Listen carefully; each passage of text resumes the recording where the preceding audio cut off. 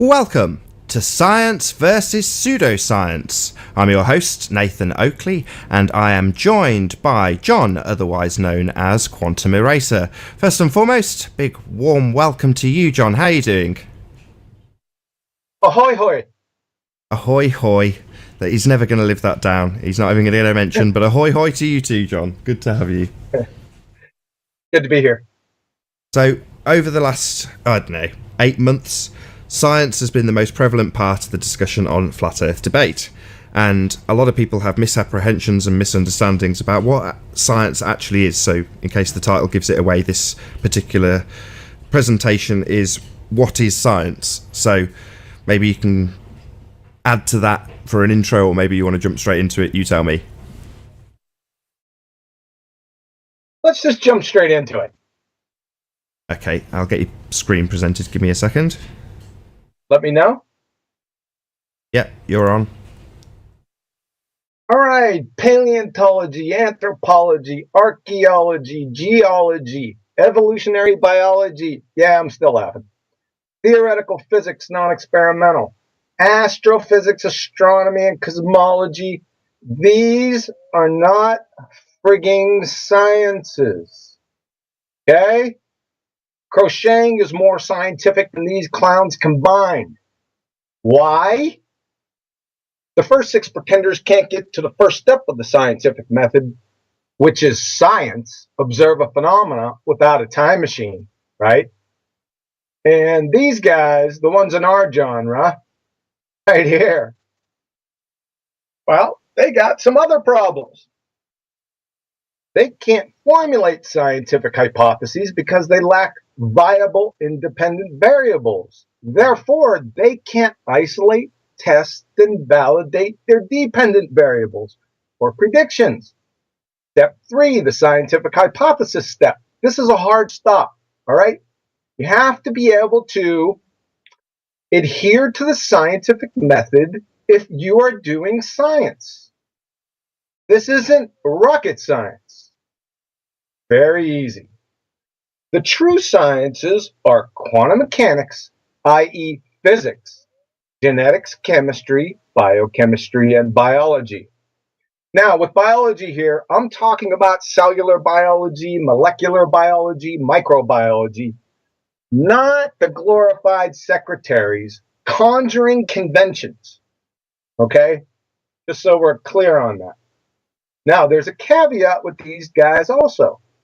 Each claim from any of these disciplines must be accompanied by experiment, preferably repeated, validating each claim. If no experiment, then that equals codswallop horsepucky. Now, for the most part with these disciplines, you're going to get experiments. I'm not saying that every now and again that you're going to get op-ed pieces like what these guys do, right? That's all they have is opinion and editorial pieces. That's all they can do. Sometimes you'll get them with these guys also, but don't worry. You can dismiss the op-eds, but don't put up. Sorry about that. No worries. You can get, like I said, a lot of op-eds from the other guys, but sometimes you're going to get them from these guys also, right? But they're few and far between. If you do get them, just dismiss their op-eds, right? You don't dismiss the entire discipline or the things that are already validated by experiment. It doesn't make any sense. It's non sequitur. Like I said, if there's no experiment, that equals codswallop horsepucky. And very important, like I said, do not fallaciously indict the actual sciences, these guys, with these guys, right? We're talking two different things. Now, recently, becoming more prevalent that you have the flat earth community attacking these guys, right? Don't do that. And I'm going to tell you what, because I've been teaching on this for quite some time. And I've reached my end point. So if you're a flat earther and you come out and start attacking these with your ignorance and with the verbal diarrhea of the incoherent pie holes, I'm going to embarrass you, right? I'm taking the kid gloves off. You are fair game. You want to come out here and give your feelings and stuff, and I think in your generalized assertions, baseless variety, and what you think, and you want to attack these guys, you better have your crap together because it's over. I'm just going to embarrass you. I'm giving you that warning right now. If you want to listen to yourself talk, if you want to, give your opinions on what you think, go find some cake decorating forums, right? Or whose favorite color is the best forums, because I'm not putting up with it anymore. Flat earther, I don't care who you are, you do it, I'm going to embarrass you and treat you like the pretender clown that you are. Savvy? We can move on. Science from Michael Crichton, testimony before the U.S. Senate Committee. Science is nothing more than a method of inquiry. Nothing more, nothing less. Scientific evidence from the Law Dictionary, the testing of a hypothesis or a theory that is objective and in a controlled environment. Now, do you see any equations or models or pictures in here? Right? So when we ask for scientific evidence, do not give us these clowns. We're going to throw it right back at you. And for the semantics appeals from the bankrupt globetards, words have precise meanings in science. This shouldn't surprise anyone. Science deals with precision and accuracy. So no more semantic appeals. They're train wrecks. Okay? Now, the scientific method. It's simply this, right? I told you before, I got this in 5th grade general science. It hasn't changed. Still the same. I've highlighted 4 of the steps. That's not to say that the others aren't important, right? I'm just not going to deal with them here today. This logically follows. We just wanted to highlight the big guys, right? Observe a natural phenomenon, literature review, construct formal scientific hypothesis, test experiment, analyze data, validate or invalidate the hypothesis, and report results. If it makes sense, it flows, right? That's all it is. We can confirm this by the University of Rochester Physics Department. It basically says the same thing I said up here. Okay? Shouldn't be any problems with this. I'm going to concentrate first on this guy. Observation and a description of a phenomena or group of phenomena. This guy right here. Step 1, right? From The Nature of Science and the Scientific Method from the Geological Society of America. The first process in the scientific method involves the observation of a phenomena, event, or a problem. So what is the first step of the scientific method? You guys getting this? Right? Observation of a phenomenon. Observation of a phenomenon. It's not ask a question. Okay? I do know where you guys are getting this from. Let's see where they're getting it from. Because as soon as we bring this up, guess what they do? Guess what the crayon munchers do? Right? All they do, they're wicked Google scientists, so they put the scientific method into Google, right? Then they pull up images, and this is what they get. They pull up the first one, and it's Science Buddies. And what do they say? The first step is ask a question. This is incorrect, as I've just shown you, right? It's not ask a question. Like, I can ask a question. Are you a crayon munching retard? Right? That's a question. Is that available for scientific inquiry? Even though you are? No. My word, right? It's observe a phenomenon. And from Niels Bohr, no phenomenon is a phenomenon unless it is an observed phenomenon. Can't conjure something, you have to observe a phenomenon so you can formulate an actual scientific hypothesis. The whole point. I hope this is clear. It's probably not. I've given this presentation so many times. We'll get somebody on tomorrow. First up in the scientific method, ask a question. Another canard that's been coming up here the past, I would say, 2 months now. It's not getting through to them because they're still trying to appeal to it. I just don't get it. So let's go over it again. So science, let's define it. The intellectual and practical activity encompassing the systematic study of the structure and behavior of the physical and natural world through observation and experiment. Very simple, to the point. Physical and natural as opposed to non-physical and supernatural. Da, people. I mean, they're tacitly given this juxtaposition. I don't see why you can't see this. Example, can you please identify a non-physical natural for me? I'd really like to see that. Let's go over this one real slow. What is the natural world? All of the animals, plants, and other things existing in nature and not made or caused by people. I say again, the natural world. All of the animals, plants, and other things existing in nature and not made or caused by people. This is pretty cut and dry. It has definite boundaries. Physical, of or relating to or resembling material things or nature. The physical universe.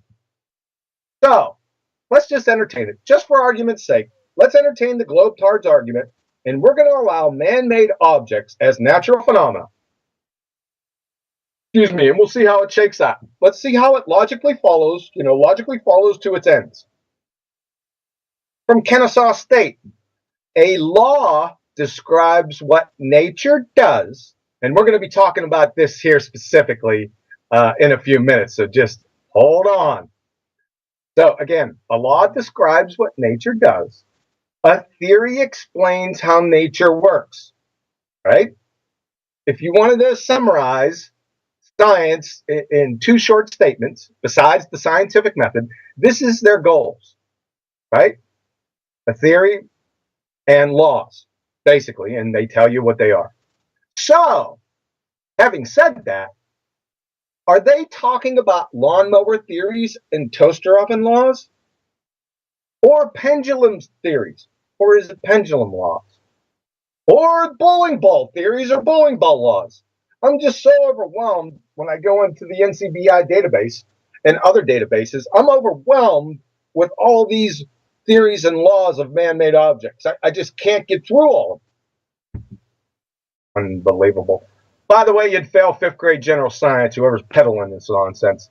Furthermore, as we'll see below, the entire goal of the scientific method is to elucidate, that is, reveal, cause and effect relationships. Well, aren't man-made objects caused by man, by definition? Why do we need them to scientifically investigate it then, if we already know the cause? I mean, I don't know.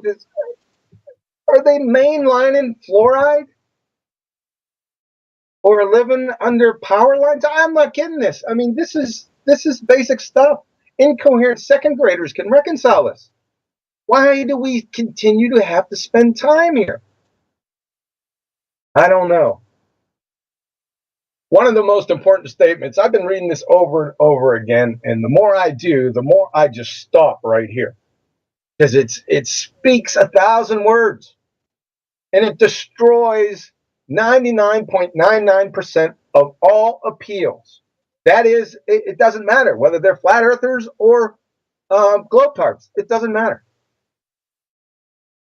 From the University of Rochester Physics Department, the scientific method distinguishes science. That means it separates science from other forms of explanation because, here comes the punchline, of its requirement of systematic experimentation. So, if somebody says they have a scientific claim and they're without this, how then can it be science? Because I'm not following. Right? This is, like I said, I don't know. I don't know. I wish somebody would tell me. So let's go through it. Experiment, otherwise known as a hypothesis test. The experiment is your hypothesis actualized. So, and I've gone through these 1,000 times. Let's go through them real quick. From Luar's Introduction to Theory and Application of Molecular and Quantum Mechanics, the final arbiter of truth in science is experiment. From the Chair of Physics at Yale, the only way things change in physics is experiments. Everything is based on experiment. That's the only way we change our mind. From Richard Feynman, if it doesn't agree with experiment, it's wrong. And that simple statement is the key to science. From Max Planck, experiment is the only means of knowledge at our disposal. Everything else is poetry and imagination.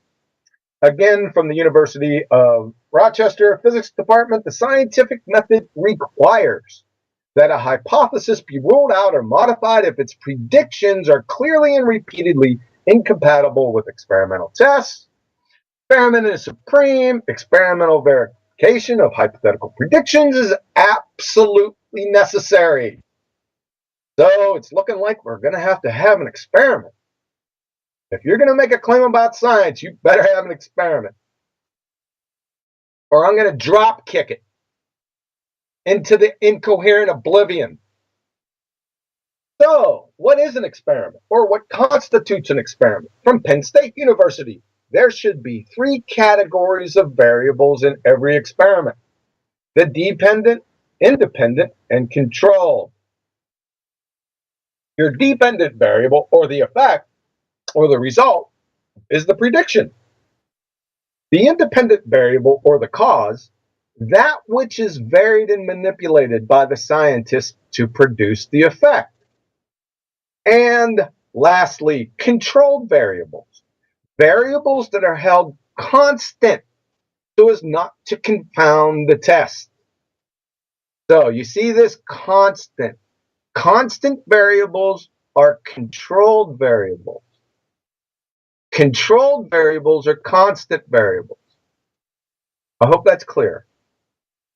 So we won't just use Penn State. Let's go to experimentation from Explorable.com. They're a research organization. There are 3 important variables you have to remember when you're designing an experiment: the independent variable, the dependent variable, and controlled variable. That's probably not good enough. Let's go to the Globetards' alma mater, Wiki. Experiment from Wiki. An experiment is a procedure carried out to support, refute, or validate a hypothesis. Experiments provide insight into cause and effect by demonstrating what outcome occurs when a particular factor is manipulated. Gee, I wonder what particular factor they're talking about. I just don't know. Experiment from The Nature of Science and the Scientific Method from the Geological Society of America again. Once the hypothesis has been established, it is time to test it. The process of experimentation is what sets science apart from other disciplines. Boy, we heard that above, didn't we? Sciences distinguish itself from other forms of explanation because of what? Well, because of experiment. And it leads to discoveries every day. An experiment is designed to prove or disprove the hypothesis. If your prediction is correct, you will not be able to reject the hypothesis. See this statement right here. How many times have we heard crayon munchers come in and say, science doesn't prove things? Really? Then why does it say prove or disprove? I don't know. I know what it is. These guys are wrong and the crayon munchers are right. Scientific hypothesis, what is it? A scientific hypothesis is your experiment statement. It expresses a testable proposed cause and effect relationship, the phenomena that was observed in step one. From Nature.com, California Institute of Technology physicist Sean Carroll, he's one of the highest priests of the pseudoscience religion these days, arguing in the edge that hypotheses aren't simply useful tools in some potentially outmoded vision of science. They are the whole point. From the University of Rochester Physics Department, again, the scientific method requires that a hypothesis be ruled out or modified if its predictions are clearly and repeatedly incompatible with experimental tests. From Colorado State University, a scientific hypothesis, a special kind of prediction that forecasts how the independent variable will affect the dependent variable. From Lowell C. Cambridge University Press, a scientific hypothesis is based on cause and effect reasoning. A scientific hypothesis does not merely state X and Y may be related. I wonder what that X and Y might be. Do you think possibly it could be the independent and dependent variables? I don't know. He is being real tricksy by not mentioning it. A scientific hypothesis does not merely state X and Y may be related, but explains why they are related. From Drexel University, the scientific method is hypothesis-driven. One makes an educated guess to explain a cause-effect relationship. Again, from the Nature of Science and the Scientific Method, the Geological Society of America, hypothesis. The hypothesis should also contain a prediction about its verifiability. For example, if the hypothesis is true, then 1 should happen when 2 is manipulated. Uh-oh. The first blank, number 1, is the dependent variable. Oh, it looks like we were on board with the last one. We guessed correctly. Let's see, that's 50%. It depends on what you are doing in the second blank. And in the second blank is the independent variable. It's all that we're right. You know, the independent variable, the one you manipulate to get a reaction. There should be no other variables in the experiment that may affect the dependent variable. Shouldn't be any questions about this. So, what are independent variables? Well, from Penn State, it is what is varied during the experiment. It is what the investigator thinks will affect the dependent variable. From Colorado State, the independent, they put it in parentheses, the manipulated variable. Uh-oh. The variable that is changed by who? The scientist. It's what the investigator is testing. From Physics About, the two main variables in an experiment are the independent and dependent variable. An independent variable is a variable that is changed or controlled. Uh-oh. See, they got a little lazy with their verbiage right here. That'll mix some people up. So just stick with changed. Okay? An independent variable is a variable that is changed in a scientific experiment to test the effects on the dependent variable. From the University of North Carolina, in an experiment, the independent variable is the variable that is varied or manipulated by the researcher, and the dependent variable is the response that is measured. An independent variable is the presumed cause, right? Whereas the dependent variable is the presumed effect. The IV is the antecedent, whereas the DV, dependent variable, is the consequent. It's a antecedent consequent type of thing. I'm bringing that up before I move on. This is something I was eating breakfast this morning. I was listening to the show, and people have been saying, and rightfully so, is how can you have gas pressure without a container? I've been preaching this for about 3 years, but on here for about the last, I would say, 2 or 3 months, right? And everyone, even all the flat earthers, have caught on to this, right? And they now agree that it's impossible to have gas pressure without a container. Pretty wise move. In the next breath, these same people then say, where is proof of the dome? Now, does that make any sense? Can somebody tell me, does that make any sense? Right?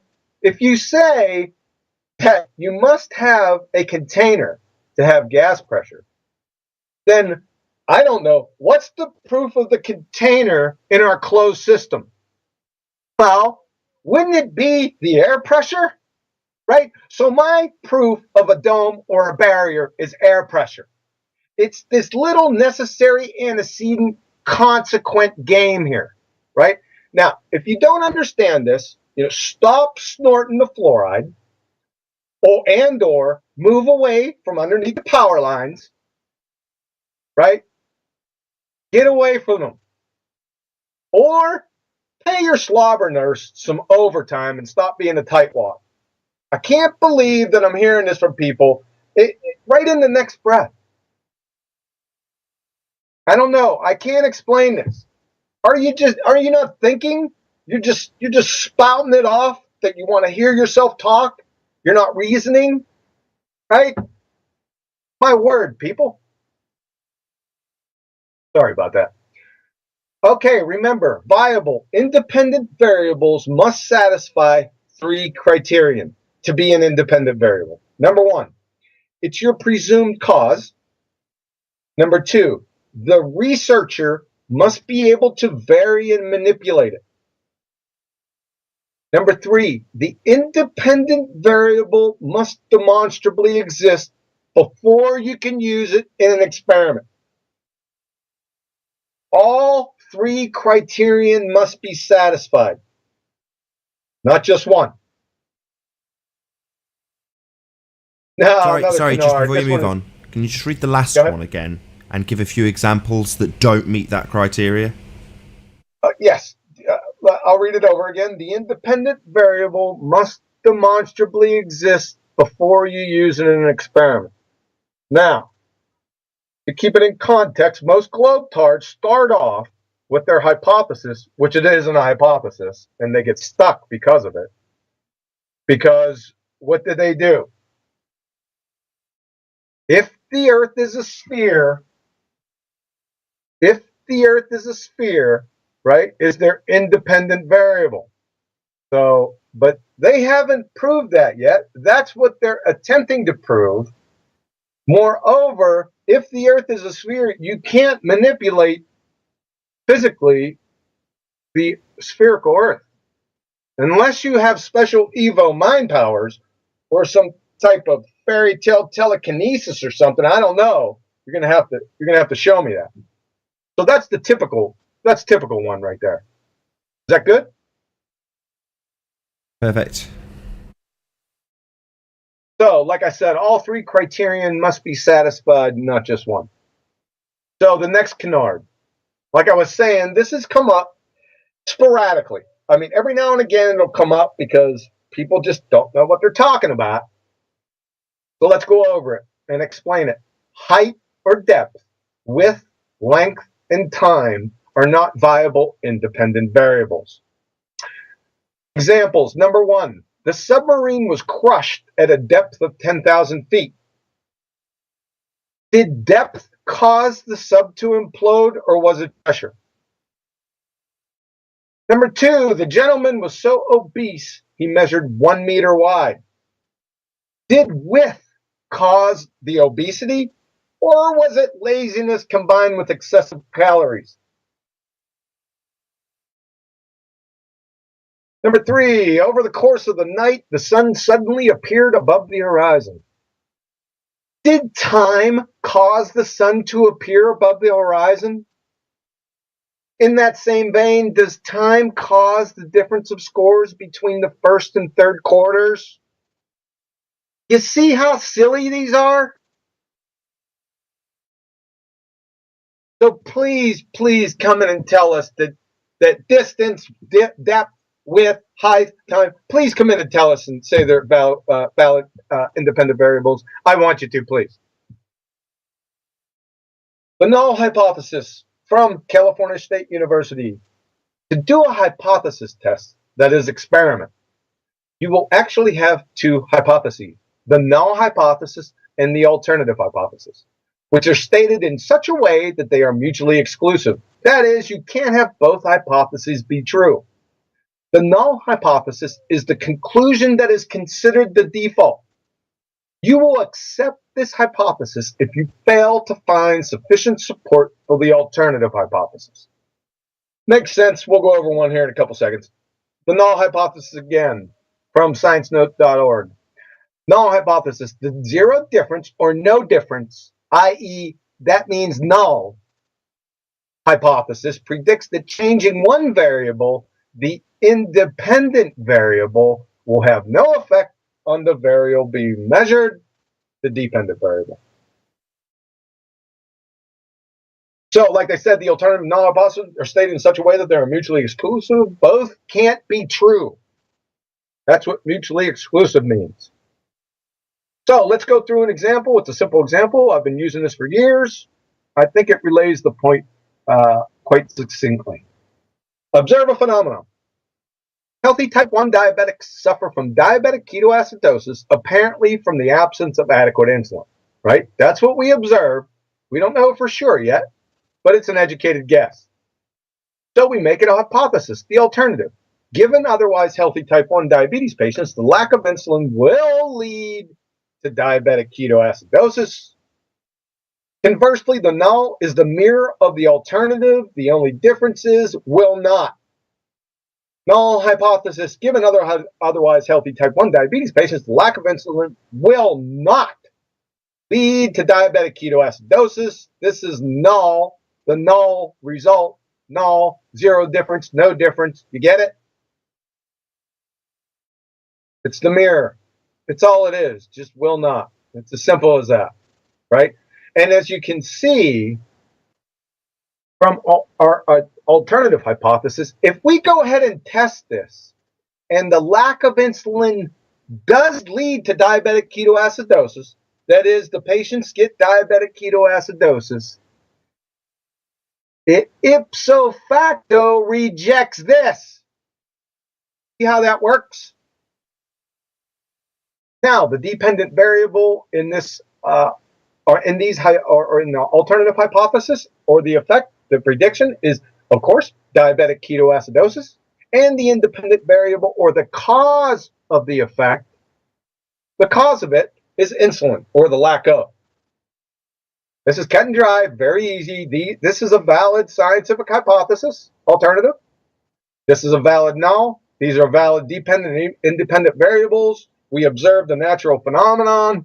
This is AAA plus scientifically valid, A through Z. So, in conclusion, pull this up here a little bit.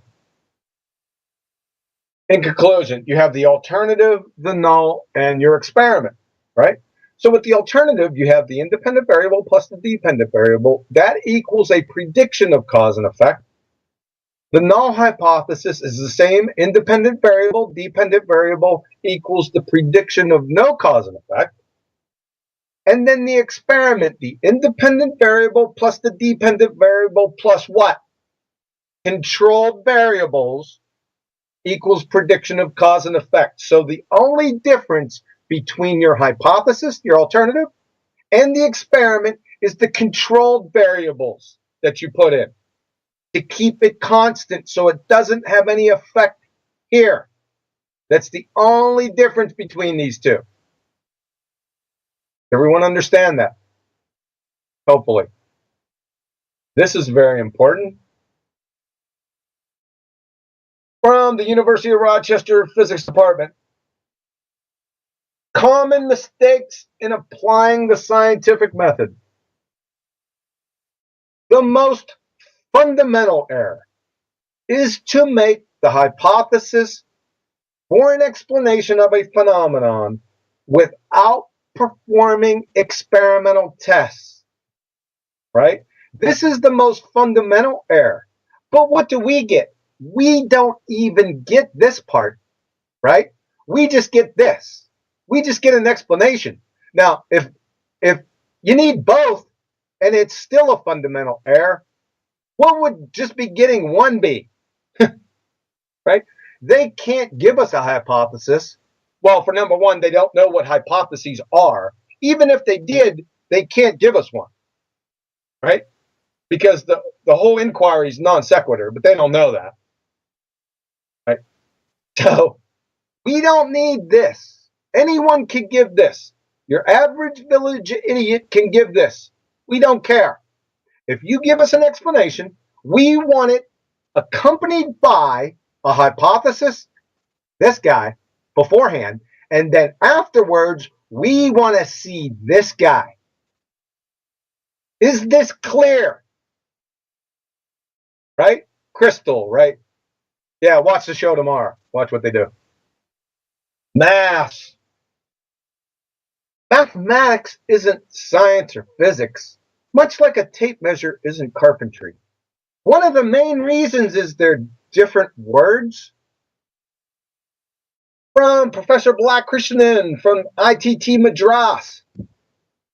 That's the whole point about physics. It's not mathematics. Duh. So it's not a set of axioms from which you derive results. The rules of the game you prepare to change and subsume an even broader framework. So let's read this one more time. Just the top part. That's the whole point about physics. It's not mathematics. Why are people coming on the show and telling us that mathematics is science or physics? You're standing in direct contradiction of this fine professor here, aren't you, crayon munchers? But you'll continue to do it. From the chair of physics at Yale, quantum mechanics. It's a theory which is based on experiment. It's not deduced by mathematics, right? Do you see the juxtaposition here between experiment, right, and mathematics? There's a juxtaposition there. They're two different things. Maths don't prove reality. For example, 1 apple minus 6 apples equals negative 5 apples. Well, can you show us negative 5 apples, friend? I've heard different, though. I've heard that math is reality. Is that what you heard? That's what I heard. Was that Mystic Meg? No, I read rhetoric. That's Mystic Meg. Yeah, we're talking about the same thing. This is one of my favorites. Give us the equation for germ theory, right? Because if they say that science is mathematics, well, this is actual science. And to support their statement, then therefore, there must be an equation for germ theory. Post it, please. I want to see it. You'd have better chances resurrecting Alexander the Great's horse than providing an equation of germ theory. Clowns. Math is immaterial and abstract, rigidly domain specific, and at best merely describes. It explains exactly squat, nada, niente. Conversely, actual scientists are in the business of explaining phenomena by validating or invalidating cause and effect relationships between independent and dependent variables via rigorous hypothesis testing. Can you show one case in all of history where mathematics caused any phenomenon? Can you show the laws of motion, which are equations, causing a billiard ball to roll across this table? Do you see how non sequitur all this stuff is? Right? It's non sequitur fallacies everywhere. It's like a potpourri of non sequitur fallacies. I love it. Keep bringing it up. I got the nail spike 44-inch Louisville Slugger waiting for you. Models. one of our favorites. Now, when you say models, do you mean this type of model? Or is it this type of model? I mean, you say models, but you don't tell us which one it is. You don't quantify or qualify. That's something for you. From the University of Indiana, listen closely. The important point that Becker, and just to let you know, this is Johann Becker, he is known as basically the father of phlogiston theory, introduced. The important point that Becker introduced is that the explanation of a natural phenomena, i.e. a model or theory, see now they're equivocating, this isn't even an equivocation fallacy, a model, they're treating a theory like a model, I have no idea why, must be testable by experimentation. Listen up.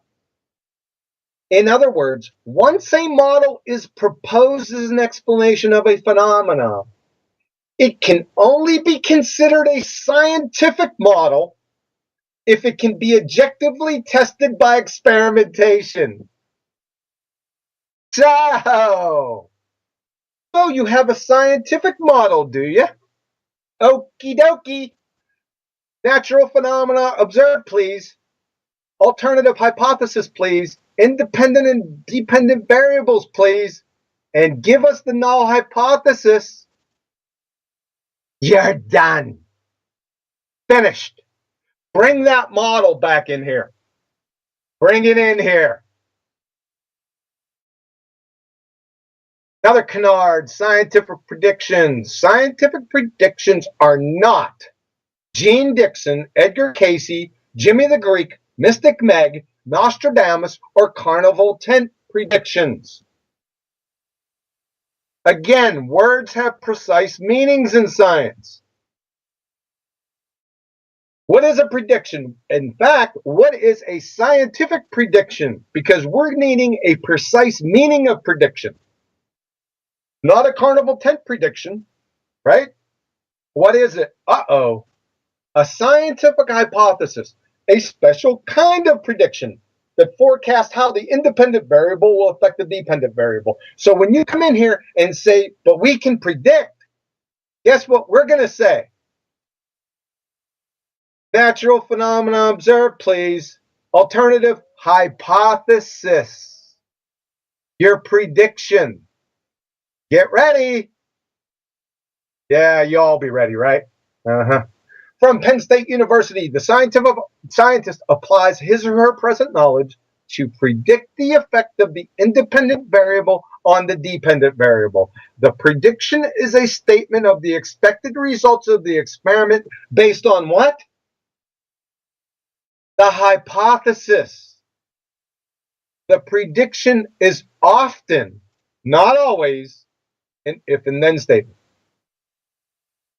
So, to have a scientific prediction, you must have an independent variable and a dependent variable.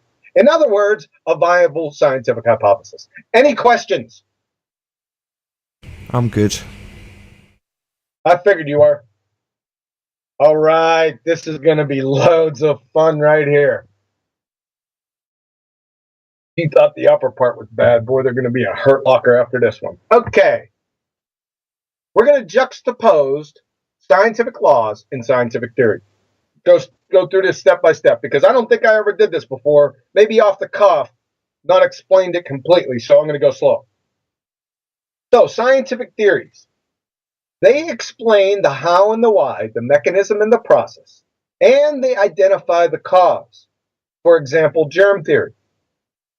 Scientific theories are the result of validated, confirmed scientific hypotheses that have been rigorously tested. That is, to have a scientific theory, it must first go through the gauntlet of the scientific method and be validated.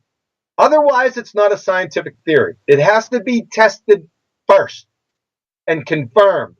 Then you have a scientific theory. So these, or real scientific theories, are birthed from the scientific method. Let's take a look at scientific laws. These describe the what's and the is's, and we went over the definition of above from Kennesaw State. They describe the what's and the is's. The cause is not applicable. Uh-oh. If the sole purpose of the scientific method is to identify the cause or cause and effect relationship, and scientific laws, the cause is not applicable, do we have a problem in Shangri-La?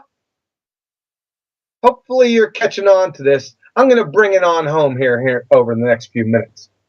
These scientific laws that they call scientific, they are based solely on observations. But they're often expressed mathematically, like the second law of thermodynamics.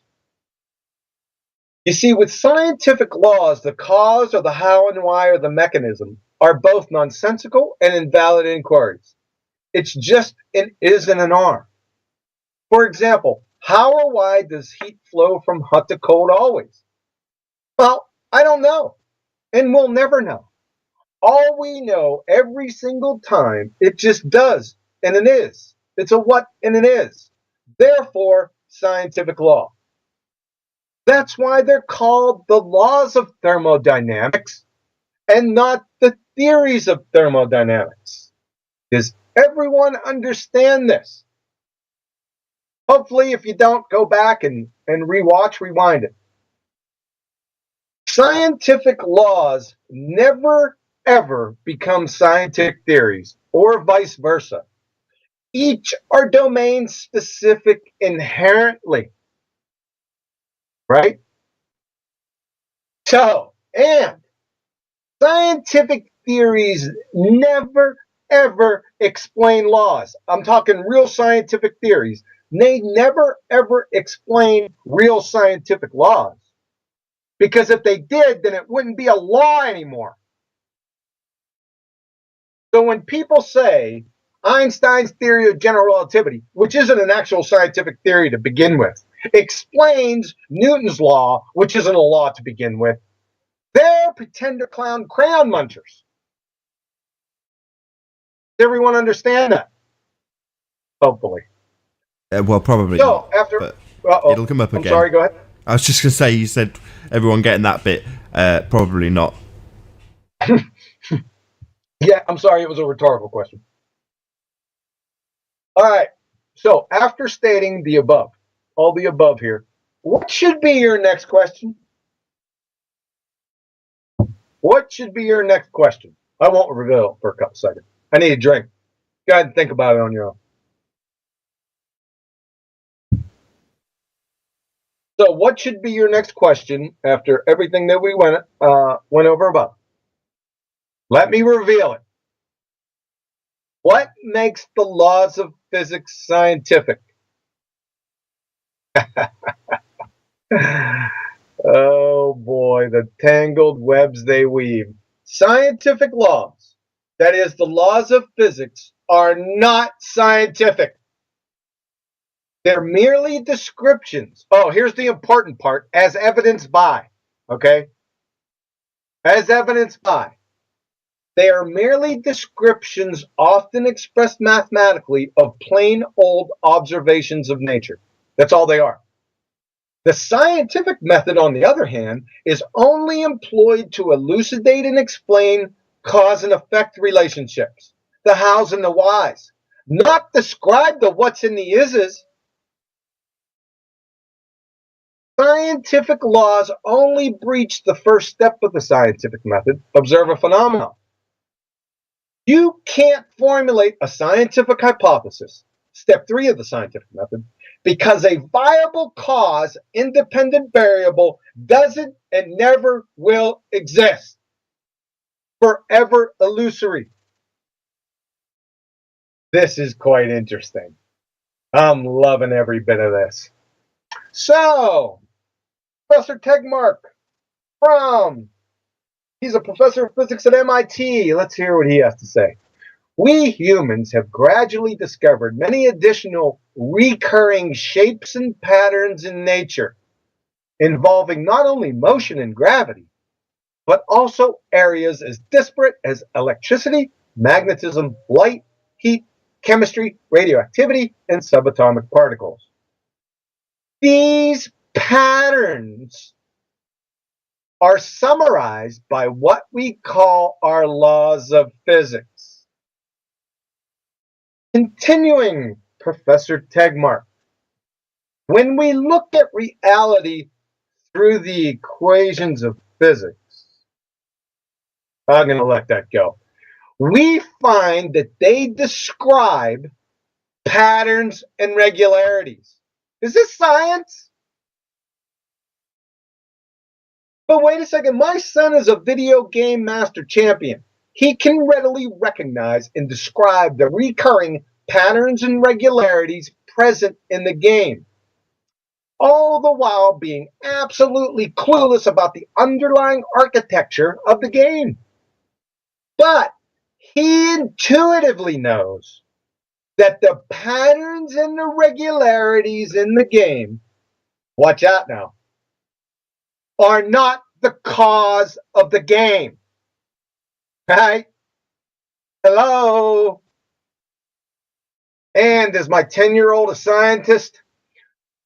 2, how can the laws of physics, that is, descriptions of patterns and regularities in nature via equations, have anything whatsoever to do with the scientific method, science? When the scientific method is solely based on hypothesis testing, which is only employed to explain cause and effect relationships, the hows and the whys. Describing focuses solely on whys and hows. Describing focuses solely on the whats and the ises, and explanations focus solely on the whys and the hows. That's the difference. Right? There's a big difference between describing something and explaining cause and effect relationships, right? Like actual hypothesis testing, i.e. experiments. Watching heat flow from hot to cold, or gases flowing from high pressure to low pressure, isn't an experiment. It's merely observing a phenomenon. And again, have the laws of motion ever caused a single billiard ball to move across the table? The story begins and ends at the first step of the scientific method for those laws, right? Is that science? Nope. Well, we can predict, right? That's what we hear. So, after observing heat flow from hot to cold a few billion times, the second law of thermodynamics, without fail for a few thousand years, you scientifically predict, amen, and genuflect, that if I set my scalding hot cup of coffee on the table for 20 minutes, it's going to get cooler? Wow, a seer. Thanks, Captain Obvious. You must be a scientist. A complete moron at the beginning of time could have reached the same conclusion in a coma. Crocheting is more scientific than the scientific laws. They just throw the term scientific in front of the word law by mere fiat without any warrant whatsoever. Say again? Did you say something? I didn't know. I was on mute too. Okay. Yeah, I got a lot of feedback. Okay, let me go over this one more time. Crocheting is more scientific than scientific laws. They just throw the term scientific in front of the word law by mere fiat. Like I said, without any warrant whatsoever. It's a beach ball squirrel scenario. See, I just placed this beach ball in front of the squirrel, right? By fiat. Does it make any sense? Well, maybe to some people. Then what do? Since heat flows from hot to cold always, they describe it using equations. Then pronounce from the rooftops that this is a scientific law. Amen. Science. Then, when Joe Coffee and Betty Breadbaker come along and experience every single time that their scalding hot cup of coffee cools down in 20 minutes without fail, they then conclude, well, these scientists are sharp. They really know what they're talking about. This is second grade slick. It then greases the skids for their propaganda efforts with Joe Coffey and Betty Breadmaker, i.e., the masses of scientific illiterate public, to now put the term scientific in front of just about anything for veracity and validation, right? That's what they do. Here's what we got, right? That's what they got. Evolution, Big Bangs, multiverses. They got this out of a 1940s comic book. Black holes, gravy waves, I call them. Dark matter, spinning balls. You see the game here, people? It's just linguistic acrobat. It's not even acrobatics. They just put the word in front of it, right? And then they superimpose that so other things have more veracity somehow, right? It's a little child's game. This is a joke. In conclusion, file 13, the term scientific with laws, as a tear-jerking belly laugher, it's incoherent and nonsensical. It's a misnomer. The scientific, just remove the scientific part. You're good. They're just laws. And what are they? Natural laws. I'm not saying that the natural laws are false. I'm not saying, that's not what I'm saying. The laws are true. They're just not scientific. Duh. Hopefully everyone got that. There's a few nuances in there. I'm sure there's a lot of panties getting in bunches now. Oh, absolutely. Did I do that? Did it sound good? Did you understand that? Because we never talked about this. Oh, yeah, but it's triggered a few people in the chat, and I was chatting along while it was... I know we haven't, that's why it was sparking my interest to discuss it in the chat while you were discussing it on screen, because I didn't want to interrupt. But yeah, brilliant. Right. Well, hopefully people will go back and review everything I went over, and it's all true. It all lines up, it all makes sense, right? You can't refute this. It's impossible. Okay, let's finish up with a couple canards that we're getting recently. And this one, explanations. This is one of my favorites. Okay, anyone that treads into this genre for more than 30 minutes, you will invariably be challenged to provide your explanation. No matter that you haven't made any claims yet, right? Right? We get it all the time on the show. He'll cut right out of the blue. Well, can you explain, just make, it could be anything, right? What's a good one? Explain what? Explain equatorial mounts, right? I'm saying, what the heck? And we didn't get a chance to go through his scientific experiment for that. I can't wait for that. We need to get him back on. But anyway, I digress. So this is one that I personally got the other day. I get them constantly too. This one right here, right? Can you explain a bowling ball falling at that pesky 9.8 meters per second? Right? This is what I wrote back. See if you like this. This is for you flat earthers. You can use these. They ain't copyrighted. Right? Number one, this nonsensical buffoonery already assumes, right, that my explanation is somehow up against some unspoken true explanation from the querier, right? Number two, I don't need to provide my just so story explanation to pummel your unspoken just so story explanation. Number three, I highlighted this one because this sends them off the reservation. Do you wander around aimlessly asking complete strangers for their explanations for which they haven't made any claims for or against? Are you clinically insane? Right? That sends them right off the edge. It's so true. Number four, what's your explanation? Since you seem to have one. And Crayon Muncher, I'm going to need validated experimental support accompanying your explanation, because without it, it's codswallop horsepucky bollocks, right? We went over that above. We don't need an explanation. We need a hypothesis, right? Then the explanation, and then the experiment. That's what we need, not your just so story fairy tale explanation that you're parroting from the wiki pseudoscience priests.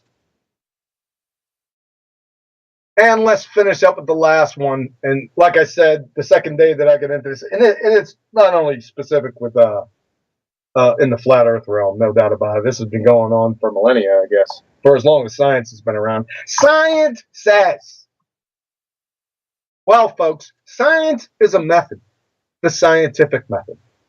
To have the ability to say, one must have sentience, prescience, and intelligence, aerobic respiration, lungs, vocal cords, and a tongue.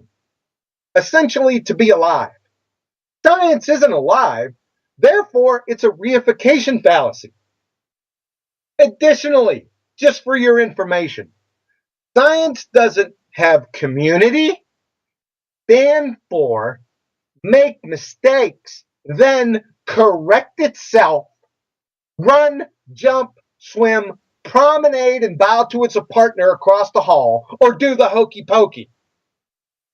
People do such things, not concepts or methods. Thanks for your ear. Have a nice day. But just before you do round out, sorry, John, can you go back up to point 2? Just before science says. Point 2 for science says. This one? About having a just so story. Oh, that's for the explanation. In essence, loads of people fall into this trap. So, what's your model? Yeah? And often people have got a model because they've been presented with something like an azimuthal equidistant projection. So we're talking flat Earth versus globe Earth. And if you've got an azimuthal equidistant projection, you've got an answer for them, right? Well, no, you don't need to give a just so story to pummel the living daylights out of someone else's just so story. You can just pull it apart at the seams. You don't have to present a just so story of your own. You don't have to make up an explanation for some nonsense. No need. Just pummel their explanation. I agree. And remember, they don't have a model either, right? Because we just went over models. If they're going to provide a scientific model, now that's a different story. They can have models all they want. You know, bring in any type of model, the airplane model or you know, the runway model. But if they say scientific model, they got a big problem, right? Because they're going to get the treatment. And what's that treatment? Natural phenomena observed, please. Alternative hypothesis, please. Independent, dependent variable. No hypothesis, see, you ain't getting away, right? Because this is your huckleberry right here. No more equivocating with this word model. No more mindlessly parroting from Wiki models this and models that. Because we're going to put you in the corner and say, do you have a scientific model? And the moment you say that, you're done. You better have a hypothesis coming out of your mouth next. I'm sorry. You better have a natural phenomena observed coming out of your pie hole next. Or we're going to go nuclear. Indeed. But once again, you don't have to actually have your own nonsense story on top of that. So that, again, is a trap people fall into. You pick apart someone's total nonsense, and then their comeback as they're falling to the canvas, their punch on the nose is, well, what's your explanation? And suddenly people feel obliged to come up with some nonsense on the spot, or repeat some other nonsense someone else gave them as a just so story explanation that works on some model or map that they've been given that may or may not be the world that we live in. That's correct. I don't see people, it doesn't even make sense, right? Would you go up, just try this, when you're out getting petrol or going shopping, just go up to a complete stranger and ask them to explain something. Just try it. Tell us what happens. Please, somebody video that. Right? It's friggin' inane. No one would ever do that. They might get punched in the face depending on what they're asking for the explanation for. Right? It's just stupid. I don't know where they got that from. I really don't. It doesn't matter. I didn't run this by you before the show started, but do you fancy taking a few questions from the chat? If not, we'll round out now. No, I don't mind. Okay, this is your moment, if chatters. They're coherent. Let's see if I can do justice to anybody's questions. So Nick got timed out for asking the same question about 50 times. Let's see if he actually asks it now. Nick L. Nick Noel. I don't. No, I'm not answering anything from that crayon muncher. Okay, it might be the case that we round out. We'll see. We'll give it a minute or two. Just ask your slobber nurse, Nick. Okay, We'll see. that's why you employ her. I'll give it a minute or two if there's anything that comes through while Yeah, that's fine. Take your time. Yeah, I got like 10, 15 minutes, man. I'm good. No hurry. Yeah, good presentation. I know it's been a pain in the bum to put together. Technically, it was a pain in the butt. Like I said, I had some problems with the with Gmail and stuff, deleting presentations. I tried to remain calm during the presentation. That sometimes doesn't work with me because I sometimes I lose it. But I tried to remain calm here. Yesterday, when I was putting together, I got really agitated that I would even have to go over some of this stuff, right? Because as you can see, when I go through some of the explanations on the various topics or the subtopics, this stuff is really simple, right? I mean, there's some nuances to certain things you have to go and find the answers for. But for the most part, I mean, this stuff's pretty easy, right? After about 30 times of me saying it, you should get it. And that's why I said at the beginning, and I'm just talking to the flat earthers here, and let me just reiterate this. The gloves are off. I don't care who you are. If you come out here vomiting from your incoherent pie hole, your verbal diarrhea, I am going to embarrass you, right? And I think I'm justified after 3 years. I'm just not going to put up with it anymore. You're not representing the truth or your position at all. All you're doing is you want to listen to yourself talking stuff. Well, like I said, go find cake decorating platforms or whose favorite color is the best platforms and go ply your wares there. Right, I think we've got a candidate for a first question. At Quantum Eraser, don't know how coherent this will be. If what you require of scientific model is to be part of the, quote, natural world, end quote, then what about quantum mechanics? Number one, it's not my requirement for a model. Let's go back up here. Let's see if I put this. Let's see if it's a citation by Quantum Eraser. Right? That's the first part of the question. This is Indiana University. I have never attended Indiana University chemistry department. Just so you know, I did not write this. This is not my writing. I have put it in quotations, appropriate citation. This is not from me, so it's not my problem. Second part of that. Second part of that question, please. Well, it kind of doesn't tie into the first. What about quantum mechanics? Question mark. Go ahead and read the full question again, please. Let's just scroll up and find it. Bear with me. Oh, I thought you had it. I'm sorry. It's okay. I'll find it, I'm sure.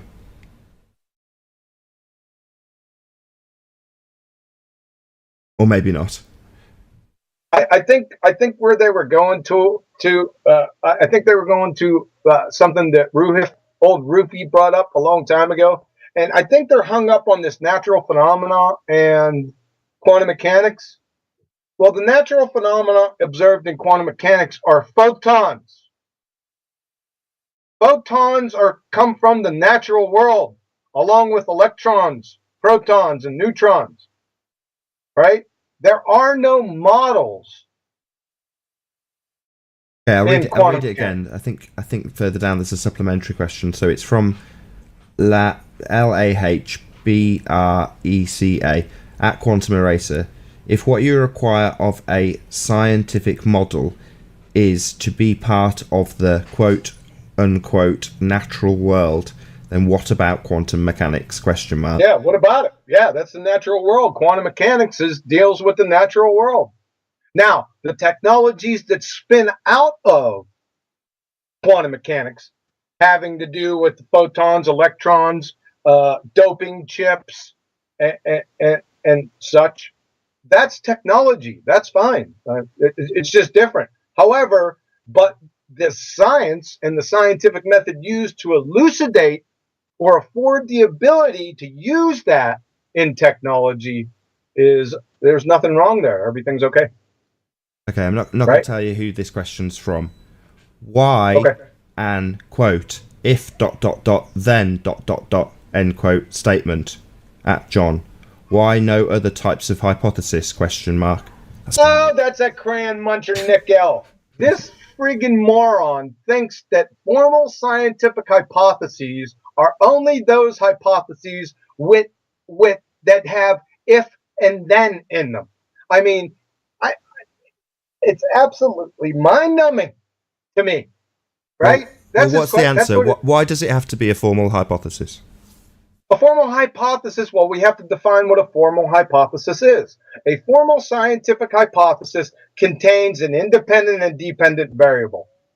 Nothing to do with how the sentence structure is stated. Right? So all it has, let's go back up to my hypothesis up here.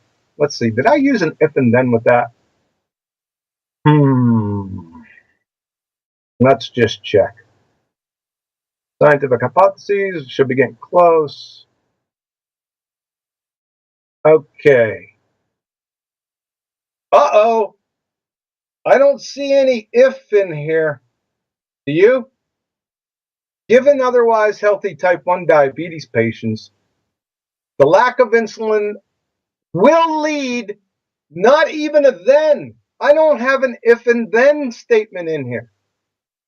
Uh-oh, call the police. Right? Let's go back up here and let's just pulverize this into the incoherent oblivion once and for all. I think I got it here. Hypothesis, scientific hypothesis. Give me a moment. Where'd you go? I think it's from Penn State.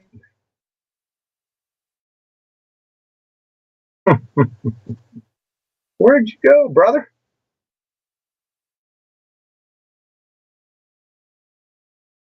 Doesn't fix scientific hypothesis, point. There's a few more reasonable questions. I don't know how much time you've got. 1 second, before you ask them, just hold on for a second. Let me see if I can locate this. I know I already pummeled it, but let's just make sure and I'll pummel it officially. I think I'm just missing it. Fiction.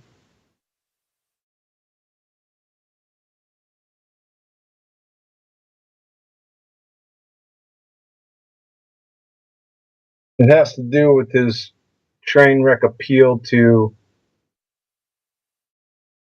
if and then, which is, it's so moronic, so petty.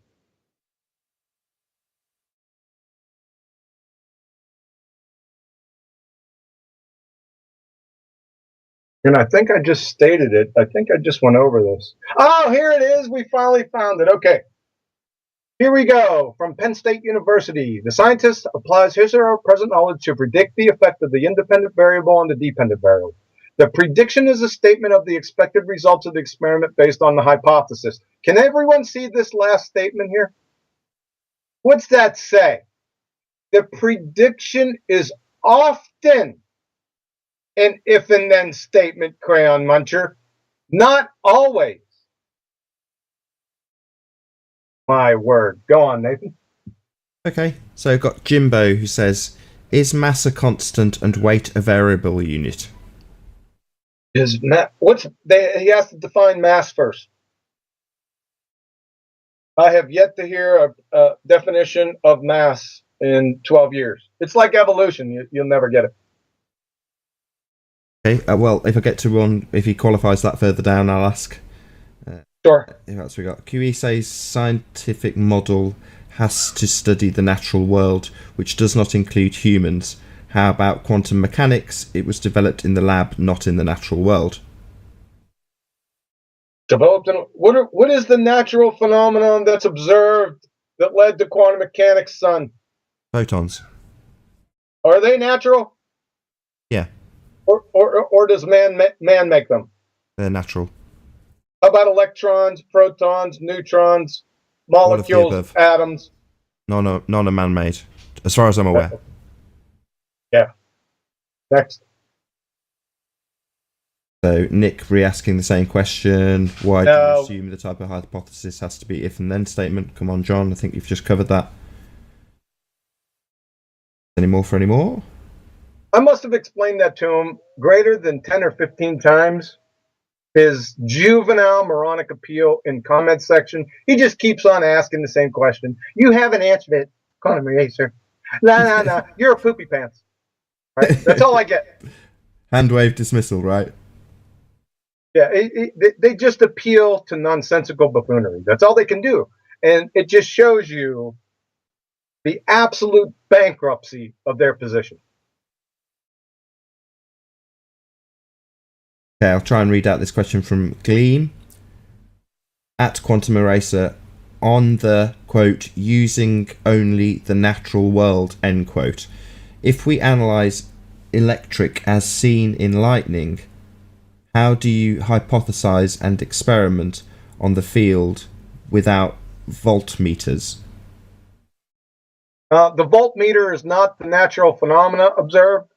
Right. Electricity is the natural phenomena observed.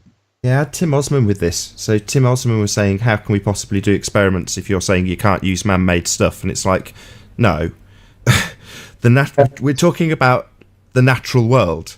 And that specific thing that we're observing happening is happening in the natural world. That's why we're interested in it if we're doing science. So it's not that you can't have equipment, it's that the dependent variable, your observed phenomena, takes place in the natural world. Right? Yeah. What is, they have the wrong emphasis on the wrong syllable. We're talking the natural world, the natural phenomena. Step one has to be natural.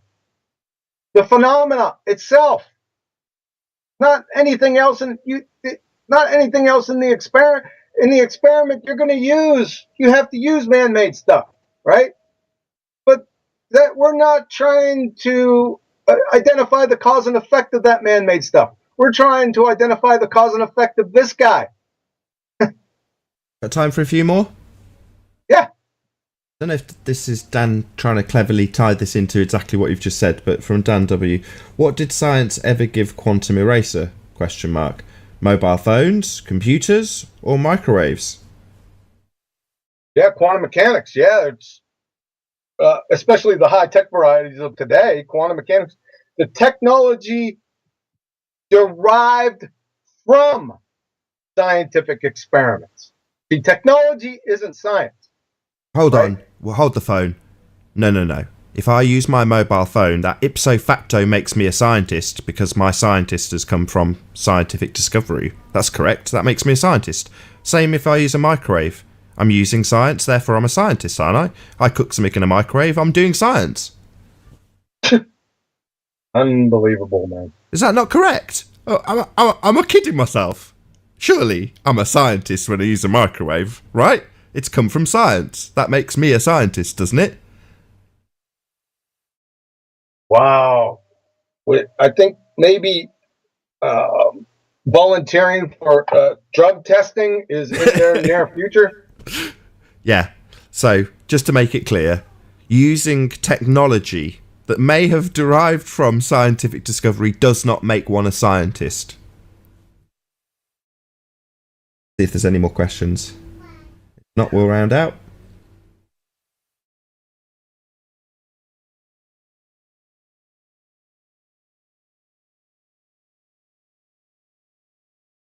Mostly debates going on in the chat, which is nice to see. Is that a response from Jimbo? Those are conditionals. Not sure if that's in reply to your comment or your response to his question. Sorry. If you're gonna ask a question about mass, then you have to demonstrate the knowledge of what it is. So define mass. It's a very simple question. So his question is mass a constant and weight a variable unit? I'm just seeing if any further down he's actually addressed it, because he'll get really annoyed if I don't actually find his follow-up answer and then we round out. I'm searching. You'll be the last one, I promise. Jimbo says mass. Yeah, what is mass, Jimbo? Let's see. So much chat. massive shout out to all the audience. Thank you so much for tuning in. I will give you a proper thank you as I round out, but if we can get to Jimbo's question. One definition of mass given. One. So there's multiple definitions of it, right? Define equivocation fallacy. You've got 60 seconds, Jimbo, and I'm pretty sure my delay is only 2 seconds between me saying this and you hearing it. So you've got about a minute to... Here we go.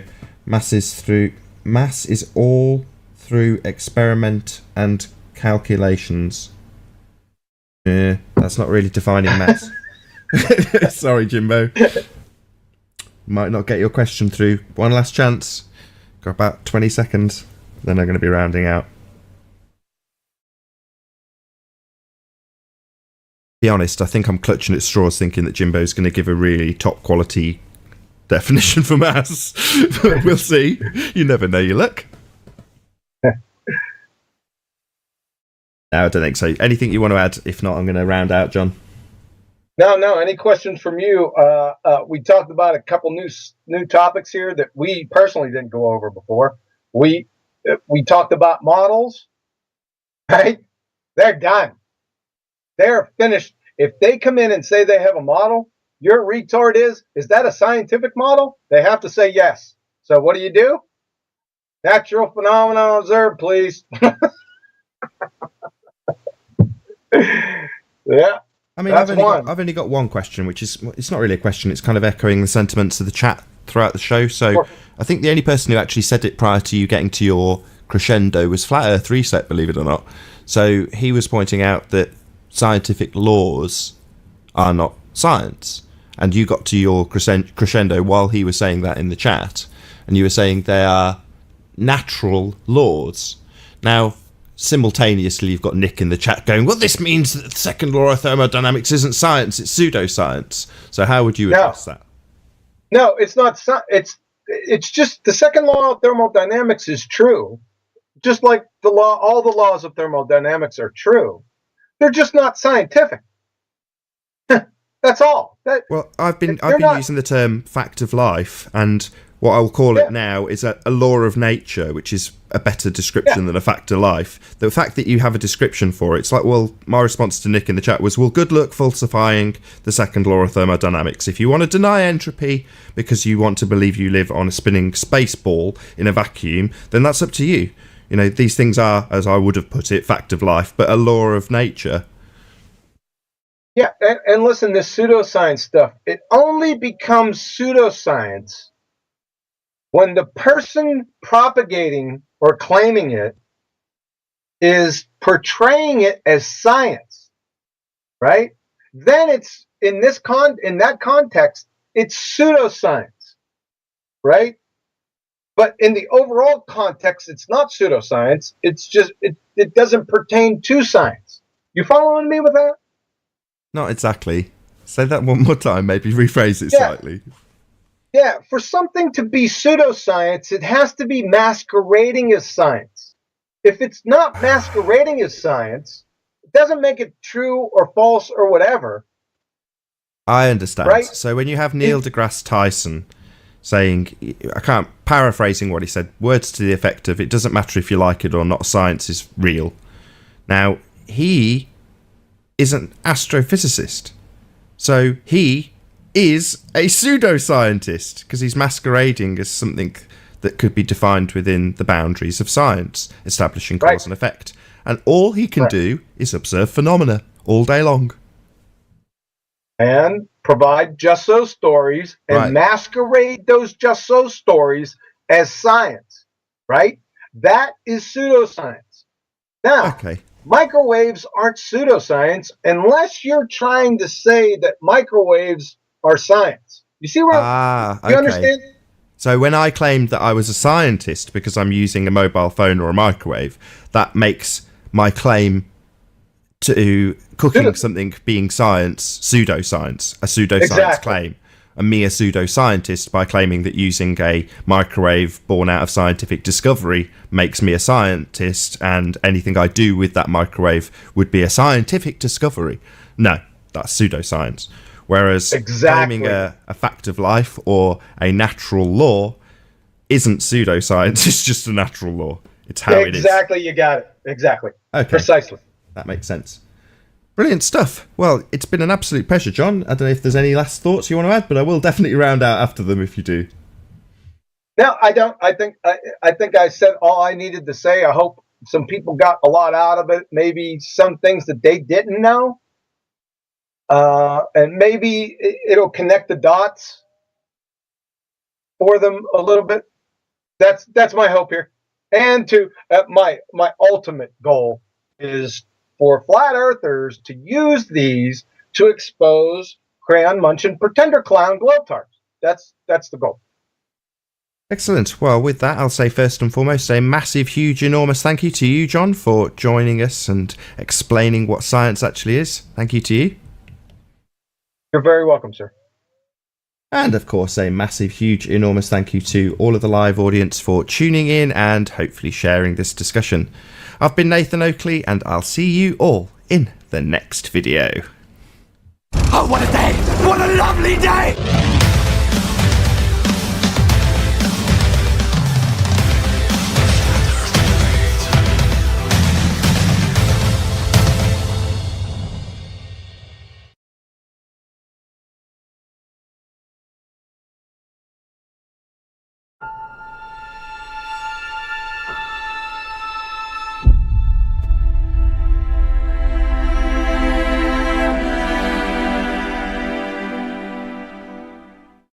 Welcome to Science versus Pseudoscience. I'm your host, Nathan Oakley, and if you are new to this channel, or you've not done so already, be sure to subscribe and hit the bell notification icon to keep up to date with the Flat Earth debate. If you'd like to support this channel, there's also a super chat that runs alongside each of these shows while they're live, and there's a PayPal link in the info box below the video. Now, I am joined by John, otherwise known as Quantum Eraser, so first and foremost, a big warm hello to you, John. How are you doing? Hey, Nathan. Wow, that was super enthusiastic. I know it was, man. I could hardly contain myself. Are the globe heads getting you down? Nah, it's just one of those blah days. I had a hard time getting motivated. Went to sleep real late last night and woke up early. I had to do both of those things, so it's just one of those blah days. We all of us have experienced those. But I know you didn't, snatch me up here to talk about, my theories on motivation. Oh, I don't mind.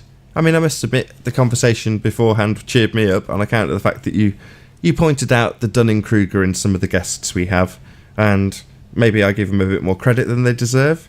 And, having it pointed out that sometimes people are actually stupid, even though I, point out their stupidity and claim that they're stupid only to be accused of using an ad hominem attack, which in itself demonstrates stupidity. But there we go. It's one of those that I think, well, maybe I should beat myself up a bit less for being harsh on these people when they are in fact stupid. And it does get you down when you think that they're intelligent and being deceptive. So what was the term you used? I can't remember how you phrased it. Mistaking malice aforethought for ignorance. Is that right? Yeah, it's called Hanlon's razor, and it's don't attribute to malice what can be explained by pure ignorance. So I find that a lot of cases, and it's not just here with many people. It's just ignorant. There's no malice aforethought. They're not trying to be dishonest or deceitful. I'm speaking in general terms now, right? Generally, along the bell curve, that means the biggest, fattest part of that bell curve. I mean, most people are basically honest and they're good people. So it's just something to think about. You can tell really easy if somebody is intelligent, somewhat intelligent, and we can define intelligence, but I don't want to go down that road. But people know intuitively whether somebody's intentionally trying to be deceitful or just, a bag of hammers. So, yeah, it's Hanlon's razor. Well, maybe not. Maybe I don't understand on account of the fact that... Let's think of an example. Let's say you've got Globehead on the panel and you're talking about the scientific method. and they say you're being disingenuous because you claim that you can't use any man-made equipment in a scientific experiment. And then there's a little bit more. So then you give the explanation that it's only the dependent variable that needs to be a naturally occurring phenomena. And then they tell you that you're conflating the two issues. Now, my immediate instinct would be, you've understood my explanation. We've gone over dependent variables on multiple occasions. You, the person I'm talking to, know what that is. So my explanation is sound, it's been concise. Therefore, you must be deliberately trying to obfuscate and deceive by disagreeing or claiming that I'm being disingenuous. Would I be correct in my assessment? Probably not. Oh, I see what you're saying. No. I think that they didn't understand for the most part. Now, there's going to be outliers, like I said. For the most part, no. I think that they don't understand the argument at all. They just have surface knowledge. That's all they got. They're pretender clowns. They can parrot a headline, right? But they have no depth. So once you get just formica deep into that subject, whatever subject that you may be talking about, as soon as you go just beneath the surface, they can't deal with that. So they'll just ignore your explanation, right? And then just go off on another tangent, or just stick with their parroted narrative.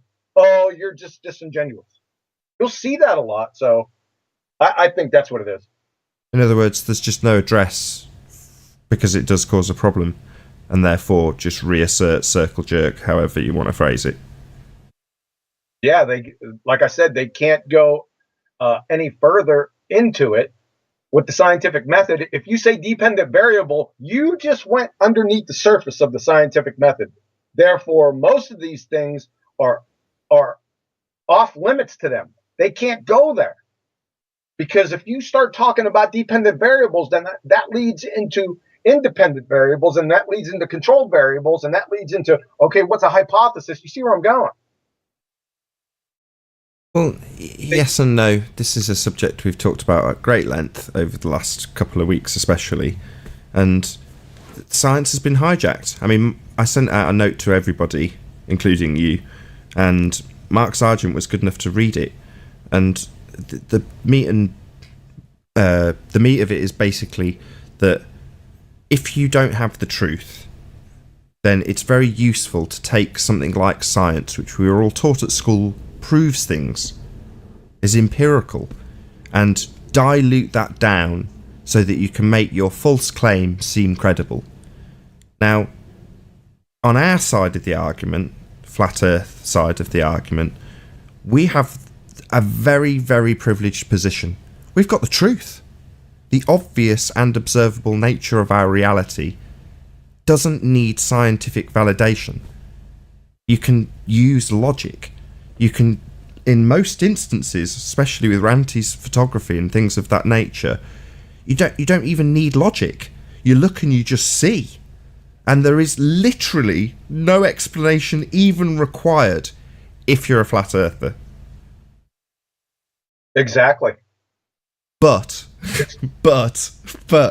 if you have a religious belief in a radius value, then just looking and just seeing, that's not possible. You're not just seeing a building. You're not just seeing a boat. It's not really there. Says otherwise. My model says otherwise. My religious belief says otherwise. So let's science this now. Because what have we got on our hands, ladies and gentlemen? Well, we've got a phenomena on our hands. That building isn't really there. This is a phenomena. No. You don't need to take this step into science. But that's where the problem lies. Science isn't what they'll then be doing. They're not going to be varying and manipulating the shape of the Earth to validate their independent variable as the cause of the obstruction or whatever they're trying to pass off as curvature that day. So you don't need science to prove the obvious, and the obvious is the Earth is flat, and you can see it with your own two eyes without needing any science whatsoever. But if you're lying, then yeah, you can claim there's a curve in the way and then say it's a phenomena, and then say you need to establish cause and effect relationships, i.e. the curve causes an obstruction. Goodness, you're giving the game away. You're giving the game away, but you're exactly right. I mean, they have to conjure a phenomenon. That building or whatever you see at a distance that you shouldn't see now has to be a phenomenon, not a building. That building's not there. So it has to be a phenomenon, right? So I don't want you to give the game away because it's been going on for too long. I've been loving it, and I'm not gonna say anything to it here. I can't believe people haven't got this already. I think I've mentioned it a number of times, and ironically, it has many parallels with what we're going to do today. We're going to go through some flat Earth proofs, and I will guarantee you. By the way, I don't look at the chat. I hardly ever look at chat. So if people are, talking in chats, trying to get in touch with me, insulting me, you're wasting your time because I don't look at them. But there's a lot of parallels here, and I will guarantee you that you're going to have a number of people, either in chat or in the comments section, saying, "Where's his independent or dependent variables?" Guarantee it. I'm not going to give the answer because if you haven't gotten the answer at this point, you ain't getting it. So just continue on. Okay, Sally's? Don't call me Sally. Right? Don't call me Sally. Yeah. Yes, sir. So, shall I bring your screen up? Yes. Tell me when you're ready. Yeah, ready when you are. Yeah, so we went over this presentation before. It's a redo. However, I added this one in. I've had this the flight proof in there for quite some time. Not in the original presentation. I always put it below in my files. I put it right beneath. It was real small because I like the more complicated ones. But this first one, and I didn't put these in any particular order, right? But I wanted to go over this first one because what it does, the reason why I like this one so much now is it forces Joe Coffey and Betty Breadmaker to fish or cut bait immediately. Another good thing is it's really good because most people have gotten on a commercial flight before in their life, right? Not too many people that you've known have never flown at least once before in their life. So everyone can relate to this very easily. That's why I like this one so much. So flight, and it's very easy. Since the Earth is, as we're told, a sphere of 25,000 miles in circumference with a radius of 3959 miles, then pilots traveling at a typical cruising speed of 500 miles per hour to simply maintain altitude would constantly have to adjust their altitude downwards, right? Makes sense. To compensate for the curvature. They'd have to descend 2,777 feet every single minute. So the Earth curvature formula, based on a sphere with a radius of 3959 miles, is 8 inches per mile squared. I mean, this Pythagorean theorem, it doesn't matter, Pythagorean or trig or the Sagitta, it doesn't matter. It's roughly this, and everyone knows it. So if you take this 8 inches and you use your 500 miles, right? We're going 500 miles an hour. That's what we're using, squared. So all you have to do, this is just simple math. You convert inches to feet. That'll give you 100,666 feet of curvature. The total drop in altitude needed in 1 hour to maintain altitude, right? That's what it says. That's what you get. Very easy. So what you do is you convert feet per hour to feet per minute. What does that give you? 2,777 feet per minute. Altitude descent at 500 miles per hour to maintain altitude. This is very easy. A flippin' roller coaster would be placid serenity in comparison. Here's the punchline. The nose of the plane on a typical flight would never get above horizontal, save for takeoff. No, if you've flown on a plane before and I present this argument to you, you have to fish or cut bait real quick. I did this with my neighbor. He's pretty intelligent. And this is the first one that I tried it on, right? I just said, well, think about this. He flies all over the place, right? And it stopped him right in his tracks. I could see the look on his face. Like, oh no, right? So you have to fish and cut bait with this. It's just that simple. So I don't really know any argument against this. Do you? No, but I'm thinking about all these 666s and 777s, but I'll maybe ask you about that later. Yeah, oh, the number. Yeah. I'm not. Yeah, I'm not really either. I can hear you stuttering, and I'd be the same if I was just asked that. I'm not either, but I'm just. There's got to be surely there's a mathematical or logical reason why you're always coming out with these 666s and 777s when you do any globe math.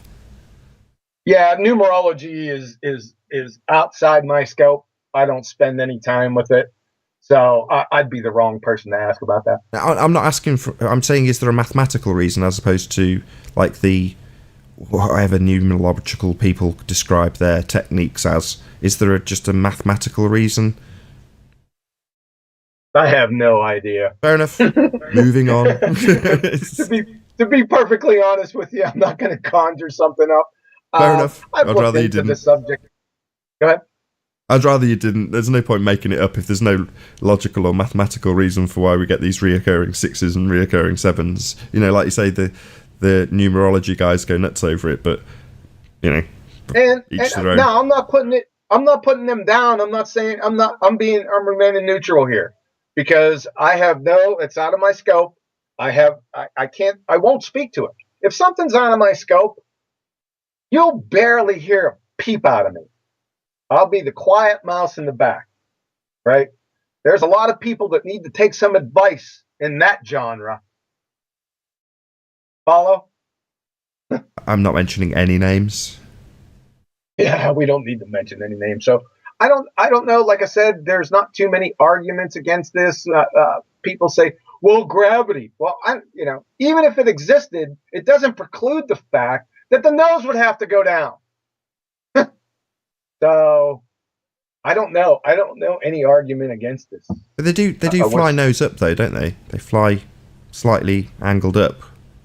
Sure, the nose is slightly angled up, very slightly. And let me tell you something: if you've flown for any amount of time, if that plane drops 20 feet, you know it. If you're in the cabin, you know it, right? So we're talking 2,777 feet per minute. So I don't know how you get around this. I really don't. I'd like to hear it. Please, somebody, put the argument out there. Don't put it in chat. I guess I can look at the comments over the next couple of days. I'd like to hear it. Oh, that reminds me. Do you remember a guy called Gav? Maybe not. Yeah, I know Gav. Not Gav Beyond the Imaginary Curve Gav, a different Gav. He had a Discord server for a while. Maybe not. It doesn't matter. He did. I don't know. I think his channel for a time was called Flat Earth After Party. In any event, he's just released a whole series of videos of passengers going up to pilots and saying, do you adjust for the curvature? Do you do anything with Coriolis? Questions like that. And in at least two of them that I'd watched, the pilots are like, yeah, we know it's flat. I was gobsmacked. I must dig them out and share them with you. You'll love them. Right. You'll love them. I'll share them with you. Yeah, like I said, you wouldn't have... What other answer could they give? I'm not surprised at that at all. They can't give any other answer than that. Most of them, I'll tell you what, most people are just like us. We never thought about it. Well, I'm using most here generalized. I've sat, in the military, I've flown all over the world a number of times. I always got the window seat. I never thought about it once. I never looked down and said, I wonder, is the earth flat or curved? That thought never even crossed my mind, ever. So Did mine? Oh, I know we've had this it did. conversation We talked before, about but that. Yep. well, I was a rep, so I was travelling all over the world, very different reasons to you. But I absolutely did consider it, not because I was considering it as a flat earther. I would think to myself, for example, I wish I could get higher to see the curve. Look how flat it looks. Now, that wasn't in any way acknowledging that the Earth could be flat, because I didn't until, I heard Math Powerland utter those words without them being in ridicule. But prior to that, I'd considered it in the respect that I'd looked out and gone, wow, look how flat it is. If only I could get up to 70,000 feet and see the curve. Right.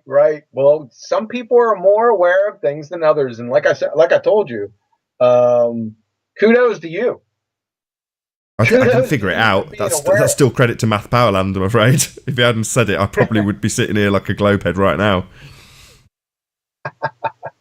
Too funny. Okay. Anything else? Anything you think I've missed here? This is really cut and dry. No, well, you cover it again in a little bit with a bit of Coriolis, so obviously we'll touch on flights a little bit again. Okay. All right. Let's move to the next one. Cool. Go ahead. No, that's it. Yeah, let's move on. Bolivian salt flats. Awesome. The Bolivian salt flats. Yeah, this was one of my first ones that I ran across. Sure. The Salar, right? Isn't that breathtaking right there? I found that picture. That's really cool, man. I stole a similar one to the one on the right, and I have it in the debates. Just breathtaking. Just look at it. It's especially both of them, but for me, especially the one on the right with that massive reflection. You can't quite believe the evidence of your own eyes. Just look at it. Yeah, it's my icon. It's amazing. Yeah. Yeah, but I don't know. This, salt flats should give the game away, but yeah, apparently it doesn't.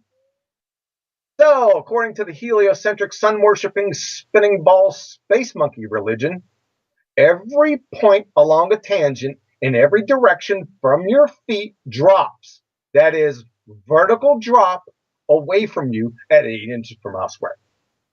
The Salar in the Bolivian Andes is the largest salt, here we go again, flat on Earth, exhibiting less than 1 meter of vertical relief over an area of 9,000 square kilometers. And that's from Borsa, topography of the Salar, right? So what I'll phrase it deliberately like this. What's vertical relief? Drop. So they call it relief as in how much water could run off it, right? Yeah. Anytime you just think of vertical, and then relief is always the drop. Another way to say it is vertical drop. Relief is a form of drop you're relieving, right? So over 9,000 square kilometres, less than a metre of drop across that entire area. In other words, it's flat, perfectly flat. Yeah. It's a geometrical flat plane. That's what the deal is, right?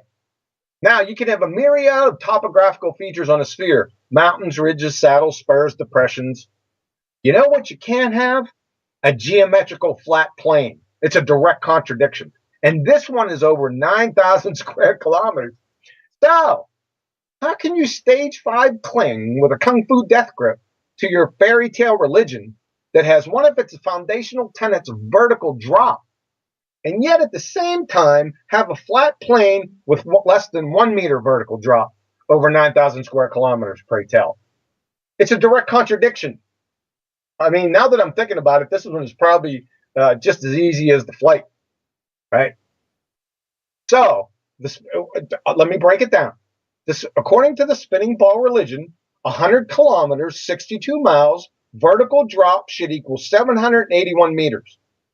It's just what it is, or should be. But the Bolivian salt flats, 62 miles or 100 kilometers, vertical drop is less than a meter. Now, unless you can show me where those 780 meters went, you live in or on a fairy tale. The end. Right? This is over. This one's a quick one too, right? Now, over the years, I've gotten all kind of comebacks to this, mainly straw man and red herring fallacies. They say, well, Wait a second. This is based on GPS, right? What does that have to do with my argument? Absolutely nothing. Well, It's you like have to believe in satellites then. No, I don't. like half a Satellites mile. are on. Is that right? Half Go a ahead. mile of missing drop. Say again? Is Half a mile of missing drop. that how much it is? 781 meters? Yeah, 2,500 odd feet. There you go. Wow.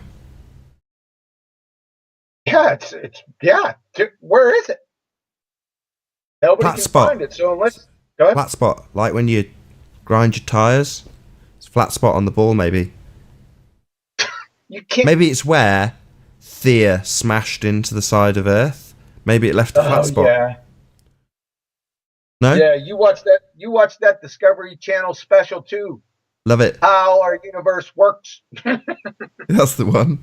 Neil deGrasse Tyson, man. Nah, that wasn't Neil deGrasse Tyson, man. That was that dude. Oh man, the garbage. The dude that always talks about the junk in the garbage. What's his name? I can't remember. And it was a few years ago, anyway. So yeah, it wasn't Neil deGrasse Tyson on it. It was the junk guy. Okay. I'll go look it up. It doesn't really matter. But yeah, I mean, there's no arguments against this. It's on a fairy tale. It's 100 kilometers. Let's take a look at this. Let's go to the study itself. Let's see if it gives us a measurement here. So this is Borsa, topography of the Salar, same one I just linked to. So let's go down here. I know there's a picture down here. I've seen it before. That's where I got the information from. So here you go, right? This goes from A or alpha to alpha prime, south to north, 100 kilometers. That's the distance right here. So, done. So that's 62 miles. Go ahead and put it in any curve calculator that you want. It's over. Yeah, I don't think you need any calculations to figure this one out. As you would put it, anybody who can fog a mirror would realise that half a mile of missing curvature, you shouldn't have any position on a sphere that's missing curvature. Exactly. Yeah, it's that easy. So, like I said, there's not too many arguments against this except the red herring. Well, you think it says GPS, you must believe in satellites. No. Define satellites. How many they found on balloons? Bassano and I covered this over 2 years ago, right? Of these things on balloons. You guys need to go back to that. Bassano still has his videos up. Go back to Robert Bassano's channel, and you'll find it. We expose all this, all the baloney with satellites and the NASA's balloon program. It's a joke. I can't believe people they don't even know about it. Just before we move on, talking to Robert Bassano, one of my favourites, I don't think you were on this call, but he was chatting to a guy, some sort of technician at NASA, about Sophia and Hubble. Yeah. Do you remember that? Yeah. It I was wasn't on that call, but yeah, I remember. Well, he was, I don't know if I'd say out of character, I don't know if that's the right term. It was just so cool, calm and collected as he led this guy like a lamb to the slaughter, as just describing the orbits and describing how it should have crashed long ago based on their own mathematics. You know, it's the Hubble. Yeah. I remember. Yeah, Hubble. Yeah, it should be at the bottom of the Mariana Trench because of its orbital decay. Yeah. But he didn't just spit it out like that. He led the guy. He just led him so beautifully. Yeah, that's right. And basically, he got the guy to admit that the telescope on Sophia is Hubble. It's got the same. It was the same specs, right? Yeah, you guys need to go back and watch those videos. They're hilarious.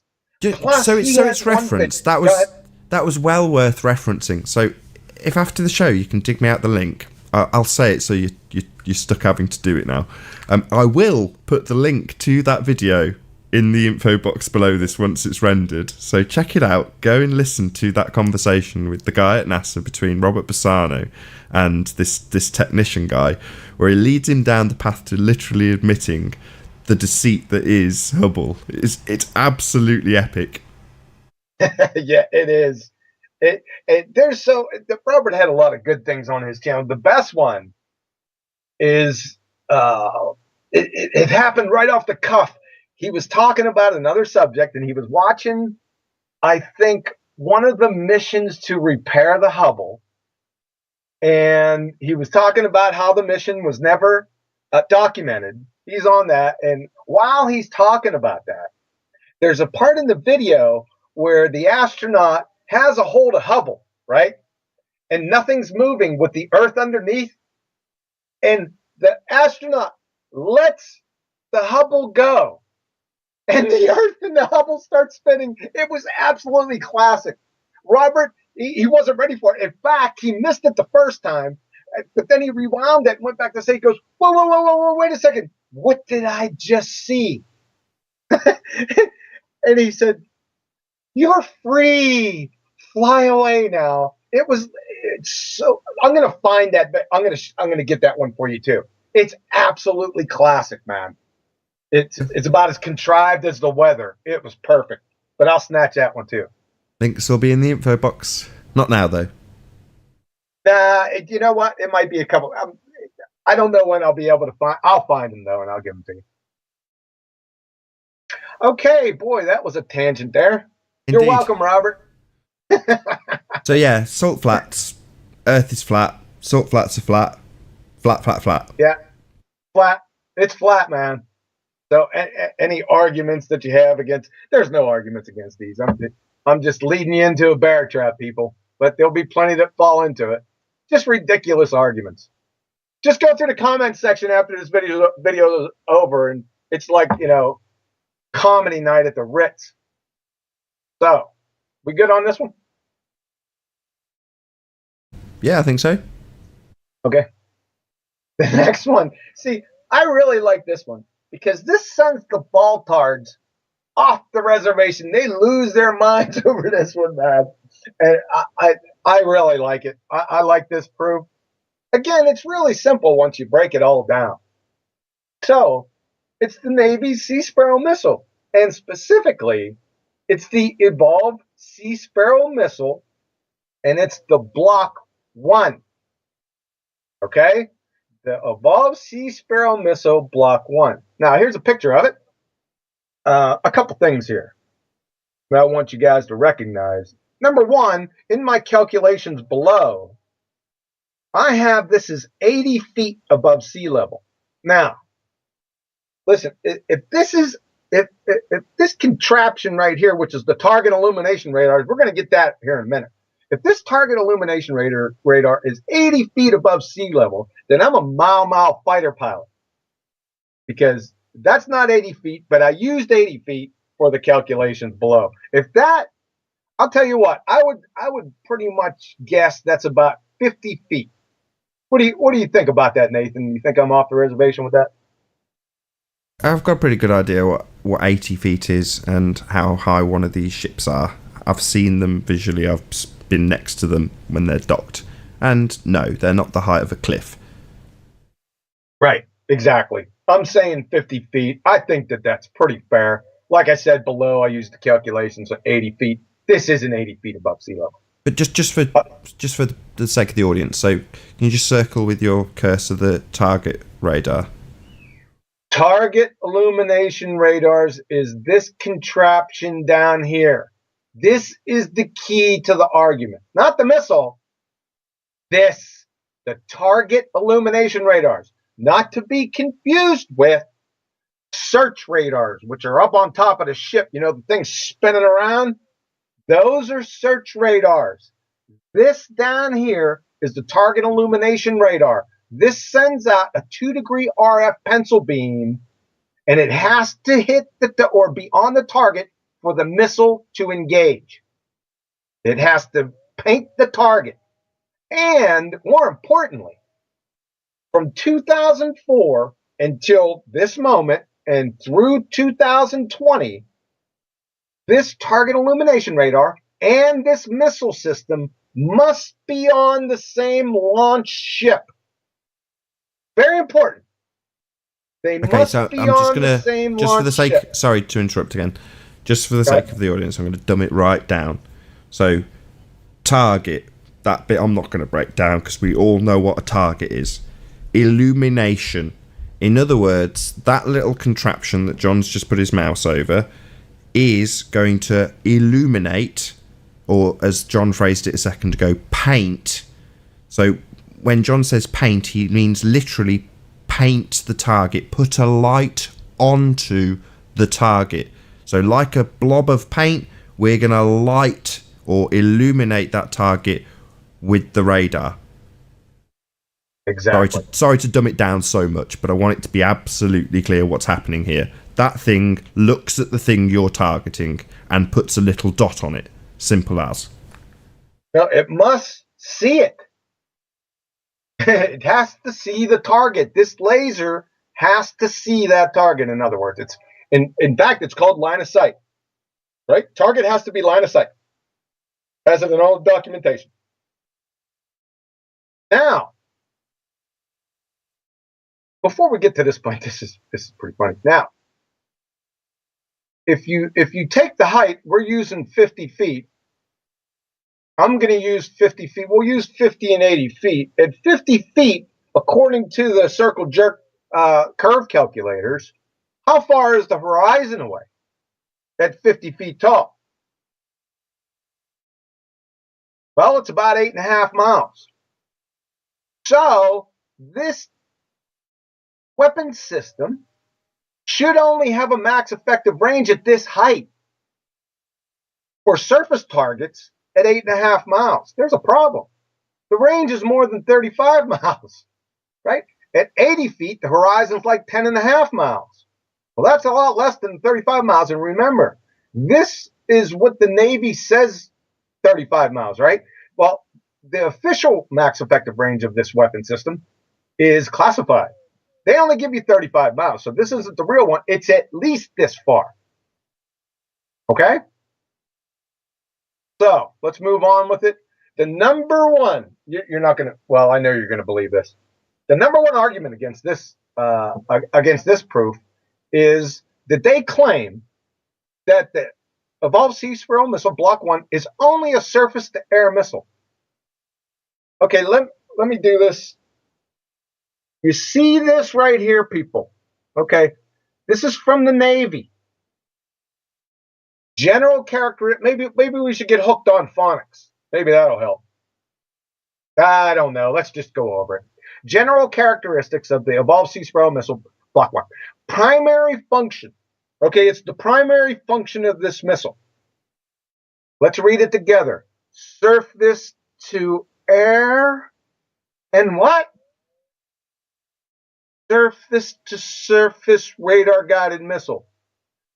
I know what it is. Maybe it's my voice. They don't understand my voice. Go ahead, Nathan. Can you read that for me, please? Surface to air. I only can read that bit because I believe in a globe. Oh, you can't see this part? No, that's not there. I got it. That's the problem. I got it. Thanks. Like I said, range is more than 35 miles. And like I said, it's classified, so it's a lot more than that. It's at least this far. So the missile receives a reflected signal from a target that is being illuminated with an RF signal transmitted from a fire control radar. This is the target illumination radar on a standoff platform. Such systems require that the platform maintain line of sight to the target until it is engaged by the missile. The target is illuminated with a 2-degree RF pencil beam, which has to be maintained or painted on the target until detonation. At a more than generous 80 feet above sea level, the target illumination radar height, that's what we're talking about here, target illumination radar height. The target should be hidden behind 385 feet of curvature. So, please explain how you can have line of sight 35 miles away on a spinning ball by showing how a 2-degree RF pencil beam can penetrate 385 feet, that's 117 meters of target hidden height, through a wall of water 24 miles in length. Like I said again, the 35 miles is lowballing. The official max effective range is classified. It's much, much greater. Before you go on, so you've asked the question rhetorically. So just ask it again so I can give an answer. Which question? This question up here? How can you have line of sight 35 miles away on a spinning ball by showing how a 2-degree RF pencil beam can penetrate 385 feet, that's 117 meters of target hidden height, through a wall of water 24 miles in length? You can't. That's right. However, in order to be able to do that, the Earth must obviously be flat. Yes, sir. Profound. Next block of instruction, how to say Tuesdays on a Tuesday. Yeah, you got it. So to summarize, the Evolved Sea Sparrow Missile Block 1 max effective range is greater than 35 miles. Surface targets are engaged by the Evolved Sea Sparrow Missile Block 1. I put sea skimmers in here because I didn't want to forget about this. And for surface-based targets, since sea skimmers fly, that's enemy missiles fly 10 to 30 feet above the deck, we treat them as surface-based targets. I know that's probably a difficult concept for some people to understand. If it is a difficult concept to understand, go ahead and ring your call button. I'll have Tommy come back and hit you in the head with a tack hammer. Number 3, to engage, the target must be illuminated by an RF pencil beam. That means it must have line of sight. Number 4, the target illumination radar must be on the same ship, launch ship, as the missile. We're going to go over that below, just to confirm it. Conclusion, either the Evolved Sea Sparrow Missile, that is the Evolved Sea Sparrow Missile Block 1 exists, or the spinning ball religion exists. Both can't be true. The end. Like I said, by the way, let's read through this slowly. And this is from Raytheon, who manufactures the missile. Unlike the RIM-7 Sea Sparrow missile and the ESSM Block 1, what we're talking about, unlike these two, the Block 2, that's the ESSM Block 2, Active Seeker will support terminal engagement, here's the punchline, without the launch ship's target illumination radars. So what is this telling you? It's telling you that our Block 1 needs the launch ship's target illumination radars on the same ship. Does everyone understand that? It's slightly tangential, but I can assume that this has come up because people say, no, it doesn't need the target illumination radar. And no, just to preempt those people, that would be Block 2. So yes, the difference being 1. This is Block 1. The one that doesn't require target illumination on board the ship is Block 2. Yes, the ESM Block 1, like I said, requires both the missile and the target illumination radars on the same ship. This is what it's saying. The Block 2 does not. Unfortunately, the Block 2 isn't going to be ready until the year 2020, with 80 missiles going to the fleet. The first production of the ESSM Block 1 was in 2002, and it has been in full operational use since 2004, according to the Navy. So, here comes the punchline. Hopefully everyone's got it by now. Please tell me how the Evolved Sea Sparrow Missile Block 1 has been engaging surface targets at more than 35 miles with the target illumination radars on ships for the past 14 years. The spinning ball religion is dead. The end. Yeah, it's only possible because the Earth is obviously and observably flat. Again, I just don't want to leave them out there with only the Earth can't be a ball. Well, no, this works because they do see the stuff. There's no curve in the way. It's just flat. Yeah, the weapon system, there would be no weapon system then. I mean, why have a weapon system that has that range of capability, right? Just to plug Why in with would the you need YouTuber. even So, this? oh God, who was it that made it? Taboo Conspiracy made a video where he had somebody on a submarine looking through a periscope, and he's talking to the captain and going, "Oh, I don't know if we can shoot at that one. That's probably only 12 miles away. The horizon's about 8. Could be that we can only see the top half of it. We'll give that one a miss. What about that one? Oh, that's easily 30 miles away. That's a slightly looming non-standard refraction hyena. We definitely can't shoot at that one. What about this one? Oh, that's probably only about 6 miles away. Yes, we can definitely see all of that one." And of course, in the periscope, he's just seeing boats at different distances across a vast, flat ocean.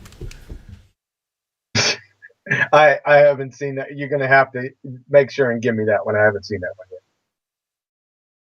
Okay, like I said, the only comebacks to this are the main comeback is this one.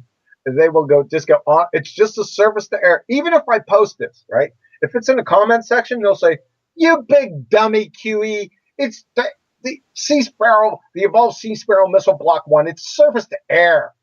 You dummy." Even after I post this, right? Guess what they say? I'm pretty They sure just it's repeat the same thing again to me. been covered. I'm sure I can just put a timestamp in this instance. I mean, I don't know what to say to that. I mean, it's not even obtuse. It's exponential magnitudes beyond obtuse. Can't people read? Another important thing, and I don't get this one too much because I don't get a lot of people that can think on their feet, and they can't concentrate for more than 5 seconds on a single subject. Look at this. I want to go over this. This is important. Range is more than 35 miles. Now, let me tell you something. Like I said, I'm retired military. When you have military specs on weapon systems, that's all weapon systems, the max effective ranges are very precise. That is to say, if a weapon system has a max effective range, right, it'll be delineated specifically. If there are any conditions that go against that, and let me give you an example. The M203 grenade launcher, right? Its max effective range is based on conditions. The two conditions are area target versus a point target. 350 meters versus 150 meters. They're very specific with that. Now, if the military gives a max effective range and doesn't delineate anything, then the max effective range for all conditions is this. Period. End of story. Do I need to explain that to people again? Did you get that, Nathan? Of course. Let me pass that on to you. Sure. Go ahead. I'm good. So you understood that? No problem? No problem. I'm just anticipating, though. I haven't seen too many arguments that brings that up. The two main arguments that come up against this, like I said, is it's only surface to air, and they think that the target illumination radars can be like on a different ship, like 3 miles away, paint the target with the missile 20 miles away or whatever. It could be what you know what I'm talking about. They think that the target illumination radars and the missile can be on separate ships. That's the only, even after I post all the supporting documentation from the Navy and from Raytheon, who made the missile, they'll just repeat the same thing back to me. I just move on. But the only thing I might add, John, I don't know if you want to or not, just hint if you don't, but yesterday we discussed the use of Einstein's narrative against Newton's narrative, because it is the current accepted rhetoric. Now, is it worth explaining for those who naysay war? Go ahead. I think it is. I think it's an important point. I've heard this brought up a couple times. I couldn't believe it was brought up. I figured that most people understand this concept. But go ahead, Nathan. I think you articulated very well yesterday. Okay, well, essentially, this is the mainstream narrative, and like any good lawyer, you will pick apart the narrative of the person you are contesting. And in this instance, it makes absolutely no difference whether or not you believe. Let's just make it farcical, just so it's obvious. Let's say you don't think boats exist. Ships don't really exist, they're just a hoax. It makes no difference. This is the mainstream narrative, and their narrative says in excess of 30 plus miles. Now, if your horizon, 35 miles, if your horizon is 8 miles, then that's a massive problem, because beyond 8 miles, you're not hitting anything. Their narrative says they are, regardless of if you believe it or if it is true. So if you accept the mainstream narrative, you accept the globe religion, then you also must ipso facto accept this. This is the accepted narrative. Doesn't matter if it's true, doesn't matter if I believe it, doesn't matter if John believes it. It makes no difference, because you use their narrative against them. They say it works at 35 miles. Well, it doesn't matter if I believe, even if it's true. That's their narrative. Unless there's anything to add, John. Yeah, I would say there's something to add. Now, a lot of people classify the military and NASA, because NASA is a military organization and the military as the same thing. Let me tell you, that is a doofus conclusion, right? Between the military and NASA. Just because they're classified under the same umbrella. Listen, they don't, like I said, I'm retired military.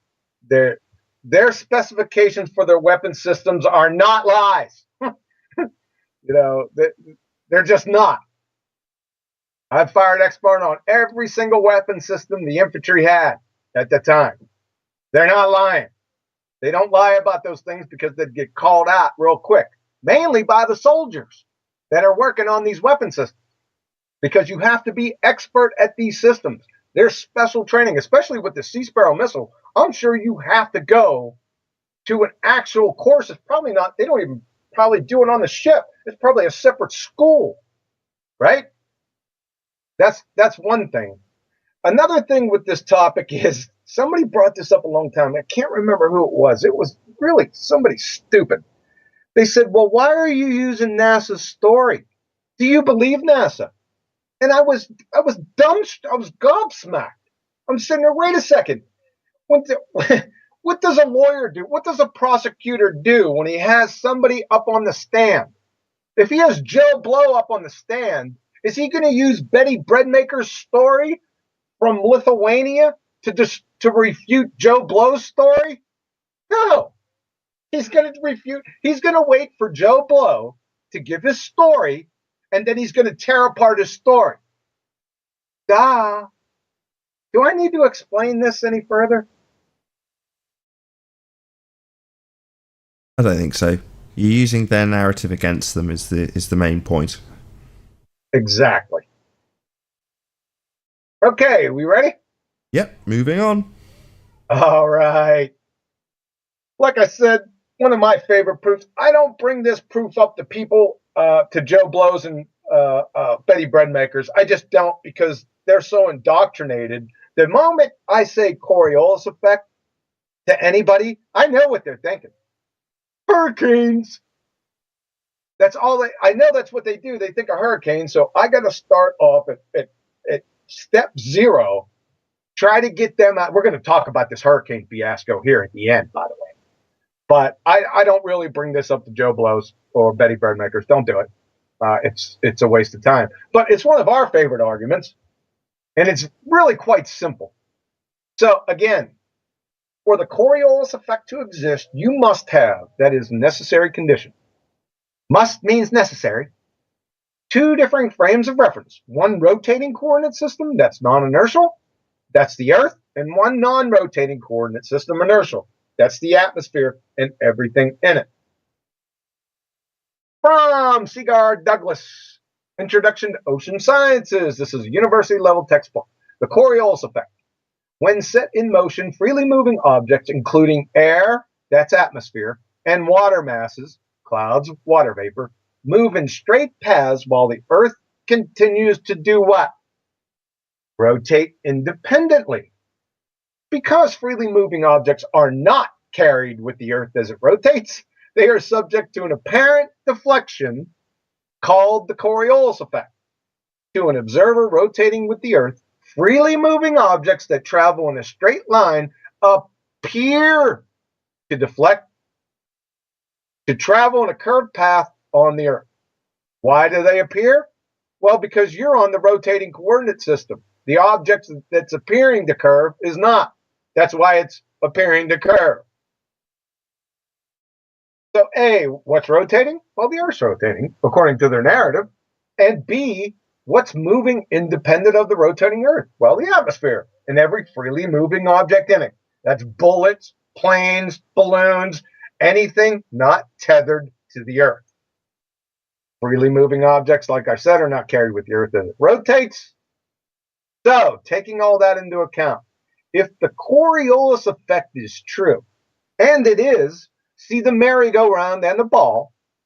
We've already done this multiple times. I've even pulled up Wiki and showed everyone this little deal right here. And you can do it on your own. Go to a playground and do it on your own. Then its necessary conditions, A and B from above, these two conditions, A, the Earth's rotating, the atmosphere isn't. It must be true.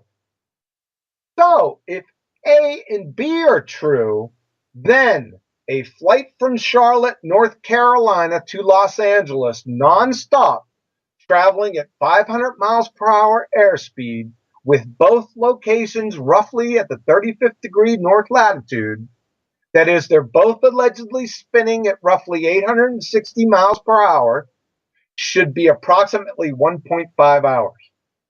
But it's 4.5 hours. The Charlotte to Los Angeles flight, airspeed 500 miles per hour. You take the ground speed, 500 miles per hour, plus the 860 mile per hour alleged rotation speed that's coming, that's spinning underneath you. That's 1,360 miles an hour. In other words, based on the law of non-contradiction, each, the Coriolis effect with respect to the Earth, that's very important, and the Charlotte flight at 1.5 hours are either both true or both false. The flight is most assuredly false. Therefore, the Earth is not spinning. Ergo, the spinning goes by way of the dodo bird, or you're a stationary ball geocentrist. Voila, the end. You live in a fairy tale. Have a nice day. P.S. Like I said, hurricanes. Now, I'm going to give you the perfect example of no depth, no scrutiny, no due diligence, blind Wiki Discovery Channel parroting pretender clown Muppets. But before you do, hold on. I just want to get everyone on the same page. So we're talking about an apparent deflection. And I'm going to hopefully get everyone to visualize this with a very simple explanation that doesn't involve somebody on a roundabout throwing the ball. So now imagine that you're on a roundabout and you're spinning around and around on the outside edge of that roundabout. And there are two friends, one at each end of the roundabout. And they, not you, are throwing the ball back and forth. So the ball is most assuredly travelling in a straight line. Because if it wasn't, it wouldn't reach the hands of the person on the other side of the roundabout. So they are throwing the ball completely independently of the roundabout. The ball leaves one person's hand, travels in a straight line, and reaches the other person's hand, and then gets thrown back again. Straight line, back and forth. Now, you, the observer in this instance, are on the spinning roundabout, and you are observing the ball being passed back and forth between these two people who are not on the roundabout. And as you observe what is most definitely a straight path, what you see from your position on the roundabout appears to curve. However, it isn't actually curving, It's only an apparent deflection based on you, the observer, and your rotation on the separate reference frame. So just to conclude, the ball travels in a straight line and only appears from your reference frame to curve, but it definitely does not curve. It's an apparent deflection. So just to be absolutely clear, nothing is curving. The ball travels in a straight line. End of story. Sorry, John. Carry on.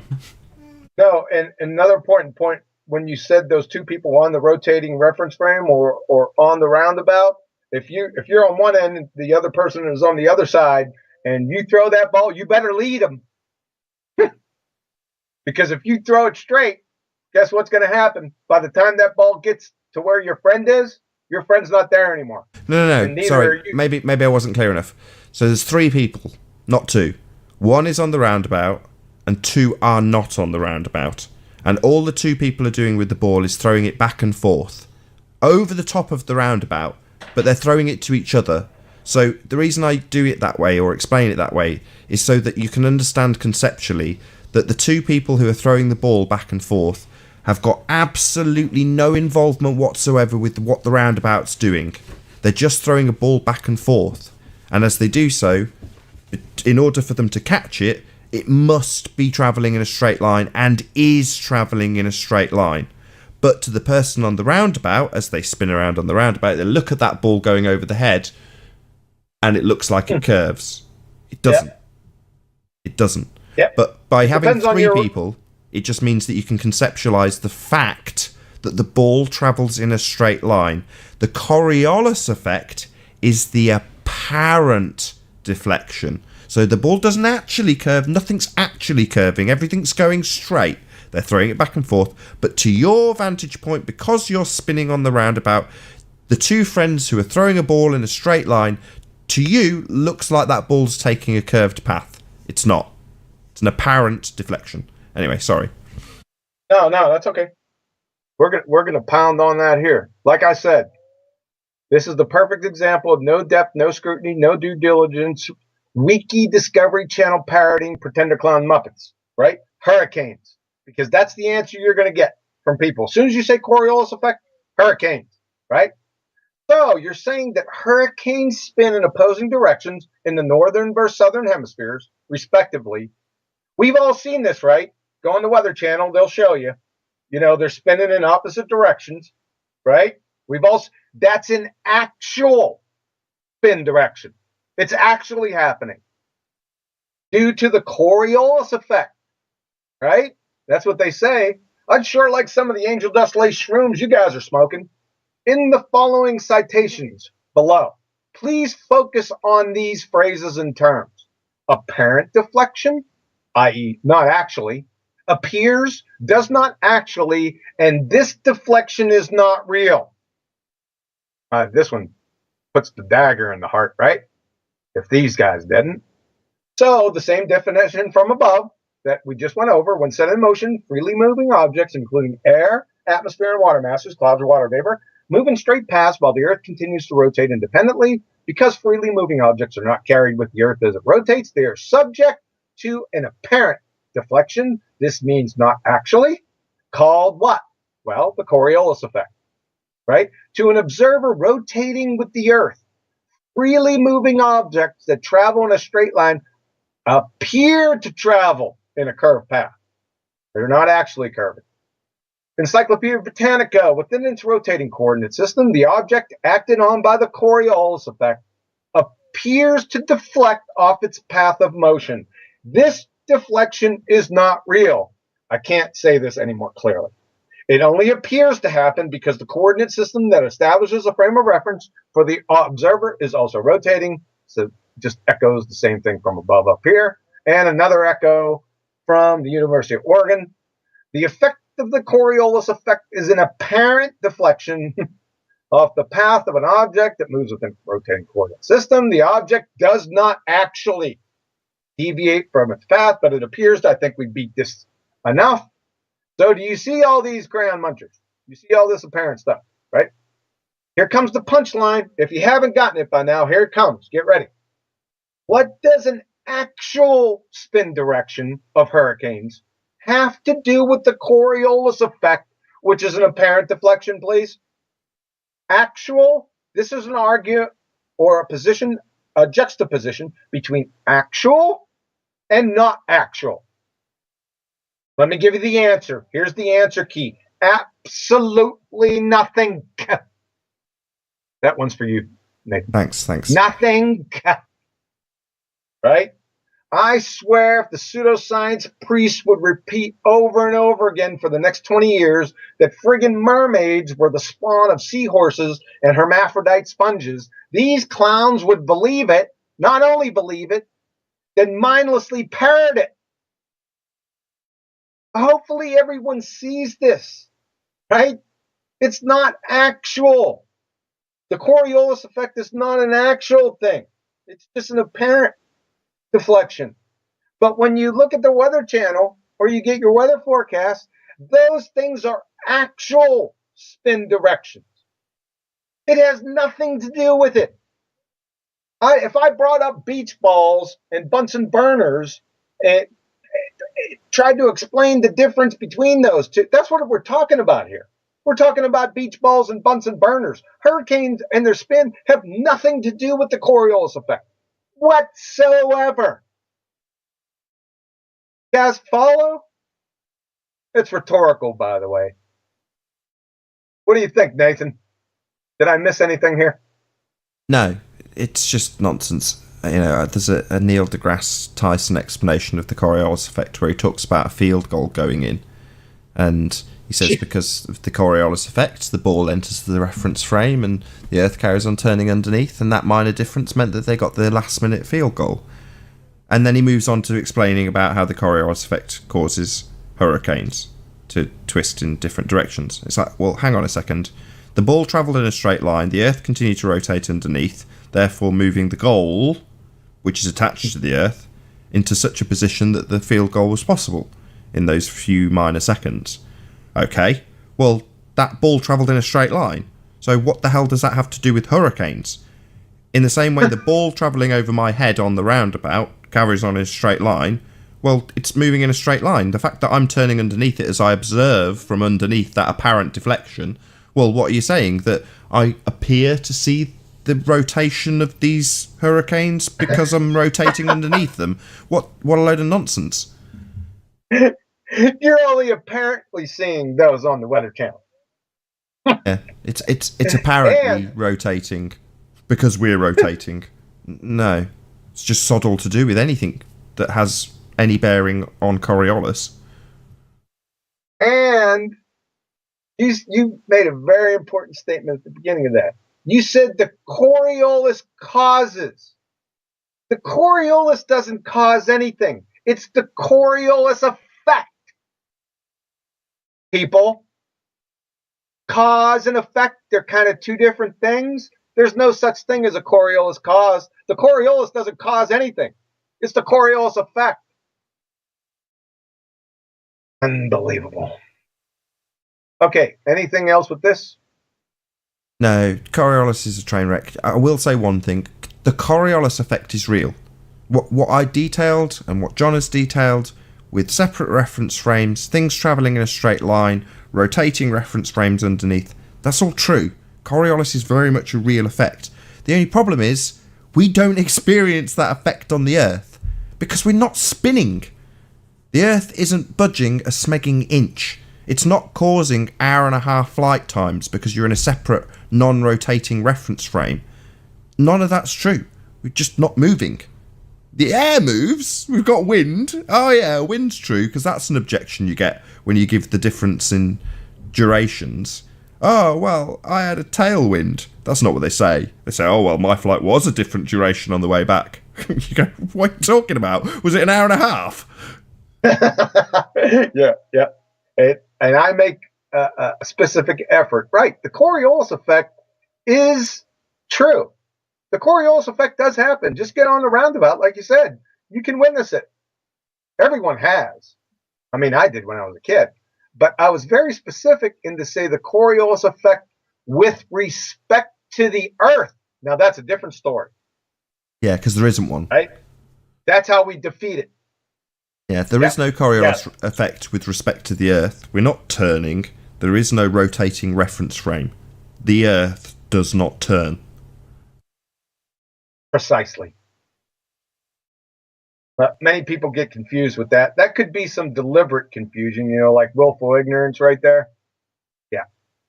Nothing Okay, is turning. Go ahead. Nothing is turning. Moving on. Moving on. Are we okay for the last one? Are we good? Yeah. Let's move on. My first argument, the first one, the one that converted me in less than a Planck time. No vacuum of space, people. This one was really good. Like I said to my neighbor, I used the first argument, the plane flight, and what I think is the easiest argument, right? How do you have gas pressure without a container? That's the easiest one. I'm on propane here where I live. I got a big propane tank out in my backyard. I thoroughly enjoy hearing the truck pull up to fill up my propane tank because it gives me an opportunity to sashay my way outside and talk to the guys that are filling up my propane tank. And then we go in to discover the mysteries of gas pressure in containers. I love it.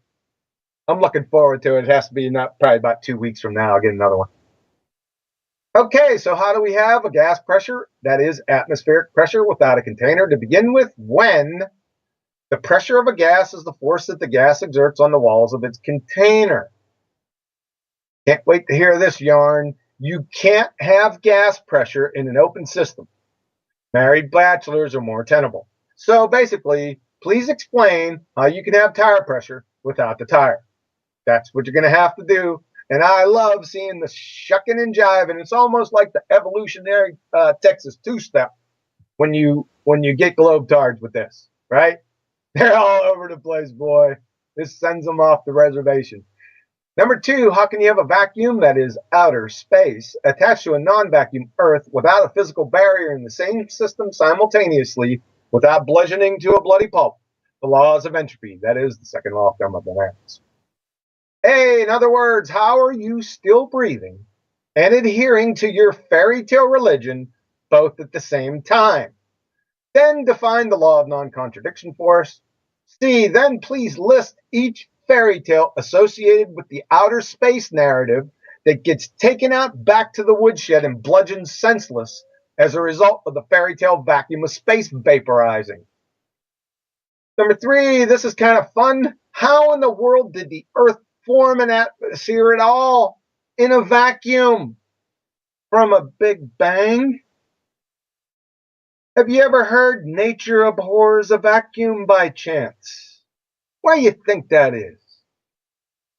P.S. from Arthur Eddington, The Nature of the Physical World, 1930. If your theory is found to be against the second law of thermodynamics, I can give you no hope. There is nothing for your theory but to collapse in the deepest humiliation.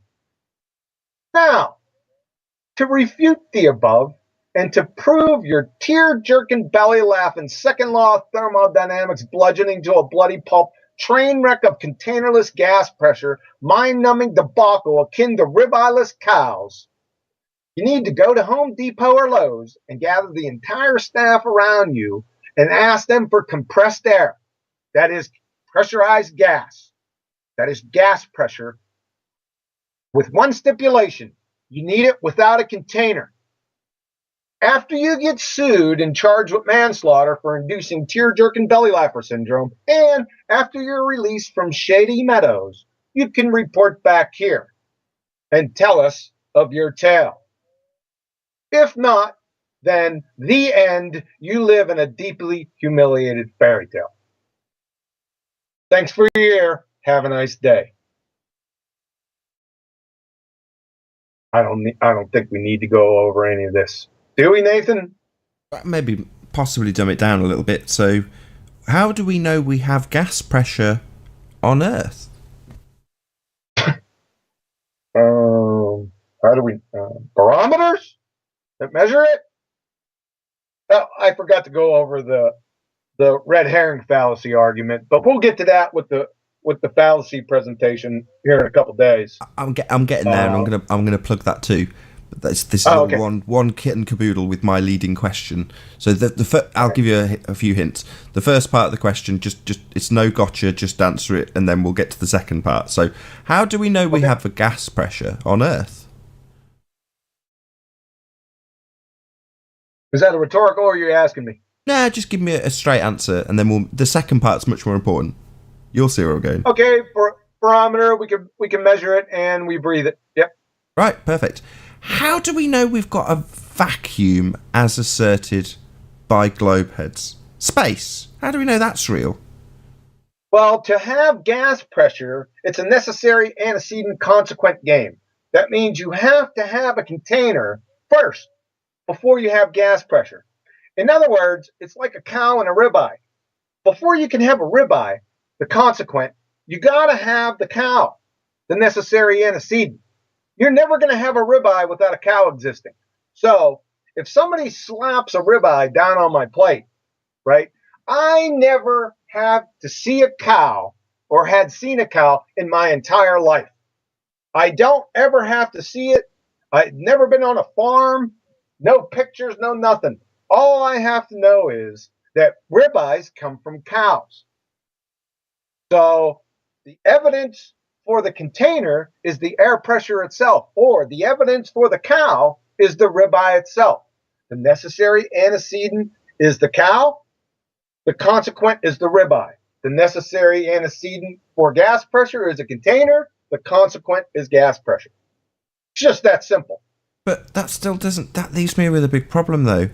Because how can you have space? They say space is real. Number one, who are they in space? Well, we're not talking about what is space. We got to make sure you're very specific in what you're talking about.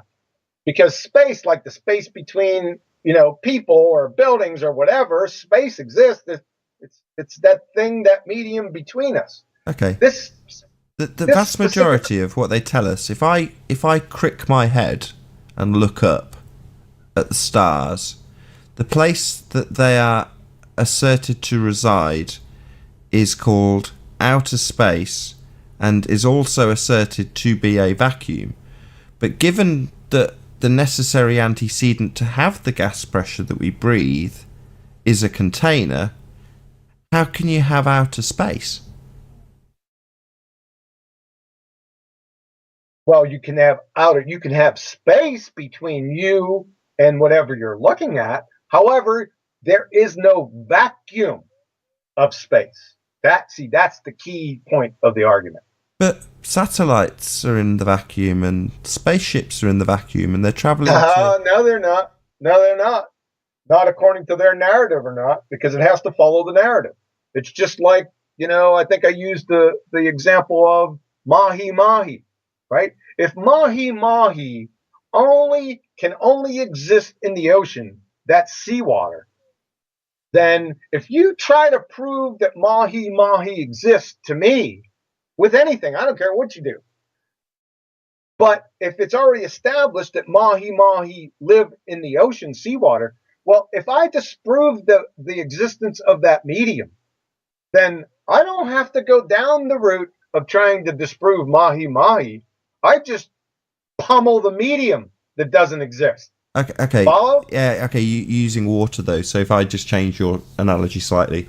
So if I assert it, there is a certain fish that lives in a region in Africa in a special medium called liquid wood. And it's wood that's actually liquid, and it's home to the mahi-mahi. So, yeah. Now, at that point, you've got a couple of choices. Do you, A, try and figure out if the anatomy presented on a diagram of the mahi-mahi fish is accurate, or do you debunk that there's not liquid wood, therefore debunking the mahi-mahi out of hand without you having to analyse anything about it? I go after the rate limiting step where it exists. It's medium. I pummel that liquid cardboard. Right. And in this case, the analogy is It's analogous to the vacuum of space. You can't have a vacuum of space, and that is where it is asserted that many of the heliocentric proving things that fall around sphere Earths reside outer space. Shame, really, because it's not possible. It defies the second law of thermodynamics. You can't have gas pressure without a container. Yeah, exactly. Another one I use is Humpty Dumpty. Right? If before you spin your yarn on Humpty Dumpty, you let it be known that all we've known, all anyone has ever known was pure anarchy. And you start your story with Humpty Dumpty sat on a wall and all the king's horses and all. Oh, wait a second. Did you say all the king's horses? Yeah. Well, that's a contradiction because you said that all we've ever known was anarchy. So I don't need to disprove Humpty Dumpty. You just contradicted yourself. The whole story's a friggin' fabrication. Follow? Yeah, new one on me. I like it. Yeah, I used to use that one a long time ago. It's easier for some people, but yeah. This is a second law of thermodynamics violation. It's really right in your face. You can't get around this one. You can't get around any of them, but this one really puts the screws to you. So what do they say? As soon as you say, how do you have a gas pressure without a container? Well, then they red herring fallacy and say, how do you have gas pressure gradients? Nice. That's a nice fallacy. Do you want to answer my question? Because I got the answer to the second question. You're not answering the question. You're not answering the argument. I got that answer, by the way. So right after you answer that first question and make sure you're within the laws of, within the second law of thermodynamics boundaries, right? I'll give you the answer to gas pressure gradients in a closed system, because that's what you have to have. You have to have a closed system to have gas pressure. Period. End of story. So that would be classified as a straw man, not to be confused with a red herring. Can you give us just a little taster of that? Because I know we're going to be doing it next week sometime. You're really trying, you know that? You're really trying. Well, just so people know what they're in for next week. What's the difference between a straw man and a red herring? All right, let's give a teaser. So you want to give a teaser, right? All right. Straw man fallacy. When a person simply ignores one's actual position and substitutes a distorted, exaggerated, or misrepresented version of that position. A classic one that's brought up, relatively recently, the claim scientific experiments are conducted to reveal the cause of natural phenomena. However, the fallacy comeback is, how are we supposed to conduct experiments without man-made objects? This is a classic straw man. It's a misrepresentation of the actual claim, right? We're not saying that you can't use man-made objects in an experiment. I want somebody to try to do an experiment without man-made objects. That's not what we're saying. What we're saying is the dependent variable must be natural.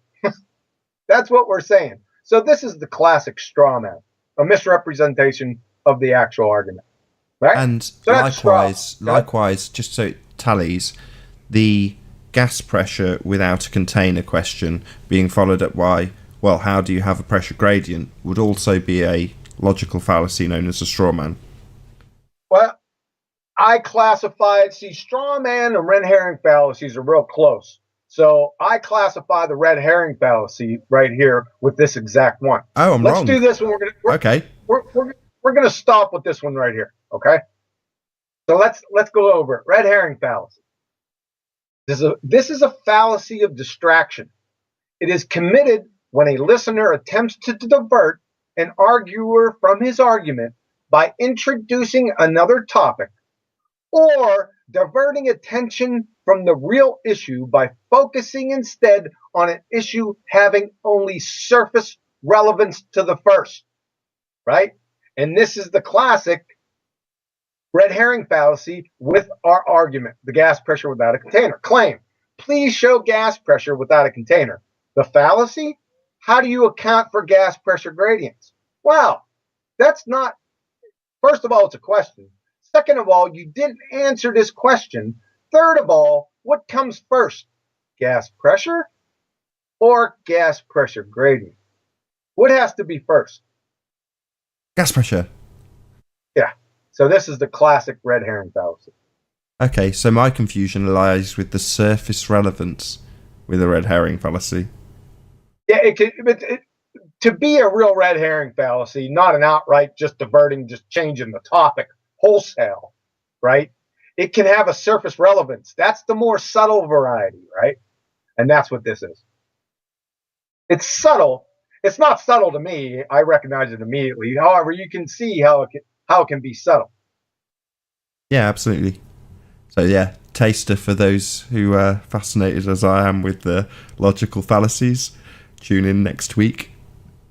So this is what they call a teaser in the industry. Indeed. Are you just trying to pull the wool over my eyes and you think I'd just start rolling on with it, huh?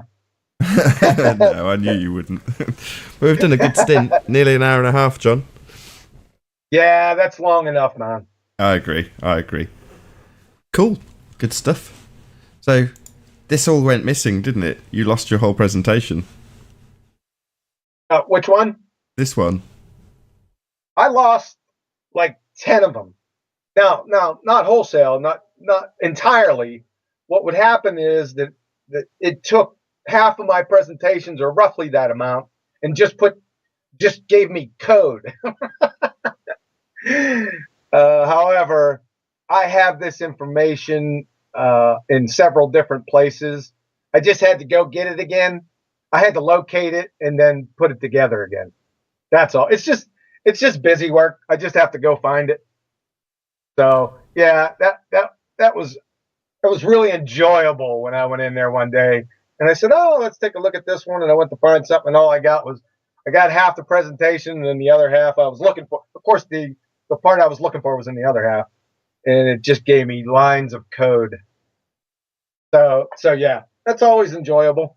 Yeah, you went through the old 5 stages of loss over Skype calls with me, didn't you? First it was anger, then it was denial, then it was bargaining. Yeah, they go real into bargaining. No, I wasn't bargaining. Mine go really quick. They go from panic to getting really pissed off in like a second. But no, I had them all. Like I said, it's just busy work trying to get them back all again.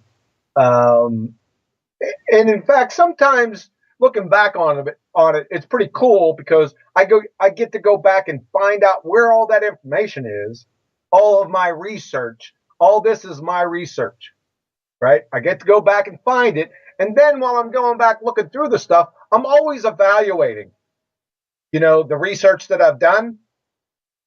Always evaluating it to see, number one, is it up to date? Did I come across anything new? Is everything in these statements true and factual? So I guess it's sort of a blessing in a way. It helps me keep everything up to date and everything accurate.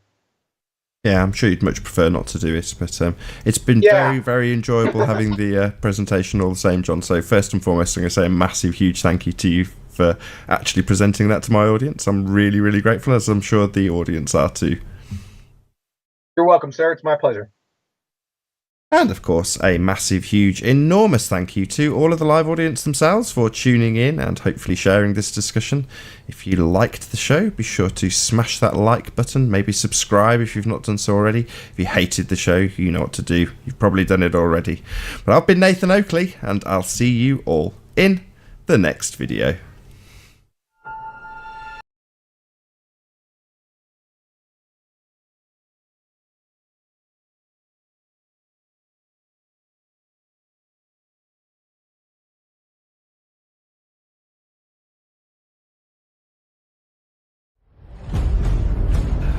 You're watching 24/7 Flat Earth Discord live.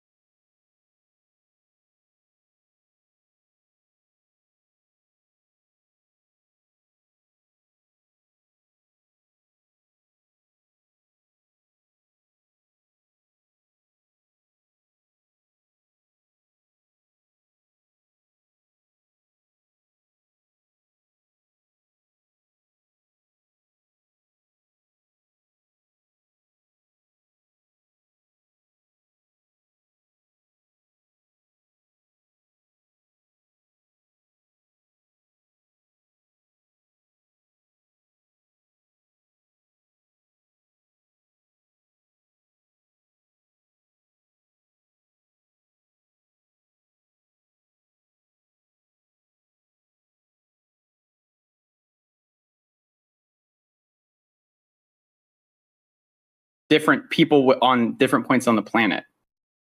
Like, I don't think 24/7 Flat Earth Discord presents Narma.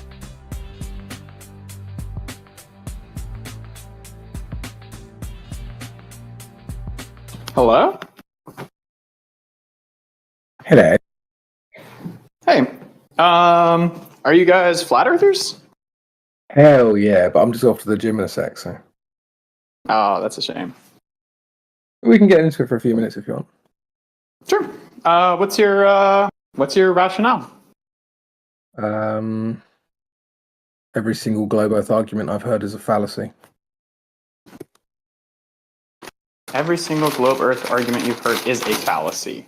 A logical fallacy? Or, okay, that, I don't actually know how that would make sense, right? Fallacies are like, logical arguments, whereas like you can have empirical like evidence, right? Like I don't think they're like expecting you to take it on, I guess what I'm saying is like there's going to be evidence backing this, and then there's also going to be like reasoning backing it. Are you saying like all of their reasoning is backed? Or are you saying the evidence doesn't exist? Yeah, well, I mean, Cherry picking evidence would be a fallacious form of validating something in this case. That's what Wait, the flat evidence? earthers yeah, do. possibly, but Wait, what did you say? Sorry, evidence would be would be fallacious. Like they're Cherry picking. they're faking evidence. Cherry picking He said. evidence. What is that? It doesn't matter anyway. When you say cherry picking evidence, do you mean like selecting only for Wasn't my argument, things that so- like conform to one Are point of view? favorable. Yeah, yeah. Are favorable? So like if you Or it's like discounting? if you were trying to prove You that guys don't have Tylenol them. worked or something, and you tested 100 people and 10 people, had their headache removed out of the 100, and you only published those 10 people, like you'd be cherry picking the favorable evidence. Okay, so you're saying so my understanding is you're saying that there's evidence that they're bringing to light that would support it, but they're ignoring all the evidence that wouldn't support it. Could you provide me the evidence that wouldn't support it? Listen, man, you came in here saying like there's empirical evidence for the globe. So do you want to give us self-evident proof for the globe? So this is why I was asking these questions kind of to start, because I was just trying to get the understanding that you guys had. And if your understanding of it is, well, it's being cherry picked, well, then I could show you, look at it from my perspective. I could show you evidence, and then you could say, well, this is just one thing. I have evidence that proves otherwise, right?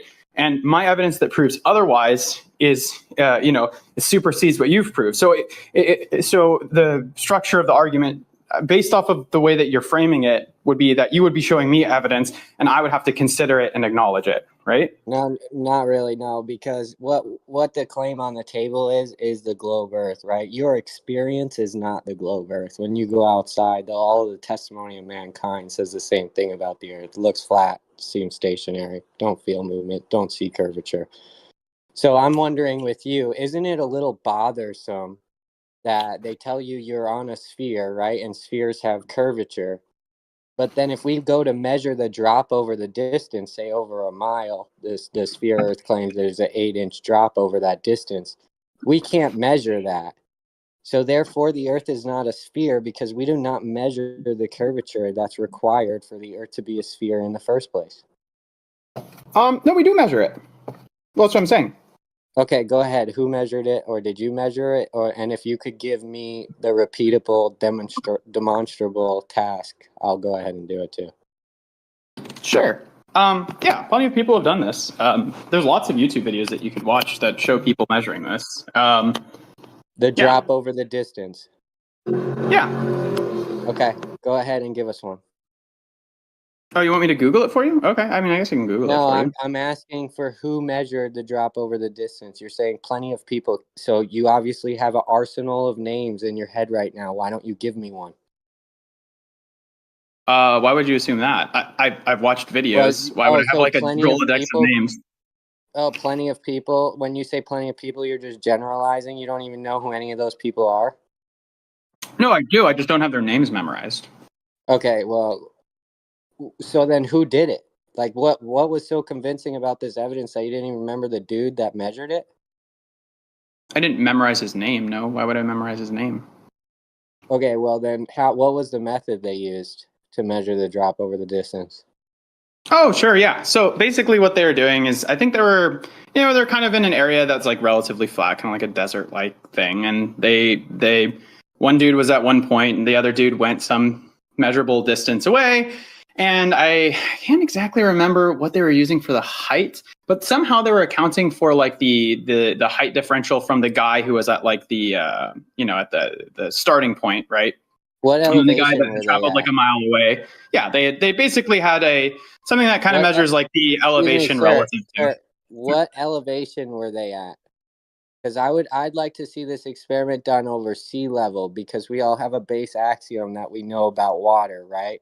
Like if you put it in a Yeah. bucket, in a tub, if you put it in a pool, the surface of that water is flat.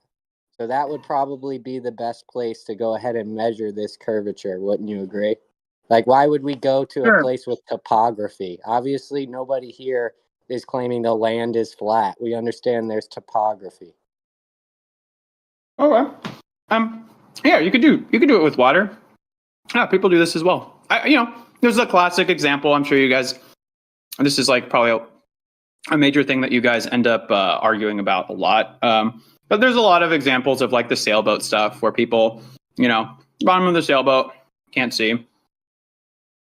The Yeah, bottom there's of the a ton of sailboat as it goes a certain examples. distance away. There's tons of examples of the boats being raised up and look like they're floating in the sky too. So that's not conclusive. What's your standard of evidence? Did you not hear me from the beginning? I said something demonstrable, repeatable, like something I could set up an experiment. What does demonstrable mean here? Demonstrating, being able to demonstrate the claim. So if you're claiming the earth is a sphere, like just for example, if you're saying the earth is a sphere and it revolves around the sun, there must be an experiment that I could do for myself in my backyard here on the earth that I can prove that to myself, right? Sorry, follow, but an there are. experiment that you could do that. Sorry, say it again. Yeah, that I could prove that to myself, right? That I would experience the experience, right? So then I would have firsthand knowledge of this experience, correct? Rather than having hearsay, right? Yeah, of course. Okay, so do you have an experiment that we can do from the earth that would tell us that the earth is moving around the sun?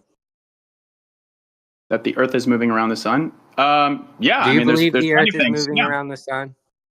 Yeah, of course. Okay, why do you believe that?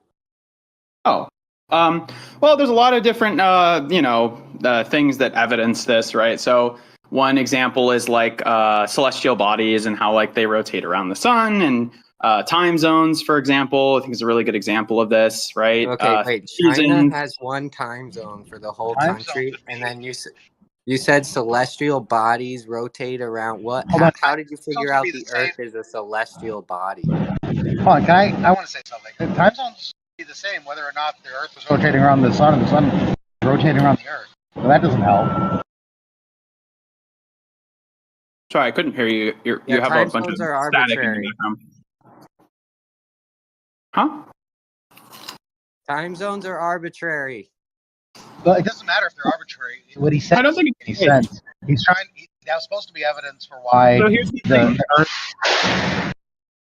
So- Yes, he's Sorry, you gotta using fix your- you gotta fix your- he's using your- fallacious reasoning, which was already brought up to him. The reason that a lot of people don't believe in the globe is because a lot of the globe claims have to use fallacious reasoning. Like, because time zones, let me therefore explain the Time Earth Zones is a to you. ball. makes Do no you want me to sense explain at it to all. you? Especially when China me to has explain it one to you? time zone for the whole country, bro. You want me to explain it to you? I can explain it to you.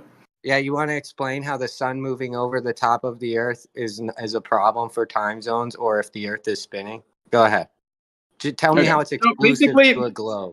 So we can at the very least tell that if like I can go and I can talk to somebody on like the opposite side of the globe or in different locations around the Earth, and they're going to notice the sun at different positions, right? For some people, the Earth is going to have like appeared like as it's setting, right? And some people it's not going to, and that's because the Earth is rotating around the sun, and it's also spinning on its axis, right? And it has like some kind of like angle to it, which is like responsible for the seasons, right? So different can you people give me seeing an the sun in different experiment positions in the Every globe argument is a begging. All right. This is a begging question hopefully- fallacy. If you're if just I going to can- use, if I can just finish my explanation. No. All right, I guess you guys want to go ahead and tell us why you're affirming the consequent and begging the question. Because Crypto told you that every globe Earth argument is a fallacy. The and you proved consequent that and today. begging the Yeah, so you begged the question. You said other side of the globe. You begged the question. Why did you do that? well, because I was giving an explanation. No, you gave an explanation while you begged the question. That's a fallacious argument. No, wait, no. If I were to say, hey, you don't understand what that phrase means. Begging the question would be like me saying, like, oh, well, like the Earth. Saying globe is begging the question.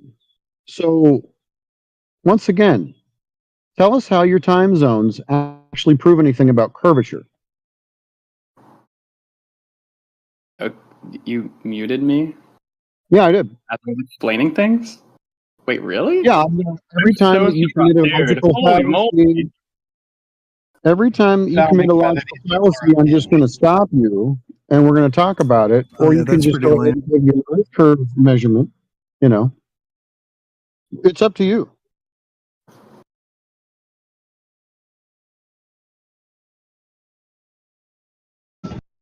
Don't expect to be heard out or have questions answered, Feather. They don't tend to do that. Yeah, don't expect for us to listen too much to you guys, beg the question.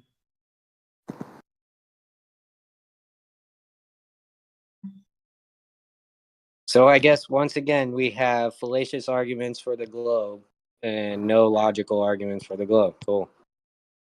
I mean, you're literally muting me while I'm trying to explain things. I don't know how you guys think this is a good argument. You just think to mute somebody while they're explaining. Let's red herring away from this and let's appeal to format. Or you could just go ahead and give us your evidence for the globe without begging the question. Okay, as long as you promise not to mute me while I'm explaining something. I mean, every time you commit a logical fallacy. A fair shake. No, a fair shake to beg the question? No, I'm not really going to do that. I'm not in the mood for that today. But isn't that like a perfect defense? Like you can just throw out a logical fallacy and then just mute the person and say they're doing that and not give them the opportunity to respond? Yeah, right. Let's still appeal to the format. Let's still appeal to the format, which is another logical fallacy. At what point are you actually going to prove Earth curve and not use a logical fallacy to do it, like Crypto brought up earlier? Your format is not letting people respond. Yeah, so we're appealing to format right away, right? Instead of just demonstrating the Earth curve that you believe that you have. Kind of a non-starter, isn't it? Like you can't, if you can't let the other person talk, you can't have a conversation. Let's just keep appealing to format. You're still not dealing with the globe that you're evidencing. So are you going to give us any globe evidence or just appeal to format? Okay. All right, I'll try one more time for you guys. So basically, I'm explaining what's happening with the globe as I see it. I'm explaining things from my perspective, okay? So I'm saying this phenomena is happening, and this is how I'm explaining it. Now, you can say this is a phenomena. I asked for scientific experiments, sir. I do not need to hear your just, what you feel it is. I want a scientific experiment to prove it, so that way we don't have to go off your feelings. Wait, this is a scientific experiment. Really? So what's the observed phenomena? The observed phenomena is that the sun will be at different positions for different people on the Earth in ways that is very predictable. And as a result of this, the time zones were created because the sun is only going to be shining on specific areas within predictable time periods. That is a observable phenomena that you would have to explain using you could use a different model. We would only have two competing models, and we'd have to. Whoa! We're not talking about models. This is a scientific experiment. Now, what are you going to vary to prove the cause? What are you going to vary to prove the cause? What's your hypothesis as to why? Those make sense, but not in that order. So now okay, fine. what are you going to use? What are you going to vary and manipulate? What's your hypothesis as the cause of why people see the sun in different places at different times? Well, I'm telling you, my hypothesis is that the sun is a globe, and I explained it to you earlier. I was saying this is my model. That's not a scientific hypothesis. How are you going to vary and manipulate a globe? What are you talking about? Well, you said this is a scientific experiment. You need to vary and manipulate the thing that you assume causes the effect that you're observing, which apparently right now is angular relationships, which requires a flat plane of the sun from the observer's position. So you're asking me, how come I measure the Earth flat in this example? What you just said is fallacious. How is it fallacious? You don't need a flat plane to have the observed phenomena that I'm talking about. What is the observed phenomena? Angular observations to the sun, which is not a scientific, there's not cause and effect relationship here. What the heck? It's not just angular relationship. Like, it's literally, well, if you want to call it's relationship, sure, but like the sun literally disappears and is out of sight during periods of the time that's very predictable for different people on different points on the planet. Planet, begging the question. Planet doesn't assume globe or not globe. We'll just. Oh, so the planet is not a sphere. The planet is not like Mars isn't a planet. It's not a sphere hovering or floating. No, I'm just saying you're crying that I'm begging the question, and planet doesn't even assume globe. As soon as you say planet, apparently the planet does not mean spherical Earth now. It doesn't assume that. No. Okay, so what is the planet then? What is a planet? Well, I have a different model of the entire planet, but I would say that generally speaking, the planet Earth that we are on is a celestial body. Is it a sphere? Yes, I think that's what it is. We are contesting that. We're contesting that point. No, we're not. You assumed that in the beginning of this. You brought it up that you were assuming that it's a sphere by using the word planet. I'm trying to argue that it's a sphere. How would you prove it? Just because people see the sun at different places? I'm doing that right now, but you're crying about the premise. It's a baseless assertion fallacy. You're saying people see No, I'm not. I'm just explaining to you that this is what I'm arguing. I'm not assuming anything. I'm trying to prove it to you. Prove it. Don't explain it. Prove it. Explanations are not proof. They can be. Of course they can be. Just to be clear, proof is proof. Evidence is evidence. Celestial objects are in the sky, bro. Listen. So you are assuming that the Earth is a planet. So you are calling. I'm proving it. No, you're not even listening. Why do I even talk if you're not going to listen? That's fine. I'm telling you this is what I'm trying to prove to you. Hey, if you interrupt, how would you prove it? You have to get us from A to B. Prove it. So how does seeing the sun at different places and different times prove that you're on a ball? Because, well, it's a starting point, right? I'm explaining some of the evidence that I see, and it doesn't have to be. I guess you could say there is some sort of torus-like rotation of the sun around the Earth that then would mean all we know as far as our starting point is, listen, the sun appears in different locations at different points on the Earth, and that means that something has to be moving in relationship to each other, right? We can at least agree upon that, right? We know that if the Earth is static, right, then the sun has to be moving around it for that phenomena to exist, or vice versa, the Earth could be moving around the sun. Do we at least agree upon that point? No. Okay, so then how could... Okay, so in your model, the sun and the Earth are both static? No, the heliocentric model says that it's the rotation, not the orbit around the sun, that determines the height of the sun or the time zones or the zenith point. So it doesn't have anything to do with orbit. That too. Right. Yeah, or there's a rotation. Yeah, or there's a rotation. Yeah. That's true as well. It could be moving around it. It could be rotating, but there has to be, some of these bodies have to be moving, right? No, yeah, the sun objectively, everybody describes the sun moving in an angular relationship to the Earth.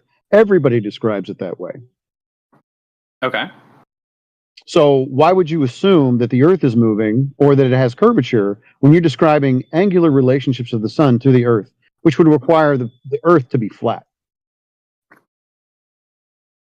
You think that things can have, you can take a piece of paper or a ball and move something around it, and they can both have angular relationships with each other. I don't understand. How would you get the angular elevation angle of the sun on the Earth, assuming the Earth to be a sphere? Give me the angular relationship and measurements if the Earth is a sphere. How would you get an elevation angle with a curved surface? An elevation angle with a curved surface? Yeah. An elevation angle with a curved surface. I don't think that that's necessarily how you would have to do that. I don't care what you think. You just told me that angular relationships are described and can be done on a ball. So I'm asking you, the angular relationship of the sun to the Earth can be described or measured as at a ball. So that would be your baseline is a curve. So how would you measure that angle with a curved baseline? Okay, well, you're not understanding what I'm saying. I'm saying you could talk about like a point. Are you talking about a point on the sphere? Is the Earth its angular relationship to the sun? Is the Earth a sphere? Yeah. Okay, so how would you get the tangent point to measure from? You can pick a point on the Earth and measure its angle to the sun. Okay. Yeah, that's possible. So there's a tangent point on the sphere to measure from. There's a radius with a tangent point. It doesn't have to be tangent. Well, wouldn't you need a tangent point and then a tangent plane to measure an angle from? No. No? So you can measure an angle from a curved baseline then. Show me how you do that. You can measure an angle from one point to another point. That's just like it's obvious. But the point is that you have to have. Show me how to do it inside chat. Go ahead. Don't scream. Just show me how to do it. I'm not screaming. Jesus, you got some soft ears there, buddy. Go ahead and just go ahead and not red herring away from the point and show me how you do that on a curve. So funny. You're just throwing out like logical fallacies as if as if they mean something. That's hilarious. I'm asking you questions. I don't know what you're talking about. Don't you dare ad hom me, son. Why are you red herring away from the point? I have to demonstrate what it is you just claimed, and you won't do it. Why are you not doing it? Okay. Just addressing. I think you just want to have it both ways. I think you want to be able to ad hom me and go ahead and describe what it is that you're talking about, or you can just kind of red herring and talk about anything except what I asked you to do. But I just don't think you can have it both ways. I don't think you can both bad mouth me and ask me. No, I'm not bad mouthing anybody. I'm asking somebody who's decided to red herring away from the claim he just made about, taking angles from a curve to a different point. I'm asking him to demonstrate that, and he doesn't want to do it all of a sudden. He wants to go back to logical fallacies. So why is it that you're avoiding the thing that you claim? I'm not avoiding the thing that I claim. I'm talking about it right now as you're talking over me, telling me I'm not. Okay, So there's a coordinate system. Don't tell me about coordinate systems. I want you to demonstrate an angle from a curve that you said can be done. Demonstrate an angle from a dude. You didn't even say anything there. I hope you don't think you just said something. So now he's just saying that I didn't say anything. Apparently he didn't say that you can take an angle from a curve. So you can't get an angle from a curved surface. You have to use a flat surface or zero. Is that right? Oh, you finally unmuted me. Okay, holy shit. Jesus Christ. So you can just swear and avoid the point, or you can say you can get an angle from a curved surface, or you must have a flat baseline. Which one is it? All right. Can you stop muting me, please? Okay, well, then just demonstrate what it is. What were you talking about earlier? The point-to-point measurements that you were talking about? Angle? Yeah. So there's, yeah, demonstrate. Okay. So like on the Earth, the way the that sun. I see it. No, I don't want your subjective analysis. The way that you see it, I want you to demonstrate the thing that you claimed.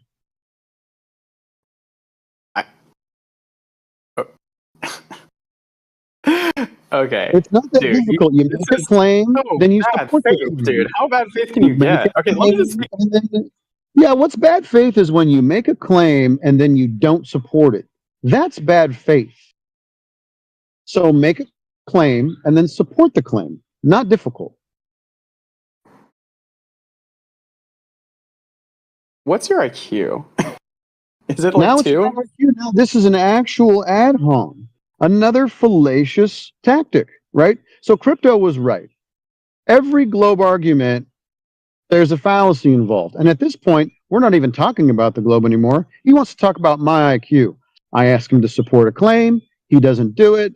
So to make himself feel better or to somehow salvage this conversation, he's going to ask me about my IQ.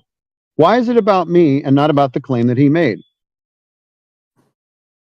Because you keep muting me. You said you'd stop muting me, and then the next second you're muting me. Yeah, no, I said I was going to continue to mute you when you make a fallacious argument. You keep doing that, I have to keep muting you. Show me how you measure an angle from a curved surface, or whatever it was that you were claiming earlier. Maybe you can clarify for us so we can stay on topic. Yeah, and what he's asking for is a measurement, not a calculated distance using a coordinate reference system. Okay, let me just clarify my position. You can measure angles from one object to another in a given coordinate system. The reason why I'm bringing up coordinate system is because it's necessary to have a point of reference, right? And if you have two points, in a three-dimensional space, they can have some angle difference between them. That's plausible. All this stuff about elevations and curvature, these aren't things that I'm saying. I mean, maybe those are points that you want to bring up within your own argument about to prove your point, but I'm trying to prove my point.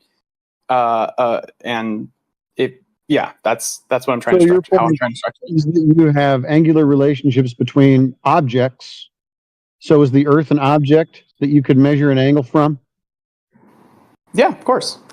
Is the Earth a sphere in this scenario? That's what I'm trying to prove, yeah. Okay, so you're going to build the question that the Earth is a sphere and it would have a radius and a tangent point. I didn't say the tangent point thing, although you could draw... You have to have one. So listen, when you look at the horizon and you think you're on a ball, you have to imagine that what you're seeing across your vanishing line is below elevation of your feet.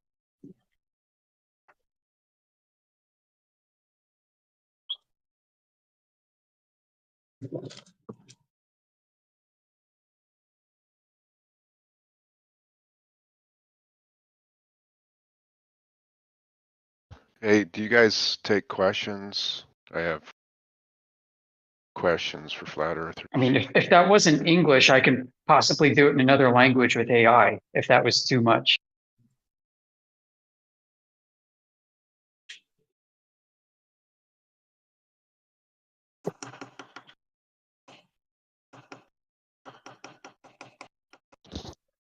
Okay. Hey, do you guys field questions? Wait, okay, I just want to point out that you guys asked me a question and then muted me. I'm sorry, I unmuted you now. Okay. Could you repeat your question and then I'll answer it? Oh yeah, I mean, it was more of a comment. So look, I mean, if you think you're on a ball, right, then the vanishing line across your field of view, which you think is the horizon of Earth, has a lower elevation than your feet, right? Yeah. Mm-hmm. Okay, so you need to measure that. Yeah. Well, and I agree with that. And I think this would be true for like if I was doing arguments from like talking about the curvature of Earth, and we can get there, but I was just talking more about celestial bodies, which wouldn't really have to deal with elevations. It's a separate type of argument. I just want to be clear about this. Yeah, we're not flying spaceships around. Okay. I guess the way I'm trying to structure this argument is just provide you guys with evidence of observed phenomena that maybe we can agree upon, and then we can talk about what makes the most sense in terms of like modeling this phenomena, right? Like that's to me that's the scientific method, right? We have modeling can come later and should not be construed as the culmination of all knowledge and experience gained on this, right? Because a model is an observable phenomenon. Yeah. Yeah, you model observe phenomena. Yeah. Yeah, Wait, exactly. sorry. So you need an observation. Yeah. Okay, so we begin with that. So what is the observation that you want to model? And is there an observation that you can present that would indicate that Earth is curving in accordance with the prescribed dimensions? Yeah. Okay. You want to? I mean, we can go more the curvature argument. I was talking about celestial bodies as like an explanation for why we have, we can go the curvature route, which is fine. So okay, so we can let's go do the that. route too. That's what you want. Yeah, Sure. celestial bodies, the celestial sphere model is not exclusive to the globe. So we can definitely park that aside. It's not going to help. Okay, how about we do this? Okay, we'll do the curvature model, right? Like, the phenomena of gravity is explained in my model. I can talk about how it is. Can I ask you, how do you observe? Like, what is your understanding of gravity? I'll accept gravity. Okay, it's your responsibility now to link it to globe curvature. Sure. So I think that like ultimately, so here's some just, this isn't like the hard line proof or whatever, right? But like gravity as a force, it's going to go toward the centroid of mass, right? It's going to point in the direction of the center of mass, right? And we can observe things like, for example, things like bubbles, right? Bubbles form in like spheres because ultimately the shape of a sphere is like equally distributing the pressure in a way where the how do I express this? Basically it equally handles the surface tension, right, of the bubble, and then so it's like, how's a good way of explaining this to you guys? But basically, it's bubbles are spheres, therefore Earth is a sphere. This is another one. There's another one with the formula of an inward force. Okay, because like the pressure, the outer pressure. Okay, all right, fine. Okay, if you guys are going to go that direction, how about this? Listen, I'll stop you right now, and I'll tell you this: gravity's not going to work because you can have multiple geometries. It would produce the same effect that we have. For example, a cylinder. You could have a cylinder with a developable surface. That's where we live. If the cylinder is sufficiently long or deep, like to infinity, then you've got a downward vector that's universal and across the entire developable surface. And we've modeled that out. So you don't need a ball. What you said doesn't make any sense. You don't need a ball, kid, for gravitation. You can also use a cylinder that's really, really long, and you're at the top of it. And there are other configurations that also work. These are just two. They don't. And the reason why they don't do. Work, it's not. I can give you the paper if you want to read it. Sure, I could get the paper, but it wouldn't work because it's an inward directed force. The inward, but hold on. The cylinder is like deep, like light years deep. There's like a light years deep cylinder. Light years deep cylinder Earth. Yeah. That configuration works great. Just as ridiculous as light years far away balls of plasma in an infinite void. No, if you get outer space fantasy, we can invoke outer space fantasy too and make things work and model it, and it works. It's got a lot of practical use. What, dude? No, it doesn't work like that. No, it's not like it is working that way, which means you don't have exclusive claims. You do not have an exclusive claim to a globe. What does that adjective mean in front of that word? It means what you are proposing works flat or globe. Okay. You brought up gravity. That works flat or globe. Yeah, no, it really mostly supports a globe. It really does. No, it really doesn't. Okay, you can say that, but I think that okay, so it can be modeled. How it works? Can I please? Okay, you're not gonna let me get a point. Yeah, we're literally watching you cracking up, dude. This is your cognitive dissonance kicking. No, it's just you're not like actually responding to the thing. You're like, explain my point. The paper's by A.C. Tort at a university in Italy. He modeled gravity on a cylinder. General relativity. Okay, can I ask you just really fast? What's your background? Do you have like a physics background? Are you familiar with? Yeah, I empty garbage for a living. Okay. Can I ask you? Let's just do some basic physics here. Okay. What is like? Okay. What is energy?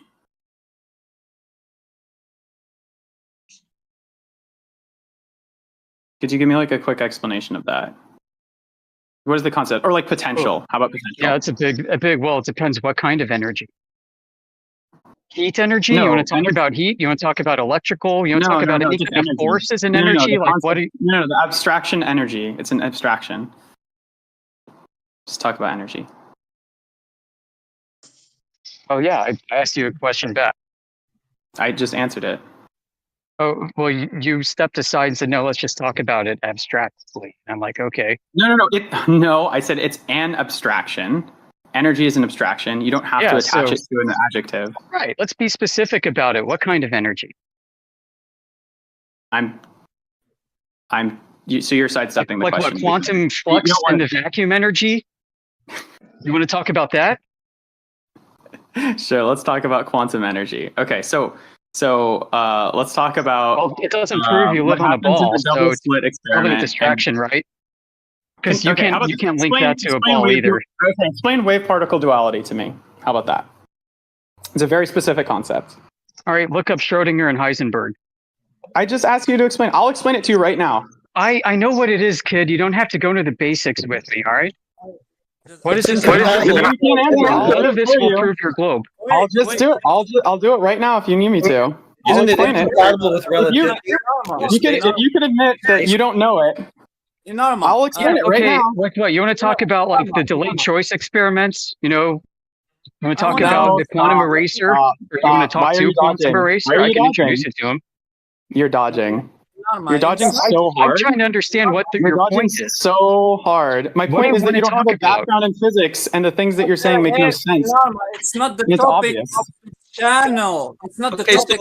You know it. So what physics claims were made? You're dumb. You don't have a brain. That's why. Cool. All right, yeah. Talk about him some more. So what physics claims were made that are incompatible with reality being a globe? I'm not. Okay, I just wanted to be very clear. You're dodging. Okay, you're dodging, actually, because I just want to know what physics claims were made that are incorrect, right, that would incorrectly lead somebody to believe the Earth is not a sphere. What? I think I've answered plenty of your questions. I want one question. So you're not going to answer. You're just going to answer by telling me you've answered plenty of questions while not answering. Cool stuff. So what was said with regards to physics that has anything to do with the fucking topic? I'm literally checking if he has a basic understanding. Okay, so you're talking about him. He's not the topic. So why don't you get it back to the topic and tell us what you can say about physics that tells us in some way that the Earth is a sphere or isn't? What do you have? Well, I can tell you this much. I can tell you that if somebody doesn't have a basic... Okay, so you're going to talk about us again. I already told you the people here are not the topic. The Earth being a sphere or not, that's the topic. So what do you got for us within the realm of physics that pertains to that? Try again. Do you think that it shows weakness that you have to mute me? Yeah, no, I think it shows weakness that you literally cannot address what I'm saying. And so every single time you just talk about me or being muted or something other than what I'm trying to get it back to, which is the topic of the place. The fact that you can't address that shows a lot of weakness on your part. It seems like you'd have to have a massive push. Yeah, so you're going to talk about me again. Seems you, hey? Okay, so what aren't you getting about this? Like, are you just a retard or what? I'm just way more confident than you are, and you can't handle it. Yeah, now you're talking about yourself. So you literally cannot talk about anything but the people in this room. It's going to be me, it's going to be Amish, it's going to be you. You can't address the topic. You're fucking bricked, bro. Yeah, weak minds talk about people instead of issues. No, weak minds mute people because they can't. No, I mute people because they can't get on topic. That won't happen. Here's my promise to you. If the next thing you say is on topic, guess what won't happen? You getting muted. So I've told you what the topic is. By now you should know, and you should know how to avoid getting muted. Let's see if you figured it out. I'll give you a try. Well, I think I should at least have some say in the direction of the conversation. Do you think that's fair? Not if you're going to take it off topic. Yeah, why did you ask about what is energy? That has nothing to do with anything. And throughout the course of this discussion, the audience has learned who is driving the discussion here and who holds more knowledge. He already told us what he was trying to do. He already told us what he was trying to do with that line of questioning anyway, which was to suss out you and your knowledge and your level of yeah. So you're talking about the people in this room, not the actual topic. Well, I think that energy has a lot to do with the topic if we're talking about gravity. Gravity and energy are interrelated. Let's talk about gravitational potential energy. Let's talk about gravitational potential energy. Okay? Gravity's not energy at all. Gravity is not energy at all. Gravitational potential. Yes, gravity. There is gravitational potential energy. It's a real thing. Gravity is not energy. Can you provide a measurement of gravity as energy? Yes. Okay, so let me talk specifically about gravitational potential energy. So gravitational potential energy is stored up as things are raised above, up to a certain elevation, right? So if something is higher up, you can notice that it's storing gravitational potential energy. As you let that thing go, it drops to the floor, and that's a release of gravitational potential energy. And that potential energy is converted into kinetic energy. Okay, so kinetic energy is like movement, right? So it's just static from that equation. Because it's completely irrelevant. Electrostatic would have to deal with like a charged particle moving from a point. Yeah, is hundreds of times stronger than the force of gravity. Before we get to electrostatics, I want to butt in real quick and just say, hold on. We can get there. Let's party here with what gravity is supposed to be. So are you saying that once you pick something up, you disturb its inertial state, right? Not in the way that you might be thinking. Can you describe what you're saying before I agree to it? Okay. An object at rest has inertia. Okay. An accelerating object does not. Does not what? Does not have inertia. No, incorrect. Oh, an accelerating object doesn't have inertia. Do tell. Yeah. Okay, so when you drive in your car, the car overall has inertia, and it's a lot harder to move your car at first. However, once you get it going, it'll start going, but then it's still going to struggle. There's going to be some types of what do you call it? Like friction related to the thing. It's you are gish galloping. Let me stop you and teach you what the answer is. Acceleration is a change of inertia. Yeah.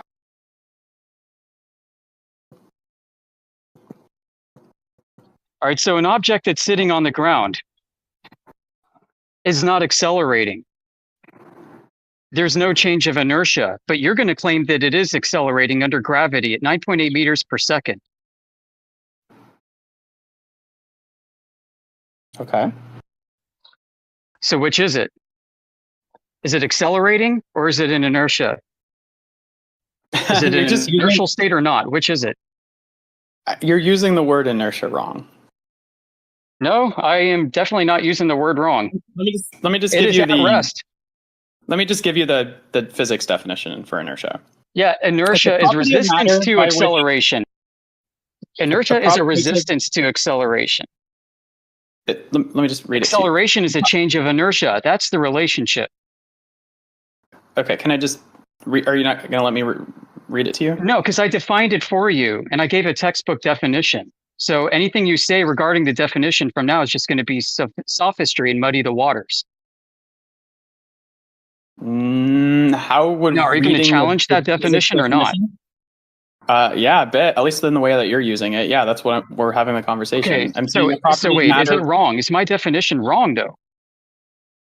At least in the way you're using it. You may have read from a dictionary, but your understanding of it seems very questionable. No, hold on a second. I'm testing your understanding. You're trying to tell me an object that is in an inertial state is also accelerating. Wait. Is Earth itself an inertial reference frame or is it an accelerative reference frame? Which one is Earth itself? Inertial or accelerative? Are you asking two questions back to back? This makes no sense. It's Just follow on. ask one question. It's directly following the last question, because this is the question that I was leading up to. Is Earth itself at a Do you know what a state Gish of gallop inertial is? rest, or is it accelerative? And how do you differentiate between the two? Do you know what a Gish gallop is? So what you're doing is a Gish gallop. You're asking more questions than I can No, respond we're to. still talking about motion No, I'm just and talking gravity. about a logical fallacy. This is a logical fallacy. What you're doing, it's fallacious. It's fallacious All right, thinking. what What you're is doing the is you're fallacy? asking more questions than I can respond to. Okay, well, why don't you So you start just need to ask responding? one question. All right. So ask one question. All right, And let fine. me Is respond. Earth inertial or accelerative as a reference frame? Is it inertial or accelerative as a reference frame? That is okay. I would say that it is this question to me is another fallacy known as a false dichotomy. Oh, is it? So Earth moving or not moving is what the question asks. Okay. Okay. You can ask that, but that's not what you said. So Oh, so you want to ask something is that's Earth moving is or not moving, accelerating yes, it in is a moving. circular path? No, it's actually here's- not a false dichotomy. It is. It is. Okay, here's my conception So of Earth it. is Inertial moving and it's not reference moving. is- Let's hear this. Okay, at least let me Someone's respond. incredulity is showing.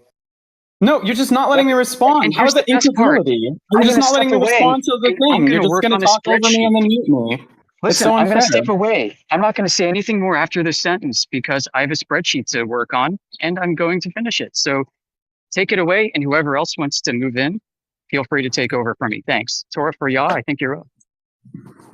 All right. So the inertial reference frame is the way that you're conceiving of that is wrong. The inertial reference frame responds to like an object moving at a given velocity, and then like you can also compare it to other objects, right? So like you could say like, for example, like we're going to take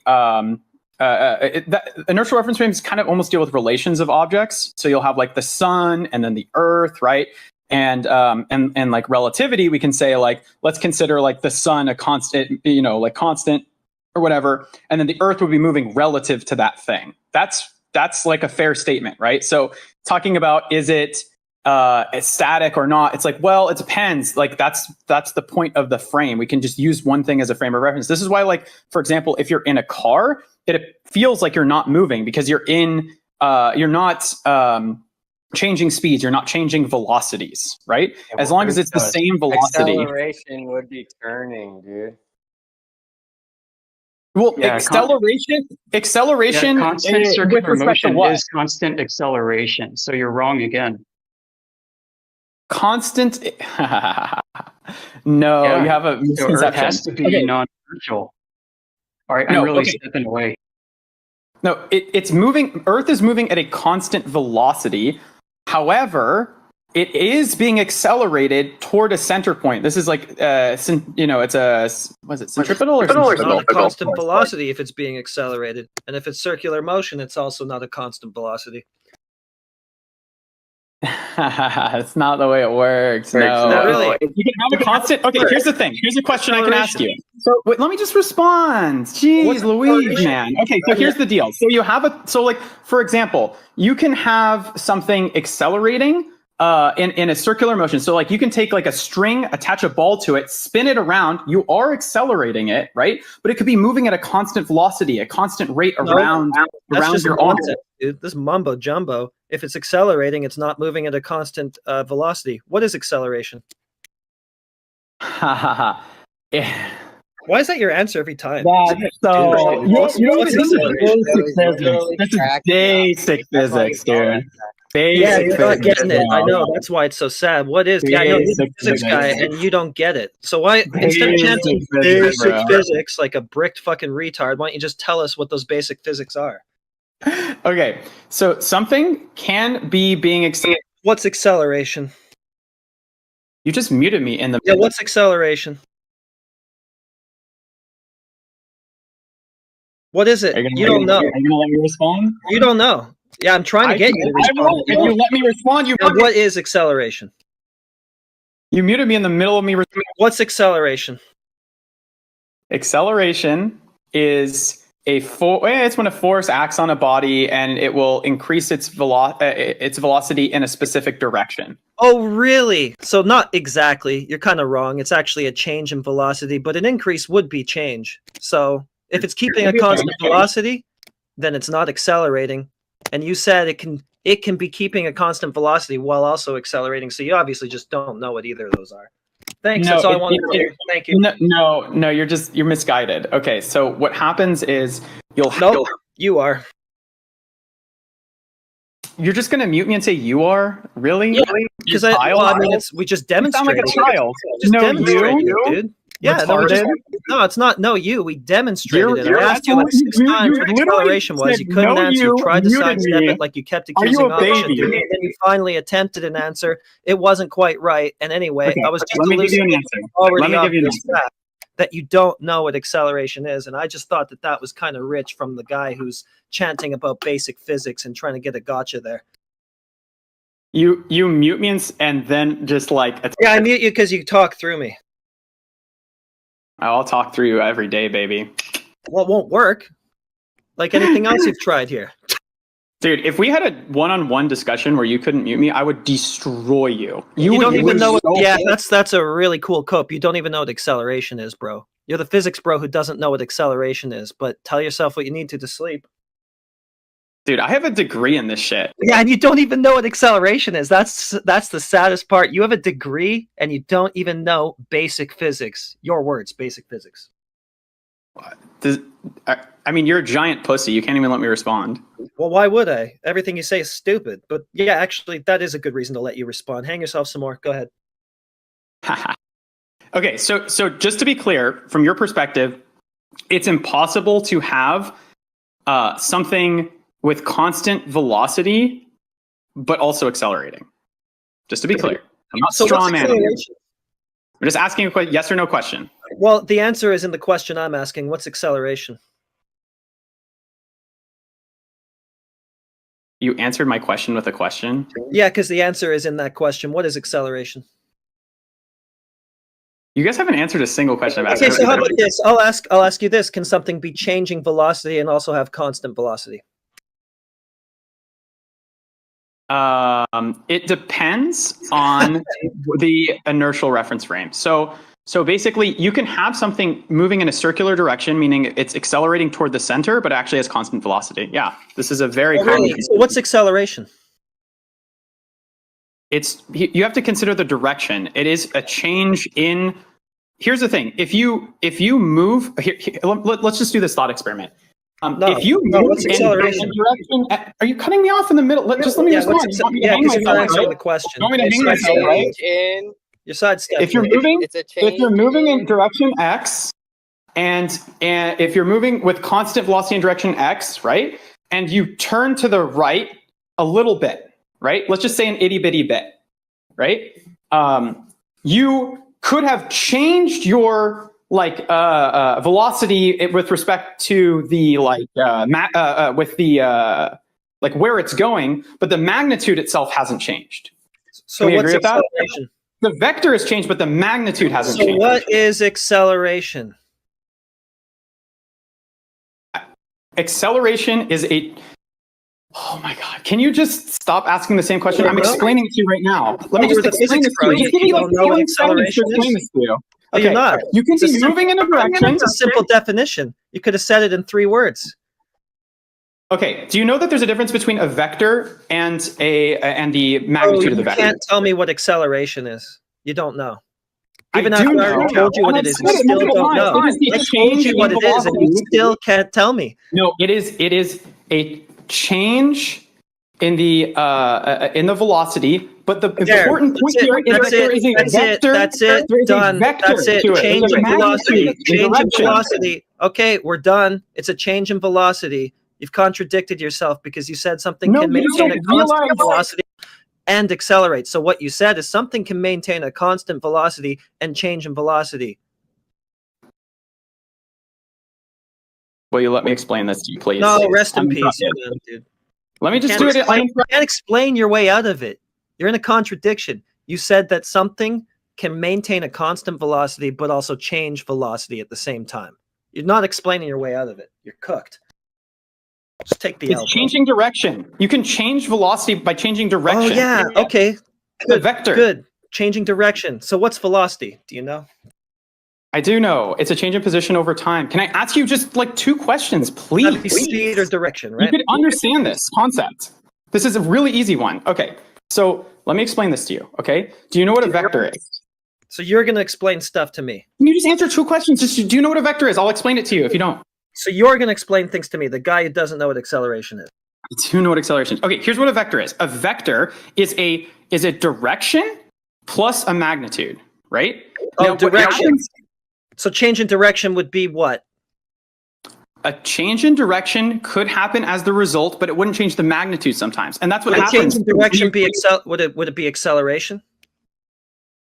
A change in direction would require it to accelerate. You would have to be changing the vector for the velocity. So that would be a change of velocity, a change in direction. Yes, you can, and that's what's happening with centrifugal force. You're having the vector, the direction's changing, but the magnitude's not changing. So overall, it's at the same constant velocity, same magnitude of overall velocity, but the direction's changing over time. Velocity's just magnitude now. Now it's not direction, but a second ago you said it was both. Which one is it? So it is both, but I'm saying that in this case, it's 2 things. That'd be a change of velocity then if you're changing direction. So that'd be acceleration. Velocity is a 2-component thing. It has a magnitude and a direction. No shit, that's what I've been telling you this whole time. Yes.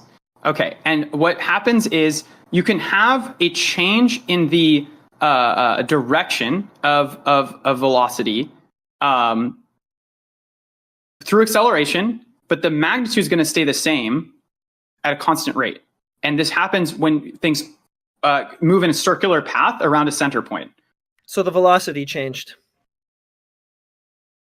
Yeah, but it was the component is the direction. So it didn't remain constant. No, something changed, just not the magnitude. It's the velocity did. The one component of the velocity changed, which was the direction. Right. So when you said it maintained a constant velocity, but it's actually changing velocity, that was incorrect.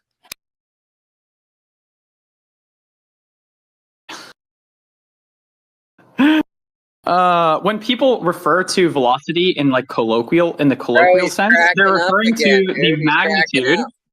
They're referring to the magnitude typically. No, they're not. They're referring to velocity, which is magnitude or direction. Magnitude and direction. So okay. That's what velocity means. He's cracking up. Oh my god. Oh my god. It was so... All right. I think I've had my fun for the day. I thought it was hilarious. Yeah, I'm cooked, man. You got me. You got me good, boys. You crushed me. Dude, I can't believe you don't have a basic understanding of this shit. You're done. I'm so cooked. I'm so cooked. Yep. Oh my god. At least. Oh Lord. All right. Thanks for coming out. Physics major. Learn some basic physics next time. Dude, I'm like a top EE student from a top university. You're retarded. Well, all you got is just flexing your credentials because you don't really seem to have much knowledge. So I guess that's why you have to do that instead. You got me, buddy. You got me. What can I say? You defeated me. Where do they grow these people? Like, seriously, where do they grow them?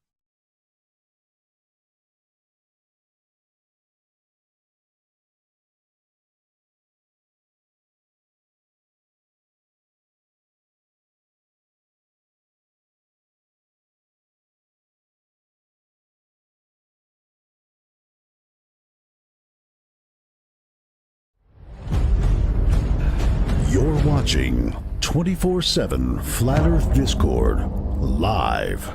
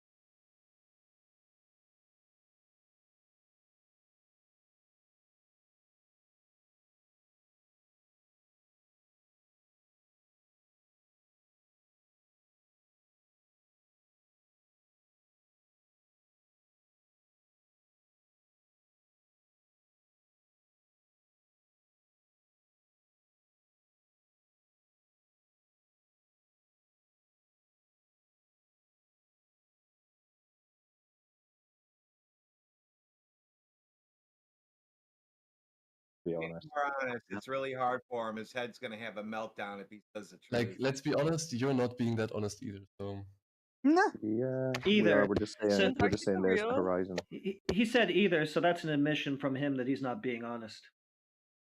Is Antarctica We're just saying real? we're the horizon. You guys Brilliant. start spiraling already. Well, that was funny. Random I don't know. Someone else question. can take over. yeah, what's like how is the Earth if you look from top to down? Is like the North Pole in the middle, or is What do you want to know about Antarctica? Is Antarctica real? Like, is it real? No. What do you mean is Antarctica real? Like, it's like a What do you real mean? place. Where do you think Yeah, penguins go on come then. from? Exactly. It's Exactly. like, So what? is why it like did a you say barrier, like exactly? around the world? Like, Exactly. Oh, I'll tell you what. Can I answer this? yeah. According to some ancient mariners, yeah. According to Captain Cook, who sailed the seven seas and went down to the southern oceans and took 3.5 years to circumnavigate 60,000 miles around the interior of Antarctica. According to him, yeah.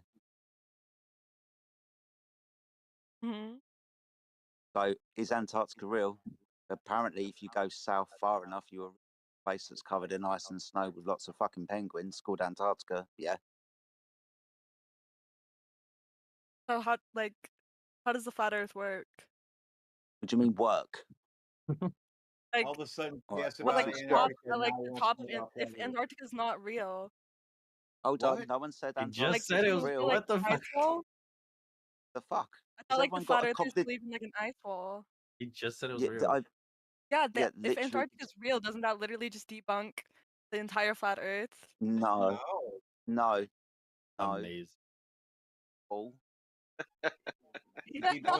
You have a conception, man. Is in these Like, people's heads? What? It's crazy. Where's Antarctica? Where's Antarctica? Go the south. way that we're Go geared towards Wait, the no, way where's that we're Antarctica? geared towards the way that Go we're south. geared towards inquiry and questioning others.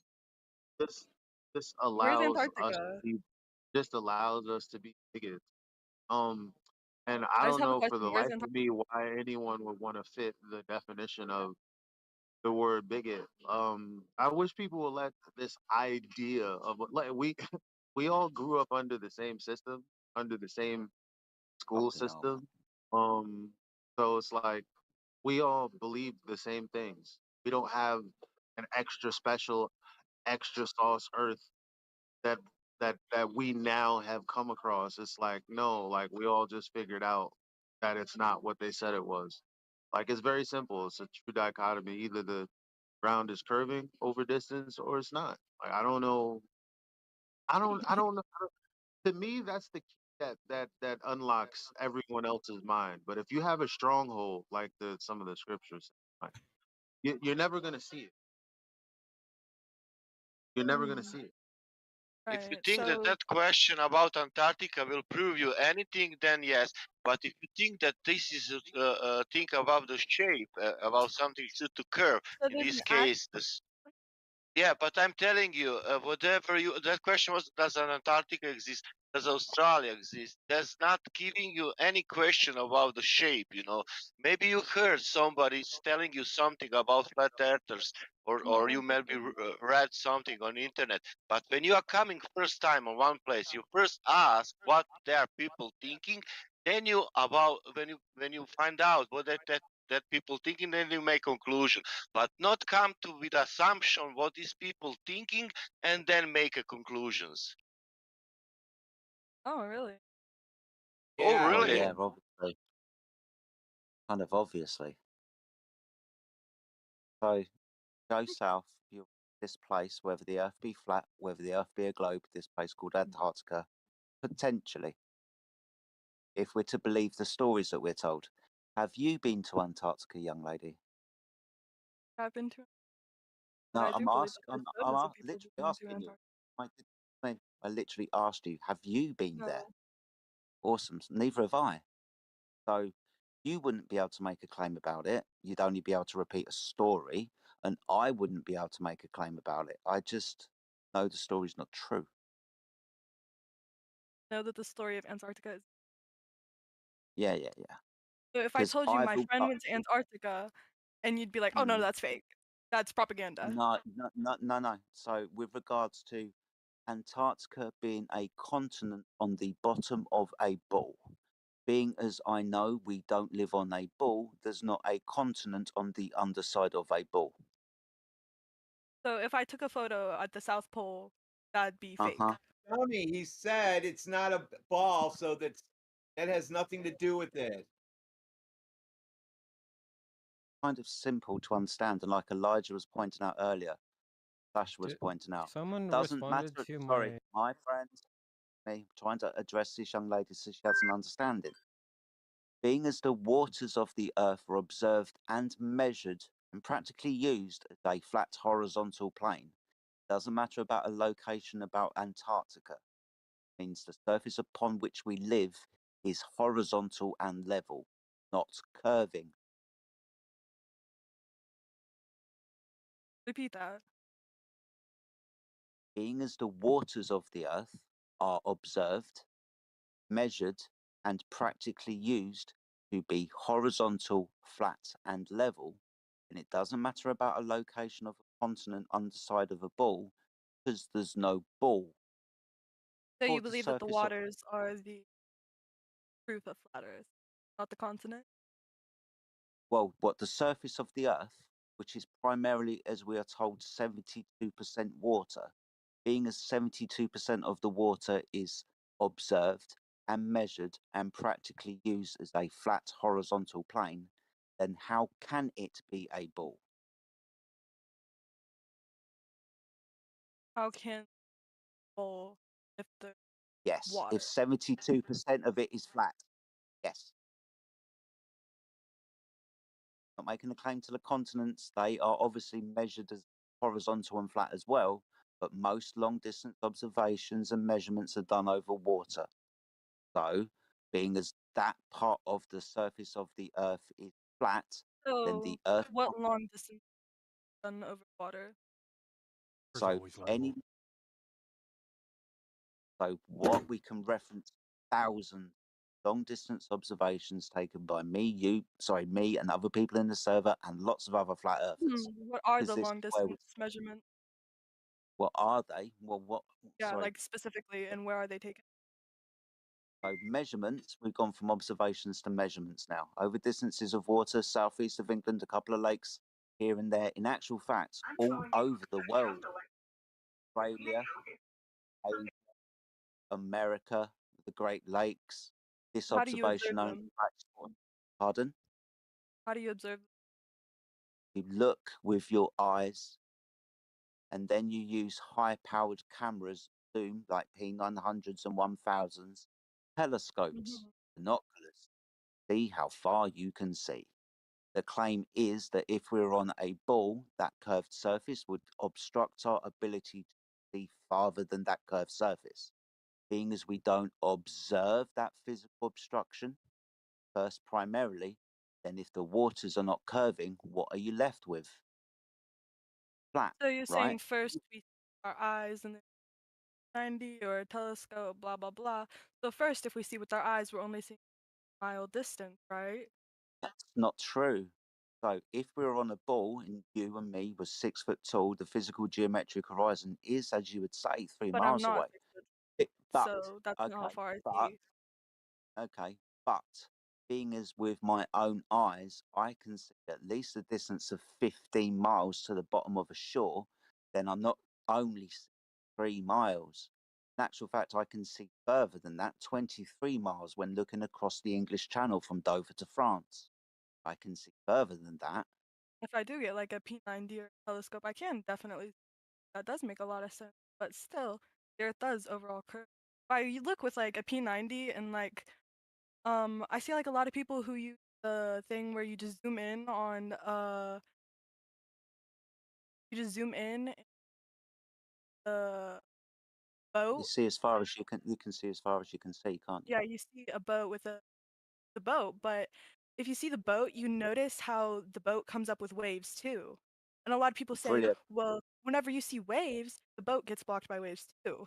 Okay, A lot okay. of flat So earthers say that waves are also like hills too. okay, okay. So will you humour me for a moment, please? Guys, we're going to do an experiment. Can somebody post a black swan for me and see if this young lady can tell us where the horizon is?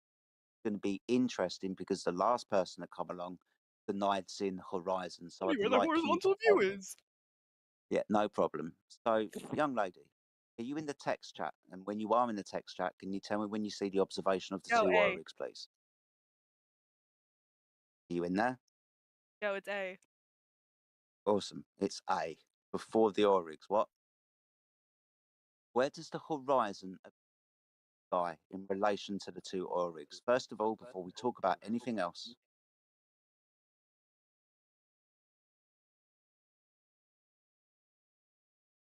Have you ever heard of horizontal perspective? have you ever heard of answering the question? Being coached by somebody. I'm being. Awesome. So in relation to the two oryx, be honest, where does the horizon appear to be? I'll give you three choices. Does the horizon where the sea meets the sky appear before the two oryx? The horizon appear in front of the two oryx? Or is the horizon beyond the two oryx?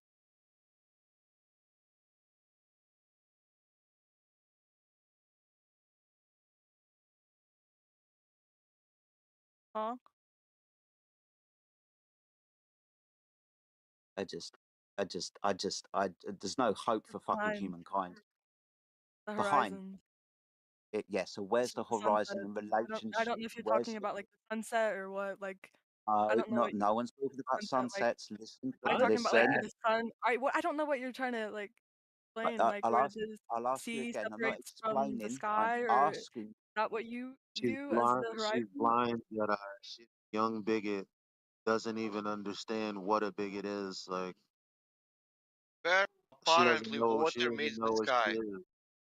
It's all good. They, They where, can't see it. You know, it's interesting. Um, my friend, I was speaking to my friend, and she was asking me questions, and she had told me she was on some island, I think, or some saint somewhere, looking at Cuba or something. I don't know. I'm not a geologist. I don't know where. But so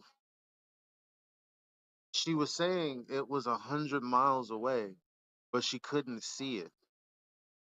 And she said, I never in my like experience at all thought about not seeing it because the earth curve was in the way. She's just like, I knew it was straight in front of me. I just knew I couldn't see it. Can I have But I permission didn't to think talk that in but chat?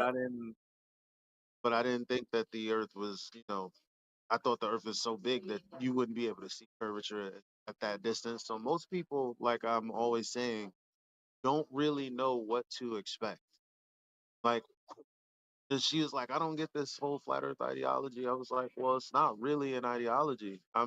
Every time I Can I have tell you permission something, to I talk just in the describe to 24/7 you. flutter?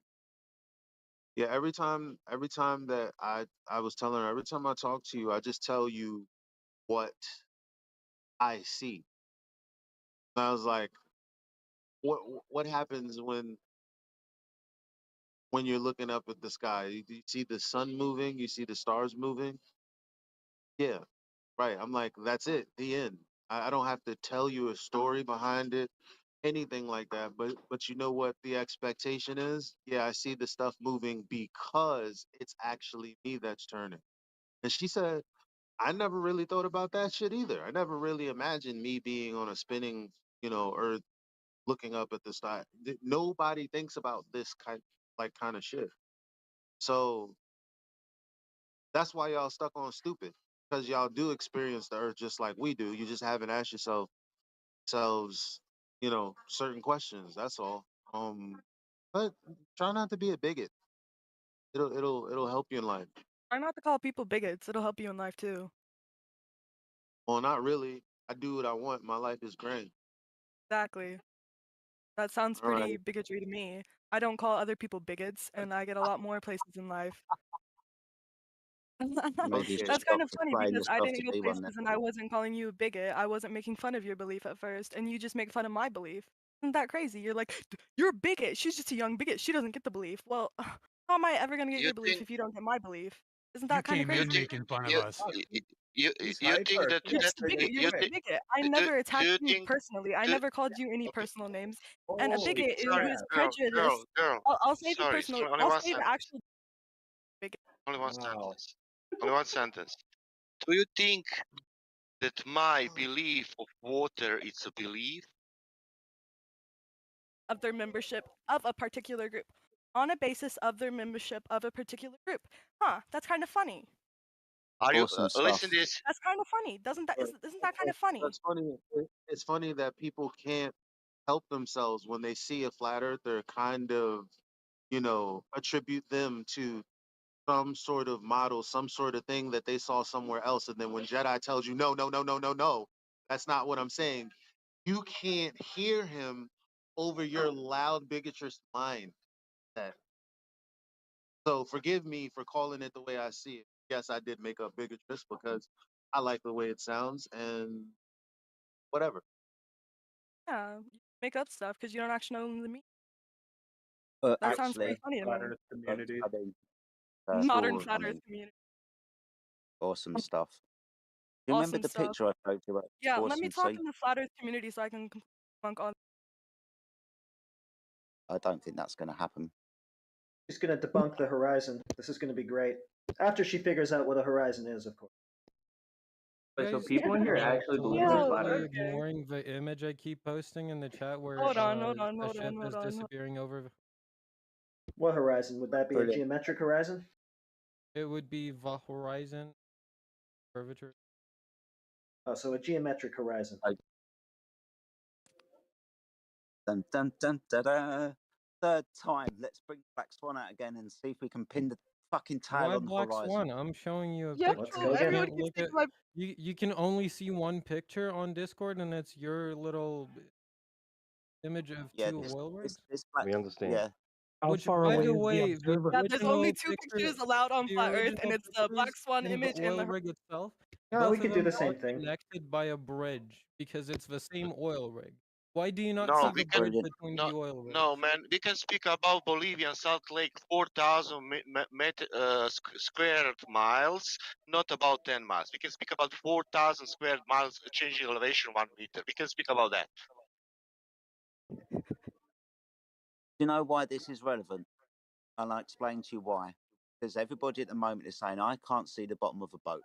But when we demonstrate to them that that physical obstruction moves and is an optical phenomenon and not the physical curvature of the Earth, they end up spiraling. Can't handle it. The problem. And then what happens is they give us other observations of the horizon and moving again. It's before the oil rigs this time. Brilliant. Compounding our point even more. Demonstrating that that physical geometric horizon that you claim was blocking fucking things moves around. Now tell me, can hills move? No, of course they bloody can't. That's ridiculous to suggest. So the curvature of the Earth can't move either.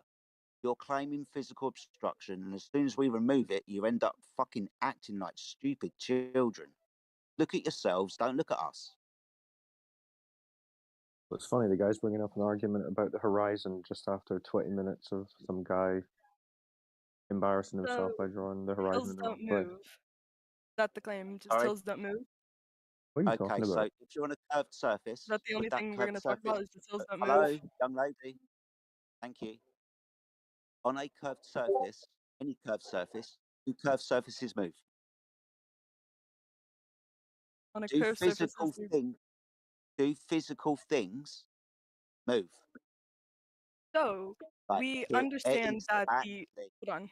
Exactly. So when you claim, I can't see the bottom Hills of that aren't object, flat. dude, why? I don't understand. But you have a problem with listening. Okay, just Well, I'm trying to, I but just you feel like keep it's a interrupting. bad. There you I go, just you've done it again. Brilliant, well done. You haven't got a boyfriend. You're definitely not going to have one for long because I wouldn't fucking put up with you. I'm sorry. I just said I was feeling like it's a bad like A bad feeling as soon, way to as soon as explain you it. make the assertion, as soon as you make the assertion, I can't see the bottom of something, and we remove the physical obstruction, demonstrating that that horizon is an optical phenomena, not the geometric curve of the Earth. What are you going to do? Speak through me? Get upset? What? Or are you just going to Can we address the issue concede that and half point of to the the Earth is observation round and and half of use? it is? I Shut don't up. think Why I'm the one everyone's getting happy? upset. Well, why you keep talking because you don't like it. No, However, I you're think going to you're the act. one muting that and I'm swears not at muting me. you at all. Literally not muting you at all.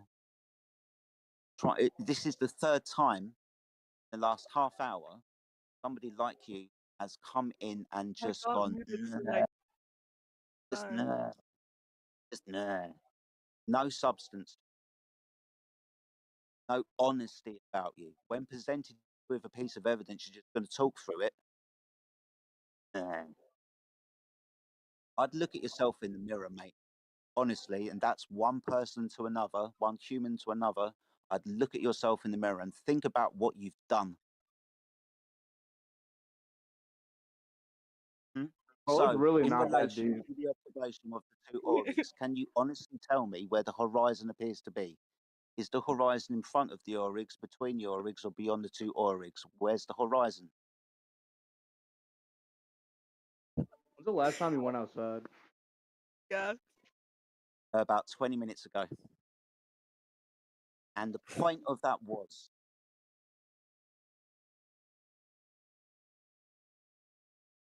come on, what was the point of that?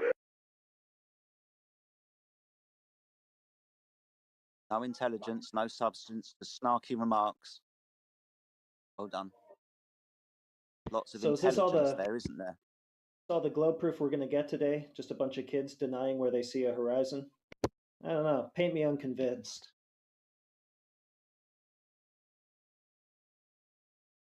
If the Earth is a ball of a radius of 3,959 miles, then every horizon distance will be no more than 1.2 times the square root of the observer's height in feet.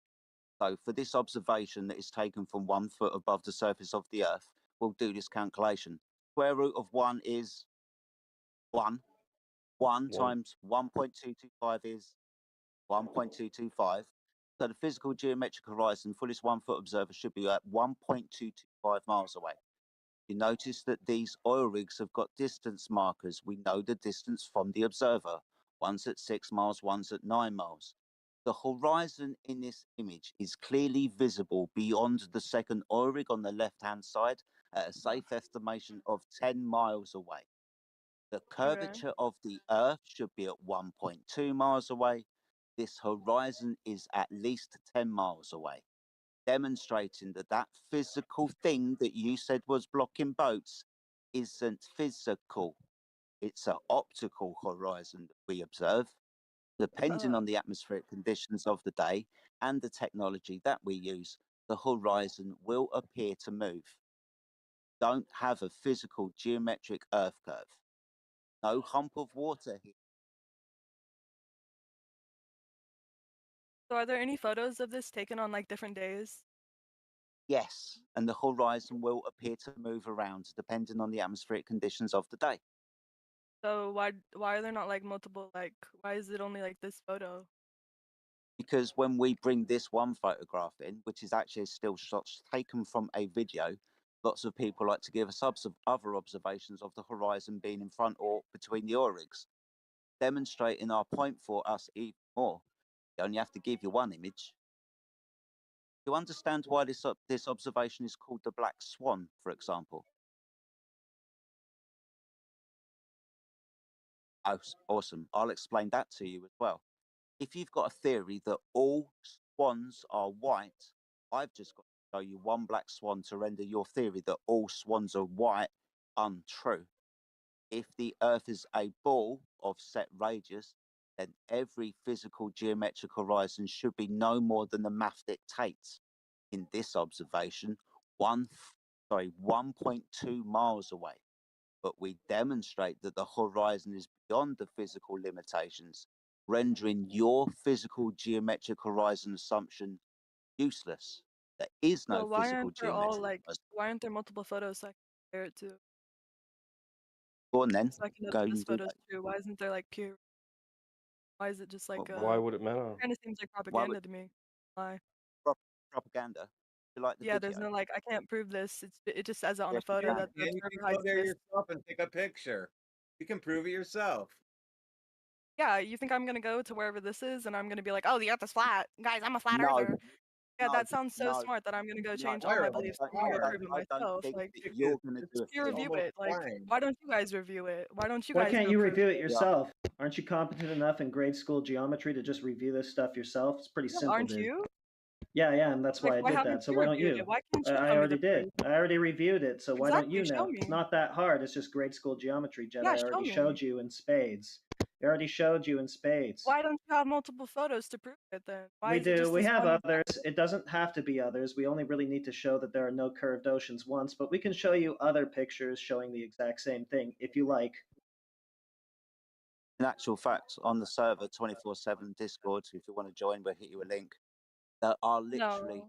hundreds, if not Just in there. thousands, of long distance observations all across water, lakes, frozen lakes, salt flats that, when observed, demonstrate that the surface of the earth, water, and land measured to be level, not the hills and valleys and so on. How many do you want? Can I just ask a question? Yeah, man. To the girl who's speaking right now. So, do you think the ground outside is spinning right now?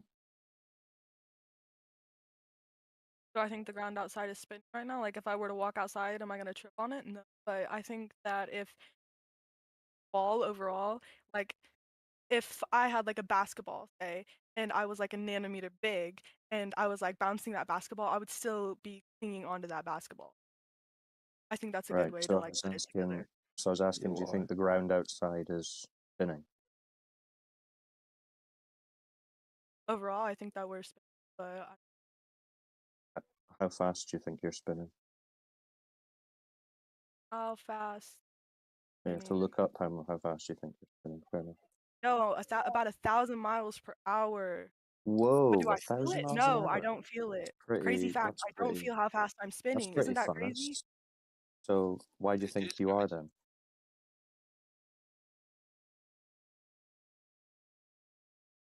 You hear me? Oh, she hears you, mate. Oh yeah, Yeah. she So hears you. why do you think you are then? Because I know the. Well, that's what I'm asking. How? You know, because you know? You know, because you can't feel it, right? Oh yeah. Oh Because you no, can't the feel it, flat right? earthers are gonna gaslight me into thinking the Earth doesn't move. Who gaslit you into thinking it right? does? Who gaslit you Whoa, into whoa. thinking it does? Yeah, don't do this to me, guys. Don't do this to me. Don't do this. I'm just asking. I'm just asking. What's making you think that it is? Since you said no, do I see it moving? No. Do I feel it moving? No. So why do you think it is?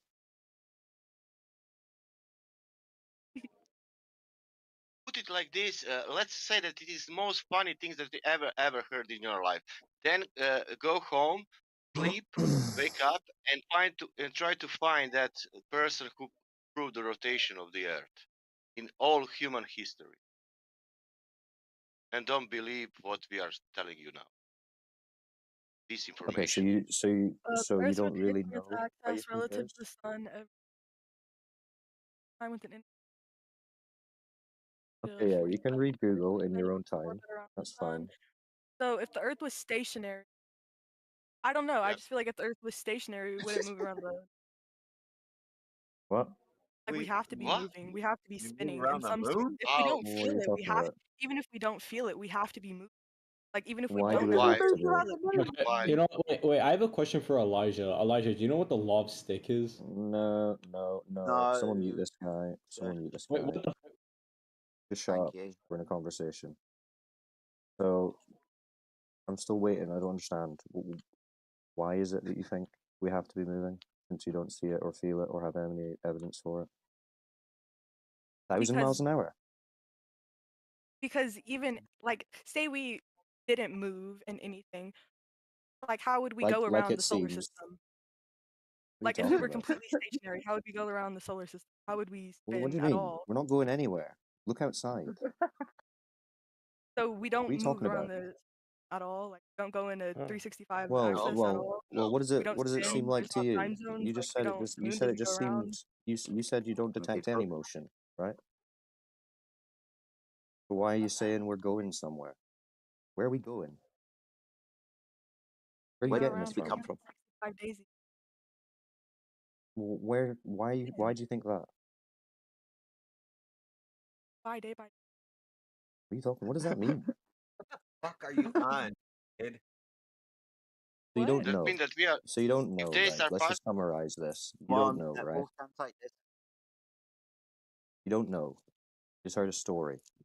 Yeah. No, I'm pretty sure I know that we go around 5 days a Okay. year. How do you Unless know? February, bro, How do you know? or February 20, That's cool. because it's How'd not you know? exactly. How'd you know? Study it, bro? What? What do you study? I study like how we. What do you But mean? I guess it's all What is fake. It's that? all What are When you did you studying study that? exactly? Because Study shit. you You just can't even physics. explain No, anything. guys. Let me. What are you studying exactly? What you got in front of you? It's telling you Huh? you're moving 1,000 miles an hour.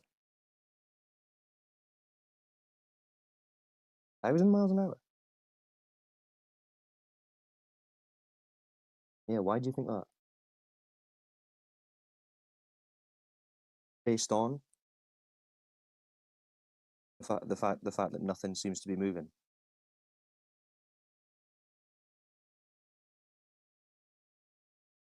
Guess so. Yep. There you go. Cool and story, how bro. is something not moving? I would Any suggest. questions? So, Sorry, Jedi. what if like the Earth stopped Yeah. rotating? Does anyone know what would happen if the Earth stopped rotating? Well, you didn't give us any evidence that it is rotating. Huh? You said you Exactly, don't but know. does anyone know? Okay, on a flat Earth, what happens if the Earth stops being? What is like on the flat Earth? What is Oh, like it's not everything? moving. It's not moving, bro. It's not moving, so the flat Stationary. Earth, nothing moves. It's not moving. No. Everything's Remember, like stationary. you went outside and nothing's moving. It's not moving. It's So not Yeah. nothing's move. Sun is moving Pretty and moon simple. is moving and stars are moving. Yeah. The ground is so we're moving at 1,000 completely miles an hour. stationary. It's crazy. There you We go. How don't is move. stationary? There Like you go. There's the word. in the way That's what in you the have way. evidence for.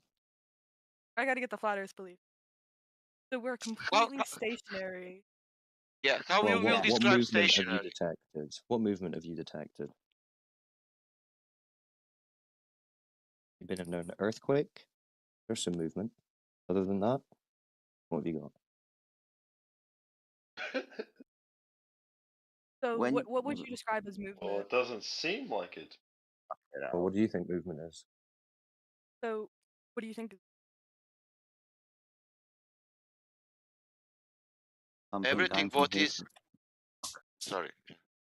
No, you're fine. It's What just is movement? I didn't understand her point, and I shut up to let you speak, Sasha. So please speak, man. No, Jedi, go. I only maybe you even have better than me in English. Yes. Mine will be. No, Yeah. you're fine. You're fine.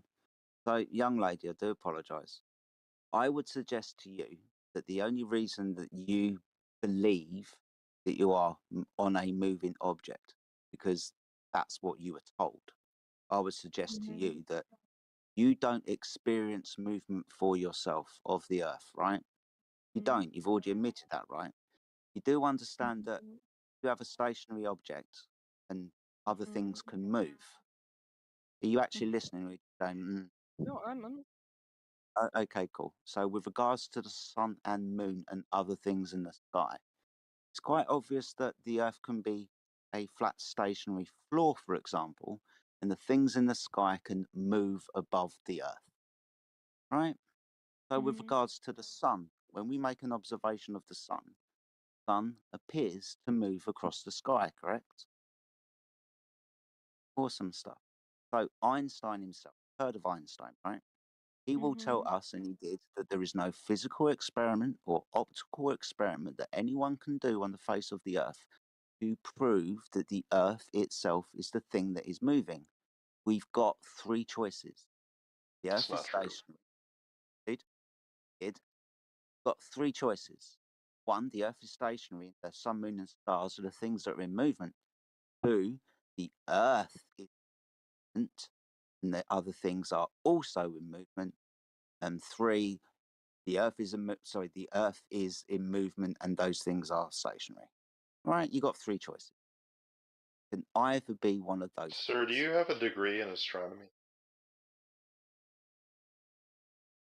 Appeal to being as credentials. we've only got those Yeah, three I got a choices. degree. Yeah, I got a degree in astronomy. What do you know? Being as we've only got those three choices, we are told there is only one option. Earth is a ball spinning, and that's why the sun, moon, and stars move across the sky. But there's no physical or optical experiment that anybody can do either way. Right? It's quite simple to understand.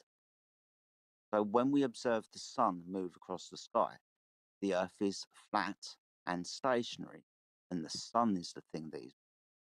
Right? That's what we will demonstrate to you. Because So the Earth ultimately, is the center of the universe? yeah, actually, if you cosmic microwave background, Lol. we won't talk about that. Yeah, Yo, well, we won't wait. talk You about that. believe? Wait, you What? believe we're heliocentric? Heliocentric, that Bruh. would be the sun at the center. Helio, That's what sun you believe. centered. Oh, we're Geocentric. geocentric. Believe we're geocentric. Yeah. The geocentric. You Now, believe we're I geocentric? will. You actually believe we're geocentric? I'm going to do this. I'm going to do this for you. Okay. There is no physical direct measurement of the curvature of the Earth. There is no physical direct measurement of the motion of the Earth. Funny, right? When they tell us that the Earth is a ball that moves, they've actually got no physical direct measurement of either of those two claims. They just assert it based upon a model. You know what a model is? No, I don't know what a model is. So it's a way of explaining phenomena. Right. Of course, I know what a model is.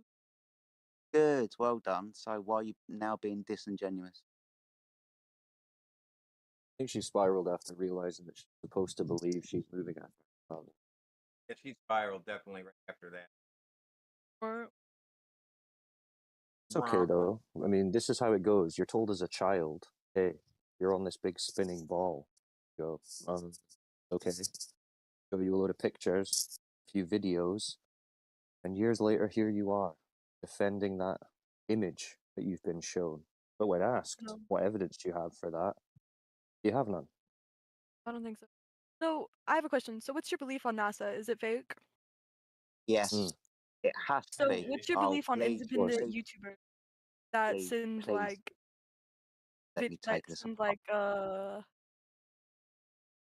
balloons up into the sky? GoPros up on balloons.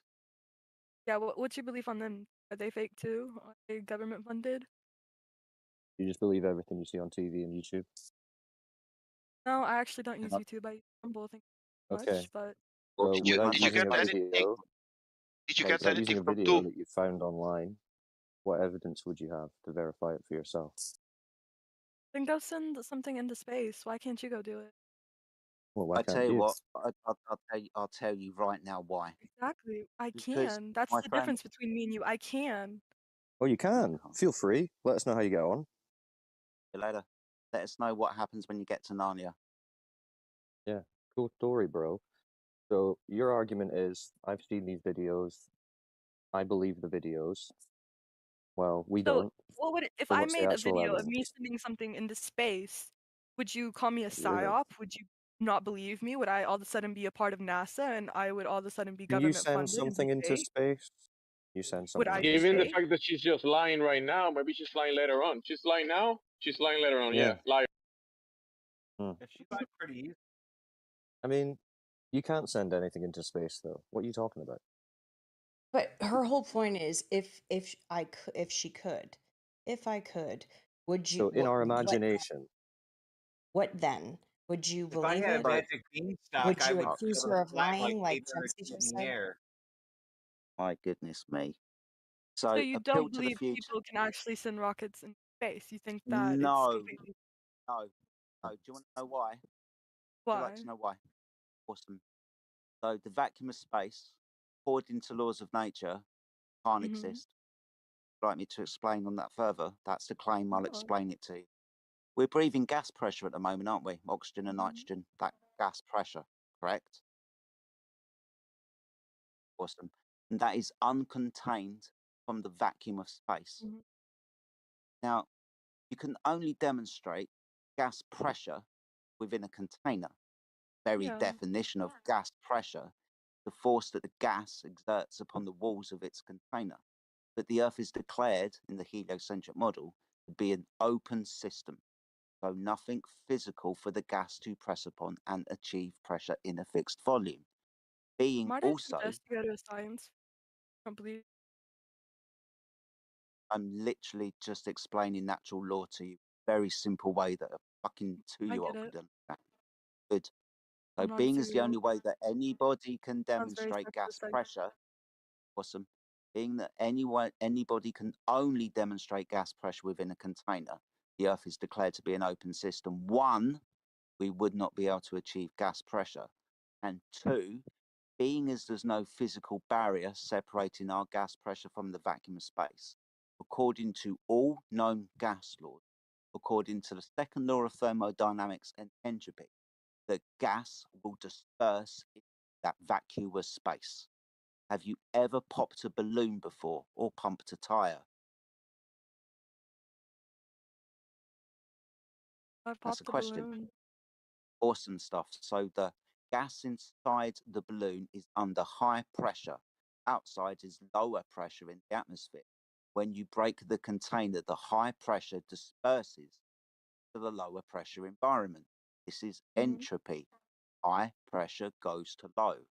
So if they claim that up there is a vacuum and it's uncontained from our gas pressure, that violates of nature. Can't have gas pressure without a container. If you didn't have a container, the gas would fuck off into the vacuum of space. Well, Can't it's the have G word. space. Give you a hint on your next move. Begins with G. Cornerstone of the globe religion. Do you understand what I said? Religion. Without your little giggles in the background, do you understand what I said? Yeah, I completely got what you Awesome, said. awesome I'm just stuff. wondering how you don't cycling? like understand what you're saying too. Proved all you believe exactly what you're saying. I don't get what you're Okay, saying. so can you show us gas pressure without a container then? So what do you mean? How have I Like, disproven you don't get anything gas when I pressure? can demonstrate, dude, when I can demonstrate known laws of physics, known laws of nature? You understand that to achieve gas pressure, you need a fixed volume, right? You've pumped a tire before or blown air into a balloon, right? The consequence of putting that gas into a container is the gas is now under pressure. Only way to achieve pressure is to have a container. The definition of gas pressure, the force that the gas exerts upon the walls of its container. So how have I disproved myself? My bad, I didn't hear you. There. I was talking to somebody. How Oh have my I God. disproved myself? You just giggled along and said you've just disproven yourself. I'm going to ask you how. Okay, so gas pressure. Let's go completely into gas pressure. So we Reading something that somebody typed to her. Yeah, let her read Yeah. out whoever's typing. Listen, we just need to get Yeah. we just need to confirm with her that she understands that gas pressure requires a container. Yeah, I called it out before she's being coached. Now that's what she. She has no clue what Jedi said. Nothing. Went zoop right over her head. Yeah, I don't know if that's why we need to get her to agree to what was just said to her. If we're continuing the conversation with her. You still there, Logie? No, I'm not getting coached, and you're not gonna make me agree to it. That sounds like tyranny. What are you doing? Like, okay. do So I have no gas opinion? pressure. You have to make. Does You have to okay? force No, me to you can believe have your own exactly what opinion. you're thinking. Like Jedi what? just explained to you Did I What? just I explain have to to be you forced gas to your opinion, pressure? and it's like she's getting coached. So we, Oh what? my She god. has to agree with what we're saying. What? Do you want to chill out? Do you want to chill out? You No, okay? I'm not. You're literally You muting me and okay? saying I have to agree with You're what you're okay. saying. It's all gonna be okay. Don't worry about it. So we were talking about gas pressure, yeah? In a balloon, Yeah, in I a get tire. gas pressure. I'm not an idiot. I know Okay, how gas so you pressure understand works. that the definition of gas pressure is the force exerted by the gas on the walls of its container, yeah? Yeah. Yeah, so you understand that gas pressure requires a container. Okay, so the Earth is a container. Well, we have gas pressure here, so we need a container, wouldn't we? Whoa. Woke. Okay. Do you disagree? Do you think you can have gas pressure without a container? You have no scientific literature at all. So So do you think? anything I say is being coached. Fucking hell. Because are you saying you think you can have gas pressure without a container? No, and if the container gets popped, Okay, so if Earth doesn't have a container, then it can't have gas pressure. Yeah? What's that? Yes or no? There's no coherent. Or no? Do you agree or do you disagree? You just said gas pressure, container. so No gas container? pressure is gravity? Brilliant. Is that what, What? What are you is talking that about? the correlation we're talking about? Gas pressure No, and gravity? no, we were just talking about. No, we were I just don't know. I talking don't know. about. Is that what we're? I don't No, know. no. Remember what we just said. Gas pressure is the force exerted by the gas on the walls of its container. Yeah. Yeah, I'm just. Yeah. So gas pressure exists in a container. So if you don't have a container, can you pressurize the gas? Hold up. You thinking about it? Okay. What? Okay. What have you got? Can you have the gas pressure without a container? I had to ask for. Remover. So gas pressure without the container. Can you have that? Gas pressure without a container. No. Welcome to So Flat Earth. if we've got gas pressure here on Earth, we need a container. There you go. Simple. So the globe doesn't have a container, so that's out the window. So whatever it is, not that. Yeah? So being as out there is a vacuum uncontained from the gas pressure system, you must understand that that can't exist by your own admission. Gas pressure requires a container. The Earth's declared to be an open system. No container, no gas pressure. The gas will fuck off into space. See the Space problem? vacuum? Whoa! That sounds Yeah. crazy. I know. No space vacuum. It can't exist.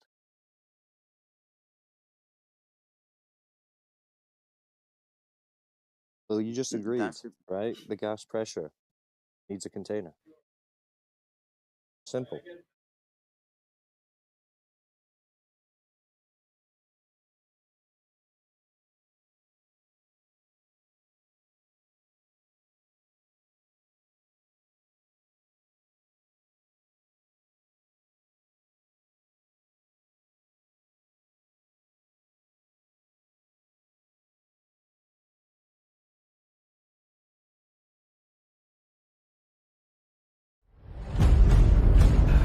You're watching 24/7 Flat Earth Discord live.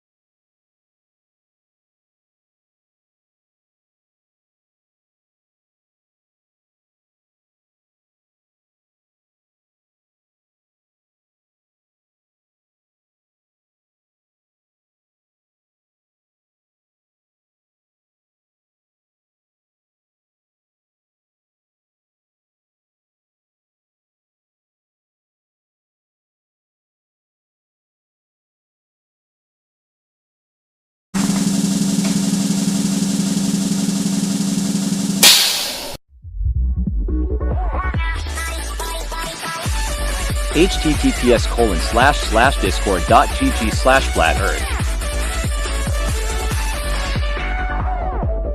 Welcome to 24/7 Flat Earth Discord channel. Be sure to go to VC Chi Check-in 1 to get your VC verification tags to get involved in the conversation about our Earth. Be sure to bring your verifiable Earth curvature evidence, though. Enemy spotted. Pearl. Well, that was pathetic.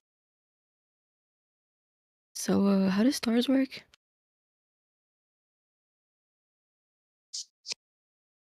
In what sense? Concerning what? Hemispheres? That's not a sufficient specification. How do stars work concerning what?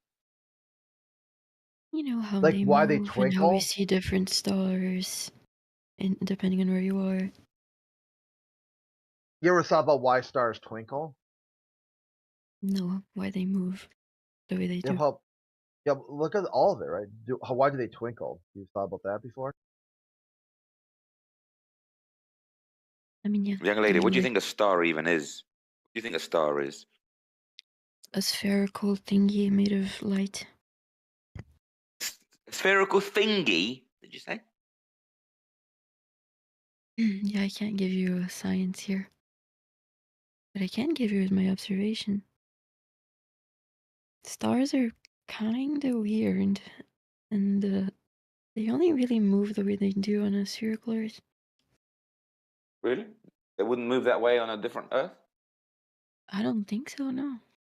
Why not? So you can't conceive that you're standing on a plane and your field of view is limited and you don't see through things that are not transparent.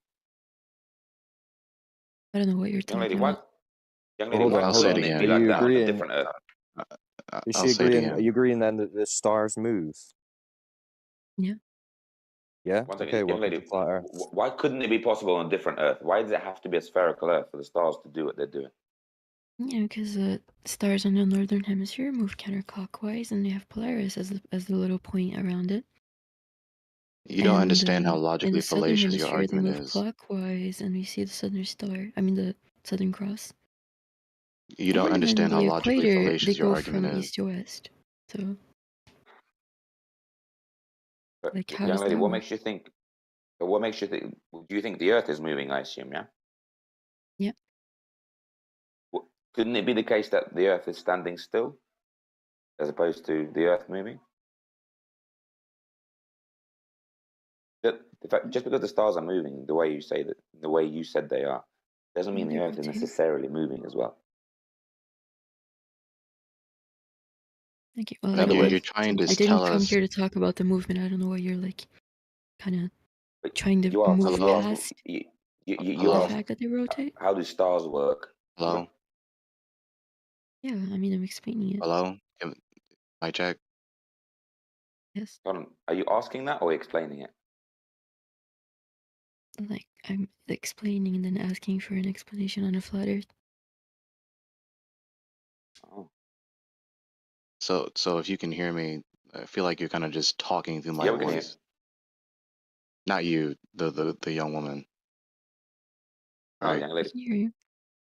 So you're trying to tell us, you're trying to argue that it's necessarily the case that the motion of the stars is around a sphere that we supposedly walk and live upon.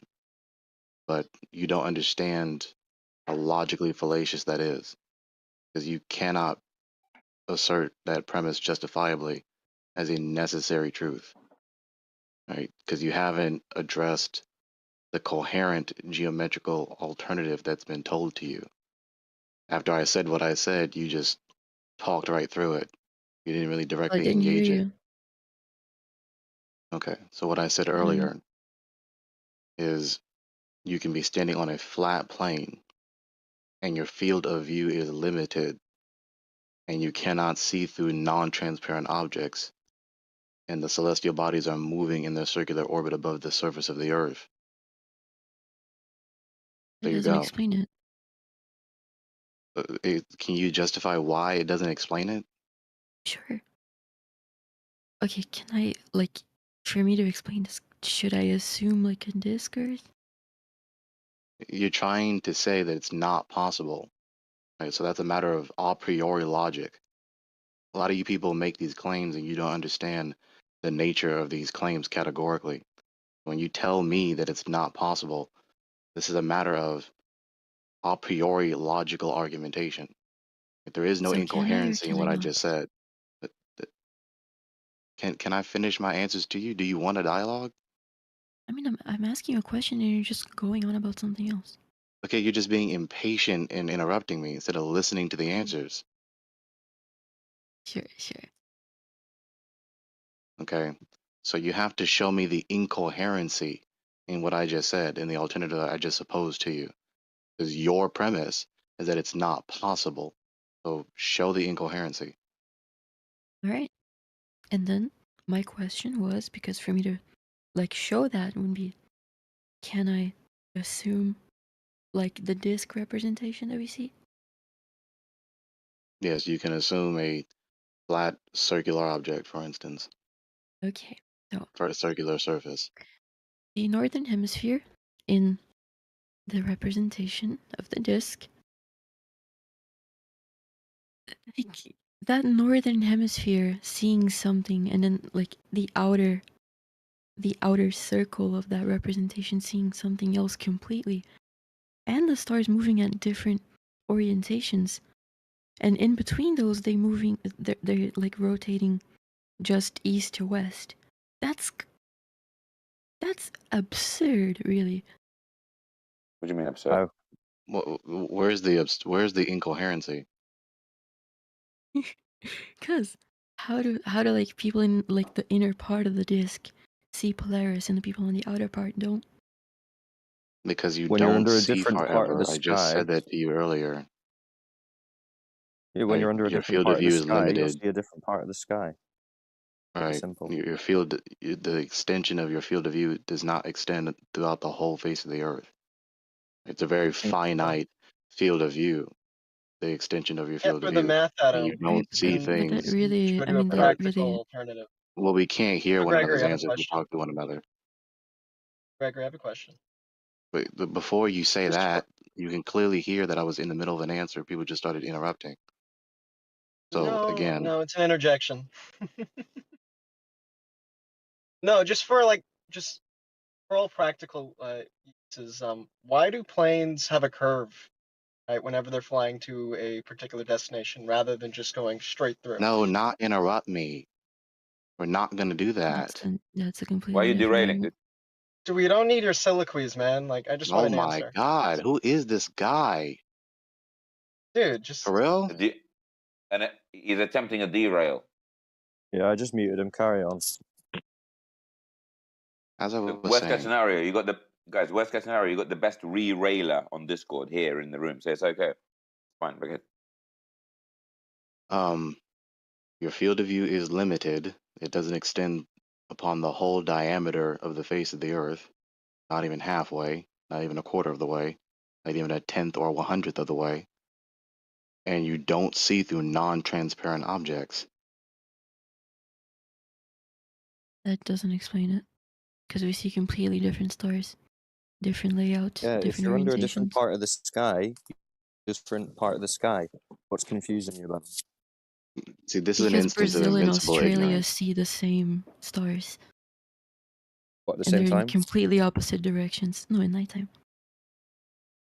They're in Or what, the completely stars opposite move, and directions. then so the stars move, and then they see different stars. So why do you think it is that the stars move? But hang on, she's we're moving imagining too the Earth. fast. We're moving too She's fast already past your admitted. replies. We're She's moving already into said she thinks the Earth is moving. Remember? right. Yeah, she's We're already moving starting with her logical fallacy. So right. That's Yeah. why I'm trying She to thinks the pause. Earth is moving. So hold on. She actually thinks that it's not the stars that are moving east to west. It's actually the Earth spinning, and then we just perceive the stars to be moving. Really, it's the Earth moving, isn't it, young lady? Right. So let's back up and examine what her latest reply. Right. This is just not coherent. You just objected that why don't we see the stars closer to Polaris? Because the further away from Polaris you go, the further away stars are out of your field of view, and you cannot see through non-transparent objects. That is not an explanation. I'm sorry. So that's just invincible ignorance. You don't have a justification to say that because you know Yeah, full and because that's well completely that, unrelated. but you know full and well when you walk down the hallway, walk down the street, walk down any extended Real big path, spender. walk down any extended path, right?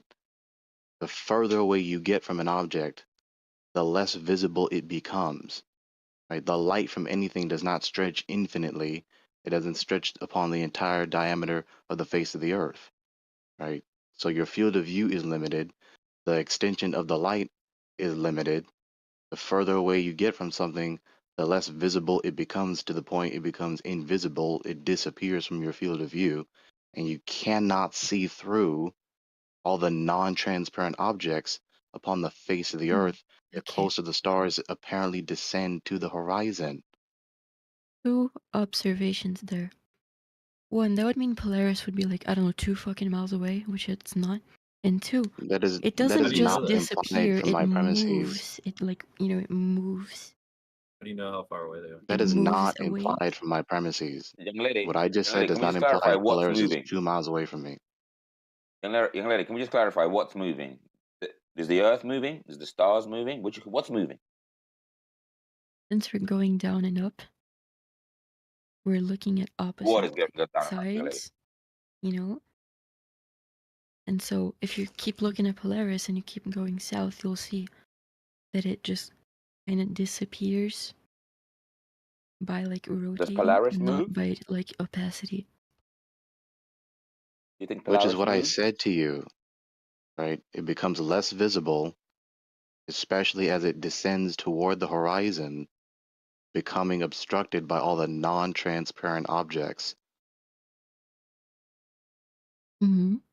So yeah, it's the Earth. Right, the Earth, I agree. That doesn't imply or demonstrate or indicate that the surface of the Earth is curving. I just explained to you the geometric coherency of why we don't see all the stars on a flat plane. That is not the implication. Like, it is not implied. It's not a necessary implication that if we're standing on a flat surface with the rest of nature being what it is, therefore we would see all the stars from any given position. That does not follow, as we repeatedly explained to you before. Yeah, that's one Yeah, add-on you need to look explanation. into. So why Young do lady, they you need move to in look opposite into. directions? You Like need why to do look they into rotate? angular resolution and perspective, young lady. Perspective isn't gonna answer why if you're looking Angular north. resolution will. You Perspective. Angular perpetually resolution is gonna help replying you. with it doesn't answer, it doesn't refute anything. That's not an argument. The No, argument I still gave you. stands I gave you. regardless of you I don't know repeatedly that blurting out answer. that Okay. retort. Hold on. I don't know your answer. I don't know how correct it is. So I'll concede to it. There's a lot of ad hoc explanations out there. That's fine. Now, can you simultaneously explain to me why in the inner part of the circle, they move counterclockwise, and in the outer part, they move clockwise, and in between those, they move from east to west? And I How does mean, that you work? depending on the direction you're facing, they're going to appear to move one way or the opposite direction. No, if you're looking north. If you just look like one direction. Okay? How does this Let's say either way, geometrically, because you think this is a knockdown argument, it's not, right? So either this, let's just make it simple. The halfway inner circle upon the face of the circular face of the Earth is moving clockwise.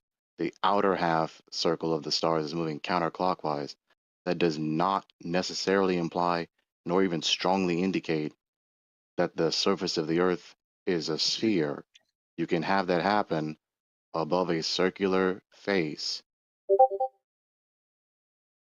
Well, no, you can't too. It's the opposite of what you said. No, stop confusing what I just said. I just said that slowly and cogently. You No, I can said it's the have opposite. It's the outer counterclockwise in the inner circle. circle. And Just listen. Stop trying to obscure. No, I I hate just when people do corrected you. this. No, you didn't correct anything. Just stop Yes, you talking through said that me. the inner part is clockwise when it's counterclockwise. That's all I corrected. Go on. Either way, it doesn't Yeah. matter which direction the stars are orbiting. They orbit in two different directions. The two different circles are orbiting in either different directions, opposite to one another. That can happen. That is geometrically coherent with that happening above the surface of a circular flat face. That does not necessarily indicate or even In other strongly words, young indicate lady, that the surface I'll, of I'll the Earth is simplify made of it. ball. I'll simplify it for her, bro. In other words, everything we see right now can happen on a flat Earth as well. So everything you've said could also occur on a flat Earth. You haven't proved the globe Earth So your anywhere. answer is no.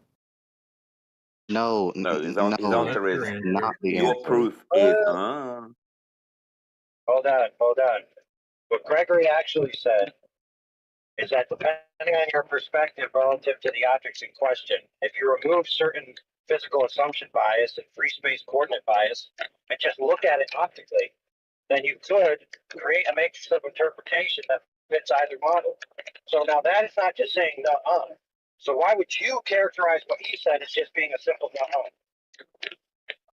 Because one, that explanation doesn't exist, and if it does, it's ad hoc because it doesn't match anything else That's not the explained in point of dispute. You pointed the point of ad hoc dispute reasoning as is it being no, completely stop. fallacious. Okay. Fair, but she gave an answer, so let's critique her answer. So you said it doesn't match anything. Okay. Yeah, it doesn't Anything match there, other like on explanations. the Earth, it doesn't have to match other explanations. All explanations don't have to Yes. match. That's the whole point of having contradictory explanations. No, they don't. Besides, she moved the goalpost, right? I'm not even going to entertain that right now. She just moved the goalpost. Her point of contention was that it's not possible that there's this incoherency between the paradigm in principle and the empirical observations. But I just explained to her that there isn't. Well, I could give you a possibility, right? Whether you believe it or not doesn't matter, but it is possible. We know for a fact, right, that locations in free space are not necessarily the locations that we perceive them to be. We know for a fact that we can create counter-rotational motion optically when the object in question is rotating in the opposite direction using differential optical media. Okay, that's a fact.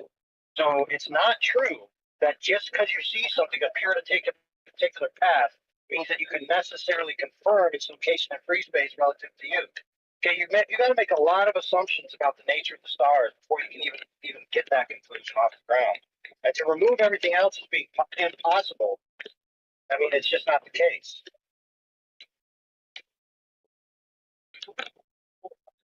Perspective, really? Yeah, you can't neglect laws of perspective when we're trying to do empirical inquiry.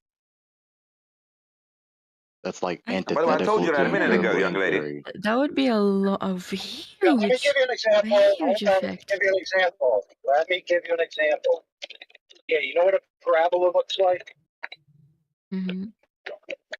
Okay, if you take a parabola and extend it in free space in front of you, what will it look like? If you extend it horizontally, like you imagine you're on a horizontal plane and you paint a parabola in front of you, what's it going to look like? I don't understand. Okay, imagine you're an artist, right? And you're drawing a paint in your art class. The teacher's teaching you about perspective, and the teacher says, the bottom half needs to ramp up towards the center, the top half needs to ramp down, and you need to create that effect with your paint by reducing the size, blah, blah, blah, perspective class. Now imagine you take a parabola and you paint it on the bottom portion, extending out towards the horizon. You use your little lines of perspective that they teach you to draw with like linear one-point perspective, right? Okay, what would an ellipse look like? What would a parabola look like if you put it on there? Breaking up, bro. I Slowly think I, sinking, innit? I think I kind of understand what words came out, but I don't see how that's an example of how stars can move in different orientations. Yes, hold on. We're talking about a parabola drawn on a horizontal plane in perspective. What shape is it going to look like? A parabola. You're wrong. The actual truth is, it will look like an ellipse. Really? Now, why will it look like an ellipse? Well, the answer is because although the curve is spreading out, right, from the parabolic function, it's actually receding back in on itself due to the logical perspective. And so, from your point of view, you see an ellipse, not a parabola. I don't understand if what you have perspective that hold is, on. what distance. I don't know what you're talking about. Your mic is I mean, I you're don't like know. It's playing with only keys while you yeah, no talk. problem. No, I'm not. I'm actually just in a bad signal. So if I'm in a bad signal, I'll remind you. Go on mute. It's like this crackling, poppling while you're talking. Yeah, it sounds like you're in Chernobyl, bro. I'll repeat what he said. Basically, because of perspective, if you have a parabola drawn in front of you in perspective, or if there just was a parabola in front of you, big ass parabola somewhere, it would look like an ellipse because of perspective. The edges would be pushed back in due to perspective, so that open shape would actually close in perspective. Wait, forgive my If you ignorance, but how does a neglect, parabola look like? Like a big if you U. neglect the laws, if you neglect the laws of perspective, then you've undermined all empirical inquiry, and therefore Right. you So cannot Gregory, know check your this position is out. true. Okay, we gotta expound on it, this the, ellipse. Hold on, we gotta expound on the ellipse because it's pertinent to this point. So if you get rid of the drawn ellipse, right? Just imagine you took away the ellipse, and rather than having the ellipse, you had a motion that you're seeing an object follow the trajectory of this parabola, but it actually looks to you as if it's following the motion of an ellipse. Now, if you didn't see the parabola and didn't apply the perspective chart properly, you could reasonably infer that this object is taking a curved path back in on itself towards the center, and then plot out mathematically and accurately a path of motion. But you would be wrong.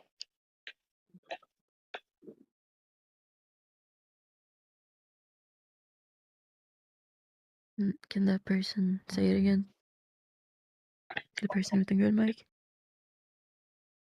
So basically, Yes, translation.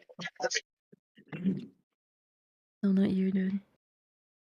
So basically, what he's saying is, so now, did you get the point of, the parabola or the U shape, the open shape, will close in on itself due to perspective, in your view?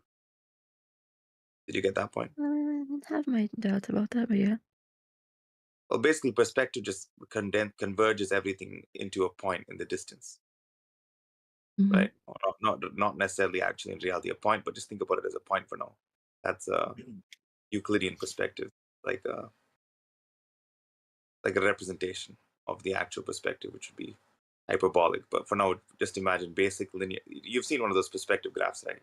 Point in the center, lines radiating out of it, and the vertical parallels just forming a grid.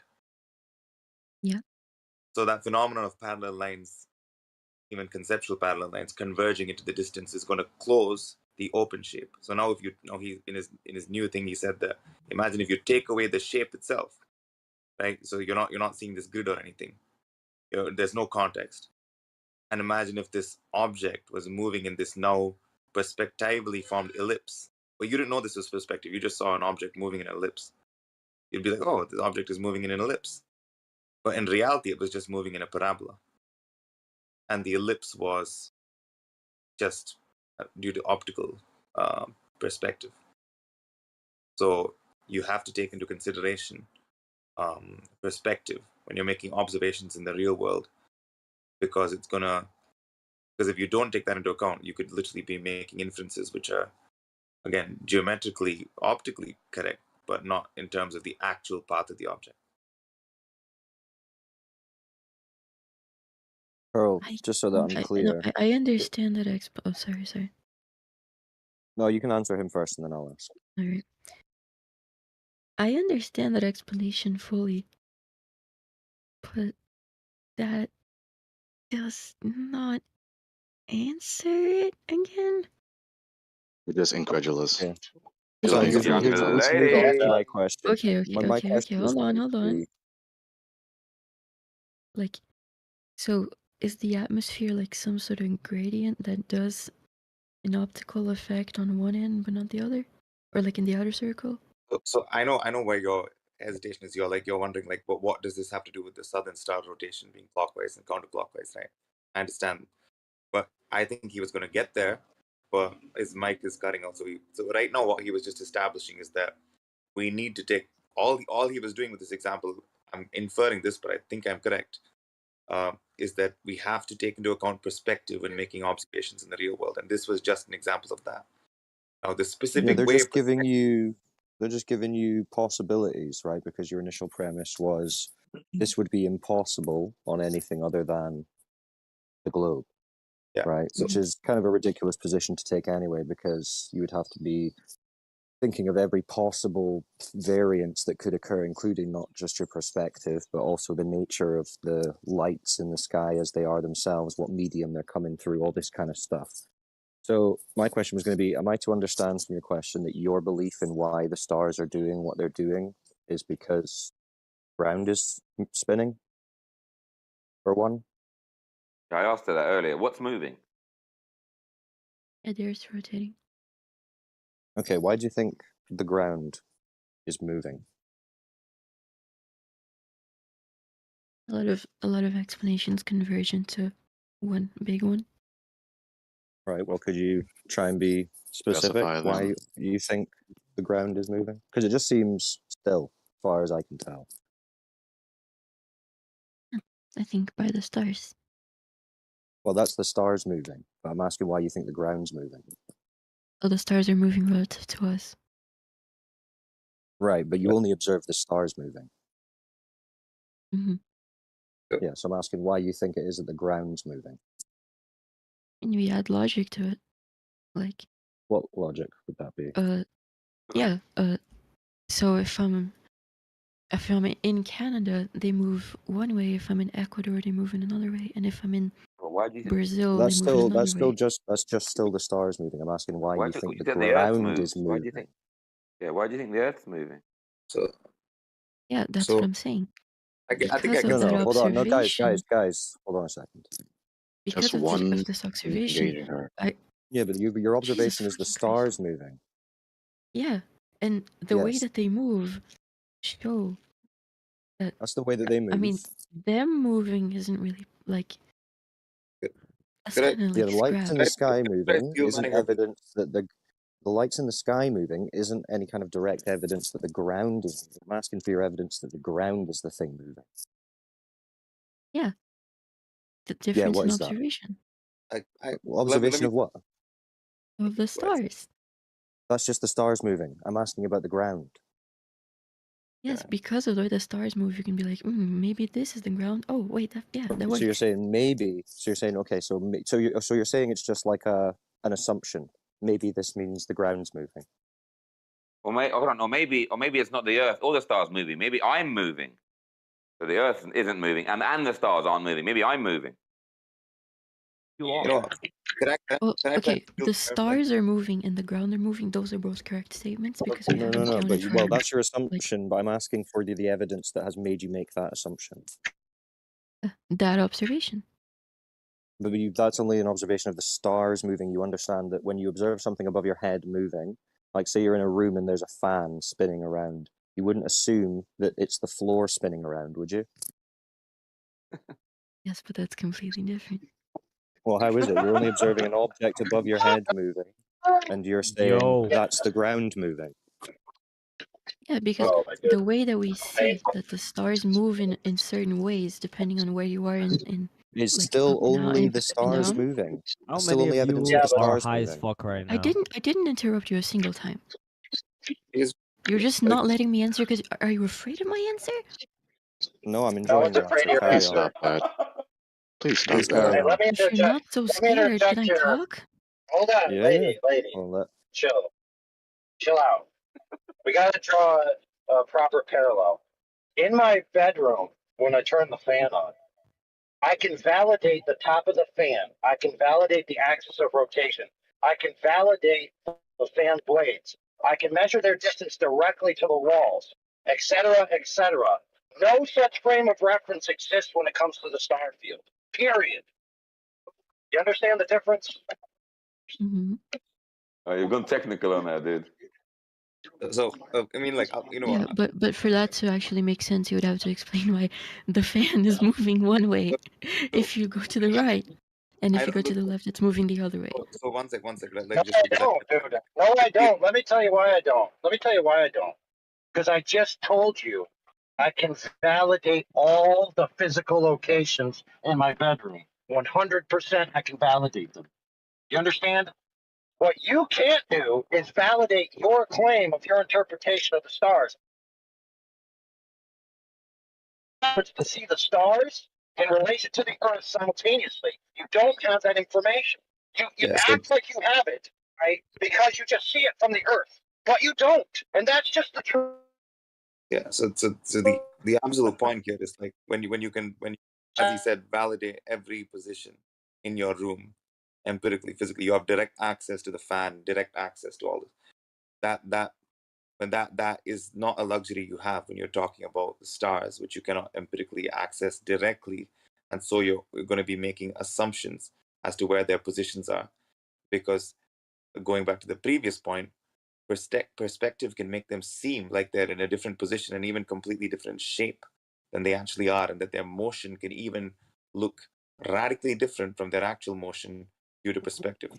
So now that point, now that point is on the table, let me try and steelman your position, why you're making the argument that you're making, and then you can accept or reject whether my steelman is correct.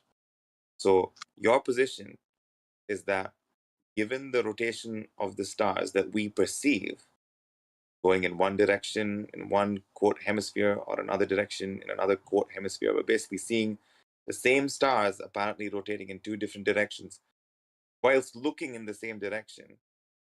That is more parsimoniously to you explained by the globe model, where you're facing one direction at one time and facing another direction at the other time, even though you're looking in your same cardinal direction. And so you think parsimonious is, but yeah. Parsimonious meaning it's less ad hoc to you. Mm-hmm. Because you have one direction of star rotation, which is actually not really star rotation, it's just caused by your position on this physical sphere called the Earth. And so it feels more parsimonious to you than someone else positing like what the other guy was saying, which is also definitely a possibility logically, but you feel that it's ad hoc, that there's one inner ring that's rotating in one direction and an outer ring that's rotating in another direction. You feel that that's ad hoc, and you feel that a globe with that's rotating is more parsimonious, meaning less ad hoc. Would you agree? Yeah. Okay, so here's now if I could chip in now here's a way in which perspective, the thing that we were talking about earlier, can directly, right, also maintaining parsimony, explain how you could have rotation in one direction and rotation in but the same rotation could be giving the appearance of rotating counterclockwise and clockwise whilst looking in the same cardinal direction. So imagine if you're standing. So have you heard of crepuscular rays of sunlight? Mm-hmm. Have you heard of them? Yeah. Yeah. So basically, the light rays radiating outwards, right? Now imagine you got light rays radiating outwards from one horizon to your east, right? And you're standing with your back to it. The rays are diverging overhead in reality. But when you look forward, what are you going to continue seeing diverging rays? You got the rays spreading out behind you. You got your back to it. The rays are spreading out overhead in reality. How are those rays going to look to you? Someone mute that fool. So are you able to visualize the setup? No, I don't have a mind's eye, but okay. I So think I understand your point here. No. Just that it's kind of important that you visualize it so that you get the parsimony here. And I'm gonna need a fucking drawing then. Okay, wait. And this, I'm actually going to post a video, and then you can, and then I'll just like. Yeah. I mean, at this rate, Yeah, while he's getting up the video, hold on. While he's getting up the video, we need to understand a certain thing about logic, right? So, if you create a conditional proposition where if the premises are true, they would carry the conclusion if the premises were proven true, right? If you don't have logic form that carries the conclusion of a necessity, then your conclusion isn't necessarily true. It could be. It doesn't. It has if you come to the globe, such and so, and the Earth was doing such and so, then it would look like such and so. But that's conditional on if the Earth was a globe and all your other assumptions, right? But as I said before, no one's been to the star field to validate whether those premises are true. And that's simply the truth of the matter. So what you have is it could be a globe. You don't have it's necessary in the globe to exclude all other possibilities. You simply don't have that assertion. Now, you claim you do, but you haven't presented anything necessarily contingent that you have that. All right, go ahead, brother. Yeah. So again, I definitely want to state that the point he made in terms of logical necessary entailments, that is definitely the most important point, which is that this Steelman argument that I gave of yours doesn't again necessarily indicate that it has to be a globe, but as he said, just that it possibly could be a globe to explain the observed phenomena. Could be, right? So that's very important. But now I'm trying to be in good faith, and I'm trying to like give you a parsimonious way in which you could get these counter rotations with one actual rotation. That's all I'm trying. So I've actually posted the video. If you scroll up, and you can see that even the thumbnail of the video will help you just for visualization purposes. So scroll up to like what I posted. Southern star rotations. Yep. Do you see it? Mm-hmm. So you see the thumbnail? Yep. Okay, so so look at the one in the east, right? So imagine those rays are the rays diverging outwards, and you're standing with your back to it. Mm-hmm. Right? Now look in front of you. Like you would think that those rays should just keep continuing outwards, right? Mm-hmm. And so that when you look overhead, you would think that those rays should just keep spreading outwards. But in reality, again, if you look at the thumbnail, when you look to the west, you're going to see the rays converging back in on themselves. So whilst in reality, they actually are continuing outwards, and you would expect them to look like they're continuing outwards, perspective will reconverge them into a point. Forming kind of like So this okay. I think I get it. So it's even though they're so this whole perspective thing isn't actually perspective, it's copium about the atmosphere and like light refraction. It's not about the young lady. Not about the atmosphere. This is just about how optics work. So things, Yeah, even things. Well, hold on, friend. Hold on. Yeah, sure. Those two are not mutually exclusive. If it's true that the atmosphere is doing one thing, perspective is still going to be a compounding factor on top of it. They all work together to synergize the final thing that you see. That's just the way it is. It's not like it's one choice or the other choice. That's true. I know, but perspective is a consistent thing that never goes away, and whereas humidity and all the other shit can change.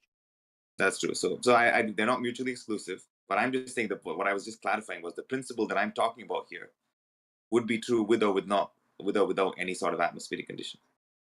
It's just the way light operates in terms of our optics. So again, does it operate like in this kind of spherical way?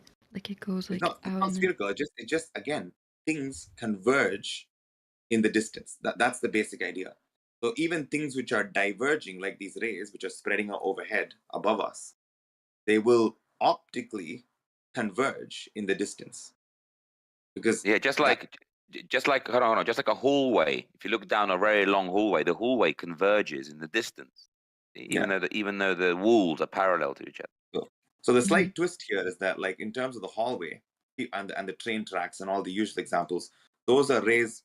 Those are lines which are parallel in actuality. In physical reality, they're parallel and they're converging. But the truth is, it's not just things which are parallel that will converge. That's just a way that we bootstrap it. Everything converges in the distance optically, right? If extended long enough, as long as it remains in our vision, in our field of view, it will converge. That's Arrow, because what would the shape look? Arrow, what would the shape look like if they made some train tracks, let's say, going outwards with a slight, like basically sort of gaining in distance between each other? So that would reconverge. What would that look like? It'll still converge over enough And would it distance. look like a big ellipse? So are you running away from the stars now? Gonna make like a diamond kind of shape from with the tip of the diamond being one in the center of your. So that's kind of that's what's happening. Again, everything is converging, even if things are actually diverging. It's still converging. It's just whether or not they're going to converge within your field of view. They may just you may just lose sight of them before. Yeah, you're correct. Yeah. You're correct. However, we need to address this little thing that she said, that you're running away from the stars. So check this out. No one has ever been to the stars to understand their relationship in free space relative to us. People have been to railroad tracks, okay? People have been in hallways, and that is why you use those things of what's known to try to make inferences and parallels to what's seen, right? In the distance, which you can't access. So no one's running away from the stars because no one's ever been to the stars to run away from them. That's true, right? So again, all of this, again, his points are the most important, to be honest, because understanding logical necessity and logical entailments is the most important thing here. I'm merely offering you a possible explanation, and I'm not even saying that this is. I mean, I'm saying some of the facts that I'm going to say are true in terms of like the way optics work, but I'm not even offering this as definitively what I even believe in or the model I ascribe to in terms of like how this would explain the different rotations. I'm just saying that this is a parsimonious way on the table so that maybe you can entertain it as a possibility, not a necessity. But the fact of optics, that is a necessity. Things will converge optically in the distance, even if they're actually diverging. So those stars diverging behind me, so the sun rays diverging behind me will converge in my vision looking forward. And you can look this up. You can even find even a mainstream news video which talks about this. It's called anti-crepuscular rays, or they would call it. I get it. Yeah, cool. So you get that, right? So let me entertain that idea then. Yeah, cool. So now I'm going forward with that entity. So now in the same way, imagine if they were rotating in one direction, right, from behind you. Imagine start rotating those sun rays. Imagine them rotating. They're rotating in one direction in one way. Now you're looking out, right? You're just looking out in the opposite direction. But you're not going to see the rotation direction. It's going to be rotating in the opposite direction, even though the actual rotation is happening in one direction. So at this point, it's been. I mean, really, at this point, it's been thoroughly explained to her. Really belaboring the point at this rate. It hasn't. Multiplying words at this rate about what we just established at least 3 or 4 or 5 times, explaining to her the coherency of the alternative. And after we've done that, she simply replied to it's not sufficient without giving any argument to say that justifiably. Yeah, I was about to entertain that idea, but then but Arrow was trying to explain to her the concept that perspective could explain why she's seeing the phenomena she's seeing. Therefore, the other we're giving the her other option is now maybe back on the table later, young lady. Yes. That's what we explained in the first instance. Yeah, it takes like 5, 6, 7, 8, 9 times. Yeah, so you now see that other option Hey is guys, on the let me table. tell you, can't the Jews own a base on the moon. I've seen it. It's fucking incredible. Can you stop trolling, please? Yeah. So you know, kind of, to be honest, I don't want to So I have belabored the point there. They're kind of right. So what you can do is actually just watch that video. The dude explains it far better than me and with visuals. So if you watch that, and by the way, it is kind of tricky to watch it twice or thrice. And then we got it, brother. We got it. So since people are getting strained while we're repeating ourselves, let's bring it to a logical conclusion, which is this. The lady said that her explanation infers a necessary conclusion. So I want her to form it into a logic string that carries the conclusion of a necessity with the exclusion of all other possibilities. I would like her to present that to us so she can prove her claim. Go ahead. Hey guys. Okay. So the way that science works is we have this hypothesis, and we pile a lot of evidence on it, and then boom, it's like the consensus, right? So yeah, we look at the stars, we see that they Are move you one taking the way piss? in the northern Young lady. hemisphere. Wait. Oh, young lady, did somebody send you that text to read out? Just tell us now. No. Go ahead. No, fine. Listen, No we fucking way. asked her to do I want to something. give out my Listen, we argument. asked her. Hold on, friends. We asked her to do something. We have to allow her to do it, right? Now, don't take more than a minute or two to do this, lady. Otherwise, we won't be able to control it. Right? Go ahead. The floor is yours. I was gonna give the long answer, but then let me give the short answer. I want to entertain that idea about perspective. There is no single fucking way that is possible, because perspective, it doesn't change the rotation of things only in certain places. Specifically, if you're looking north from different locations in this like disk there, we're thinking. If you look at this representation here, Because you're not doing what you were asked to do. I gave the floor for you to answer what you were asked, and you went off the track to something else. So what you were asked is to provide a logic string that carries a conclusion of a necessity for your premise that your interpretation of the stars necessitates the Earth being a globe. That's what you're asked to do. Now, I want to ask you, can you do that, or should we just let the floor be back to free-for-all? Sure. So you can The do that. Okay, explanation- go ahead. Yes. So first, we get the observation that I said earlier, which start move one way, one place, etc., etc. And then we realize nowhere in the world do we see perspective do anything that extreme. So we're gonna scrap it. It's that easy. Okay, so Bingo, bango, bongo. you failed to meet the burden of what was asked to you. You did not provide a logic string that carries the necessary conclusion. You appealed to the lack of alternative explanations as the proof of your conclusion, which is fallacious. So your worldview That's is how science fallacious, works. ma'am. You lose, sir. Yes, if you think that science works that way, You then did not provide a lose. justificatory path. When did it turn into Willy Wonka? You failed to do it, man. You lose, sir. Explodus unum expectum expedere tanibus state. You lose, sir. Good day. Good day. I don't know what's happening anymore. You did not provide a justificatory path to your conclusion. I did. That's all right. Hey, I think it was pretty flawless, actually. Let me take a whack at the piñata real quick, okay? Just bear with me, all right? So I know kid gloves and all that. I know. All right, so check it out, man. Like I know that you have this interpretation in your mind about what the Earth is, but where do you think that came from, and why do you carry it like vehemently right now in this conversation? Why do you defend it? If I was to ask you one simple question, would you be able to give me an answer straightforward, whether you know or not? So if it is true that the Earth is a globe, has anyone ever measured the surface curvature any time in history? As in, like, drop over distance. From point A to point B, any part of the Earth. Has anybody ever measured how much drop there is on this giant ball that we're standing on? I don't know. I don't claim that. I'm talking about the stars.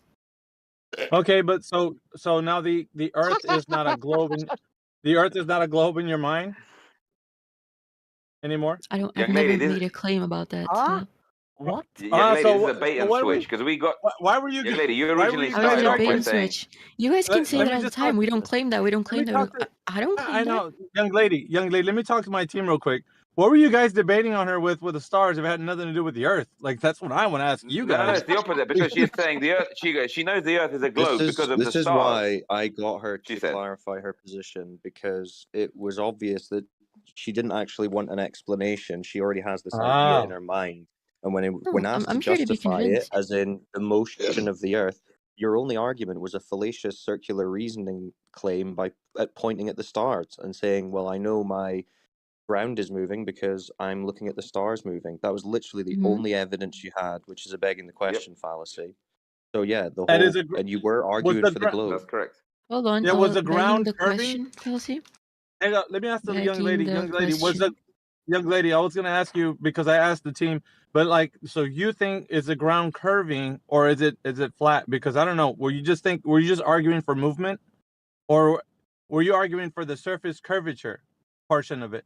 What were you arguing for? Because I don't know. At this point, you said I'm not here to talk about Well, that. So you don't.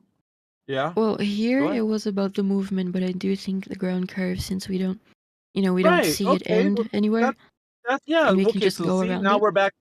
Right. So we're back to ground curving. Right. So that's great. So now let's get back to where you said I'm not here to talk about that, which in reality right now you just stated you are. Okay. That's good. So Yeah, you are because here to you talk asked. about the coverage. Okay. So I No, did ask. I So just answered your question. I'm not here to debate oh, that. I'm here to I just answered it. I Do you remember, just, I understand where this is going. do you She just remember said, I'm how? not Hold here to on, debate that, so moving on. young lady. Do you remember how you began this conversation? You came into this chat and you said, "So how do the stars work?" Then you asked. That was your first statement. Hmm. First She question. did say that indeed. Yeah, That's because how I we mean, got here. trained flat earthers know exactly what I'm talking about when I say, how do the stars work?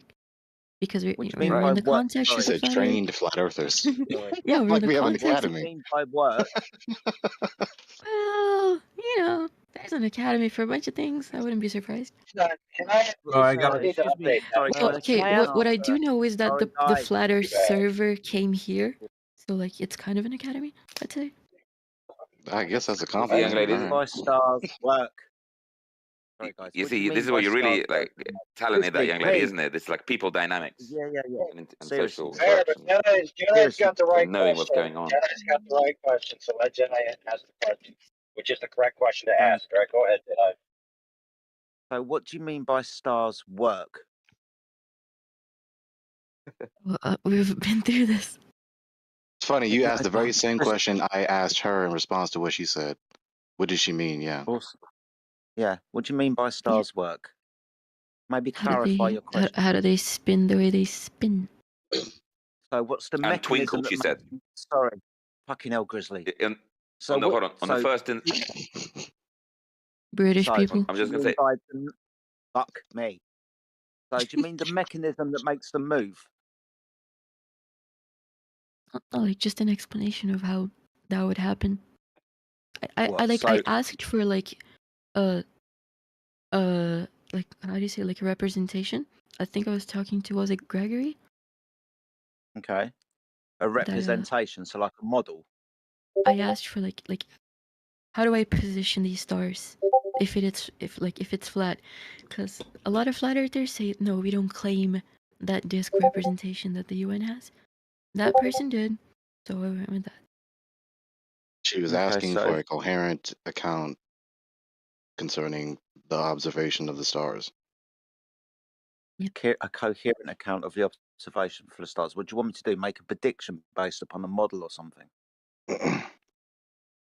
No, I mean just make an explanation that Yeah. works with other She was explanations. She was actually arguing. I was listening to the conversation, Jedi. She was arguing it from a standpoint of the flat Earth model, azimuthal equidistant or Gleason's, because she was Yeah. referring to a disk. So, if I'm not mistaken, young lady, that's what you said, right? So that Yeah, it's the Jedi azimuthal can actually have a projection. Yeah. Okay. And just before Jedi begins, because he's gonna go in, let me just say this to clarify this. It's an absolute dichotomy. It's concerning the subject. Geometrically, any object, the surface thereof, is either flat or curving. It's just two options. So when she says that it's impossible for it to be flat, given what we observe with the stars, she's negating one of the two possibilities and saying that only one out of the two is logically or metaphysically possible. And then we gave her a coherent account for the alternative, which she negates as impossible and has yet to give a succinct logic sequence to refute it. So Jedi, there you have it. Go ahead. Sorry, before I continue, Gregory, can you give me what you've already given her as a cohesive answer already, so I'm not repeating what anybody else has said? Yeah, she says that it's impossible for either all the stars moving in one direction or two halves of the all stars moving in opposite directions. So I explained to her with concerning this a priori, right? This a priori concern is that even if either way, either all stars are moving in one direction, orbiting in one direction above the circular face of the Earth, or two different halves are moving in orbiting in opposite directions of one another, both can happen above the surface of the face of the Earth. And furthermore, You don't see all the stars because they're out of your field of view. They're obstructed by non-transparent objects. The light from objects do not extend forever. They don't extend over the entire diameter of the face of the Earth, not even a half, not even a 100th. And your field of view does not extend over the entire face of the Earth, not even half, not even 100th, or whatever. Sounds like a reasonable answer to me. I don't understand how you don't get it. Gotta be fair. I didn't Young hear lady. exactly that answer, so I can entertain it. That's fine. Okay, cool. Hold on. So do you now see So that it's you- one of the possible options? So it doesn't necessarily have to be a globe or the star. Or, you see? No, I have a problem with that answer. Okay, so just going to reference Einstein, you do understand that obviously there's no physical or optical experiment we can do on the face of the Earth that will demonstrate one of the two options. The Earth is moving or the stars are moving, right? Well, she thinks I both think- are moving. Well, I mean, yeah, okay, both so are moving third relative option, to other everything's things. in Yeah. motion. Yeah, Relative to third each other, option, they're everything's both in moving. motion. Okay, but there's no physical experiment or optical experiment which will demonstrate any one of those three propositions to be true from just your vantage point on the Earth, right? Mhm. Awesome. So I'm still failing to see your problem with what seems to be quite cohesive answers already. Seems I like she mean, still they don't believes that if the stars are moving, then the Earth is moving. That's what she thought before. Okay, but you do understand that an object can be still and things can move relative to that object. And you will Yeah. see motion of those things in the sky. Right? Mm-hmm. Awesome. Okay. I'm still failing to understand what you're missing. It seems like the penny hasn't dropped for you. You're just going to hold on to the belief that you're on a ball that is spinning, and obviously nothing's going to sway you from that. When observably and demonstratably, and with scientific kind of citation and so on, then there's nothing that can prove it either way from your vantage point on the Earth. Do you have a problem with what stars you see? That too, yeah. Okay, with regards to that, what's the problem with the stars that you see or don't see? Can you be more precise? Sometimes people like to come into this kind of conversation and say, "Well, I'm north of the equator and I can only see these stars, and I can't see the stars that are south of the equator. But I go south of the equator and I see new stars, and I can't see the stars that I saw before when I was north of the equator." How does that work on a flat Earth? That type of shit. Yeah, I think that's a pretty normal question. Okay. Well, you understand that when you're in the northern we've got lots of constellations in the night sky. We've got ones that are north of the equator and south of the equator, and ones that are over the equator. It's kind of easy to understand that when you're north of the equator and you look up, you see those constellations there. But because the ones that are south of the equator are too far away for you to see, they're beyond the limitation of your view, known as the horizon, and you can't see them. So when you go further south, those stars start to come up from the horizon, and then you start to see them. You keep traveling south, and the ones that were above your head in the north have descended beyond the horizon, so you can no longer see them anymore. Kind of easy to understand. Yeah, but in between these points, the stars stop going counterclockwise, start going east to west, and then start going clockwise.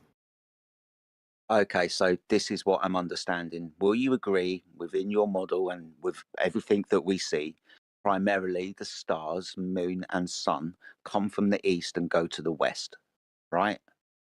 In the equator. Or, I mean, if On you the mean like equator? just the sun and moon.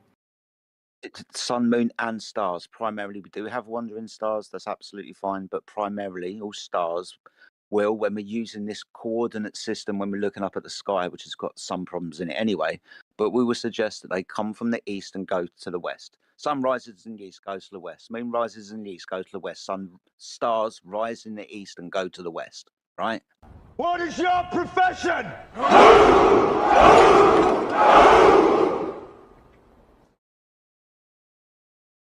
The old friend.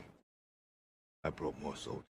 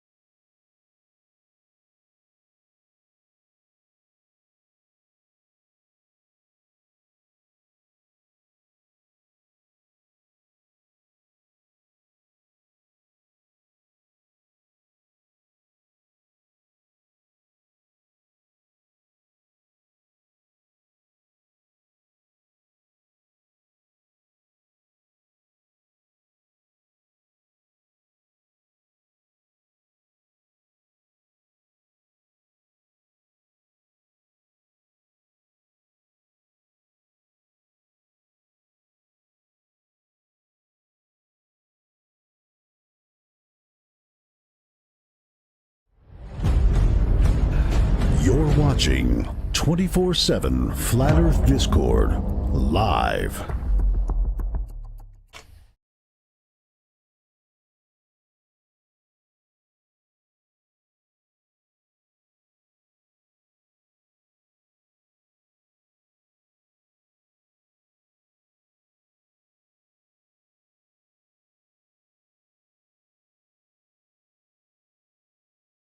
Well, happy Tuesday. I can tell you guys one thing. The power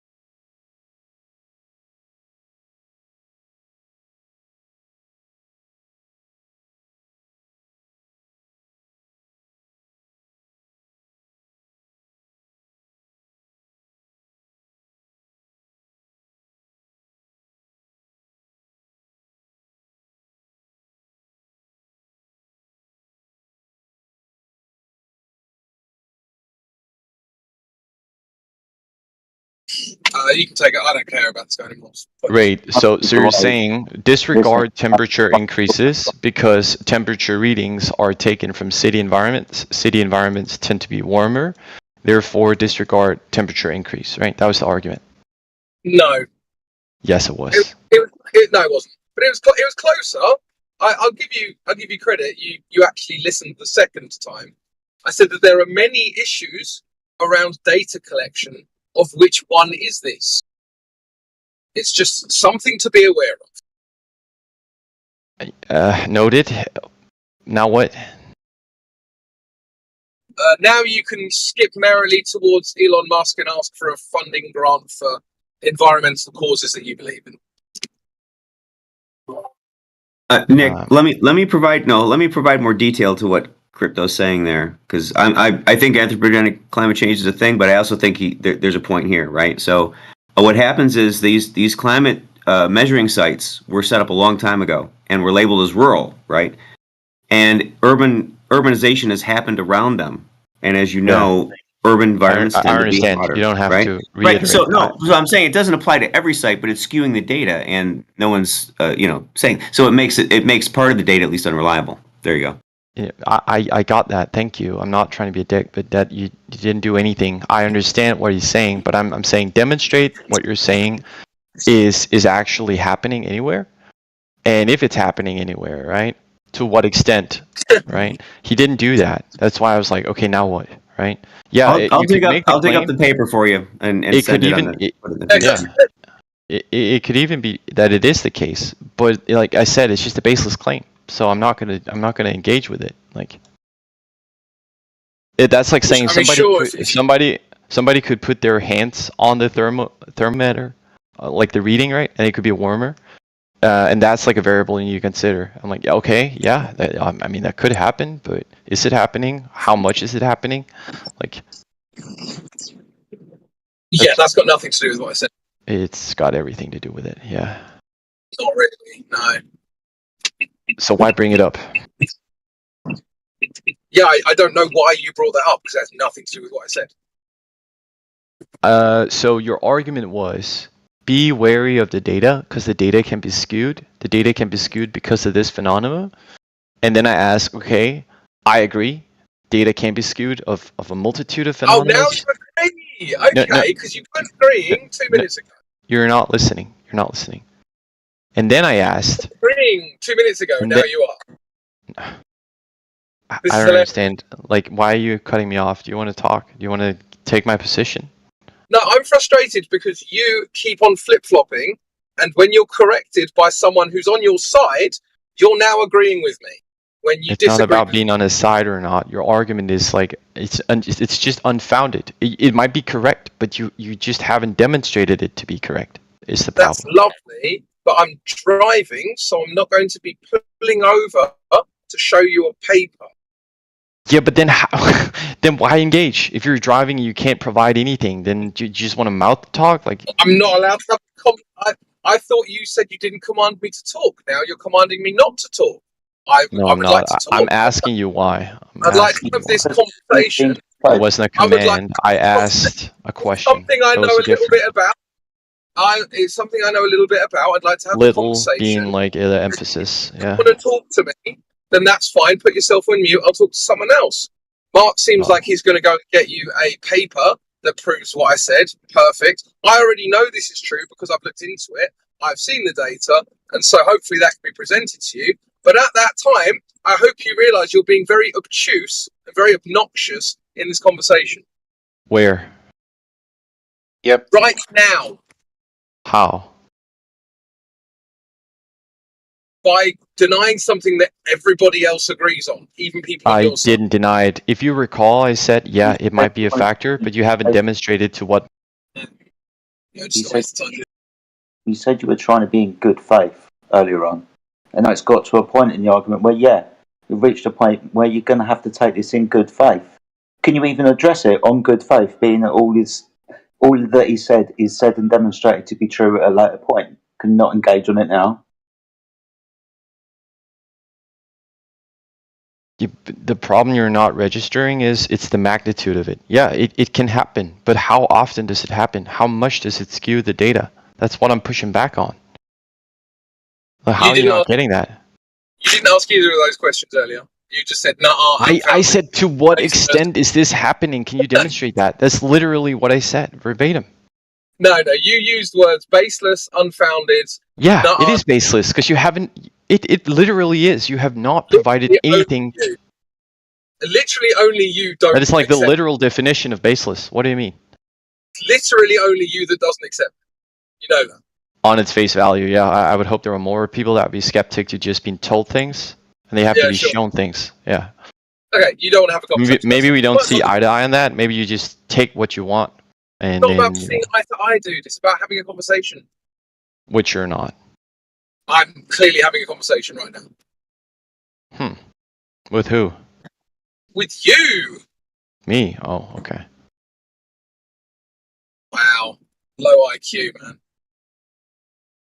Hey, I'll tell you what, Nick. You posted one of these links earlier about your global warming. I'll use the same source of them saying scientists don't agree to that. Isn't that amazing, bro? That we have using the same source, they don't even agree with themselves. Like, dude, just go look into it, bro, and stop with the nonsense.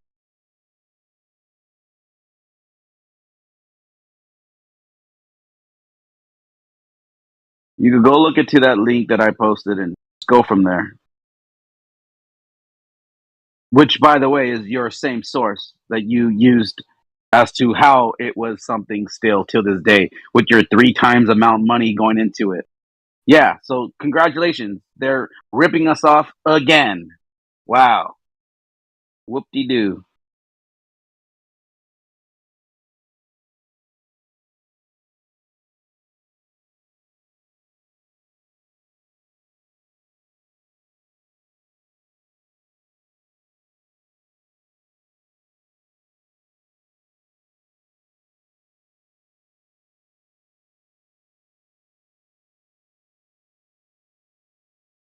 Yeah, Mark, it'd be interesting if you could pull that study up. I'd be interested in reading it because it's, like I say, it's something I haven't looked into for a little while. So I don't know what the latest sort of data is on it, but yeah, it'd be interesting to read. I don't know if you've posted it already, but No. I'm trying to figure out where I saw that because I didn't bookmark it, so I got to go find it again. I'll Yeah, post fair it when we can. yeah. I mean, obviously you and I disagree on a lot of things, but I think even from if you're a climate change person who thinks men are doing it, right? Being aware of the issues with your position actually strengthens your general ability to argue the point, right? So, because if you went into a climate debate, let's say, and there was a denier and a supporter, and the room was full of like very high level people who understood the subject, and you just denied the urban warming effect, you'd be laughed out the room. And so everyone would be like, well, the climate change guy doesn't know what the fuck he's talking about. We're going to go with the other guy. So it's better to be aware of these things than to just that's baseless, and just flat out deny. You just get laughed out the room. It's weird. It's weird to me, Crypto, that it's such an easy search with all this knowledge at his fingertips. He can't find, or maybe it's just bias. I don't know, but it's all this article after article, scientists coming out against it. Like, no, it's not what they were saying. No, that's not our findings. No, the data is skewed. No, there was data being suppressed. No, like, dude, all these people came out, but they want to turn a blind eye. It's almost like the Globe at this point. Like, they just want to turn a blind eye to the facts and be like, no, but it's this. It's crazy, bro. The article you posted is from 25 years ago. Okay, Brenda, you kind of missed the point, right? He was asking for that truth. He was asking for that evidence because I told him that scientists came out and were like, no, we don't agree to that. He's like, well, I need to see the proof of that. So you're a little late to the argument. I understand. I forgive you for that. I wasn't saying that this came out yesterday and this is going against everything that he was saying. You missed the argument. The fact, though, is that it's the same source that he used to say, oh yeah, there's all this, climate change, which is they're pushing the lie again. That's all they're doing. It's 25 years old, and they're pushing the lie again. Yeah, it's 25 years old. It's just not relevant. Yeah, so he was asking for something from the past, and that's why that was presented. Thanks, Brenda. Yeah, it doesn't show what you think it shows. It shows that 25 years old. Yeah, a 25-year-old study. That's all it is. It's nothing. Yeah, Brenda, It was a nothing burger. Brenda, I know that you're slow, but that's what was asked for. Yeah, it's a big nothing burger. It's a nothing burger. Yeah, that's what was asked for, though. Amazing. Holy fuck. In real time, folks. In real time, we get to see the idiocracy go out. Go ahead. I'm sorry, Jedi. Go ahead. It's a prediction. The argument was about something long ago that was predicted to happen that hasn't. Here's something from 25 years ago that contains a prediction. We're well done. What the fuck are you jumping in for, Brenda? Exactly what it is. Prove what you think it proves. It's exactly what it's supposed to be. What is that, Brenda? Why don't you go into detail? What is it that it's meant to be proving? Right, that the vast majority of climatologists agree with climate change. They don't disagree. Okay. So how is that relevant to what was asked? It's 25 years old. That's how it's worthless. Yeah, you have no idea what you're fucking believable.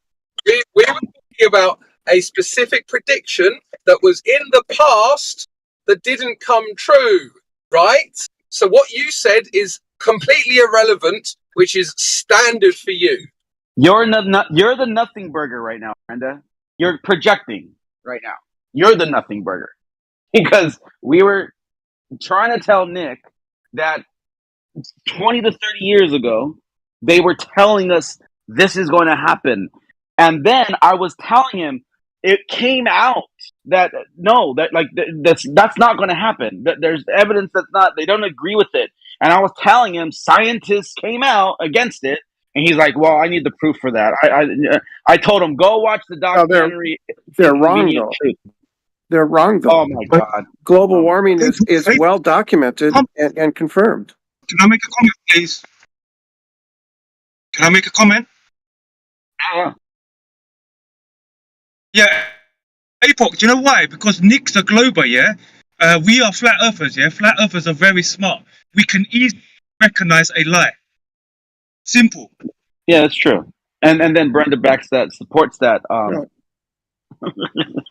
that claim. This isn't a flat Earth issue. This is the article that was posted only says that there were some scientists in 1998 who didn't accept climate change.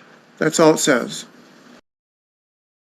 And the point being, though, is that they were right. And the ones that were pushing the fear mongering, oh my God, it's gonna be all bad for What were us they right in a about? decade. What were they right about? That it wasn't what they were saying it was. Okay, so when they were saying that the glacier park is going to no longer be there because all the ice was going to melt and everything, and all these cities and countries are all going to be underwater. Could say goodbye to this state. Okay, fear mongering, lies, glaciers. bullshit. No, all of Bullshit. that's true. All of that's true. Glaciers Oh, really? have. Is Yes. Holland underwater? Is Holland underwater right now? Glaciers have receded Full of globally, shit. Full of right? shit. Glaciers Yeah, have yeah. receded. Glaciers have receded globally, right? Is There are Holland underwater? Finally, I can talk. Miami is Brenda, experiencing. is Holland Miami. underwater? Excuse me. Excuse Is me. Holland underwater? Excuse me. Miami is experiencing. Yeah. Is Holland underwater? They're going to be. Yeah. No, that's Oh, Miami. God, bro. Right Because now, they're building dams. is Yeah. Holland underwater right now? They're building walls. Yeah, yeah. Right. Is Holland underwater right now? So Miami is experiencing So, flooding. Brenda, is Holland underwater right now? There are islands that are receding. Bangladesh is experiencing flooding. There is the Netherlands. You know where that is? there is flooding. There is flooding experienced globally due Is to that currently global warming. Brenda? Is that currently underwater? Yes, no? Oh my God.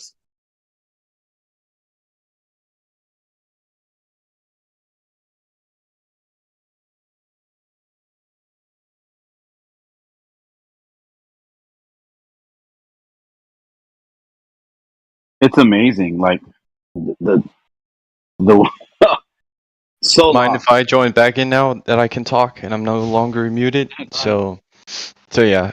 First of all, I would like to clarify: the same source is not the same site. You found a different study from PubMed, right? I did not link this study. This is not my source, quote unquote. So that's wrong. Second of all, right, the study you provided is a critique of, at that time, global scientists' prediction of the increase of temperature and how that did not align with the actual outcome. I will grant you that that was off at the time. What I will not grant is that it's not the thing now, right? I linked in chat the global average surface temperature. You can go look this up. This is from the Climate Reanalyzer, right? And we have now an increase trend in the global average surface temperature. We do have ice melting. We do have You rising still waters. don't get it. Nick, No. you still don't get Let me it. They were finish. telling us that 30 years ago. Exactly what you're saying. Here's what you don't understand. It's like I already heard this before. Everything you're saying, I heard 30 years ago. Do you Why are you understand that, Nick? interrupting? What are you doing? You're right. I'm just wasting my breath anyways. Go ahead with your nonsense. Right. So I'm saying this. If they claimed this would happen 30 years ago and it didn't, but now it's happening, then you can't say, well, it's the same thing, because we have temperatures that show it's happening. It's not like it's thought to happen or that it might happen. You're It like literally has happened and is happening, right? You're like So they're not the same. I don't know how is that not connecting?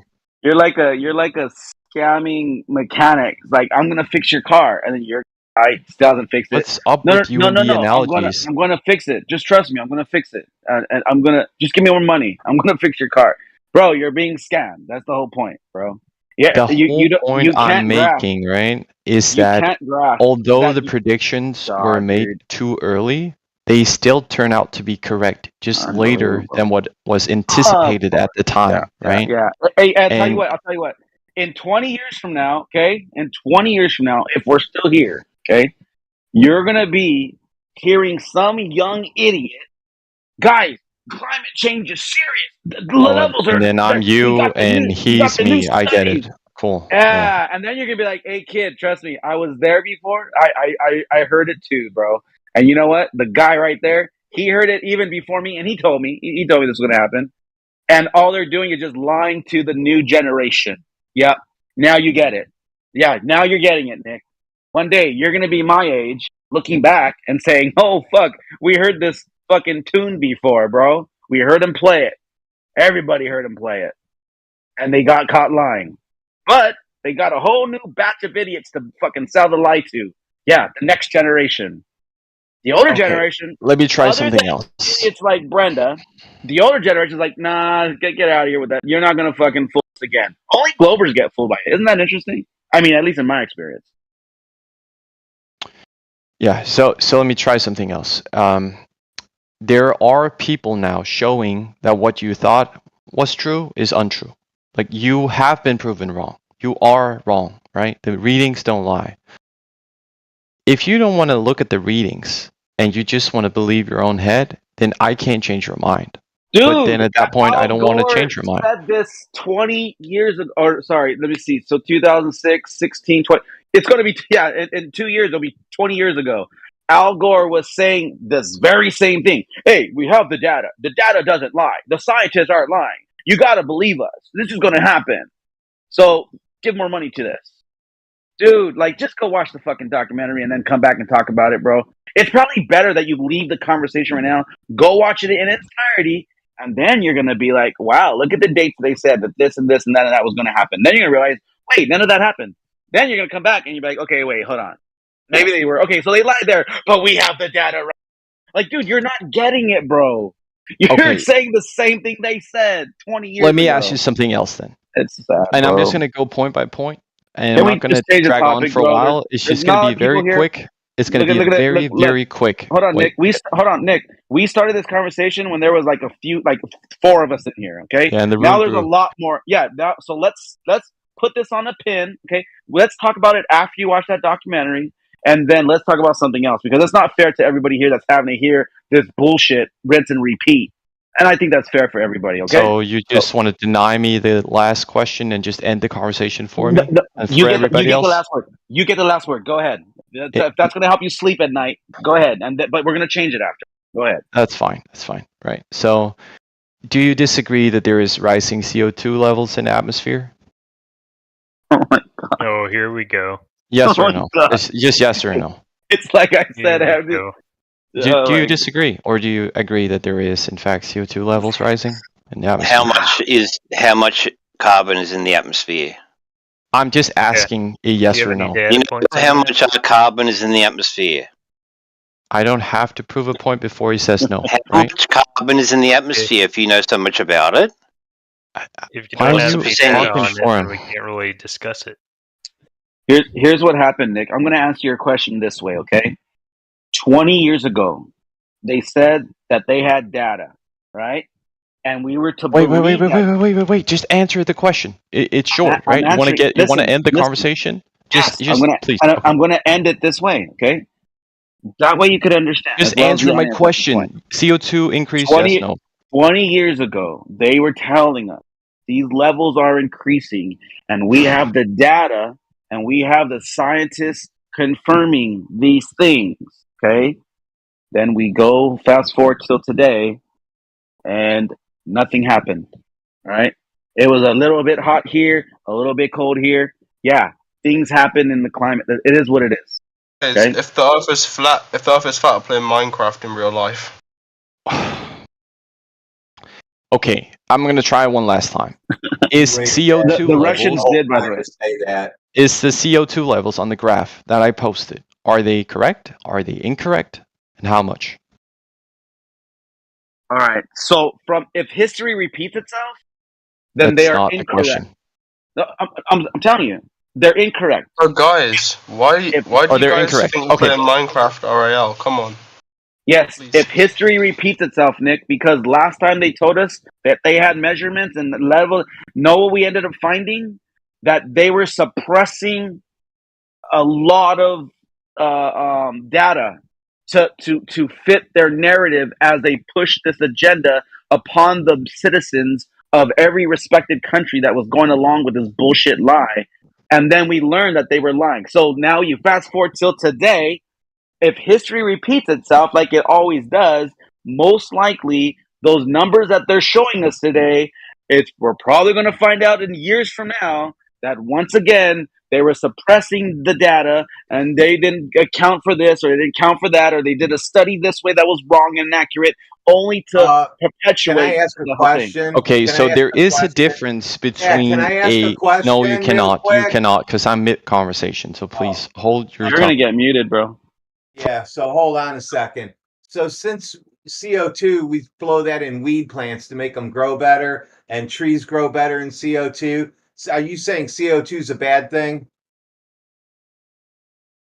That's a Oh, now great I'm point. unmuted.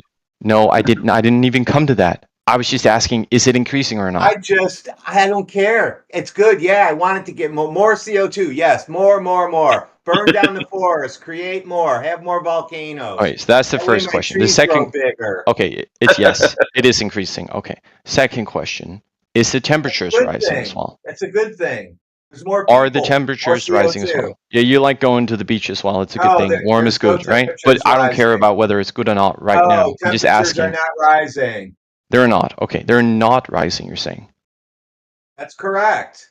Okay, so Not the where I live, readings that that's I for sure. posted, the readings that I posted in chat shows that they are rising. So you are wrong, right? Bro, go watch the documentary I told you to watch, bro. This is not about a documentary. No, it's real though, because everything you're saying right now was the shit that they were telling us 20 years ago. And it was all a lie. Just go watch the fucking documentary, kid, and then come back to us. It's very easy, bro. No, I'm not gonna be sent away just because you can't argue. That's not how it's Okay, working, mute okay? him. We're done with him. Mute me for what? I'm asking Yeah, questions, it's just waiting my turn. Look, It's we're gonna move on. We're gonna move on. We're dude. beating a dead fish right now. Yeah.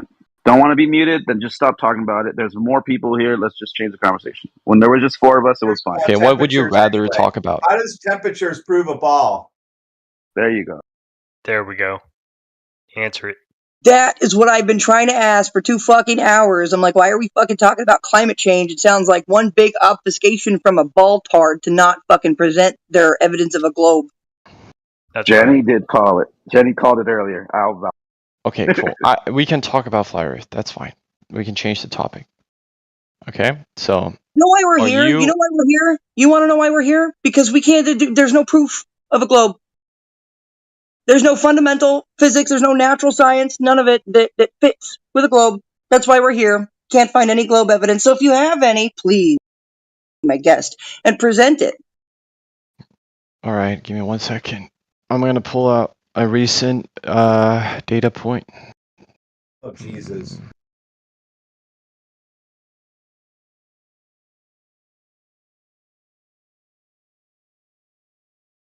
Mic check, mic check.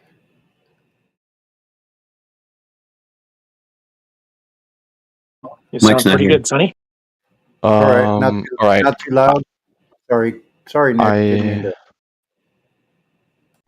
No, just about right.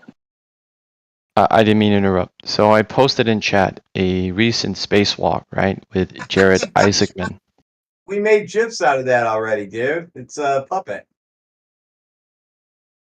Cool. So now that I have posted something, I guess it's your turn to show that it's wrong. Yeah, it's fake. Yeah. Yep. Show that. You have to prove it's real. And how would I go about proving to you that it is real? There you go. There's your problem. There you go. No, I'm asking you, what would it take for you to say that is a proof? That's for you to find out and prove it. It sounds not well thought out. Hold on. What did you Sounds post? very thought out.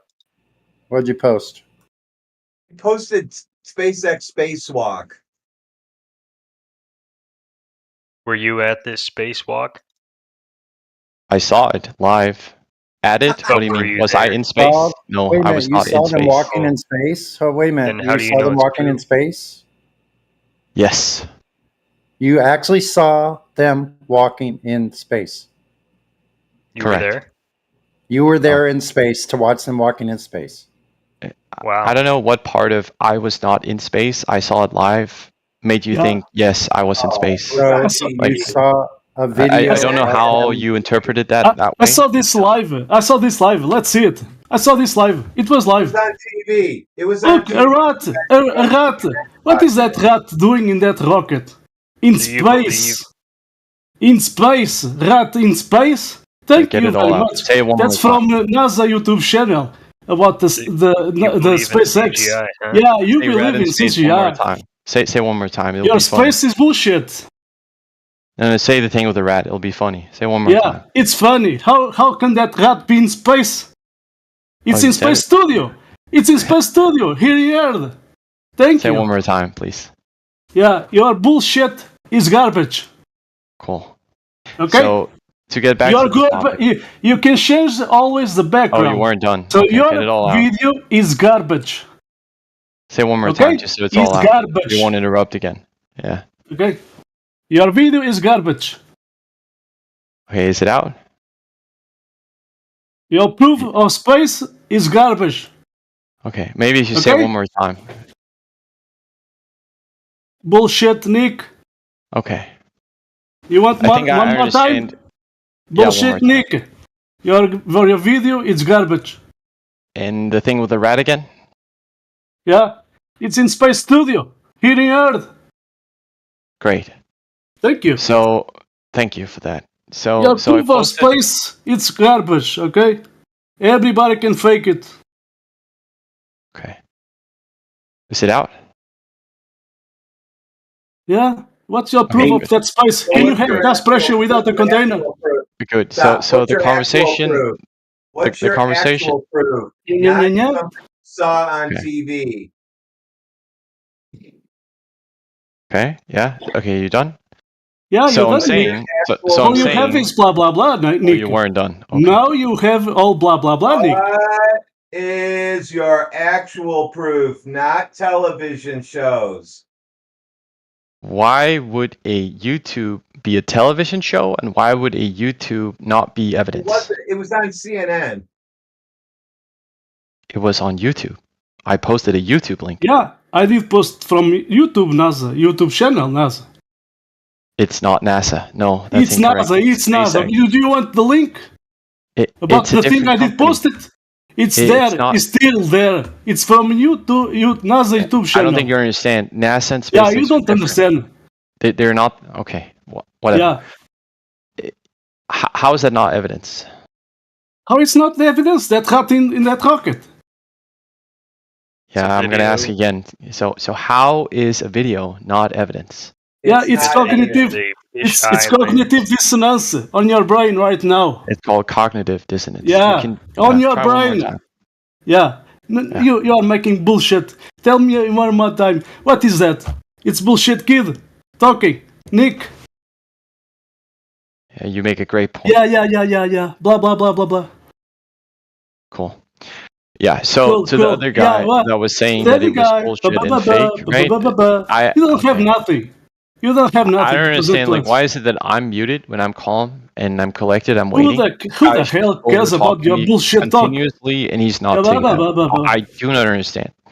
You don't understand. That's from I mean, your NASA room YouTube was channel. live, That's nobody from will disagree. NASA Then you can YouTube just- channel.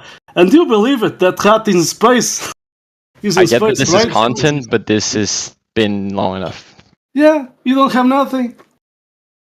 I mean, I can't get out the evidence because you keep mouth shitting all over. So it's go like No, hard. you are mouth shitting. Say that one more time, please, Hold on Nick. a Shit. second. Okay, I'll say What one more is time just for your you. Okay, you are mouth shitting evidence? all over, so I can't get to make my Besides argument. television, what's your evidence? And stop talking over me. Okay, yeah, I was talking, then you interrupted. That's not me talking over you, right? So my evidence is video. No, Okay. that's not good enough. And then I asked, what is Not good good enough? enough. What is good enough? Not television. Evidence. Yeah, let's clear up the TV part. So you haven't seen anybody walk in space other than on a TV screen or a computer screen. Is that correct? Correct. So Right there. can video be falsified? Absolutely. Okay, so where's your proof then?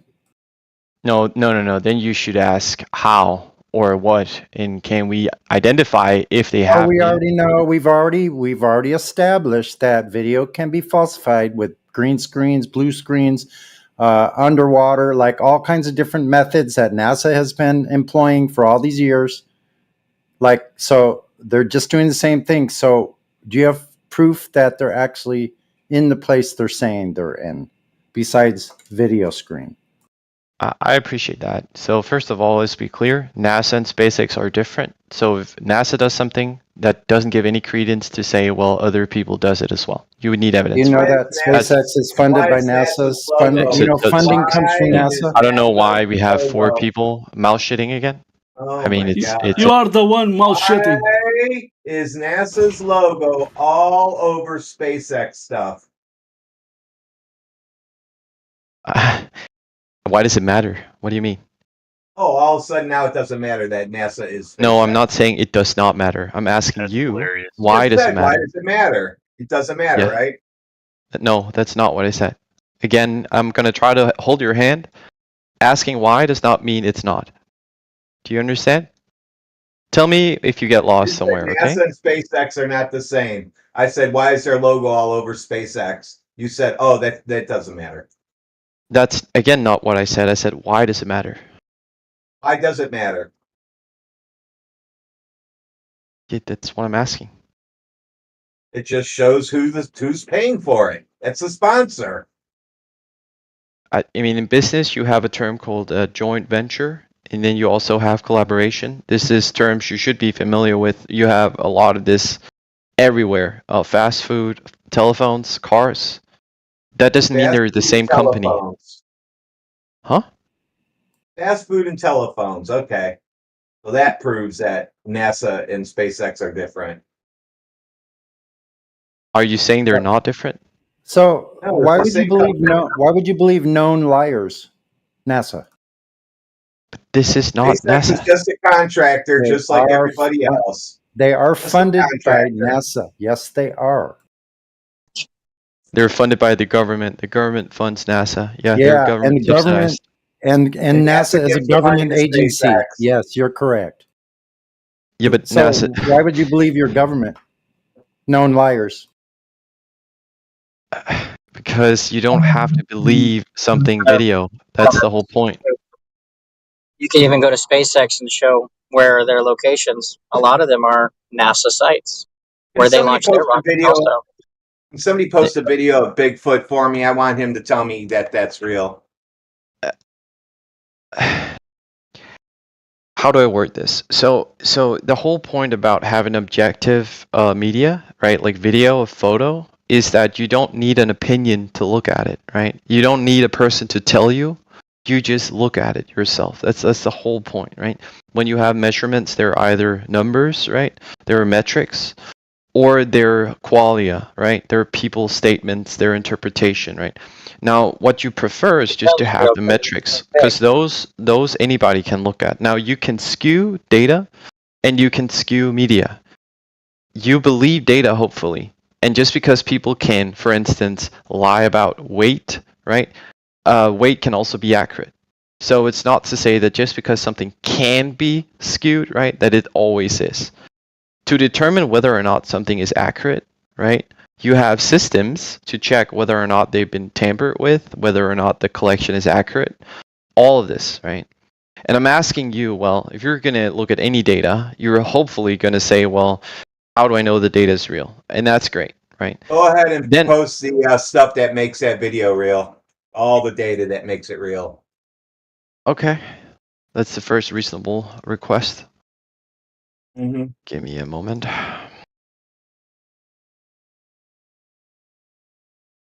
I really want to see the spacesuit test in a vacuum chamber. That's the one I'm waiting for. Those are motorcycle costumes.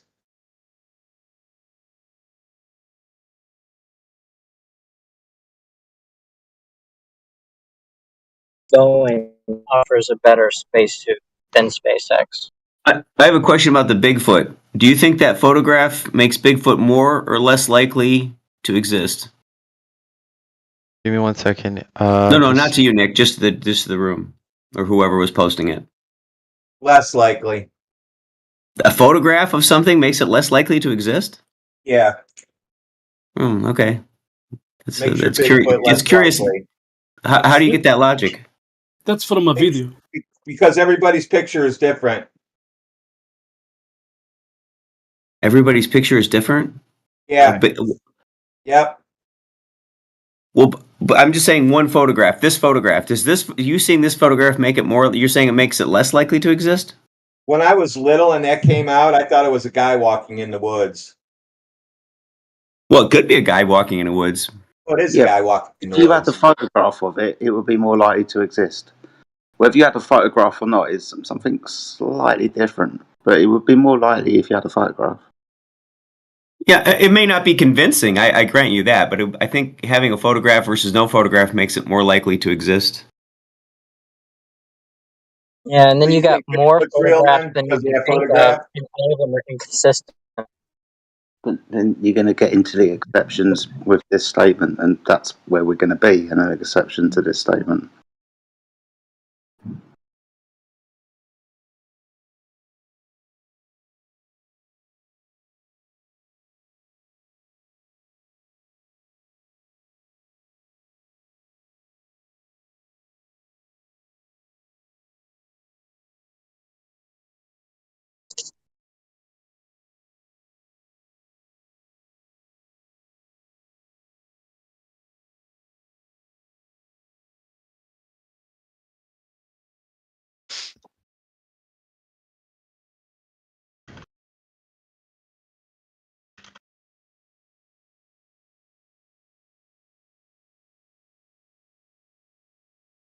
So knowing that if there's a picture, it's more than likely to exist. I'm gonna post a picture of a unicorn that I took. You guys are gonna tell me that unicorns are real, right? No. Because this wouldn't be a photograph of a unicorn, would it? Because a photograph would imply that it's a physical thing that's taking place. The photograph is capturing the light of the unicorn, the actual thing. This isn't that, is it? That unicorn looks real to me.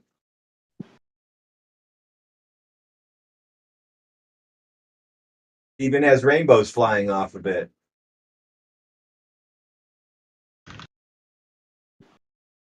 So it's a deluxe unicorn. That makes it more real then, right? A lot clearer than that spacewalk, that's for sure. I know. Well, I'm just pointing that out because just because NASA and SpaceX have deluxe video doesn't make it any more real than the unicorn. They can't afford cameras either. Yeah, they can't afford cameras in space either. Everything is blotchy and quick jumpy, like they don't know what they're doing. It looks like stop motion again.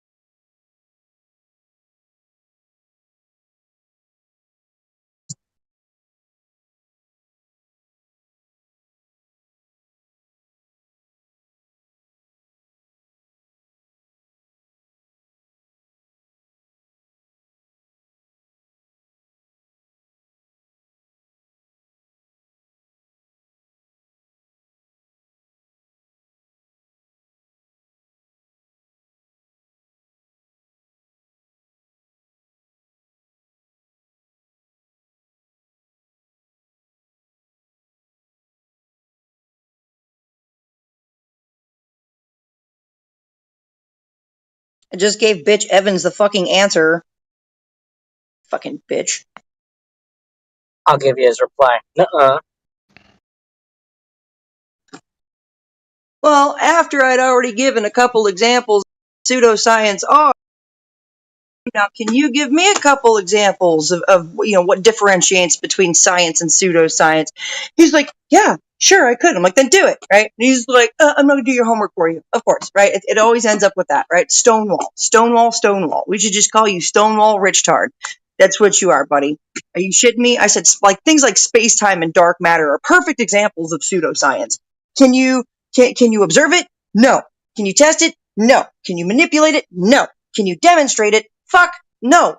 It is failing to uphold to every step of the scientific method, but yet it's called science. No. That's pseudoscience, sweethearts. That's fucking pseudoscience. You can't fucking test it. You can't demonstrate it. You can't manipulate it. It's independent or dependent variables. You have none of that in things like space-time or dark matter. Right? So I just gave a perfect example. So fuck you.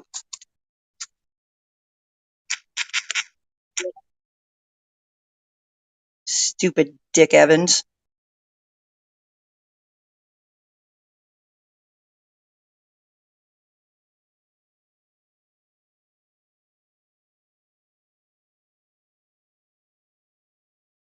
I don't know where the conversation's gone since I deafened and went to go watch this video, but I wanted to find the point where his evidence of the spacewalk, and then I found the video, and if you fast forward to like 53 minutes, that's when she goes up and she starts doing a little test supposedly.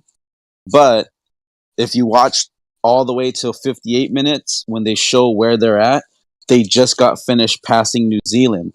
That means that whole time that she was up and out, you should have saw New Zealand underneath the earth lit up. Like, how, since when does an entire country have zero lights on at night, and why isn't it lit up? And why aren't you seeing any lights? No planes, no boats, no nothing. It's just very, very sus. So hopefully Globers can grasp what's being said right there. I doubt it, though.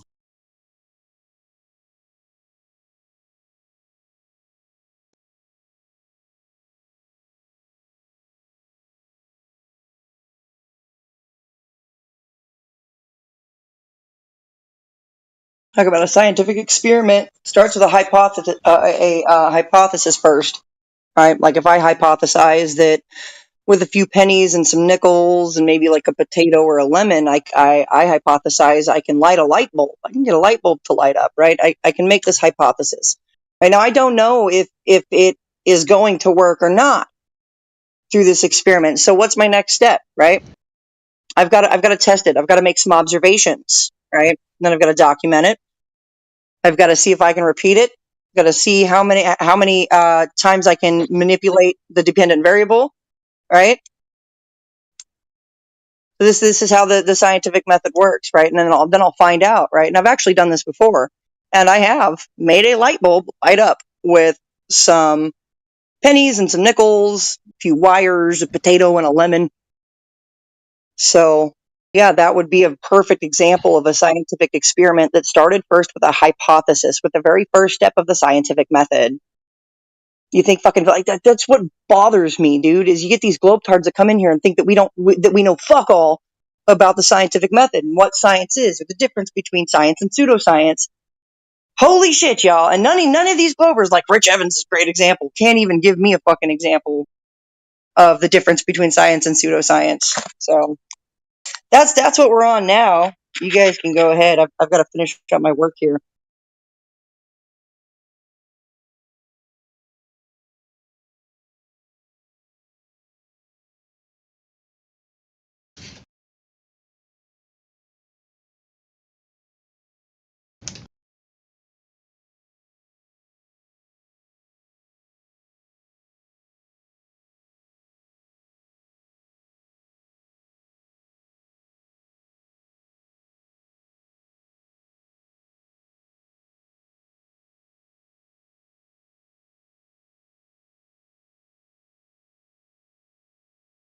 Oh, so it's a deductive model now? We're just going to deduce things without full and proper evidence. So we're just scrapping the scientific method altogether. That's cool. That's awesome.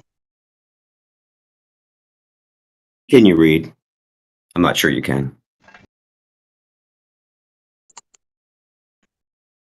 Yeah, I can read. Had an above college reading level. Unfortunately, I've got to get back to my work, if that's okay with all of you. That is not okay.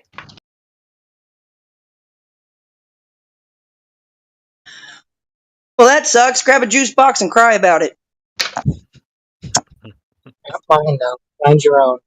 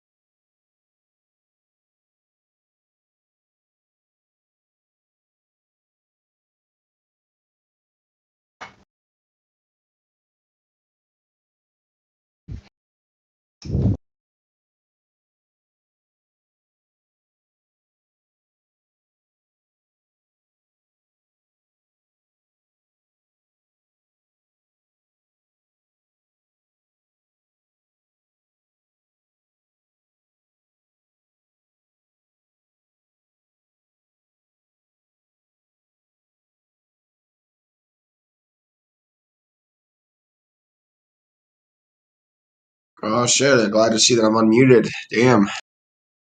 That was torture. Yo, Sorry you had to go through that. I'm sorry, what'd you say? I said, I'm sorry you had to go through that. Yeah, okay. I don't know why I got muted. I didn't even do anything wrong. Because you sound like That's you're gonna what they whine. all say. No, I'm not gonna whine. I was talking about like Bukakis and they muted me. For no Yeah, 'cause reason. that's not fucking something you talk about here, dude. What the fuck? How's that going to Oh, support your oh goal? shit. What's up, Jenna? How you doing? Hi. Let's keep it clean in here, shall we? My bad, Jenna. I didn't know that you were in here.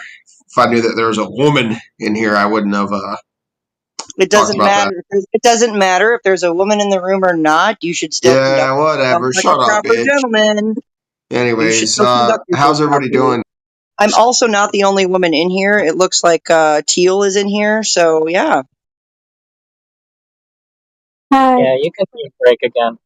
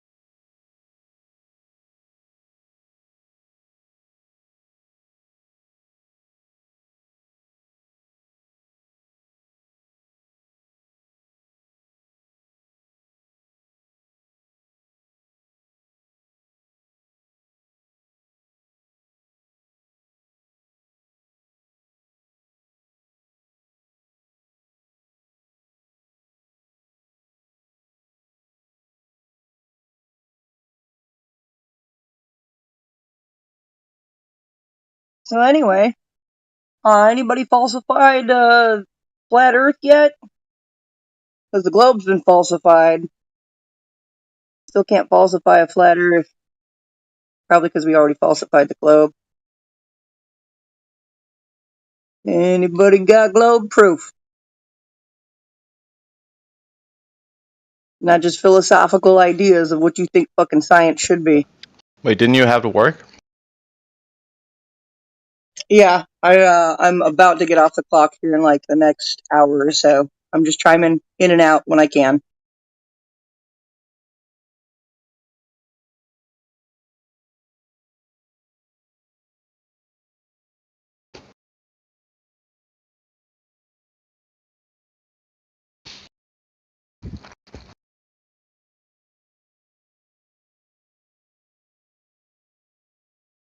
Can I ask the the person that's chiming in and out a question?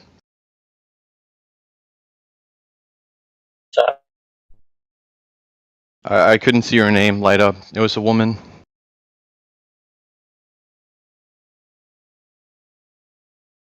Why don't you just ask your question and see if someone answers you? All right, wonderful idea.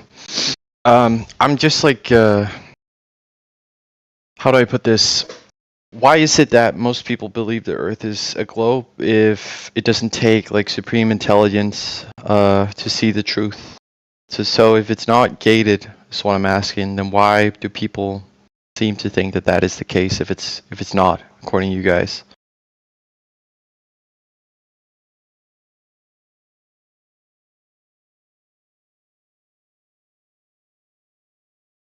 What got you to believe it's a globe in the first place? This is like more about the other part of the conversation, which is like why flat, not why globe.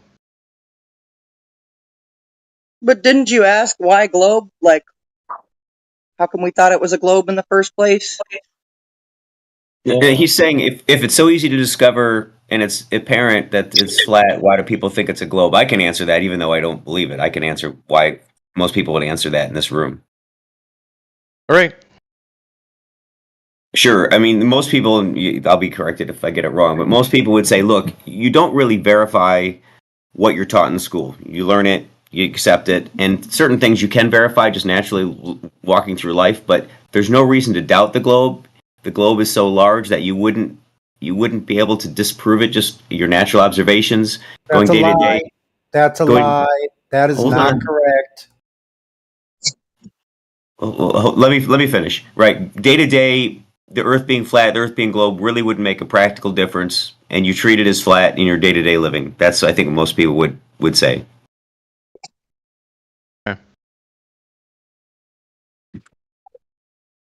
Basically, what proof do you have? Have you looked into why you believe it's a globe, or have you just been told it's a globe? Yeah, no, I have done that. And what proof did you find that it is a globe? Well, I mean, there are many. Do you just want one or a list? What do you prefer? The best one. The best one I already posted. I don't know if you're here for it, but any video from space shows like a clear globe. So Videos, favorite one. they admit that the videos that we have from the ISS, they say very many times that you can't see clear curvature from up there. So already those videos, they say that they're doctored, admittedly. And getting a video from an organization that they're the only ones that could get that video and you can't confirm it isn't proof of anything. Especially when it goes against the findings we can find from the ground that we see too far. Yeah. Radwin is the only one who has the equipment good enough to catch a unicorn while it's running. Everybody else has to rely on Radwin to confirm the unicorn's existence. Everybody's heard stories about the unicorn, but Radwin's the one who actually has the equipment to capture it. Mm-hmm. And they don't even say that you could see clear curvature from all the way up in the ISS a lot of times. There's so many conflicting statements on how much curvature they actually see. And they make mistakes in live streams many times. I have a Chinese live stream where they're doing a live stream from their space station, and it's completely flat. And they're just as high as the ISS. So it's not reliable evidence either way. Even if you believe it's real, it's not reliable. They're And you just as deem it fake. They're just as unreliable? fake high. They're just as fake high as the ISS. Yeah, it's And inconsistent. It's to be inconsistent. clear, you deem it unreliable because there are other sources that have inconsistencies, or It's unreliable for many reasons. The fact that they're the only ones that could do it, that our observations from the ground, or if you send a weather balloon, don't match up with theirs, and that their observations that they let out are inconsistent. And their statements about the curvature that you could see are inconsistent. So it's just not reliable either way you look at it. I think I'll grant you that it's inaccessible. That's true. The rest, they're merely conjecture. They're not at all real. I mean, you're conflating different agencies with one another, and you're conflating the statements made. No, but I don't blame you for the that, Chinese but you're ISS right. doesn't. The Chinese space station doesn't only show a flat plane when they're doing their live streams. They show curvature too. Sometimes it's just they're inconsistent, and you get inconsistent statements from different people saying that you can't even see curvature from that high, noticeable curvature.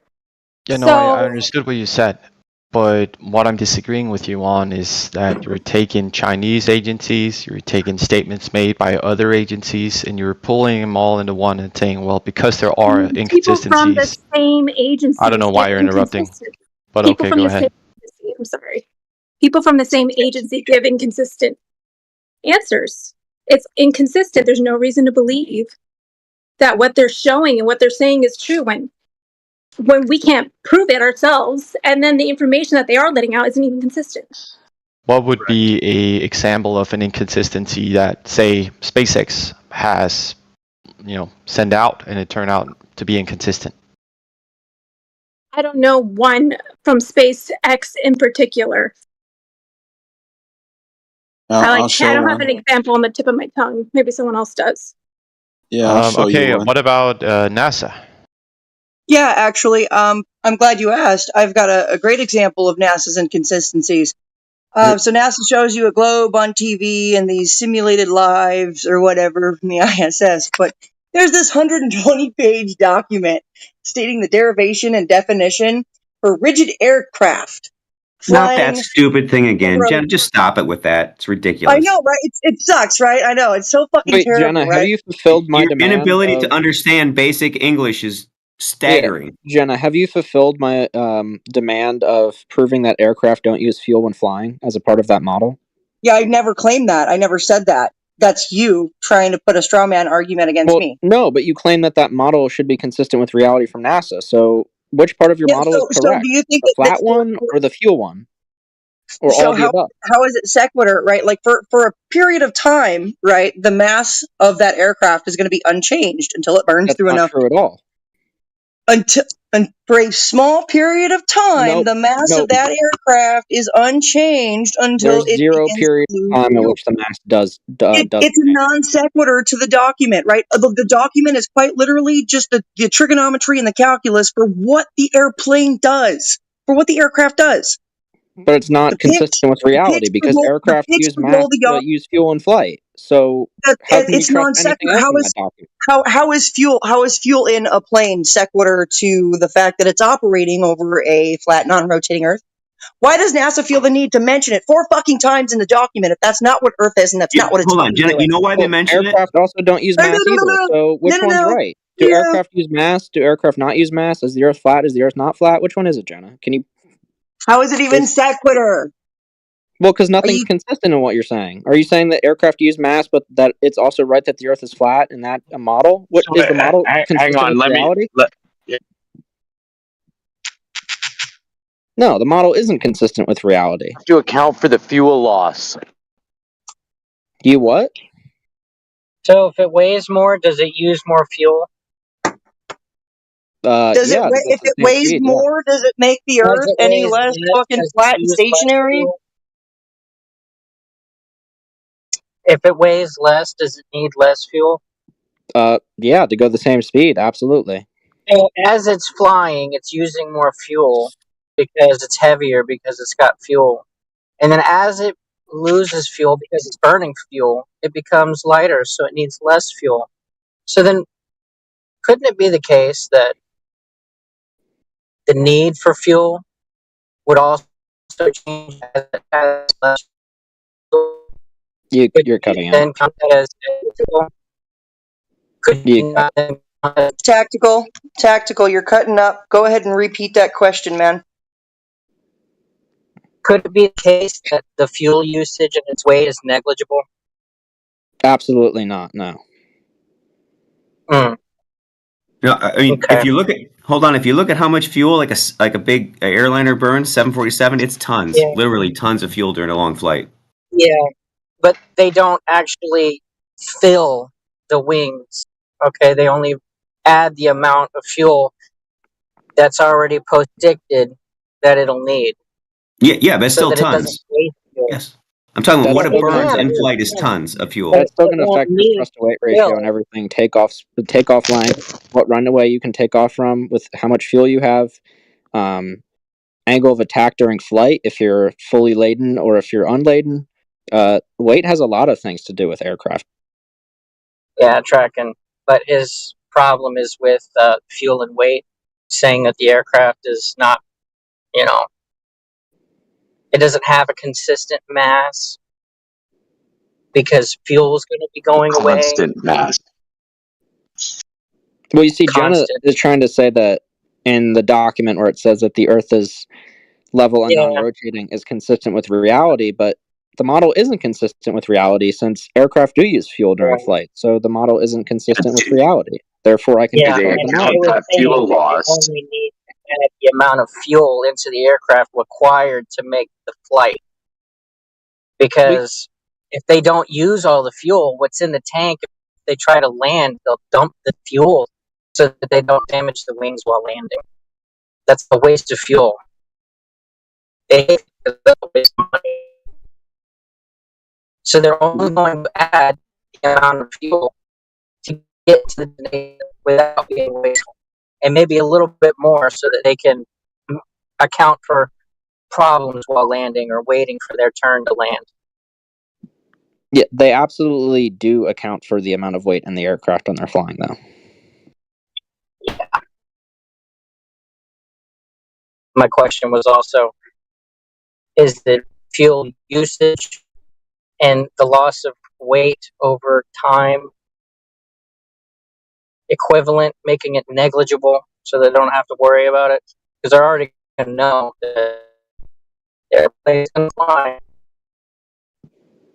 Like I said before, no. I mean, the weight of the fuel is equivalent to like the weight of all the passengers combined. So it would be like if you didn't have any passengers in your plane and the luggage. Like, that would seriously affect your thrust to weight ratio if you're fully laden with fuel or even half with fuel. Yeah, literally tons of weight over a 5-hour flight. Are passengers jumping out of the aircraft during flight? So do they have to worry about that change in mass? No, the fuel is what they're going to worry about, change in mass. Right? Yeah. I don't get what your claim is. Are you trying to claim that it's negligible?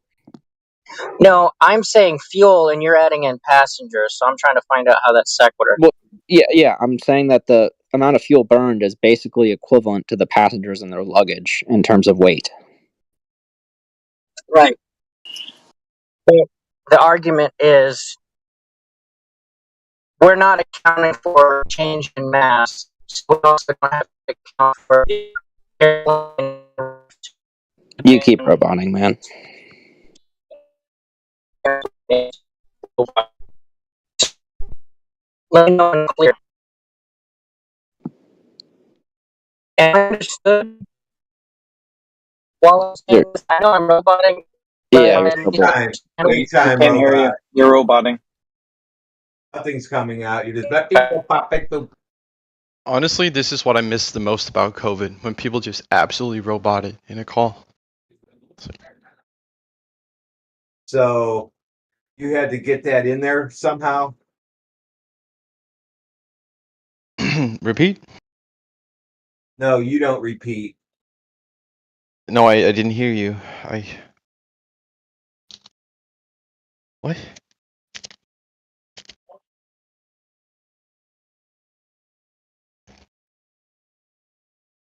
Yeah, for reference, a 747 burns 24,000 pounds of fuel per hour. Sounds like a large number. Yeah, but Jenna's paper, the model says that aircraft, you just assume they have constant mass. That doesn't seem to equate with reality. Yeah, it's about 6 pounds per second they lose. It's about a gallon a second, which is I didn't realize it was that much. That's pretty interesting.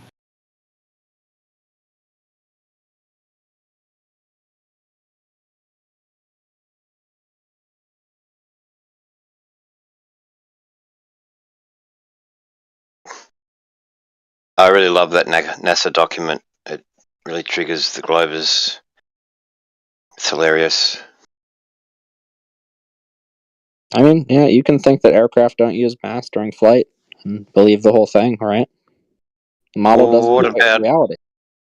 What about people getting on and off the plane? Is that varying mass too? Yeah, but that's not in flight. People are getting off the plane on the ground. But they're getting off on the ground and the plane takes off again with less people on it. That's a varying mass, isn't it? Is that what you mean? It's not varying mass during flight, though. No, yes it is. Okay, so people are jumping out of the Well, you plane said during the the flight? fuel. What's it? Is the fuel part of the jet? So you're saying fuel? Say the plane lands, and they just fill it up with fuel. So that's the plane changing. Skydivers then. That's the plane changing mass, is it? Yeah, airplanes do use fuel during flight. What about the people getting on and off? That's just plane changing mass too, isn't it? That's Same not thing? during flight, though. That's not during flight. Yeah, you've never gone skydiving? No, we're saying the plane lands and then gets refueled and then takes off again. And you Is said, the "Oh yeah, plane that's flying when it's on the changing ground? weight."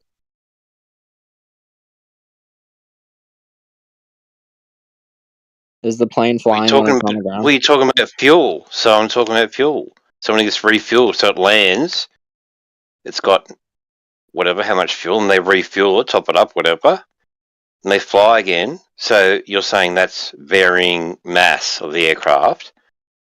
So what's the difference between people getting on and off and the plane taking off again? Is that you're saying that's varying mass of the aircraft as well? It's not during flight, though. You see how dumb your argument is? No, you're not getting that people don't get off the plane when they're in the sky. I mean, unless they're skydiving, which that would be varying mass in flight then. Oh, okay, yeah, so that's a good example, skydiving. So you'd say people jumping off the aircraft would be varying mass of the aircraft. Yes. Okay.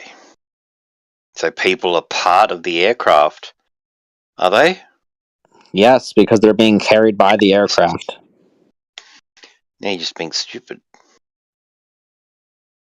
People are in the aircraft, so they're a part of the aircraft's weight. What don't you get about that? They're obviously not talking about the aircraft, people in it, or petrol in it, or whatever. Or peanuts in it. Like, does the mass depend on how much peanuts are on board? I mean... Yes, the mass of the aircraft changes depending on how much stuff is in it. Yeah, it's stuff, not the aircraft, is it?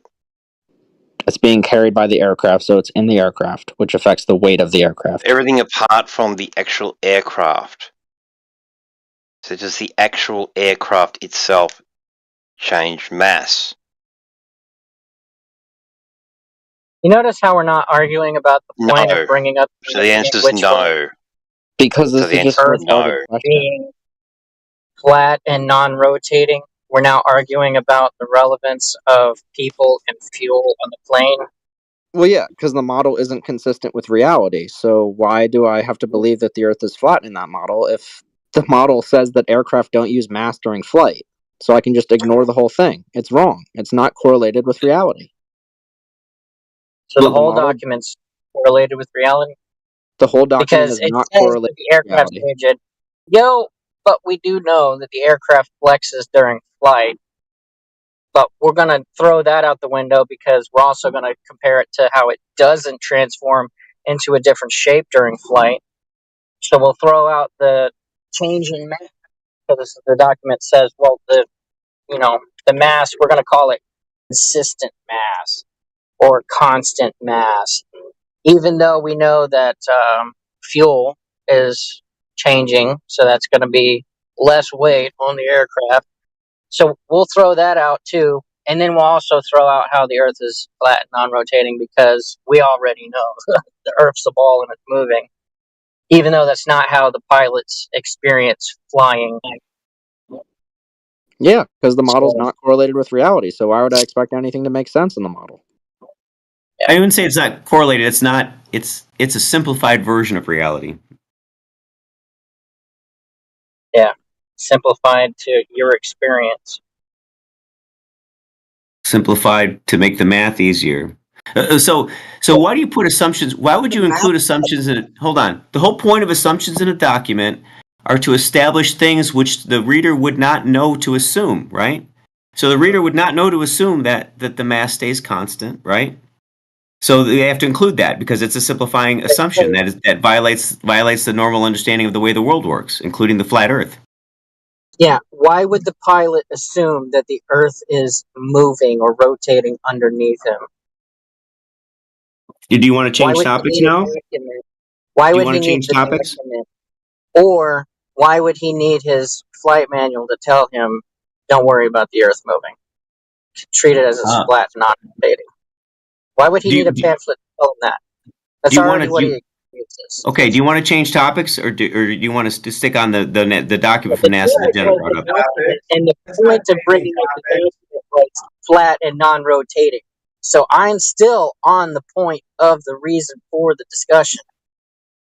The document that Jenna brought up was about calculating the aerodynamics of aircraft, right? Essentially, flight dynamics, right?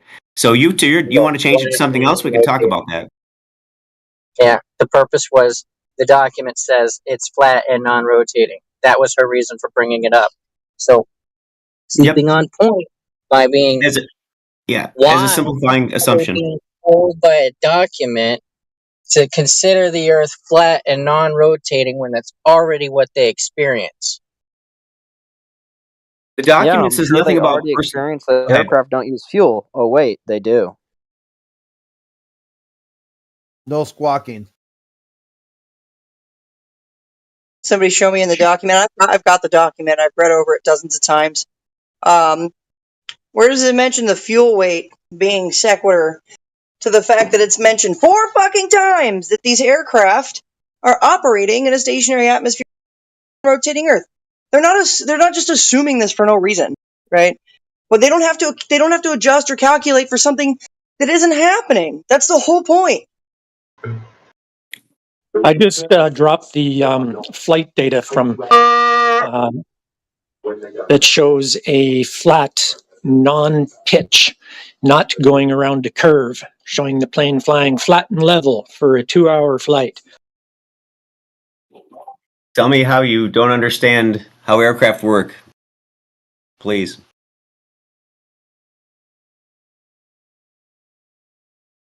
So the pitch data would show that it was changing its angle to navigate the curvature, and it doesn't. It shows How would flat it do and that? level. How would it change its pitch angle to navigate the curvature on a globe Earth? Why would it need to do that? No idea. No idea. Yes. There. Stop right there. That's you answered your own question. Thank you.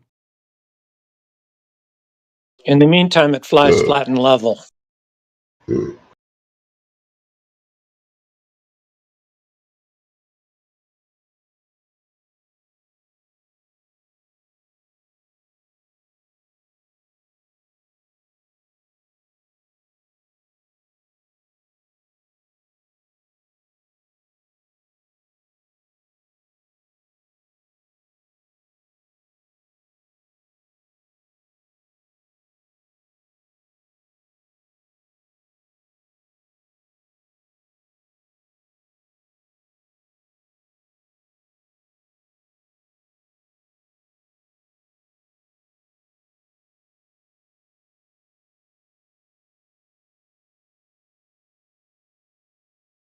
Anyway, that document is a perfect example of NASA not being consistent.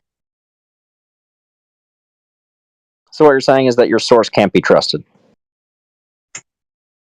So either you trust NASA or you don't. You either trust what they show you on TV or you don't.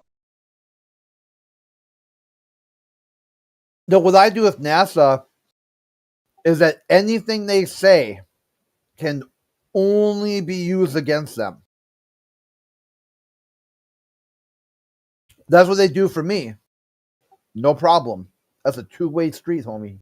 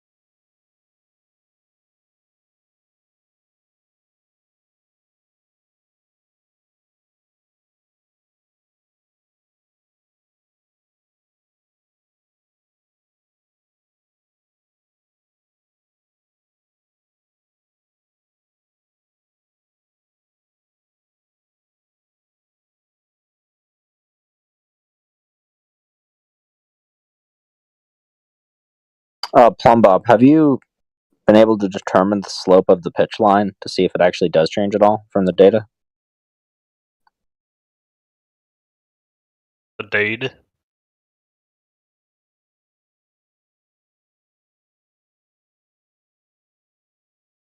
I guess we just have to imagine that it's following a curve. So if you want to do that, you can do that. It doesn't show that. It doesn't show that it's following a curve.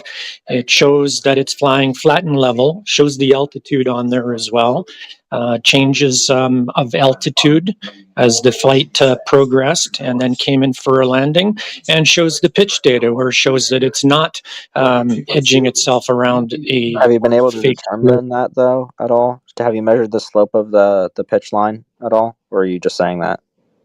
I'm just saying that. Okay. Again, I guess we just have to imagine that it's a globe again. So we'll go back to the imagination. Yep, and you can just say that you saw something when you actually didn't measure it or anything. You didn't see if the pitch line is actually sloped at all. I mean, just how it is. It's nice Well, for it everybody to shows believe that in the fairy tales. pitch is elevated because the plane is flying and it keeps its pitch up the whole way. Does it? Have you measured the slope of the pitch line, or did you just say that? 3%. It shows in the fucking data. Jesus.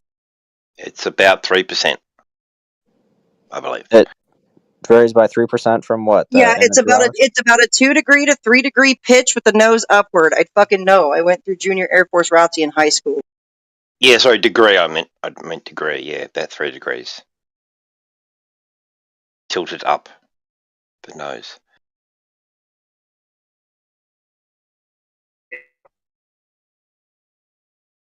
Helicopters all have this little thing that calculates all the movements of the aircraft, and then they show you in the heads-up display whether your trajectory is going to bring you below the horizon or above the horizon or at the horizon line. If you can keep the aircraft at the horizon line, that little dot that they have on the hood at the horizon line, you're flying flat and level. If you bring the little dot above the horizon, you'll be sloping up. If you bring it below the horizon, you'll be sloping down.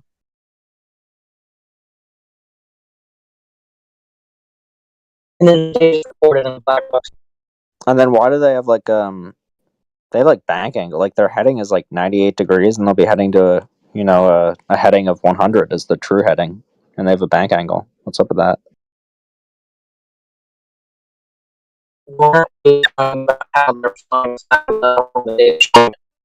You're roboting still. It's pitching up or down.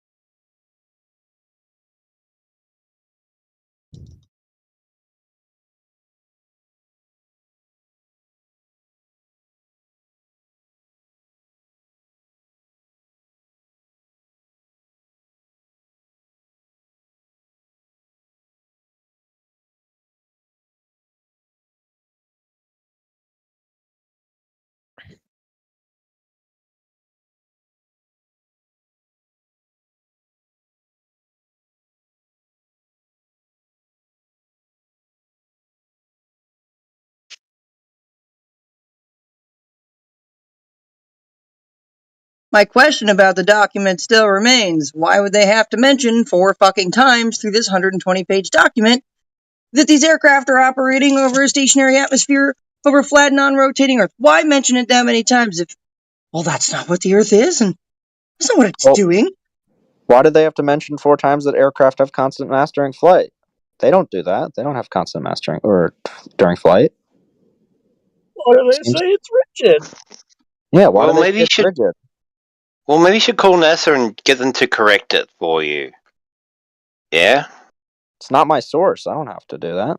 I mean, I would think, well, it's Are you NASA's source. saying- And I mean, I would think that if I spent a lot of time up in the sky at, 20 miles above the surface of the Earth doing all this, I'm pretty sure I'd figure out if it were flat or not, or if it's moving or not. So I can correct him. Yeah, it's not your source. We don't need to talk about the mass of the plane. That's not what we were talking about. Oh, fake engineer here again. I put an end to your conversation. What? Fake engineer saying something?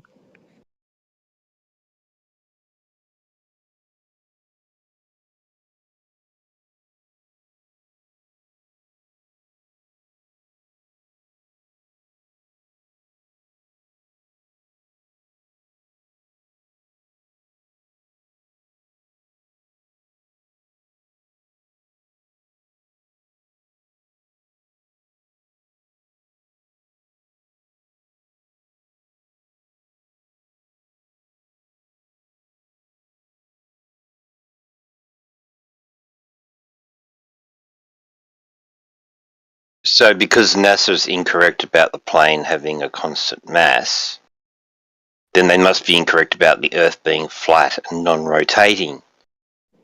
That's your argument. My argument But is they're that right the about model everything doesn't- else. My model is But they're that right the- about everything else. Yeah. My argument is that the model doesn't correlate with reality because everything in there isn't correct. The with globe reality. model doesn't bolt with reality, you mean? That seems like a non sequitur, but okay. No, the flight model does, actually. So NASA's lying now? NASA's lying in the document? Is that what it is? No. They're making mistakes about mass of aircraft now, according to this dude. Yeah, I'm just saying that the model doesn't correlate with reality because aircraft aren't rigid, aircraft aren't rigid in flight. Aircraft use mass in flight. So how can I trust anything in this model if it's all not correlating with reality? How can you trust NASA, you mean? I don't know. I mean, I'm fine with not trusting NASA. A government agency. Government lies to you all the time.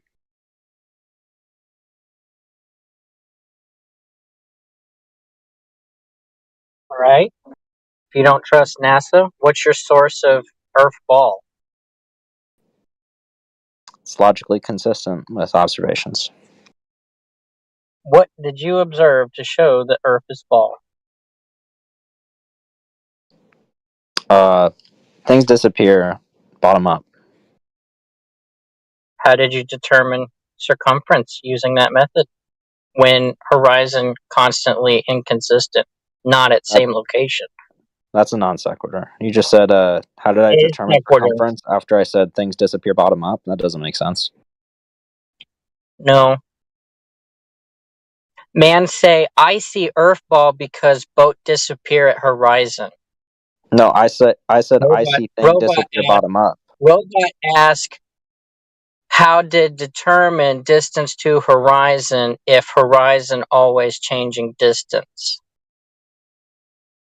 Things disappear bottom up. Do you agree?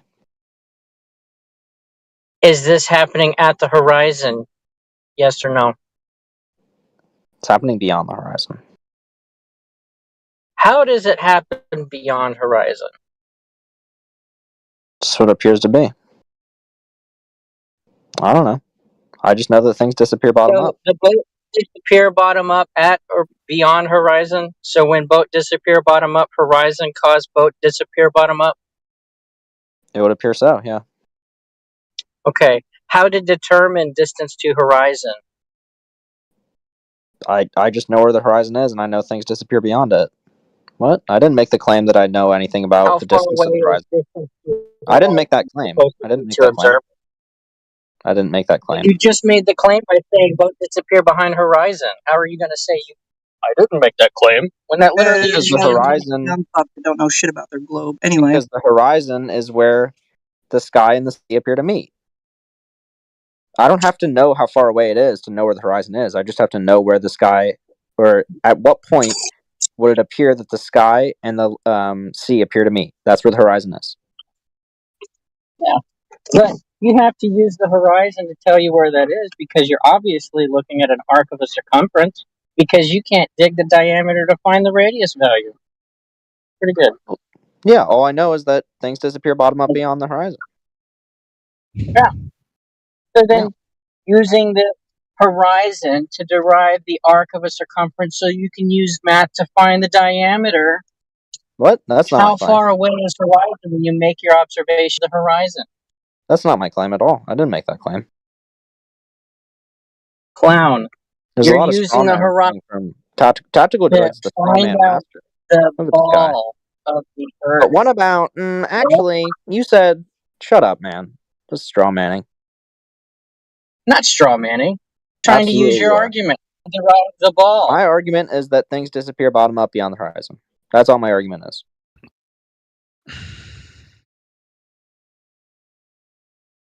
And then you're saying things, well, how do you know the distance to the horizon? How do you know this? How do you know that? Arc lengths. All I know, things disappear bottom up from the horizon. The horizon is defined as where the sky and the sea appear to meet. I don't have to know anything about its distance. I just have to know at what point visually does it appear to meet the sea and the sky, and that things disappear bottom up beyond that point. So then your ball can expand and contract in size. Did I make that claim? Horizon changes distance. So then is ball contracting and expanding in size to create I a never new said horizon? anything about distance. I just said that things disappear bottom up beyond the horizon. Why do you keep... This guy's a strawman master again. I Because don't I know what's want going on you with to this guy. try and tell me how Red this herring, horizon is Starman Master. ball. And they gave us a radius value. Why are we talking about If radius? I you never said didn't anything do about this, that. if you What's wrong don't with care you, where man? the horizon is, so you can derive a radius value to your big ball Earth, then somebody other than you went and What's wrong verified with this guy? the Why does he radius keep on value of trying this to get me Earth to using talk a about method radius you're and stuff? claiming. That's not my claim. It is your claim. It's You're not my saying, claim. I think My it's claim is that disappear things on disappear horizon. bottom up beyond the horizon. Why do you keep on trying to strawman me, man? Because I want you to tell me how big your ball Earth is. Okay, so you're strawmanning me to try and make me... Okay, so you agreed that you're strawmanning me. No. Yeah. I'm Yes, you did. asking you You to said, tell me how big your ball is. yep, red herring. I don't care about that. Yeah, how I just big is know your that things ball? disappear bottom up beyond the horizon. Okay. Hey, ball boy. yeah, that's not a red herring or a straw man. Like, Yes, if it you is. do not, you believe you live on a fucking ball. That ball has a certain specific fucking dimension with its radius, its circumference, its diameter, and you don't know what it is? Damn, flat earthers know the globe better than globetards, and it's really sad, man. I'm embarrassed. Why are you How embarrassed? big is your ball? I don't just not know. making That's a any claims to straw anything. man. I'm I'm just debating embarrassed it like for you you. guys do. See how easy it is when I don't have to make any claims? I don't have to make a claim. Yeah, I'm Somebody just like made you the ball now. for Look, I'm a me. flat earther. I don't make They any claims told about me anything. Earth have radius. Earth have ball. Oh, he's getting I so see mad. Oh my horizon. god. Look, Horizon make my ball. when the I strawmanner's don't know called how out, he big gets Earth angry. is. Oh, Oh. look It's at him okay to be cry. wrong. It is okay to be wrong. Yeah, that's okay, droid. Anything but flat Earth. Yeah, see, look, he's belly aching now. I mean, this is what happens. Oh. Yeah, crying. Just keep on going.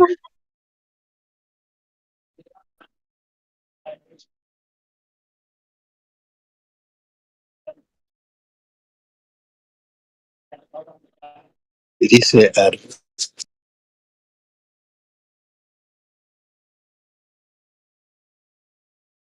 Don't take Adam.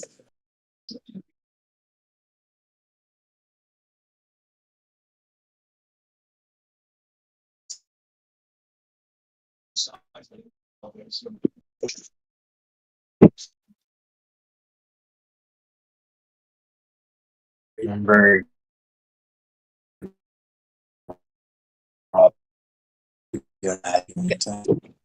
If anybody's trying to say something, nobody can really try going out and coming back in.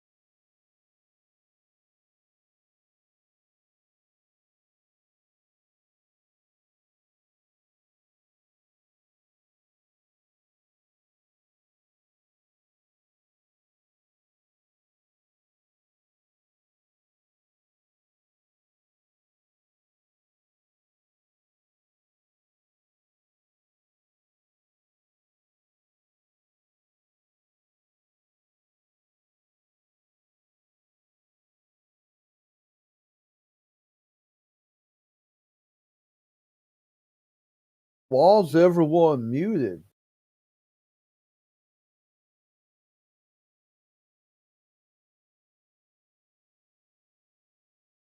Yeah, it's pretty quiet. That's what that But guy the kept in saying chat, this morning. I know. This morning, those guys kept saying that. It's funny. What's up, Chris? Hey, Yeah.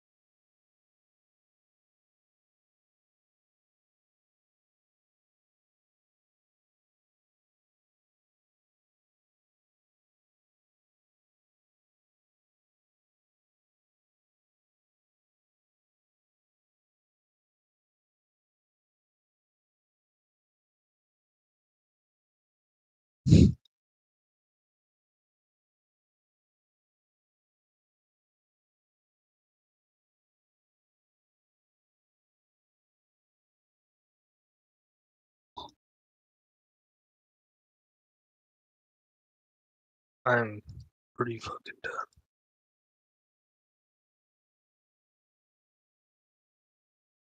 what's that?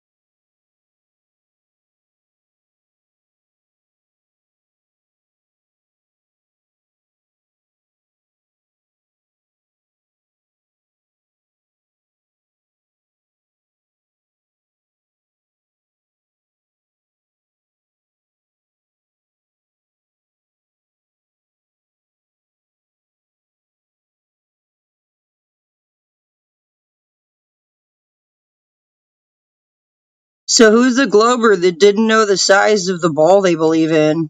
They leave? Are they still here? Yeah, that's Gamma.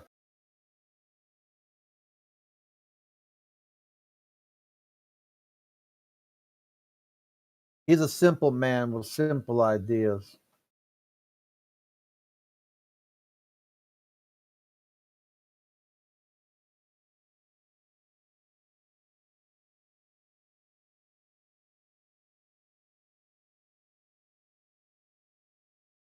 Who was that? Somebody was asking, somebody just pinged me asking, the size of the FE word. Guess what? If we were to be intellectually honest and say we don't know, or even say that we speculate it could be a lot bigger than what we're led to believe. Is that fair? Is that intellectually honest and fair to say?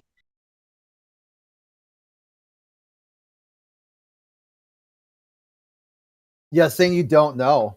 See, in the globalist worldview, they see an I don't know is kind of like a moral ding. Like it's laziness. It's They're like asking not. me. Yeah, Oh, they're go ahead. asking me why I'm. They're asking me why I'm ripping on others for not knowing the size of the globe. I'm gonna tell you why I'm ripping on others for not knowing the size of the globe, because the globe is said to have a set dimension to it. It's got a specific radius, a specific diameter, a specific circumference. But It's not like your own go globe ahead. proof. Like bring your own model, like BYOB. Bring your own Yeah, beverage. yeah. This Yeah, is not a bring your own model. This is not what this is. So of course I'm going to rip on people that you believe in this globe and you don't even know the fucking size of what your globe is said to be. Of course I'm going to fucking rip on you because I don't make claims to how big the flat earth is, right? I don't make claims like that. That's a globe claim. The globe is claiming that the earth is this specific size and shape. We're not making those claims. So yeah, I'm going to rip on other people when they don't know.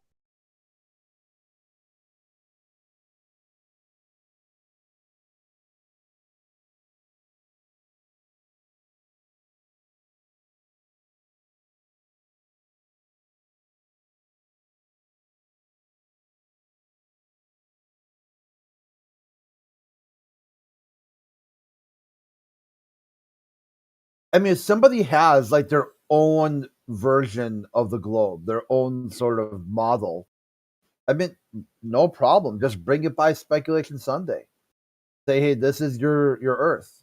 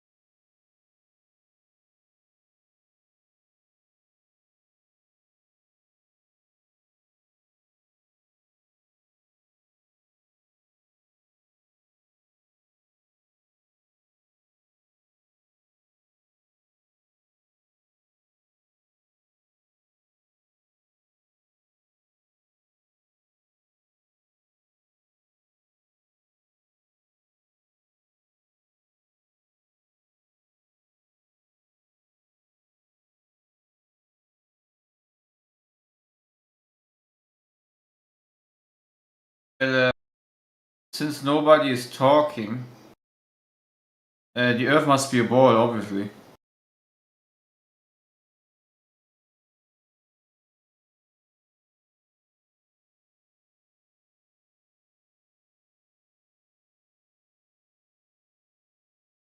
Wait, mic check. Roger. Yeah, I can hear you, dude. Ah, okay. I was literally thinking I was having a bug or something. Can you say the thing?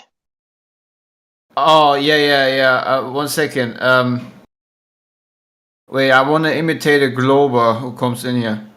Ah, So cool. many people have open mics and nobody's talking. Why is nobody talking?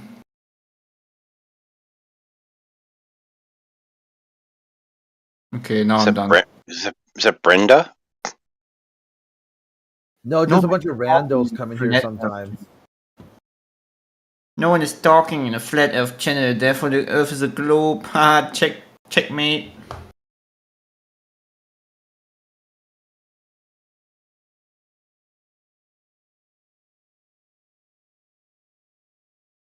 Well, the globe was done. Nothing to bring to the flat table anymore.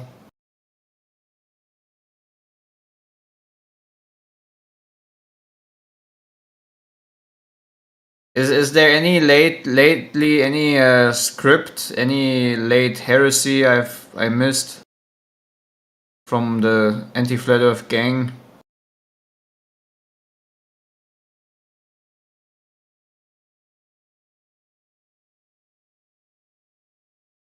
Oh, we have some Sherpers in the chat.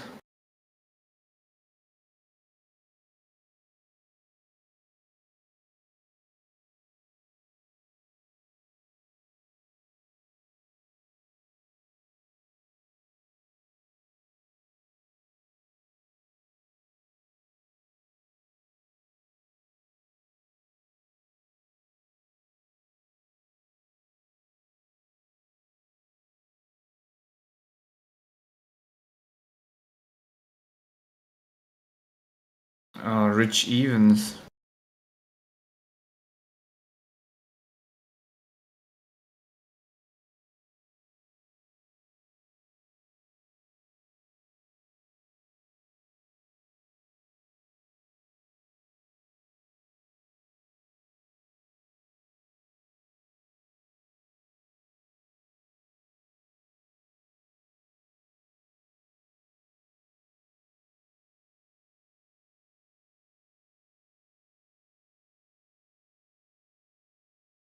Well, there you go, guys. We live in a day and age where superior knowledge is qualified by knowing that you have the ancestry line going back to Pond Scum, and that you live on a spinning, wobbling, tilted space ball flying from an epic spinning void of darkness. Amazing. That sounds legit. Sounds like fun. Time of enlightenment. Totally. Pond Scum monkeys. Amazing.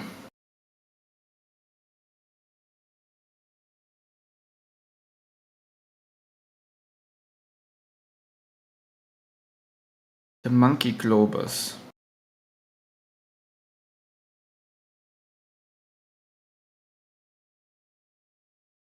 And they're buying it.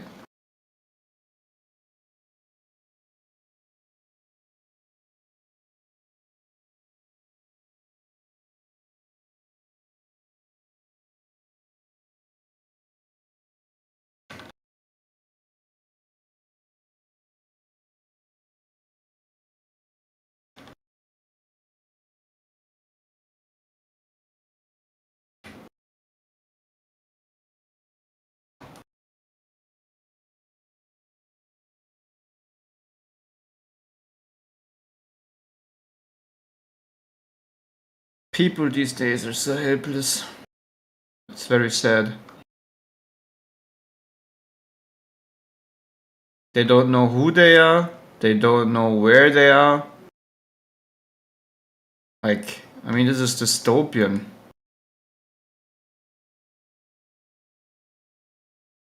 Like, imagine that. Like, waking up in the morning, looking into the mirror, you don't even know who you are. Because you've been indoctrinated with a lie. And then simultaneously, you don't also know where you are. Scary.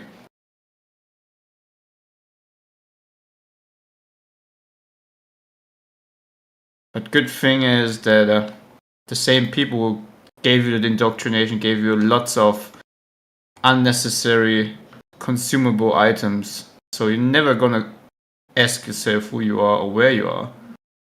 That's the luck you have. Well, I don't know if it's luck, but It's something, all right. right. Some people like baseball.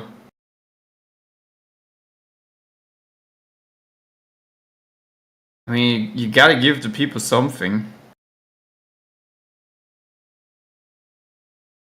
Give them bread, give them circus. Yeah, so they don't need to think about their miserable life where they literally have no control over anything. They're forced to do a job that they don't like. Forced to believe the things they have been indoctrinated with.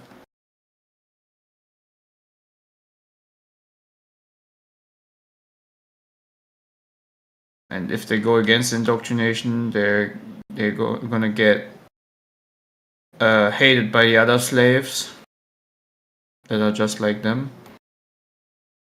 So you better be a good slave and you trust the process, the program.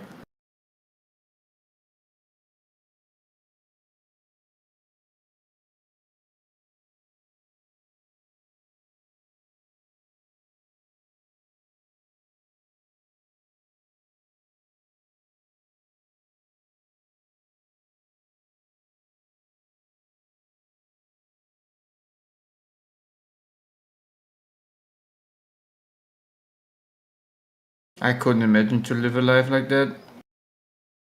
Of vanity. Wasting my time trying to run away from the one who made me. Must be sad. But the good news is you don't need to run away. You can have a relationship.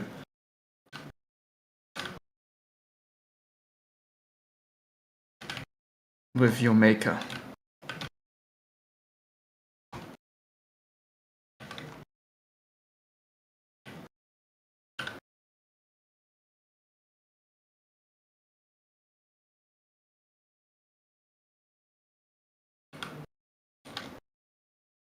But I wanna have one more last hit, then I will be happy.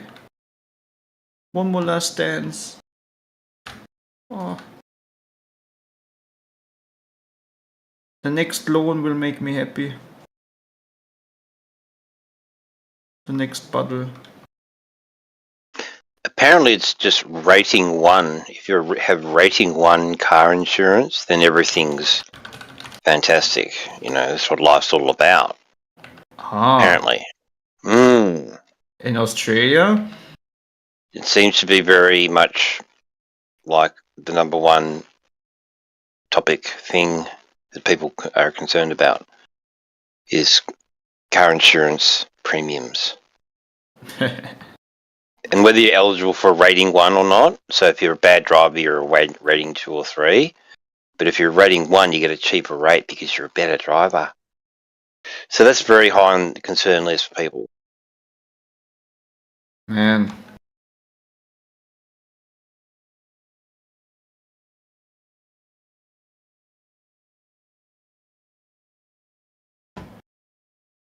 Imagine concerning yourself once in your short life to think about where you actually go when you die. Like, that's something that concerns me.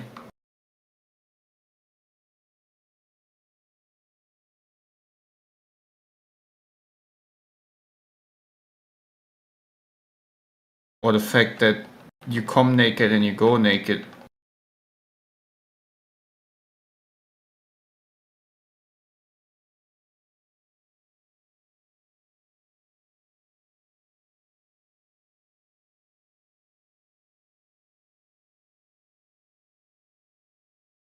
Isn't it funny how we sometimes live life as if we wouldn't lose everything anyways at the end?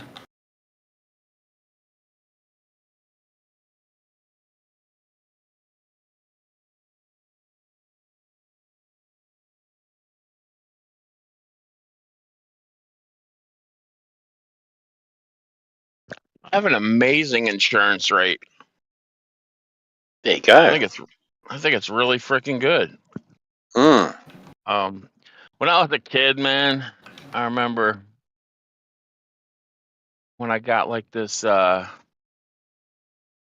freaking like really big speeding ticket on my motorcycle, doing like 60 and a 25 on a side street, and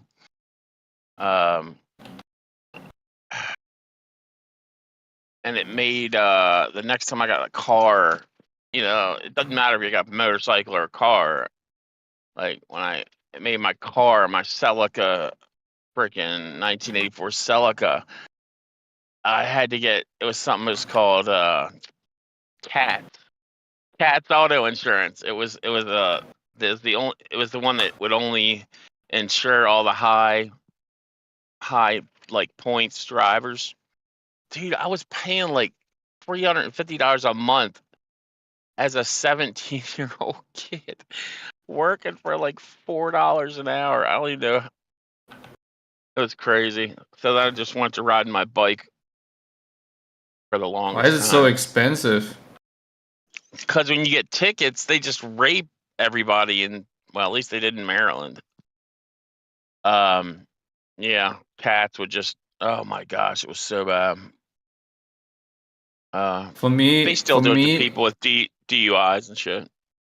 They get over on people big time. For me, insurance for my car or for my health is actually pretty cheap here in Germany. Yeah, I'm 54, and like when I got that, I got a newer 2012 van, and I thought it was gonna be like, you know, something ridiculous to get full insurance. I really don't even have to get full coverage, but I wanted it because it's a pretty expensive van. Yeah. I didn't have to get it because I paid it. It's like I didn't get an auto loan. Basically, they make you get a full insurance if you have an auto loan. But I got a personal loan and bought it with that. So technically, it's not like the bank owns the freaking title. So anyway, I thought it was going to be like $200 a month or something, dude. I got full coverage for like $70 a month, which isn't a lot. To me, it's about the only thing that's reasonable these days. And even that, still, it's a lot because on my van back east, the one that I'm in now, this thing's like $45 a month because I don't have full coverage, but you know, if I wreck it, it's not paid for either, but they wouldn't pay shit for it anyway. Actually, no, I do have full coverage on this. I forgot. It was so cheap, I got it. Forgot about that. Yeah. It was like 70, so I got it. Or maybe it was cheaper. Shit, I don't even remember now. Get my East Coast and West Coast vans mixed up. Anyway, yeah, when you get old, things are cheaper, at least as far as insurance.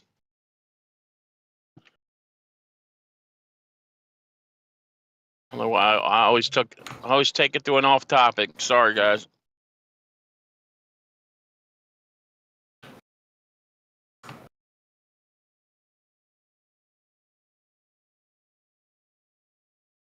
I wish a Glover would defend the spinning ball.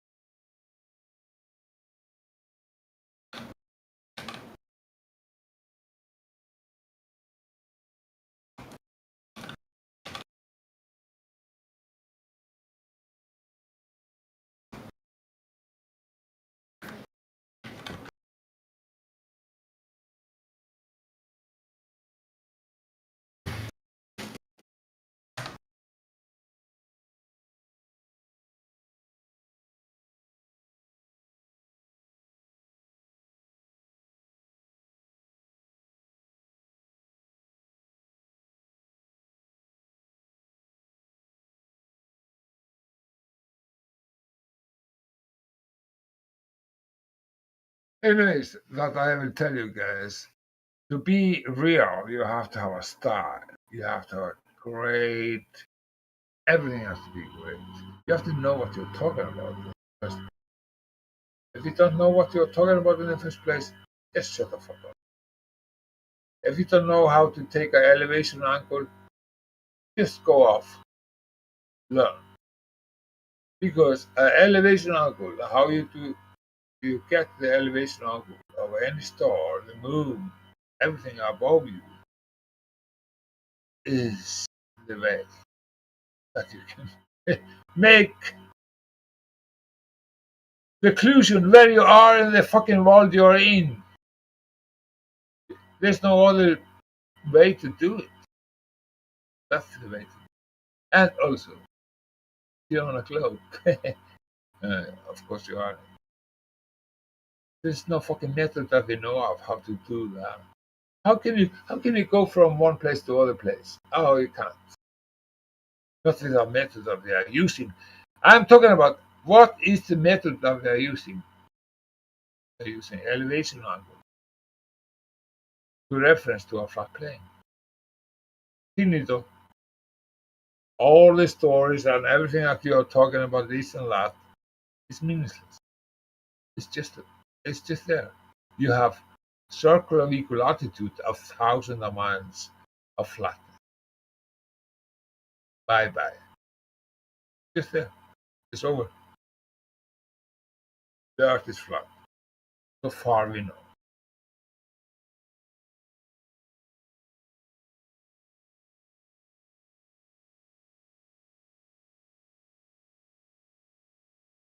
And if somebody is trying to come out and say something else, then just make a fool of himself. Oh.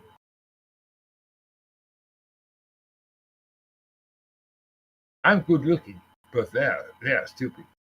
Stupid. Stupid. Make stupid of you. Nothing can help you if you try to say something against me. You're out.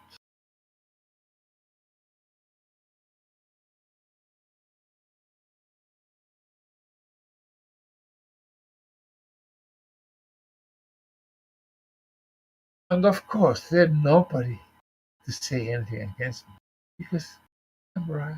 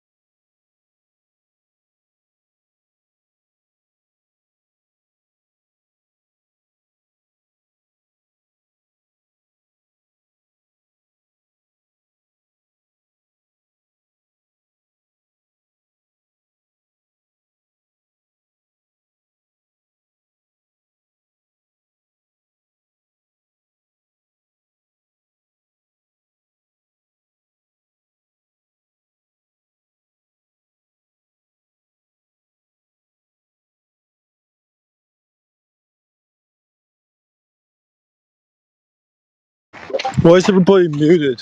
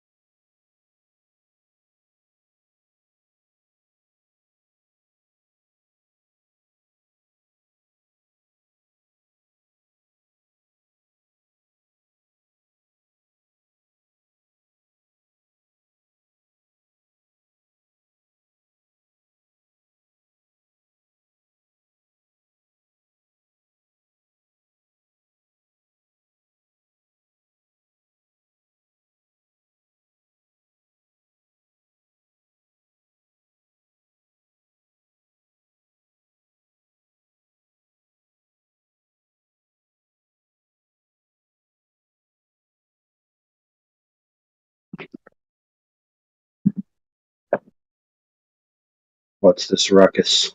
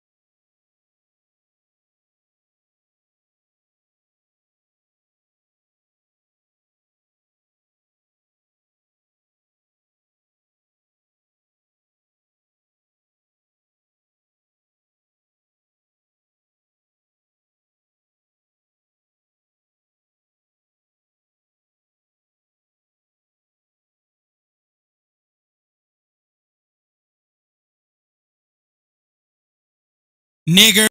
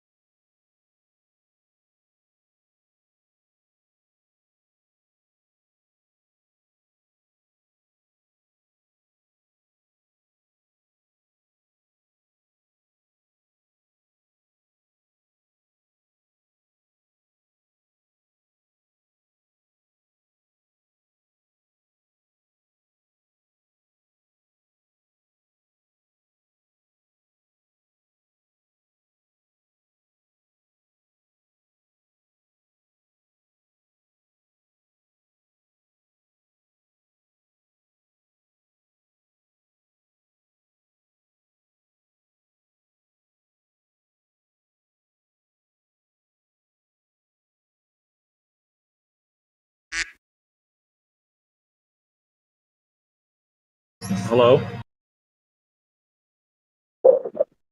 Hello. Alright, someone's here. That's good. I was worried it was nothing but bots.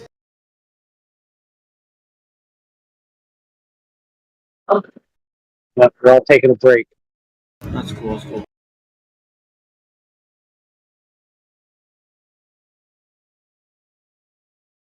Our bots are all taking a break, so we had to get actual people in. God damn it. Is that why it feels so empty?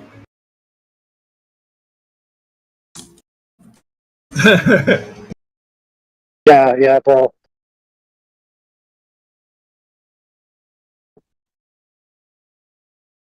People are empty inside. Only bots have even a modicum of personality. Why do you keep bringing up that I'm a mod?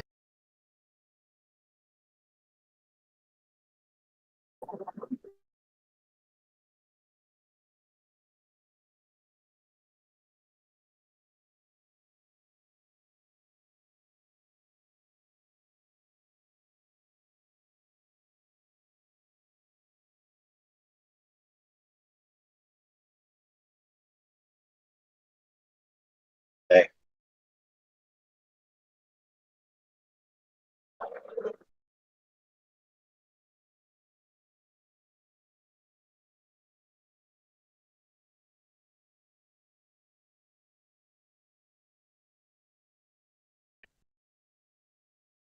Yeah, I myself joined just recently because I wanted to hear some salacious smack talking going back and forth, but everyone was just quiet. Yeah. I was like, whose cat died?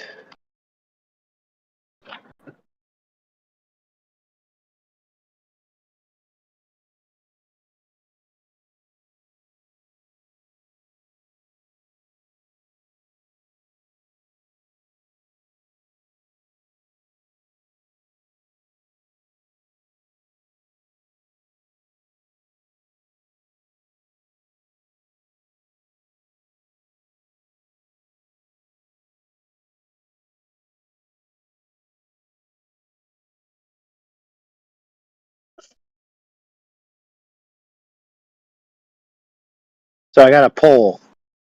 In your area where you guys are at, is 5G better or worse when you connect to it? What I've found is that every time I connect to 5G, I get worse everything.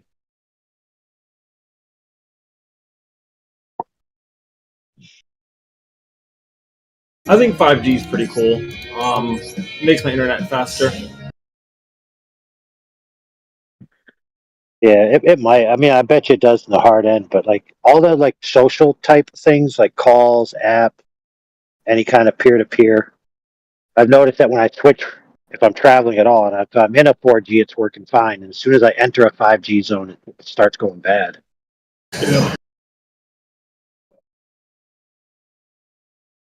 A what G zone? What? 5G. 5G. Yeah, 5G isn't the best for. Depends on if you're in indoors or not. 5G has really weak penetrative capabilities.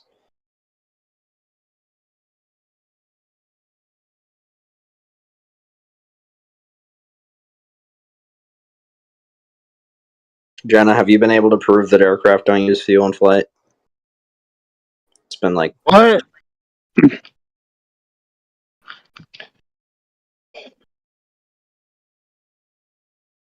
waiting on it. Come on. Prove what? The aircraft don't use fuel in flight. It's a part of her model that she linked in this NASA thing, where it's flight dynamics, and aircraft don't use fuel when they're rigid. It's not my model. I feel like they definitely do use. What an idiot! Jenna's model is doesn't equate with reality. Is that right? It's not my model. Right. What the fuck is your problem? Jenna loves championing her model in these like 4 PDFs that she always Yeah, posts. see, that's you're straw manning me. No, fuck off, because you're straw manning me, and you're fucking claiming. She says it's not her model. Go again. Here we go, loop de loo. Here we go, loop de lie, because You're getting really angry, Jenna. I don't. all right, because straw man liars like you are aggravating. You should be defending your model, Jenna. You should cook the shit out of him, AI. I gotta finish. What? I didn't do anything wrong, yeah. I don't know what's going on here, but I just hope everyone's having a good time. Jenna's. I don't know. I gotta super glue my eardrums back together. Oh yeah.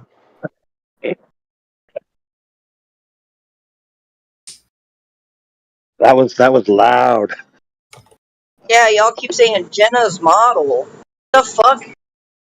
Yeah, we all keep saying it, Jenna. Everyone keeps saying it. Yeah, that's a straw man. Everyone says it, right? Everyone keeps saying it's your model. Okay, everybody goes and jumps off a fucking cliff with concrete at the bottom. You doing it? Are you All right, encouraging Straw man, me? don't straw man me. this? Don't straw man me. Hey, Don't what is straw man me. Don't do it. What is this alleged model? What is this alleged model? That's what I'd like I to think know. Jenna is encouraging me to do self harm. No, she's not. Shut What?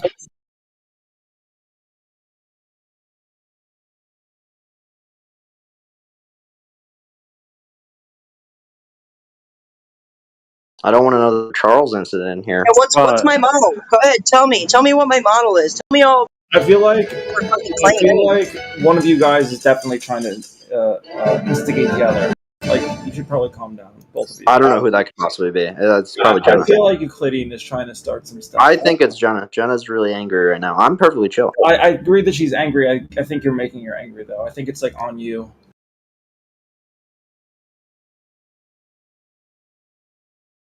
Look, I just want to talk about why Flat Earth is wrong and retarded, okay? Can we get back to the facts? Yeah, so what's this alleged model that's on the table? Oh, well, it's Jenna's model, so it's her claim. It's so not she can. Jenna doesn't have a model. Oh my goodness. I assume that she posted something that someone else said, and then it was attributed to her, but she never said it. I don't know. Well, no, she's posted it about like 5 different times in the past 24 hours. It's this NASA PDF. She or says her model. She says it's not hers. She says it's someone else's, so I'm taking her word for it. Okay, she seems like a nice lady. Interesting stuff. I mean, she champions in it though. She definitely does. I don't know what that means. She defends it. She tries to support it, even though it doesn't. Can equate you with tell reality. us what it is? Can you tell us what it is? Yeah, Jenna can send you the PDF. I don't have it. I'm bored. Oh my goodness. Yeah, bro. Look, you bored our only customer to death. Good job. Yeah. Are you sure you don't know what the alleged model is there, including boy? I don't have the PDF. Oh, okay. But you remember it, right? But I don't want to strawman her, so I want her to post the PDF. You know. Wow. Dude, what's a little straw man between friends to get things going? I would never stoop that low. I don't strawman people. That's why you parse it out with, I'm going to do my best attempt to steel man, forgive any errors. And then you go about saying whatever you need to say. Fine, I guess you got me there, AI, since you're so charismatic. The model is a simplified version of flight dynamics, where it makes a couple base assumptions of that the aircraft has constant mass, is rigid, doesn't flex at all, and that the Earth is non-rotating and flat.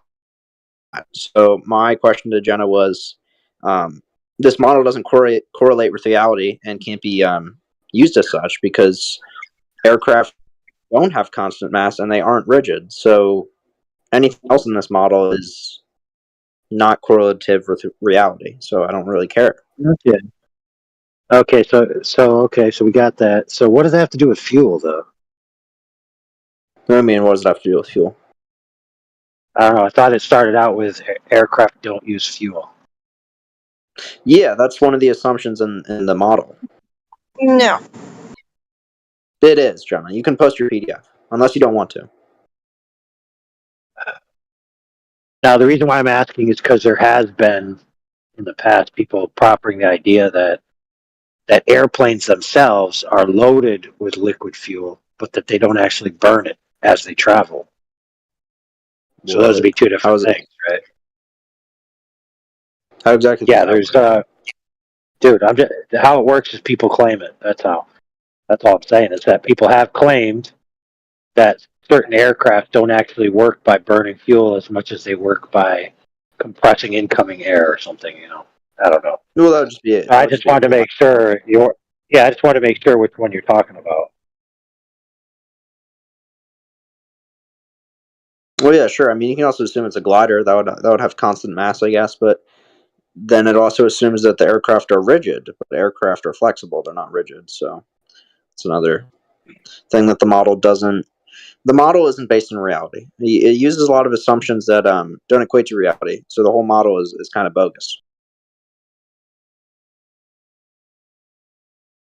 Was it the PDF, a linear aircraft model for an aircraft of fixed mass over a flat, non-rotating Earth?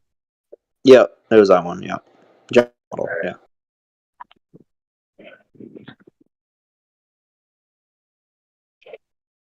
Right. So since it is a publication put out by an aeronautics organization, it would be their model, right?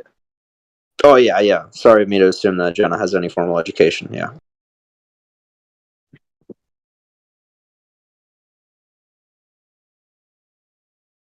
So we're basically just agreeing that ideals don't exist in reality.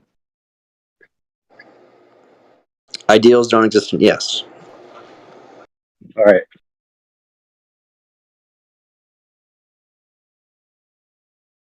So for her to assume that everything in that model can be used to indicate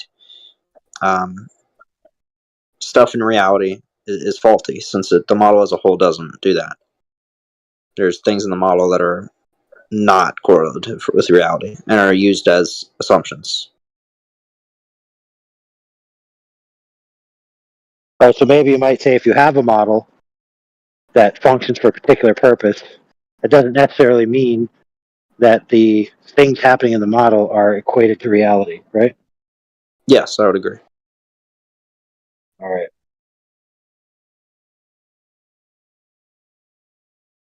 Especially when the assumptions are very obviously not observed in reality.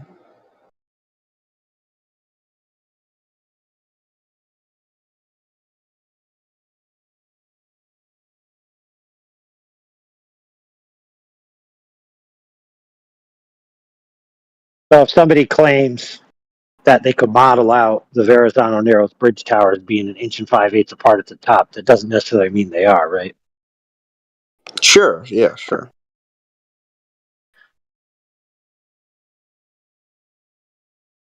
Especially considering that probably doesn't take into effect heat expansion and things that would make that larger over time. Yep. So I'm not sure about the variance laterally, but I know vertically the road deck increases its altitude by 11 feet throughout the year, or varies by 11 feet throughout the year. So at one point in time, it's 11 feet lower during the certain time of year than it was previous. That is crazy. Yeah, that is, isn't it? You'd never think like a structure like that you're driving over is 11 feet taller than it was last time you were there. That's You'd be like, what the heck? Yeah, it's baffling. You know, some of those guys learned their lessons the hard way, right? Remember that one bridge that like resonated and collapsed? And then there's the other bridge where the wind went over it and it caused it to twist to like a pretzel and collapse. No, the thing is, on a flat Earth there can't be wind, so it doesn't make sense. Why would there be no wind? Think about it. Where would the wind go? Once it blows off the edge, where would it go? What? Right. Yeah, exactly. Doesn't even make sense, dude. Oh, it doesn't. Oh, my bad then. Shit. You blew my mind there. Yeah, Best I know. anti-flat Earth argument I've ever heard. You're welcome. Thank you.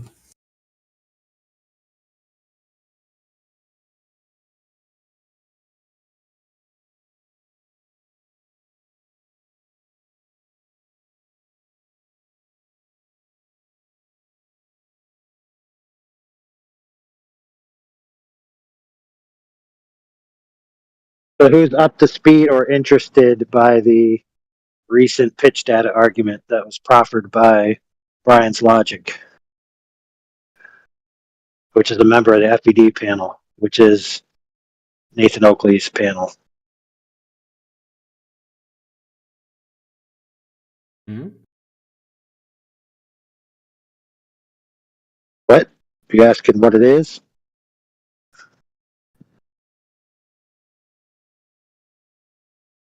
Hello? Are you supposed to be teaching us? Yes, I want to be taught. Yes. Hello. Hey guys.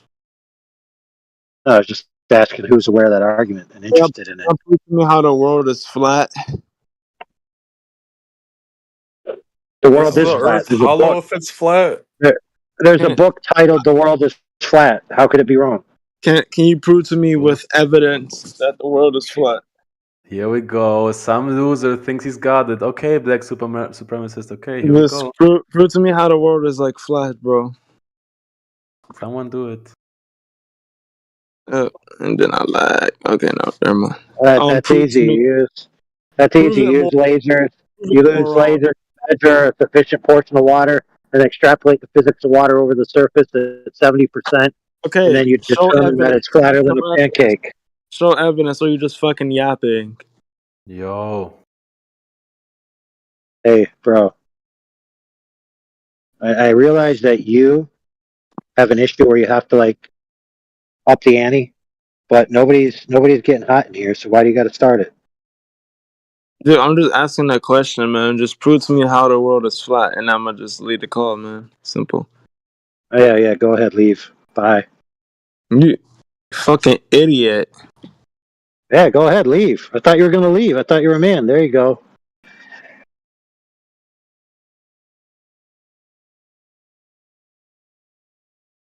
He wanted to be a martyr and leave on that note, so I obliged.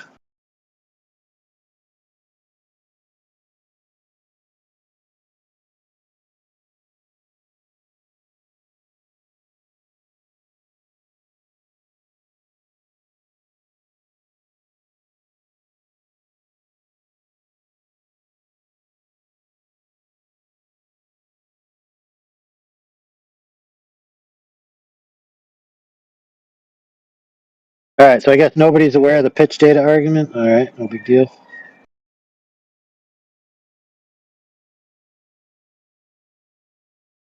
The only question I have, if the Earth is flat, where does it end?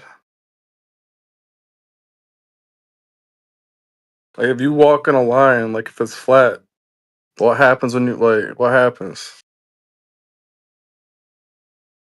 Like, do you get to the other side? Like, I don't know. Maybe Die you just from freeze to death. overexhaustion and hunger. Yeah.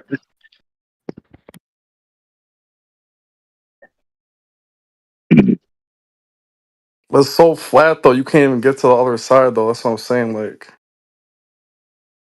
No.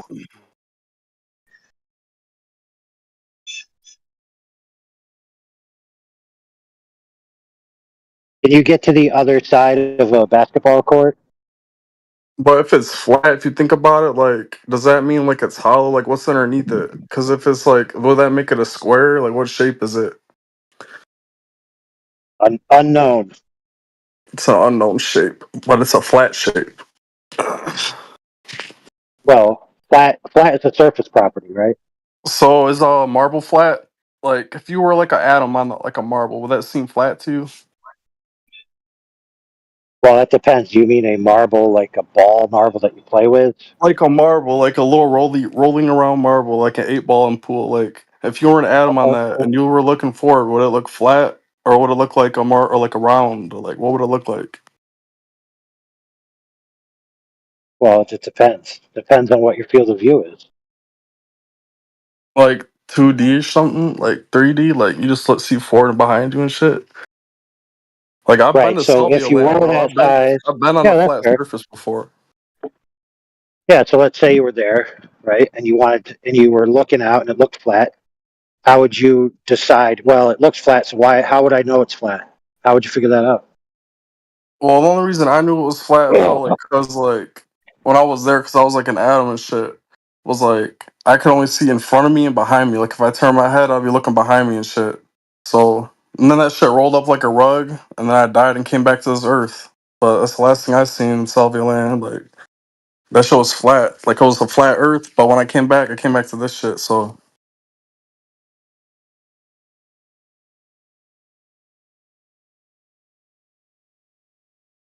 Well, how do you know you came back to the same Earth? I don't. That's the thing. Like, cause I was a reborn basically in Salvia Land. Like when I came back, I had to die twice. Like I died to go there, I had to die to come back. So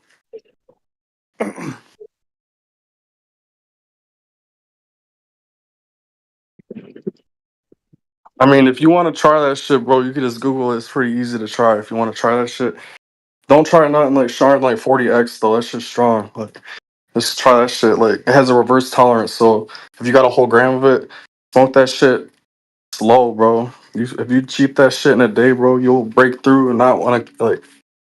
You'll be fucked up in the head for a minute. Like, I had PTSD for at least a year, probably.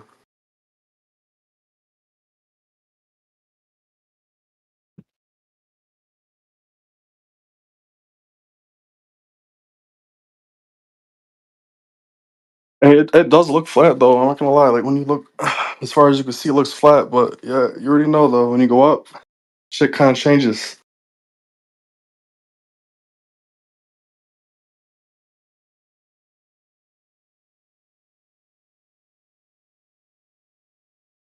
Wait a minute. So you've been up to the uppity up?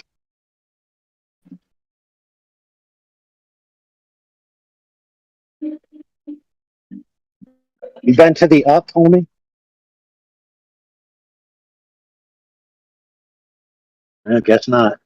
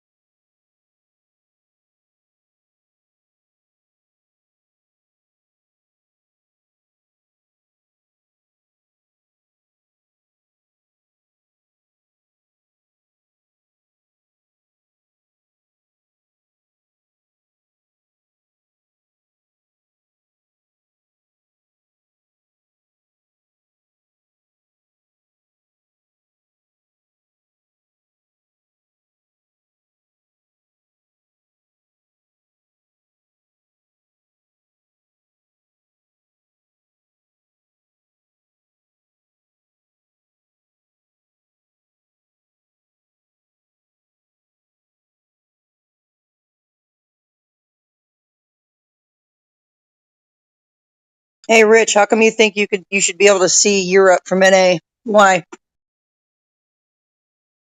How? Think you got Superman vision? Think if it's a clear day where you're standing, then it's going to be a clear day all the way to the direction you're to the thing you're trying to look at? You think that? You not know how your eyes work? You don't have Superman vision. There's probably weather between Europe and NA. Doesn't change the fact that the Earth still has no detectable measurable curvature.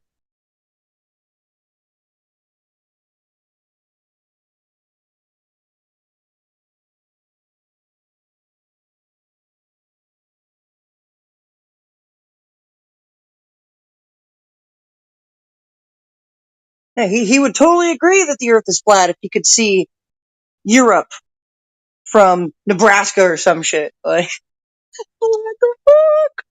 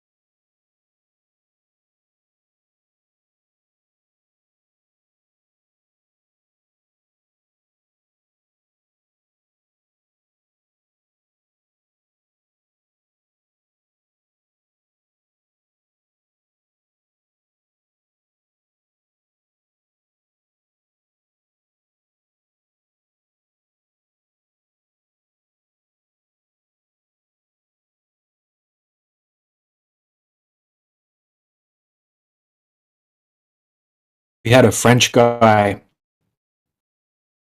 join the other politics 24/7 room the other day, and he lives on a hill in a city in France, and he lives in a high-rise building, and he calculated that he's approximately 200 meters high, and he said, well, why can't we see further, if the Earth is flat? So we did the calculation and out that the geometric horizon should be 50 miles away. He looked on maps, and he has an airport just 15 miles from his building, and he couldn't even see the airport at 15 miles.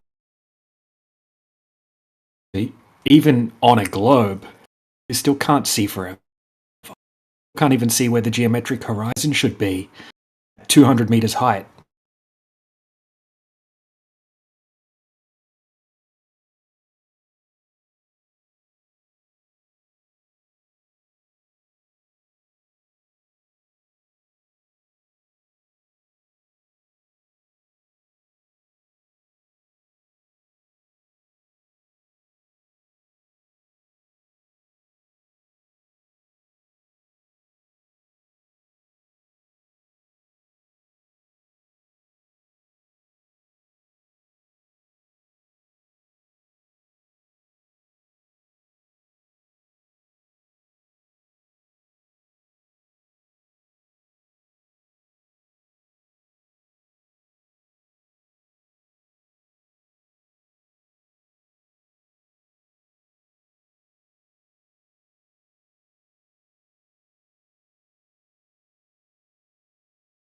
I've actually got some pictures that I was taking on my last,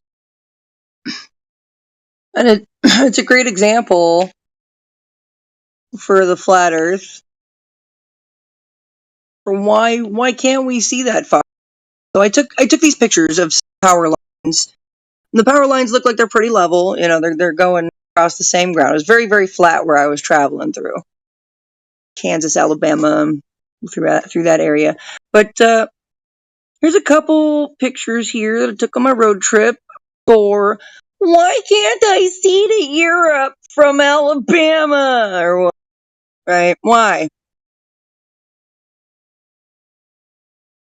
You see that? Yeah, no, Rich, you're not being consistent. You're not even giving a sequitur argument.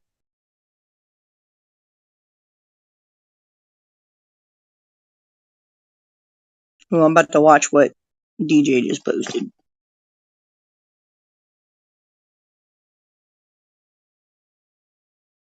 Yeah, it proves the clouds are ramping down purely due to perspective.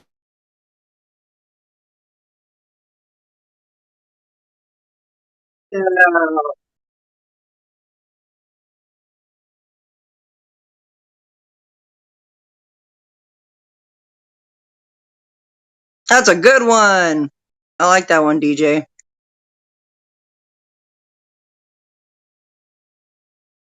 Yeah, it's not a bad example. Hey, even up into a second cloud deck, and even when he goes up into the first cloud deck or just above it, it flattens out perfectly flat, and then the cloud deck above him once again is meeting at the vantage at the eye level. That second cloud deck, and the second cloud deck flattens out. Oh, great evidence. I still find it amazing that they're denying basic perspective convergence. Yeah, Rich Yes, they Evans have isn't to. understanding.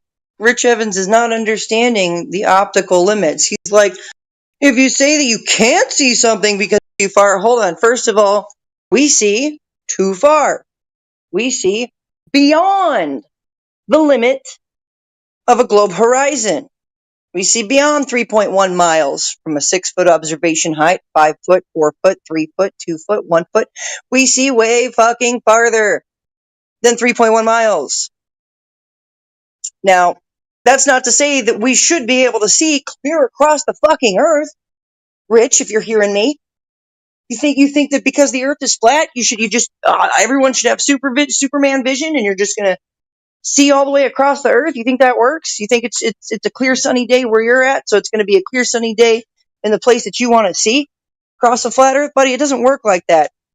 There's not a camera, your eyes that have any Well, good thing that's not what I'm saying. I'm saying that if you say a boat goes over the horizon because it's reached a distance that our eyes are not able to see it, then an object must be within that distance for us to see it, which would mean the sun that I see would have to be within that limit.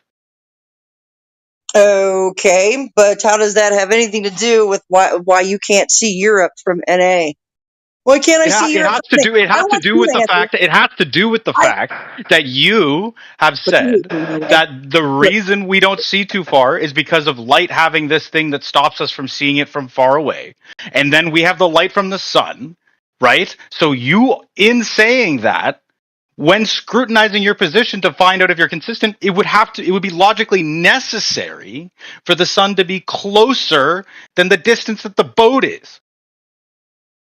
How the fuck do you know? How do you even fucking figure? And my question to you is, just no hand wave, nothing of substance. Cool. I'm not surprised. Why is this? It's non sequitur. Why It's absolutely logically necessary. Put your hate boner away for just a second, okay? Listen. Why can't I'm going to ask this question to you? Why? You tell me why you can't see Europe from NA. Due to the curve of the Earth. No. Well, no. You're wrong. If it was flat, you would be able to see it, would you? If it was flat, you would be able to see it. Potentially, right? yeah. What are you claiming? No. That's you claiming.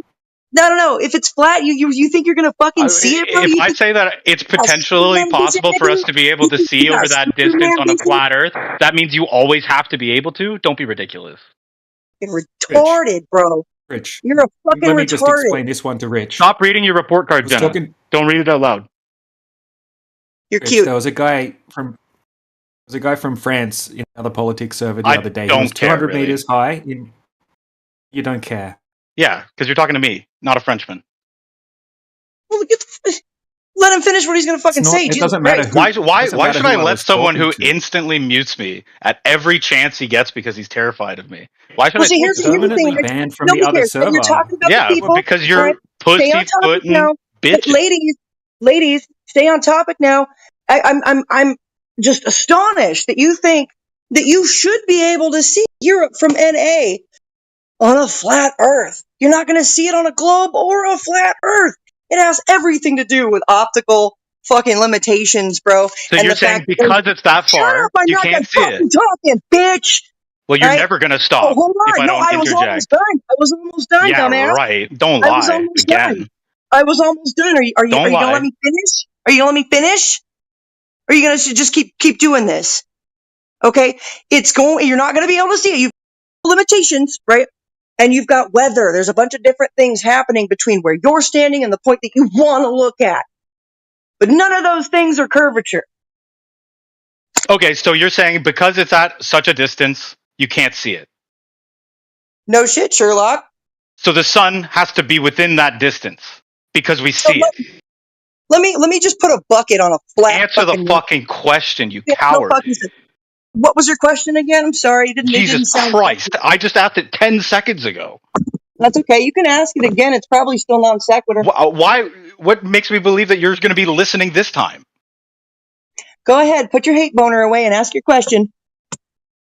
Put your hate boner away for the globe. That's literally all you run on. Buddy.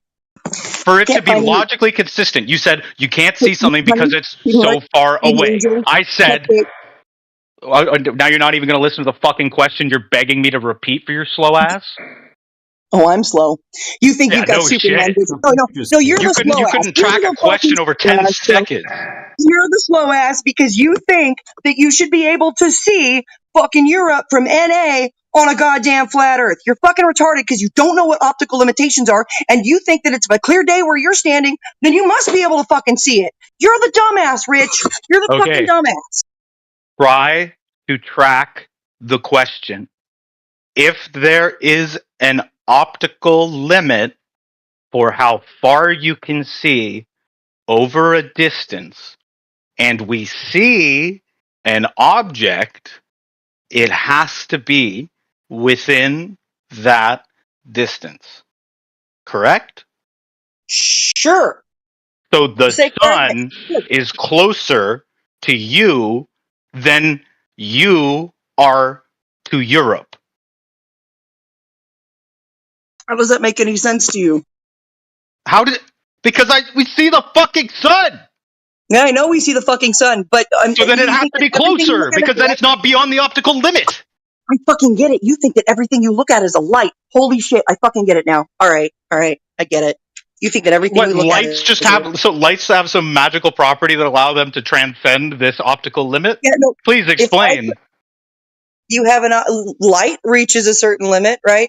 Solid objects will reach a certain optical. You'll reach a certain optical limit with light, and you'll reach a certain optical limit with solid fucking objects. Will you not? When your eyes see a solid object, when your eyes see a solid object, will you not? Will you not? No, because your understanding of light is fundamentally flawed.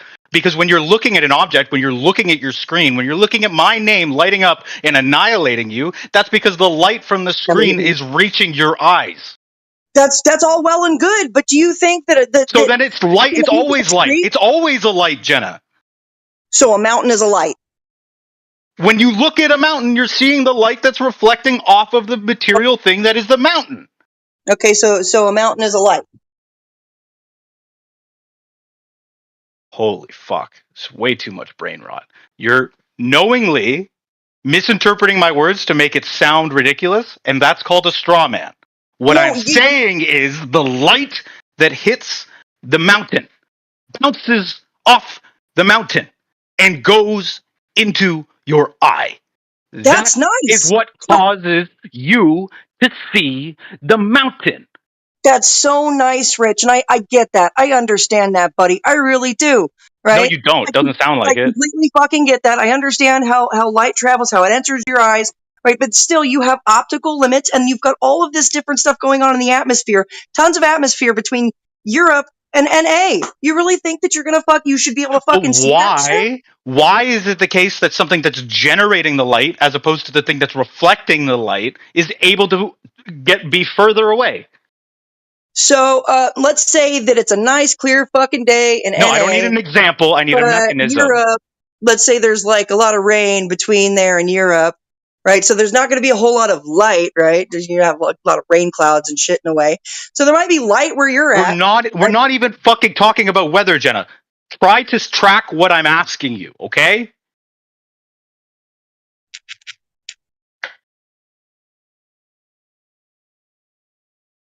Why? By what mechanism? How do we have light that comes from a light source? Why can that light be further than a light reflecting off of another object? You see it within your limitations of perspective. You don't even know how the celestial sphere is taught on the globe, right? You see the celestial bodies. You say one sentence of nonsense and then just say that I don't understand the globe.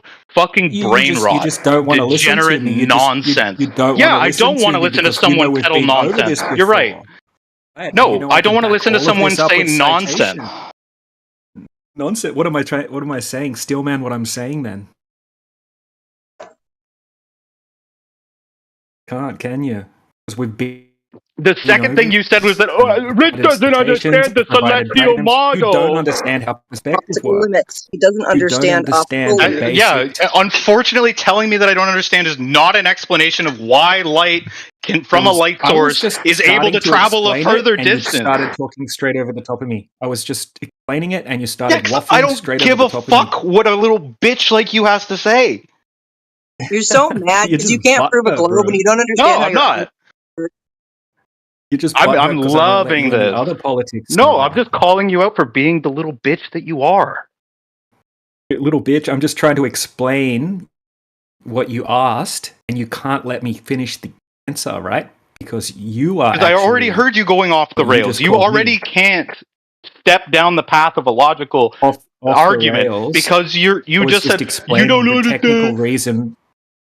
Okay, then go. Just start with the mechanism that allows light that is coming from a light source to travel further than light that's reflected. Go ahead. You are seeing an apparent sun, right? Due to your perspective limitations, right? Even that's also the way it's taught on the globe model. And you're assuming what the sun is. You assumed just before that the sun is a physical object that we're seeing. No, we're not seeing the actual sun. We're seeing it within our perspective limitations. It's taught the same way on the globe model, right? All the stars travel within our celestial sphere, within our azimuthal grid of vision, east to west. It's taught the same on a globe model. It assumes a flat plane where you're in the center. All the celestial bodies appear to rise and set from east to west. You're divulging to your normal nonsense script. You're divulging to your old nonsense. Do you need me to remind you of the question? Provide citations for everything. Do I need to remind you of the question? Because do you like citations? No, I don't want citations for your nonsense script. I would like an answer to my question, please. I'm explaining it to you. No, you're not. No, you're not. Saying I'm you need wrong, me to. I think you want the citations. I think you need me to re-answer the question because you're not answering the question. I'm asking you. What's the mechanism that allows the light? You just said perspective and azimuthal grid once and then thought you would answer the question. That's not an answer to the question. Oh, no, you need to explain. You need to explain why light that comes from a light source can be seen over a further distance than light that is reflected off of an object. Now, please, I'll help you out here, okay? This is how you should start your answer. This is how your answer should start. This is how your answer should start. Not looking at the reason you can see something from a light source. Apparent location. I'm looking at the sun in an apparent location. That doesn't fucking matter to what I'm asking you. Yes, it does. No, it doesn't. Because it's how our vision works. It's also how it's taught on the globe. Jesus Christ, that's literally the only. You have that tattooed on your forehead? Like, Jesus, you are not engaging. I have diagrams, I know you have a ton of little drawings that you pulled together, but I don't give a fuck. From university websites. I don't give physics a websites fuck. and university websites and astronomy unless you're going to be explaining why light coming from a light source can go further than light that's reflecting off something, I don't give a fuck. Because that's the claim that I'm sticking on. And if you're too scared to engage with it, you need to reread and redo your study so that you can actually come to a position that has an explanation for the nonsense that you spout daily. You sound very angry, my friend. Oh, I know I'm impassioned. No. It's ridiculous the way you act. That's why you're not allowed in the other server, because you act like a dumbass. Well, Very harder than emotional. you. What does that make you, huh? That's why. I'm not emotional. I'm willing to go No? over the citations that I can provide. I'm Rocks willing to aren't show emotional. diagrams. You probably I'm have the willing same to show IQ. demonstrations that back up what I'm saying. No, You're but just spiraling. unfortunately, the nonsense that you're saying isn't related to what I'm asking, and that's the hardest It is, part. Because you absolutely. just want to spout this stuff that you've memorized because you're too fucking You just said we're stupid to looking at a think physical for object. yourself. You said we're looking at a physical object. That's incorrect, and you just admitted it just before. We're No, sitting I in a said planet if sun. we see this. Oh, yeah, okay, yeah. So it's God's desk lamp. You're right. Oh no, it would be a physical Are the, object as well. the clouds What touching is the it then, water huh? due to What do you think perspective, the or are the sun clouds is? touching the water? Well, I What's don't know the what the sun? sun is. What, You think you? yeah, you fuck evidently. So maybe you shouldn't How did talk about you? it if you How have did you no validate? fucking clue what the sun Well, is. you tell me. You tell me what it is, Rich. If you seem to know, or are you just going to parrot the globe model and think that makes you know? 'Cause you can Yeah, parrot. I mean the vindication of evidence that science is built upon just does not fall from the mind or due to the minds of a couple retarded skeptics. Couple of retarded skeptics. You can't even validate what it is right now. You can't show a You practical can't demonstration validate validating that you can fucking have a ball of shit. gas inside of space. You I can't. can You back couldn't. up You couldn't everything I validate say. your left fucking hand, bro. You're just spiraling, man. When I No, you. ask you to back This your is claim, you just nonsense. start spiraling.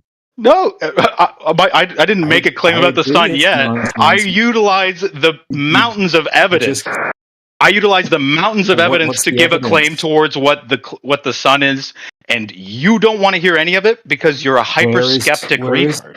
No, I'm asking you for it. I'm asking you to present your evidence. If you really cared that much, wouldn't you seek it out without me having to tell you? I already know the globe explanation for it. And do you You're believe it? claiming that you know what it Do is. you believe the globe It's explanation? ridiculous.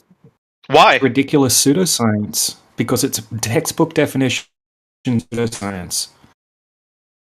Okay, so you're saying that's pseudoscience. Can you give me an example of a scientific experiment, please?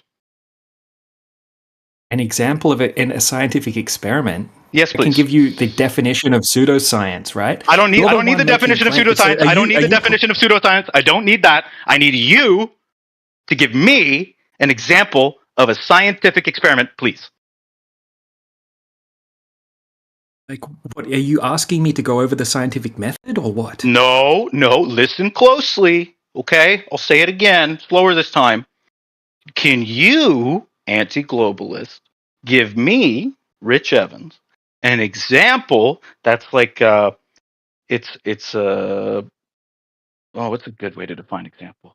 It's a case that you're trying to point towards for for a specific instance of We're a talking about the science sun right now. experiment. We are talking about the sun. You couldn't and make you it made through the that. You claim couldn't make it you through know that, what the buddy. sun.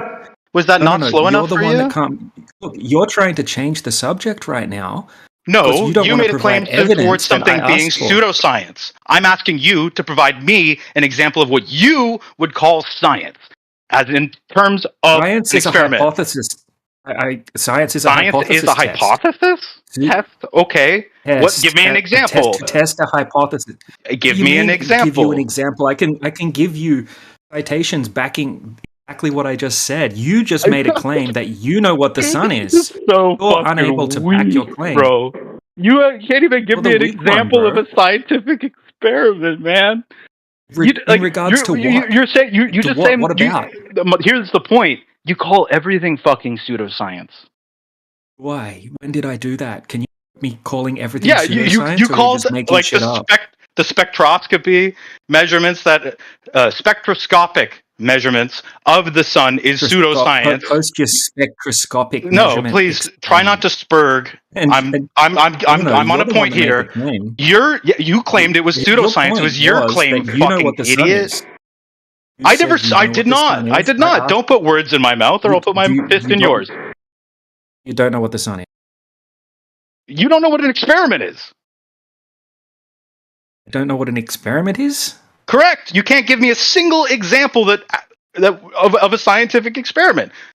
According to you, We've never ever done a scientific How can I not? experiment. You're just trying to deviate from the actual claim that you made. I didn't make a claim. You made the claim that it's pseudoscience. Back up your shit or run away like a little bitch. Up to you. What shit am I backing up? Your claim. What claim did I make? Your claim is that this thing is pseudoscience. So I went, okay, what is Okay, an that would actual not be a scientific positive claim, experiment? then. You're a fucking You're moron, the one that Jenna. made the Shut up. positive. You made the positive claim. Talk to your mother with that mouth. Now I'm asking you to back it up. No, I only talk to cunts with this mouth. Your mom must be a cunt. No, I don't talk to her with this mouth.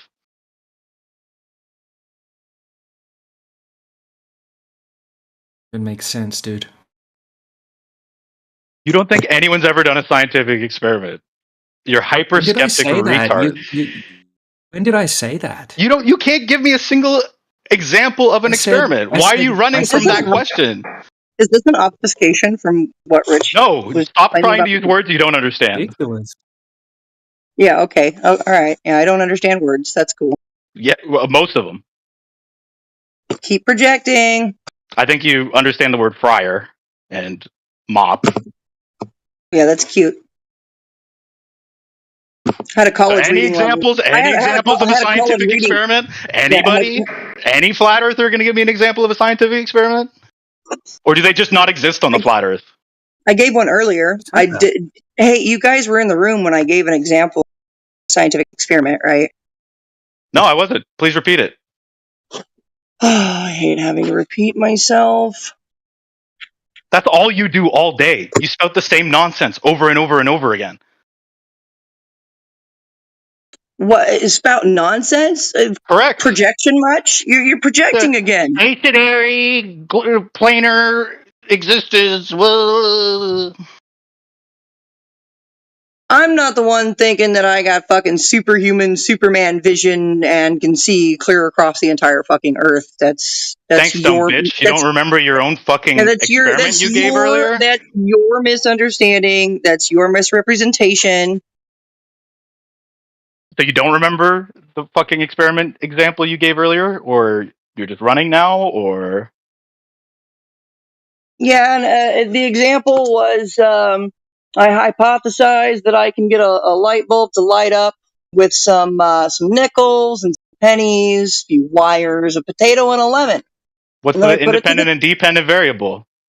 the independent and dependent? The independent variable would have been, I guess it would have been the light bulb. I don't know. I did this in like fifth The grade. light bulb? Right.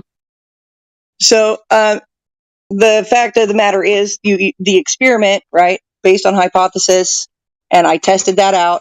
Okay, and I got the things that I needed, and I tested it, and it turns out that I can light a light bulb with a potato and a lemon and some pennies and some nickel. It's an experiment. It's an example of a No, you scientific haven't. You experiment. haven't identified the independent and dependent variables, so it's not an experiment. Well, I'm sorry. It happened when I was in like 4th or 5th grade, dude. Yeah, I'm Like, sorry. I'm sorry that you just threw science out in 4th grade, but I can say that it is. I didn't throw it out in 4th grade. I'm sorry you have such a fucking Well, I hate mean, boner it's the for last fucking time you ever reality, did bro. it. Have a hate boner for reality. Like, I don't know why. Like, why are you so You just mad? admitted Why the are you last time so this mad about experiment flat you did Earth was stuff? in the 4th grade. Why does it You haven't done trigger it you? since, obviously. Why does it trigger you so fucking much that, like, the seas, when calm, are level, not curving? Why does it? Why Why, does this see, shit you're trigger going you? back. You said you hate repeating yourself. Why do you keep repeating these lies? It's not a lie. Where's the lie? Oh, true. You're correct. Actually, it's Where's not a the lie lie? because in order for it to be Where's a the lie, lie? you would have to know that it's false. And I don't think you're Where's smart enough to the lie? know Oh my the gosh, what lie. a projection. You dumb fuck. What a projection. You are so fucking stupid that you are sitting there repeating all these fucking globe bullshit fucking lies, and you're so dumb that you don't even know that you're fucking lying, What bro. the hell? You're too stupid to know that you're stupid. Relax. Jesus Christ, man. Oh my CJ, god. CJ, are you done triggering, looking man. up an example of an experiment? So it's so triggering, man, to these fucking globers that the fucking seas are level, or that the abyssal plains are the flattest part of Oh my Earth, god. covering more No, than half they're the really Earth's mad because So I've just sensitive. pointed out that more than under half their view, flat, right? science doesn't More ever than half happen. flat. More than half flat equals a Yeah, globe, but right? why is she so sensitive though? Who gets so Oh, I angry mean, over when that? all you What the have, fuck? when all you have is I'm not ignorance, sensitive. Rich is when sensitive. Rich all is you have is defensive. ignorance, and someone tries to take it away from you, you get very defensive. All you have is ignorance. You Oh got my any other god, lines, man. buddy? You got any other lines? Oh my god. I feel so bad for this flat earther, man. She's so angry for no reason. Oh No, my there's a god. reason. Because I've been bending her over my Ignorance, yeah. knee. Oh my god, this is so sad. One big pond. If Well, you think I guys, should be even muted for though disrespect, you should. I want to hear you voice that the next time Demok's in the fucking room. Let's have some consistency. Because if he can call people guys, fucking I've been here retards and idiots and all of the other words, then why can't I? Just because I'm a Glober and smarter than you? Go for it, I'm not buddy. allowed to use words like that? Yeah, guys, I'm just gonna say this. Even though I've been here for like 1 minute, I can already tell that Rich Evans won the debate. Yeah, no shit. Oh my god.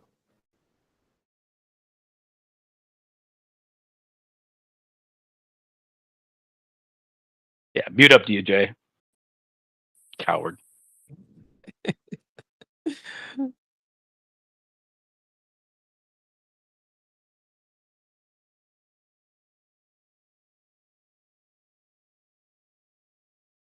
Wait, what? No way. The globe reigns supreme, as it has for millennia. You have all of them on a leash. No one can talk to you, man. What the hell? Balls in your mouth. If Oh there's my anyone God. who's had All they balls can in do their is mouth, insult it's you. going to be you, Jenna. No, I don't. I don't have balls in It's my gonna be mouth. flat, man. Are they flat? Hey, you guys know about the abyssal plains, right? Oh my god. Oh, a topic change? Well, yeah, it seemed like the other topic was getting a little too aggressive. Do you guys know about the abyssal plains? It's just a Yeah, simple you were question. I mean, aggressively defending that you don't have an example of what a science experiment is. it's okay. I also am not going to go try and look for it. I've got fucking grease all over my hands right Yeah. now. Thank you very much. Mhm. Just on your hands, you sure? Yeah, just on my hands. I'm sure.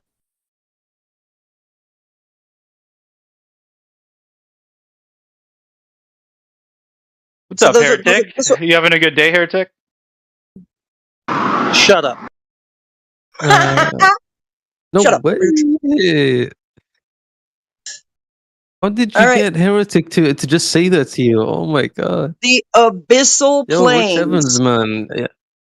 Abyssal plains. Anybody? Yo, I'm, Rich I'm a little Evans, busy. I'm a little you're busy OP, today. man. I'm a little busy today, but maybe next time you'll get an autograph, kid. Abyssal Oh plains. my Anybody? god. You got hard destroyed by Rich Evans. No way. This is so sad. Oh my god. Oh my gosh! Quit sucking his dick. Oh He my didn't do god. No anything. way, man. Put away. Away. Why Stop are sucking you his still dick. angry? Relax, relax. You got Hey, tell me. destroyed. It's over. Just move Relax. on. Relax. Just Oh my tell me what the god. tell me what the abyssal plains Jesus, are, man. This is What are so the sad. abyssal This plains? is Do you so know? Do you sad, know man, honestly. geography? Even Yeah, it's so Heretic sad. just It's joined so in to sad say that you shut don't up. know He couldn't even geography. defend his flat earth against him. Oh my Yeah, god. yeah, no, it's still going. All Rich Oh can do my is get god, mad. man. No way. Yeah, This is yeah, just so no sad, way, no honestly. way, This no is a low way. point for the flat earthers, man. Yeah, it's a low point for Imagine you. It's a low one point for Glober you joins the because you're voice being chat. asked. Because you're being There's asked what like the abyssal 10 plane. You're going to people keep who are talking flat over earthers who people, can't and I just even have a match simple question, one. right? And I'm just going to keep talking over you until you get. Thank you, thank you. So you can come off of mute if you'll answer. Simple question: do you know what the abyssal plains are? Take them off mute and see if you'll answer. Hey guys, what are the abyssal plains? Yes. Yes, 10 flat earthers couldn't compete with one globe earther, man. That is so You're going to get sad. muted again for That is not actually. answering the question. You're about to get muted again. Yep. So there he goes. Fucking tards. So for any globers in here, the abyssal plains are the flattest places on Earth, covering more than half the planet's surface. So if it's more than half flat, how the fuck do you have a globe?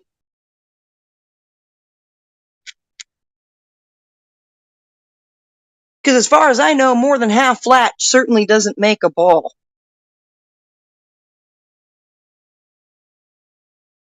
That's a very good point. Did Brenda ever answer whether Holland was currently underwater, or was Brenda dodging that question still when I left?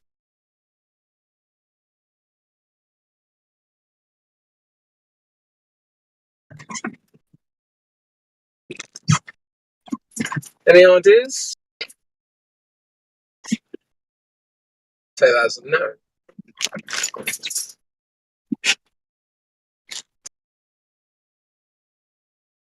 Yeah, I didn't know that Brenda was in here. Oops. Oh, about 2 hours ago, we were talking about climate change. Oh, that was Brenda in on that conversation. Okay. Yeah, and so the idea was that they'd made bad predictions with regards to climate change. One of them being 25 years ago, that the country of the Netherlands would be fully underwater by a certain date. I'm not sure exactly when that was meant to happen, but it hadn't happened. So their prediction was off. And yes, so Brenda was saying that, yes, no, it is very real. Be scared, be scared, be scared. But didn't actually answer as to whether the prediction that was made was correct or incorrect. Which is rather convenient, because they always talk about how predictions are really important. But then as soon as they make a prediction that doesn't work, they just act like the prediction never happened. It's very convenient.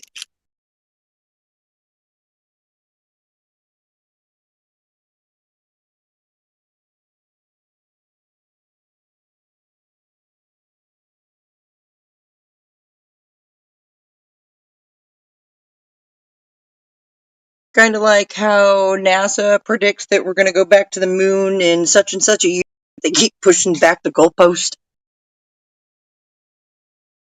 Yeah, exactly. So we're going to go back to the moon in the 70s, and there'll be space colonies on the moon in the 80s, and 40 years later, still waiting. Never happened, obviously. But let's just pretend like we never said any of that stuff. Yeah, similar. Yep. Seems to be, it's all fear porn. It's fear propaganda. That's what it is. If you live in fear, it lowers your vibration.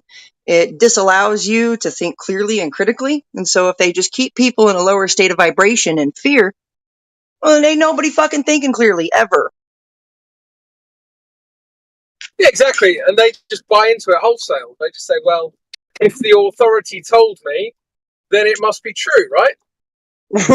Right. I'm like, fuck what the authority says. Did you investigate it? Right. And then when we point out you're just believing the authority, they go, no, I'm not. I've done my own research, which when you actually ask them about it is just information that came from that same authority. So yes, you are just believing in authority, which they'll deny, of course.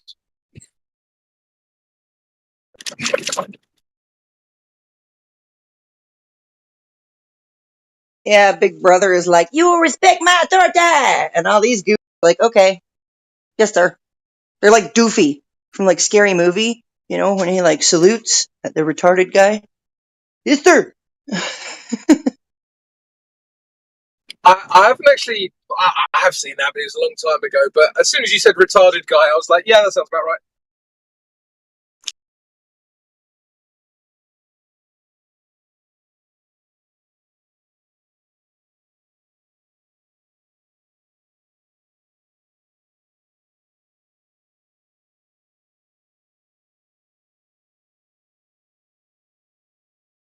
There it is, right there in the chat. This is what I see when globetards are like, yes, I respect the authority, I trust the authority, and I am scared for my life 24/7.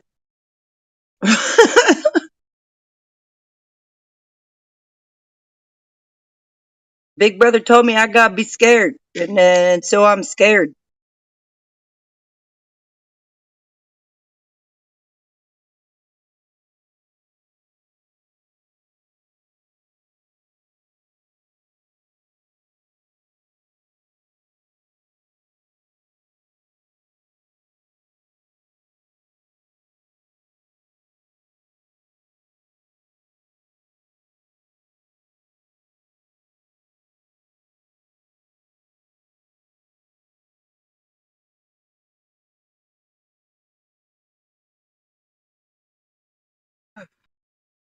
So how's everyone doing this fine evening?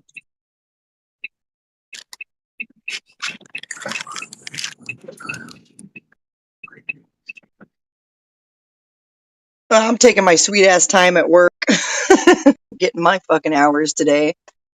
Yeah, fair play. They're like, here, use the pressure washer, and I'm like, oh my god. So I use the pressure washer, and I'm like, this doesn't fucking work. This is not working. I got like all kinds of water splashing up and spraying me in the face. I'm like, nope, y'all need to get me a fucking regular ass. You know, that's taking me fucking twice as long as it. Like I can clean out 8 fryers in 4 hours, but like I've been here since 11:30.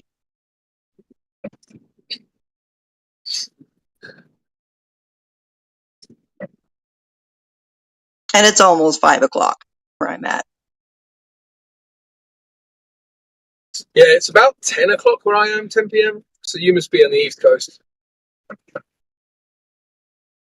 Yep, I am in Ohio. I didn't realize that was. Is that the furthest east time zone where you are? I guess the furthest east time zone would probably be.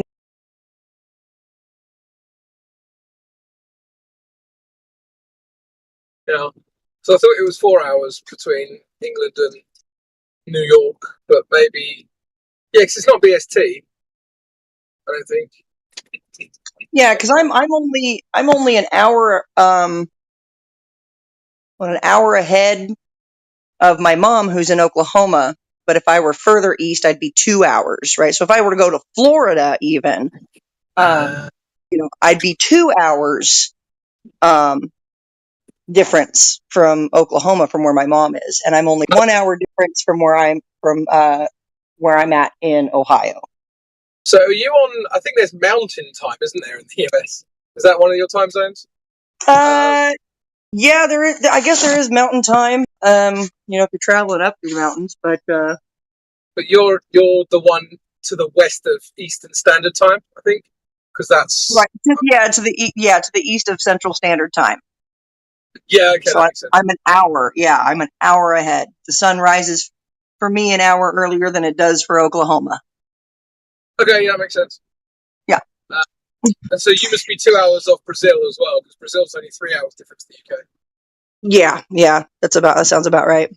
What's really cool, man, is last year when I was here and I was on the Discord and it happened live. I wish I could find the live of it, but I was like, guys, this looks really cool. I'm seeing the moon right now. The sun and the moon are up at the same time. It's like half the moon. It's looking pretty cool. And then Timbo, he comes in and he's like, I can see the moon too. I'm like, but you're in Australia. And how does that work? Like, the moon had just come up for me in Ohio. And Timbo's seeing it in Australia. I want to get some pictures, like, at the same time and really get deeper on that, because it seems like an impossible thing for, a globe Earth. Yeah, that'd be really interesting to see, especially what phase it's in and all the rest as well. Right. Yeah, I mean, also, if you guys can both see it and you're both on at the same time, contact me or Jedi or one of the other English people, and we'll have a look as well and see what's what. See, that would be so cool, because if we're all seeing it at the same time from all of these multiple hour differences away from each other, oof, that's a globe killer. It's a globe killer. Yeah, big oof. I mean, the globe's already dead, but I mean, it'd be so cool if we were all able to get together at the same time, take pictures, post them, log them, and let's look at it on what it should look like on a globe for all of us. Yep. And I'm sure we'll find all the inconsistencies. I would bet on it. Bank my fucking paycheck. Yeah. Another thing I like to ask the Globers is, okay, so like everything, right? Every celestial body, the sun, the moon, the stars, the constellations, it all moves east to west, right? If a Freemason asks you, I seen you've traveled some, just say east to west. Because they know, right? They know, we know. If everybody on Earth, all the way to Antarctica, and they're getting an east to west sun movement, well, that destroys the globe right there. Because if somebody is standing completely antipode from me, and I get an east to west sun in North America, then somebody standing antipode from me should get a west to east sun, right? Yep. Yep. That's a globe killer right there. But nobody ever fucking thinks about that. It's like they just slipped us this globe and said, oh, they'll never think about it.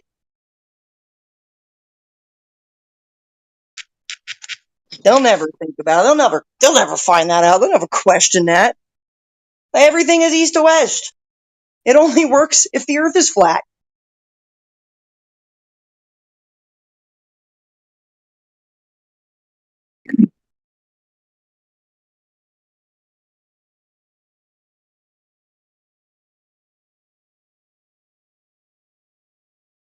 Looks like Bitch Evans rage quit the chat. That's great. That's such a surprise. You know what's funny about these people is that if they can't shit up or instigate or try and, just relentlessly insult and condescend, they leave very quickly. So, I mean, why do we even bother with them? I don't want that negative energy in my life anyway. Bye-bye. Yep. I mean, I wish we could just ban them completely from like all of our server channels because we don't need them. We don't need the same repeat offender clown, all right? Because there's actually people out there that want to come in and they want to learn and they're genuinely curious, right? And clowns like fucking Bitch Evans and Scott Snot Rag Mackey are just they're fucking up the works, man.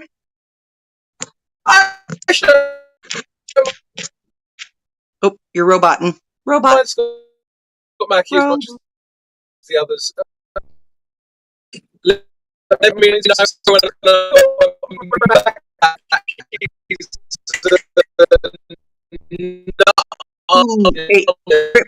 Your robot. Go out and come back in.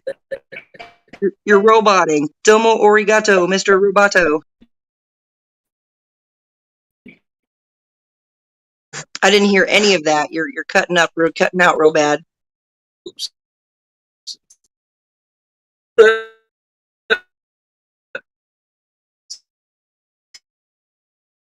Yeah, no, I know. You fine? Am I back? Am I back? Am I back? Am I back? Yep, I can hear you. I can hear you now. Yeah, what's really strange about me roboting is I can always hear whoever else is talking absolutely clearly. But for some reason, my voice is roboting. I don't understand how that works. Try running an update on your Discord. Yeah, it's not that. It's that I drive down country roads in the middle of rural areas.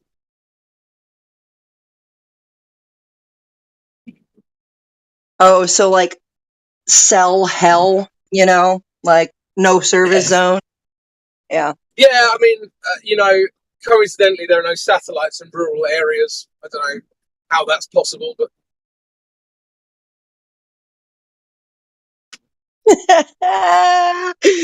No satellites.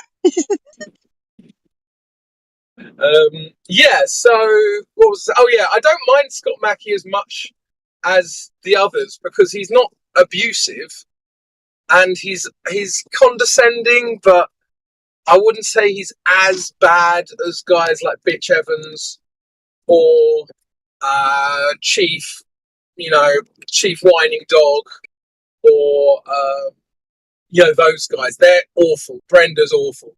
I think Scott Mackey's not as bad as those guys.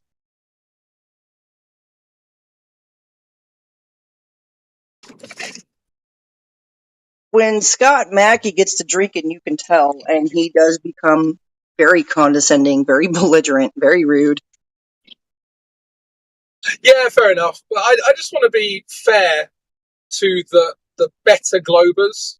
So it takes him drinking to be as bad as the other ones are normally, right? So I just want to be fair to Scott that he's less condescending and abusive than the really bad ones. I still don't like him just as much as I don't like the other ones. You are free to your opinions. I didn't say you had to like him. Like, I don't know, man. I like Matthew Learns more than any of them. Yeah, Matthew's very respectful most of the time. He's a bit of a nut merchant himself, but I don't have a problem with Matthew at all. In fact, he can actually be quite agreeable sometimes. Well, Matthew likes the I agree, but, right? He likes to agree and then immediately disagree by using the word but and going into some sort of counter argument. And I'm like, well, then you don't actually agree if you're saying I agree, but. Yeah, of course. Well, that's So, part of the yeah, game, isn't it? It's the tactic. Yeah. It's like one of his favorite games.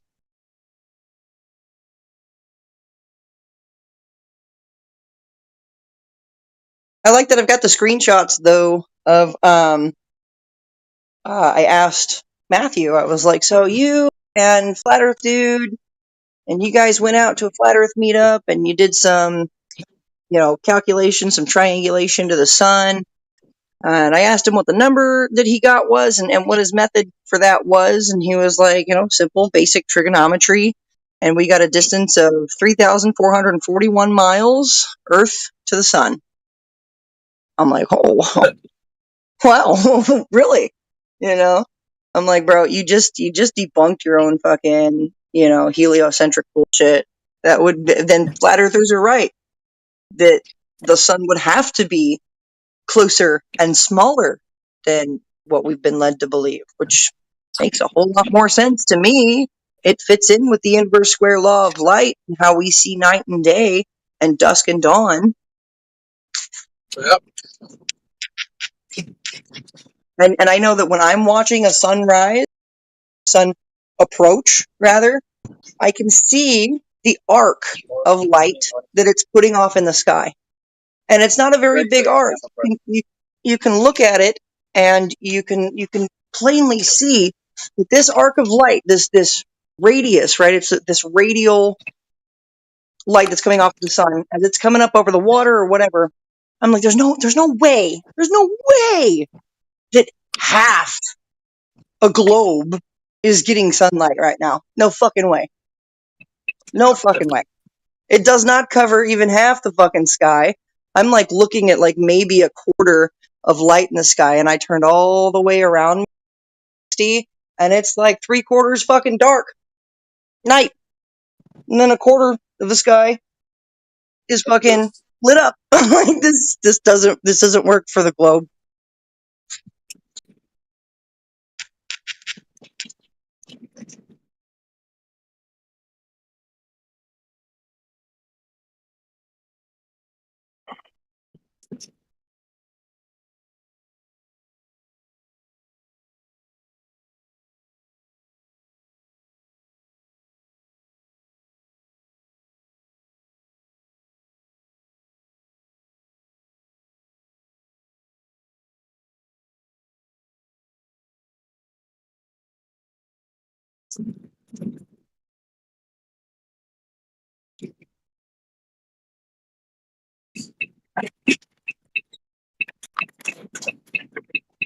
It's amazing how much we can learn just by simple observations.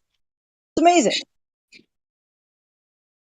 by using the very first step of the scientific method, observation.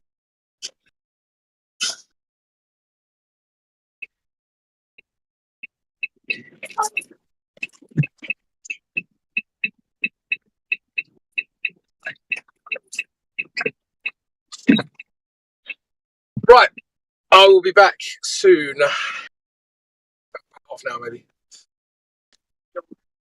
See you soon. Toodaloo.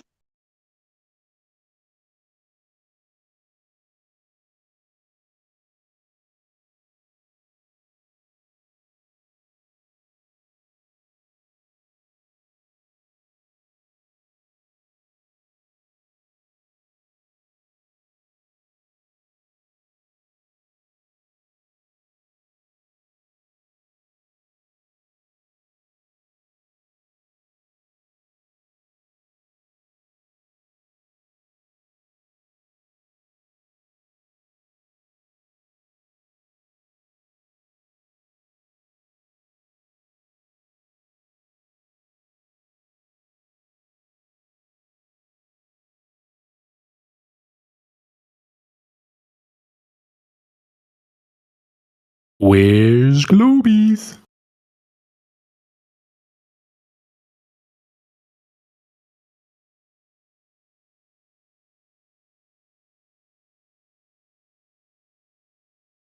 Here, globy, globy, globy, globy, glober. I'm out and play.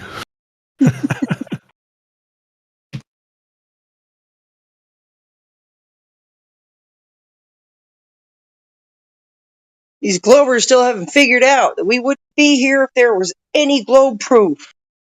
Ugh.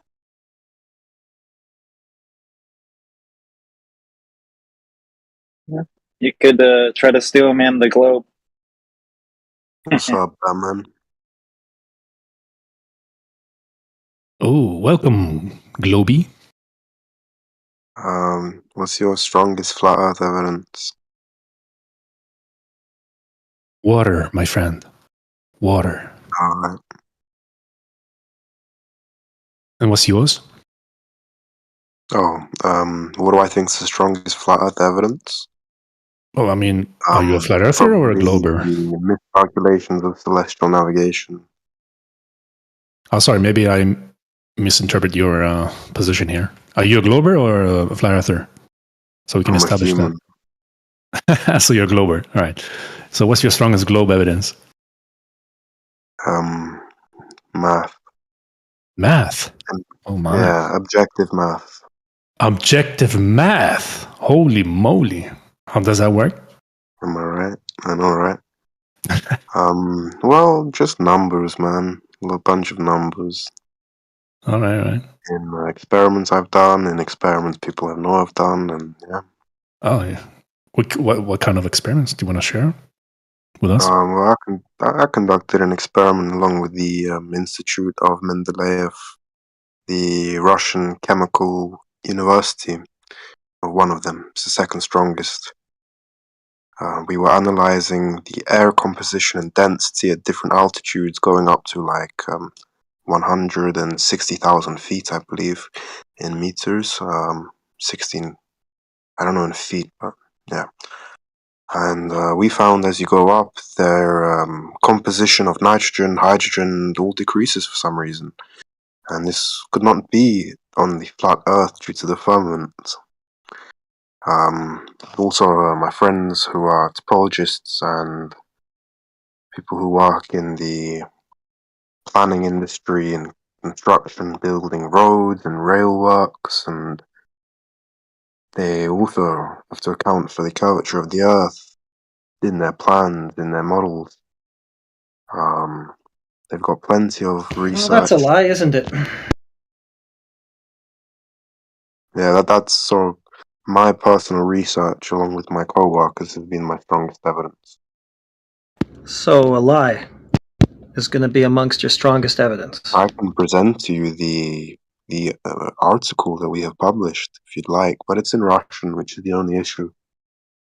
Okay, so present something in English.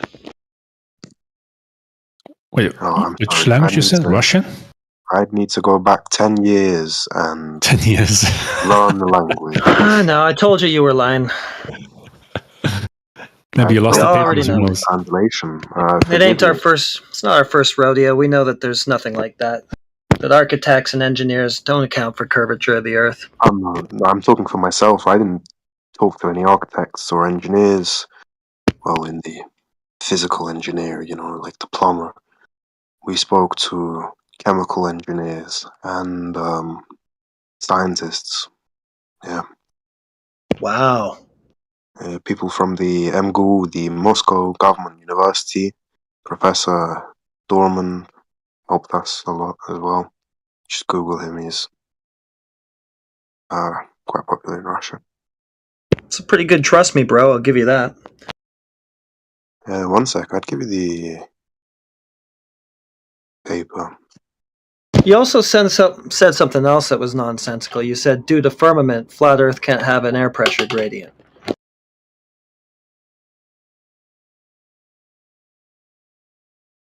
Right. So, can't have a gas pressure gradient inside a container?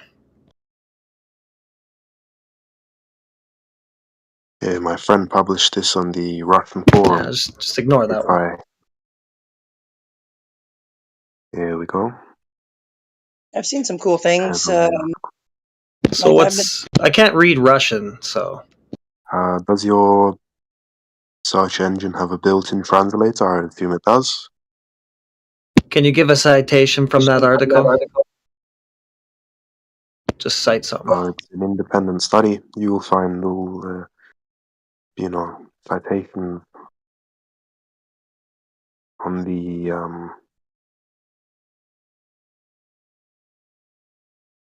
So what are you trying to show us in that article? It presents the data discovered. It presents the chemical composition of the atmosphere, ranging in altitude, going up to 100 kilometers, 140 kilometers. Well, there's nobody here saying there's no gradient, so what do we need that for?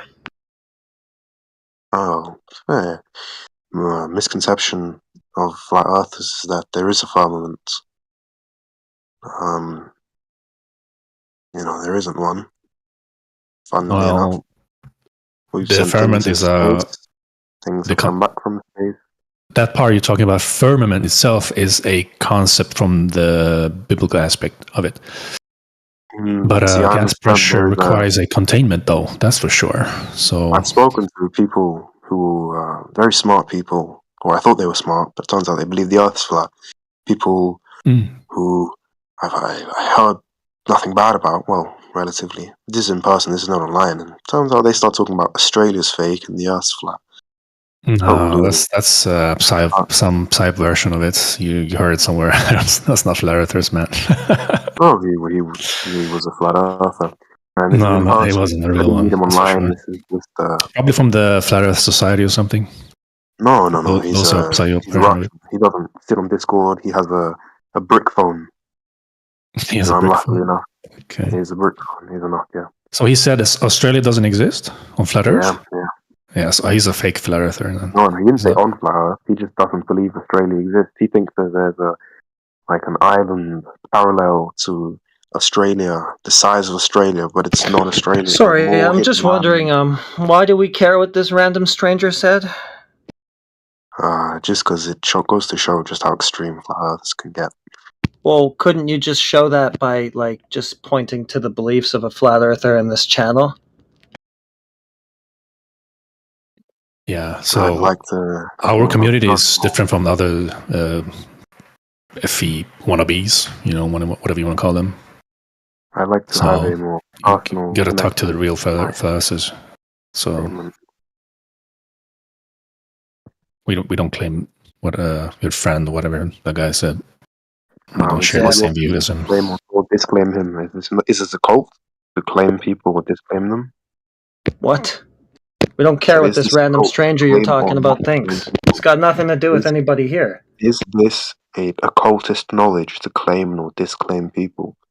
Is this a hidden knowledge? Is this something which is limited to the knower? Or is this a broader, wider, more accepted community? You're lost in the sauce, man. I don't know who this guy is or what you think he has to do with us. He has nothing to do with you. He just has the same belief system as you in terms of... No, it doesn't sound like he does, because nobody here says Australia doesn't exist. Plenty of flat earthers are Australians. I believe what? Sorry, guy who just met me? I didn't talk about you. I said he believed in a loony ice wall. I don't know if he's dead or alive. I met him like 8 years ago. Why are we talking about this guy? This random stranger nobody's heard of. Talking about him. You keep bringing him back. I said his No, name. you just did. You said now you said that he believes in an ice wall. What does that matter to me? Farther on. Like, do I have to like answer for this random stranger's beliefs now? I got to argue for what this random guy you keep bringing up thinks. Like, as we go up in altitude, do you expect air density to increase or decrease? Decrease. Decrease. And why is that? Because there's a gradient. Why is there a gradient? Maybe temperature. Temperature is disproportional.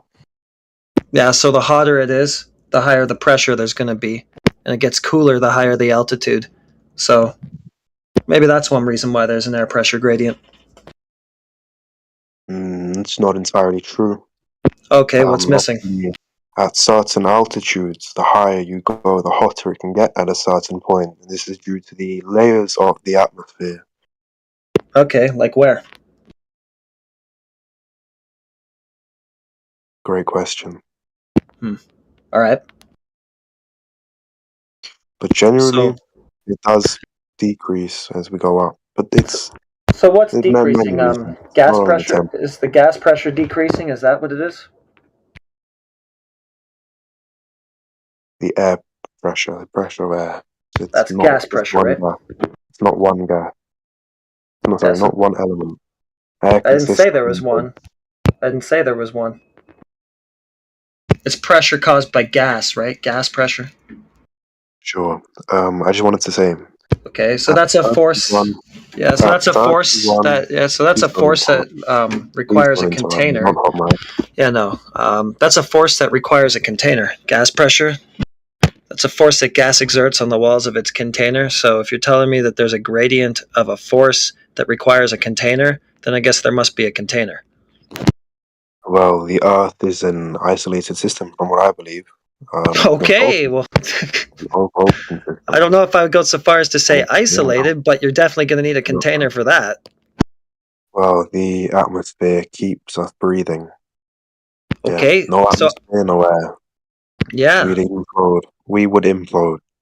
And how do you have this isolated system on the globe? Doesn't work like that. That's not the model. It'd be an open system, so I... Environmental sciences and systems. Oh, what? Your model is an open system. How can you speak of an isolated system? No, I used the wrong word. Should be a closed system. Look, the Earth is a closed system, exactly. Yeah, so then you would have to have some containment. So the Earth is a nobody's closed going to system. space then. Yeah, how are they going through that penetration of barrier? How are they penetrating the barrier? Not a physical barrier. It's more of a electromagnetic barrier, which is formed by the ionosphere, which is almost like a net of negative electrons charged. So there's a plasma barrier. So it's not gravity. Can you define closed plasma? Yeah, it's a plasma barrier. Define a closed system for us. Define a closed system for us. Oh, it's been a while since I was in high school. From what I believe, the closed system is one which lets in energy from its surroundings, but does not exchange matter with them. You're right. But the Earth has exceptions, doesn't it? Meteorites. Special pleading? No, it either is or it isn't. It either is or it isn't a closed system. Model. So you're going to have to make up your mind there, buddy. All models are You're going to have wrong. to make up your mind. All models are wrong. If you could please stop interrupting me, that'd be grateful. Okay, so your model's wrong. All right, fine. Your model's wrong then. If all models are wrong, got it. Your model, got it. Your model is wrong then. Look, all models are a representation of reality. They are not a reality. The mathematics model is not a reality, whereas objective meaning towards mathematics is the reality. I give you 2 water bottles, that's 2 water bottles. On paper, it's just a number 2, kind of like a model, isn't it?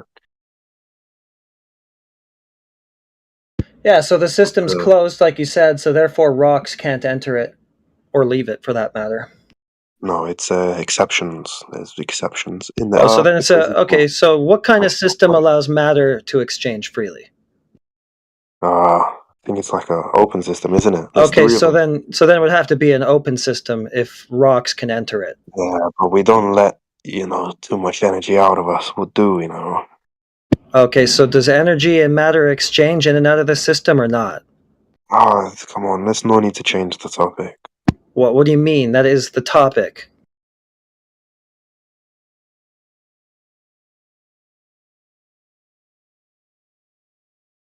So if rocks enter it, then it must be an open system. But then why does the gas stay? So it must be closed if the gas isn't leaving.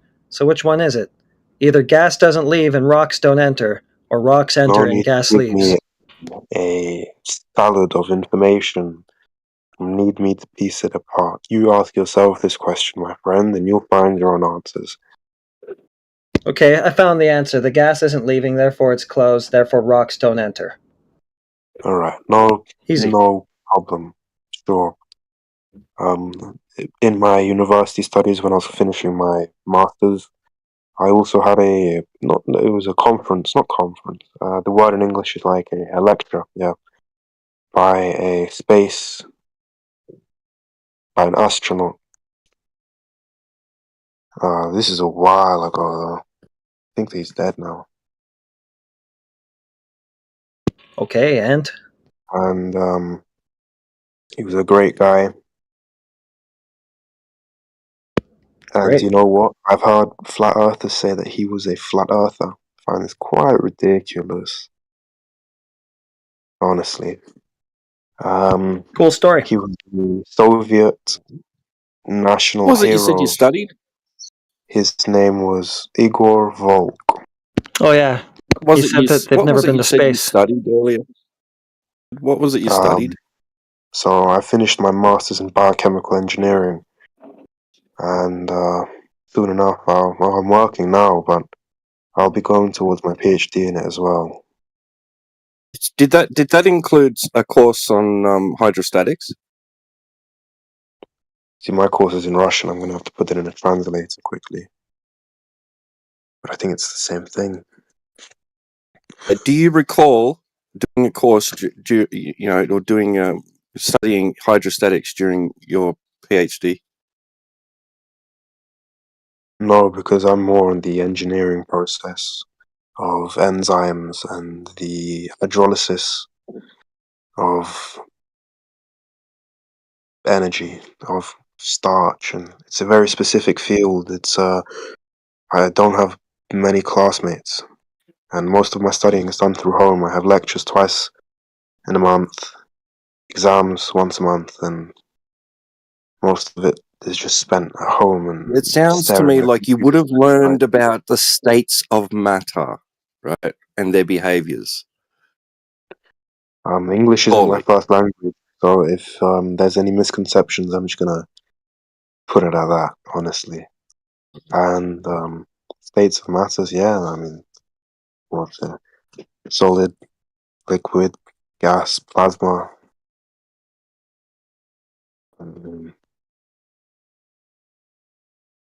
You did? You learned about liquid and how it behaves? Properties and Indeed. characteristics? This I learned in high school, where we didn't environments? really have we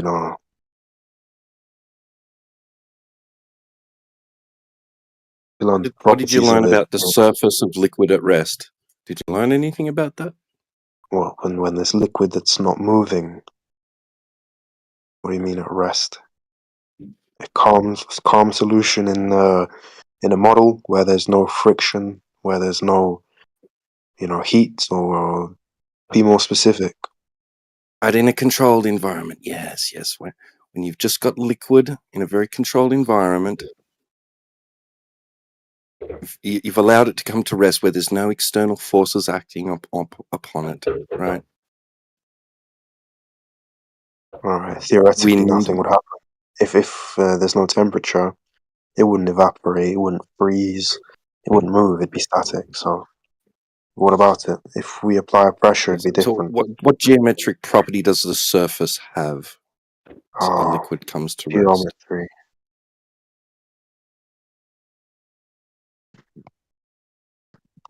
Its geometric property is geometry? No, but that's what I associate it with.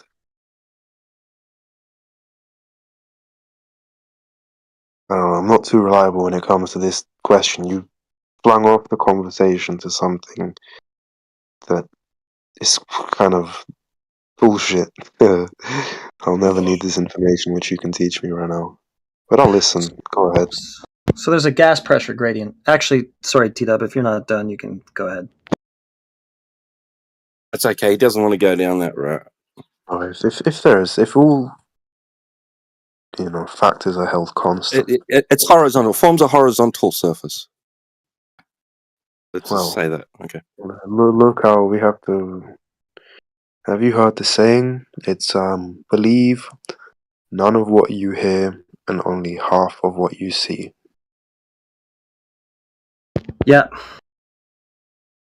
Yeah. I'm just going to leave it at that.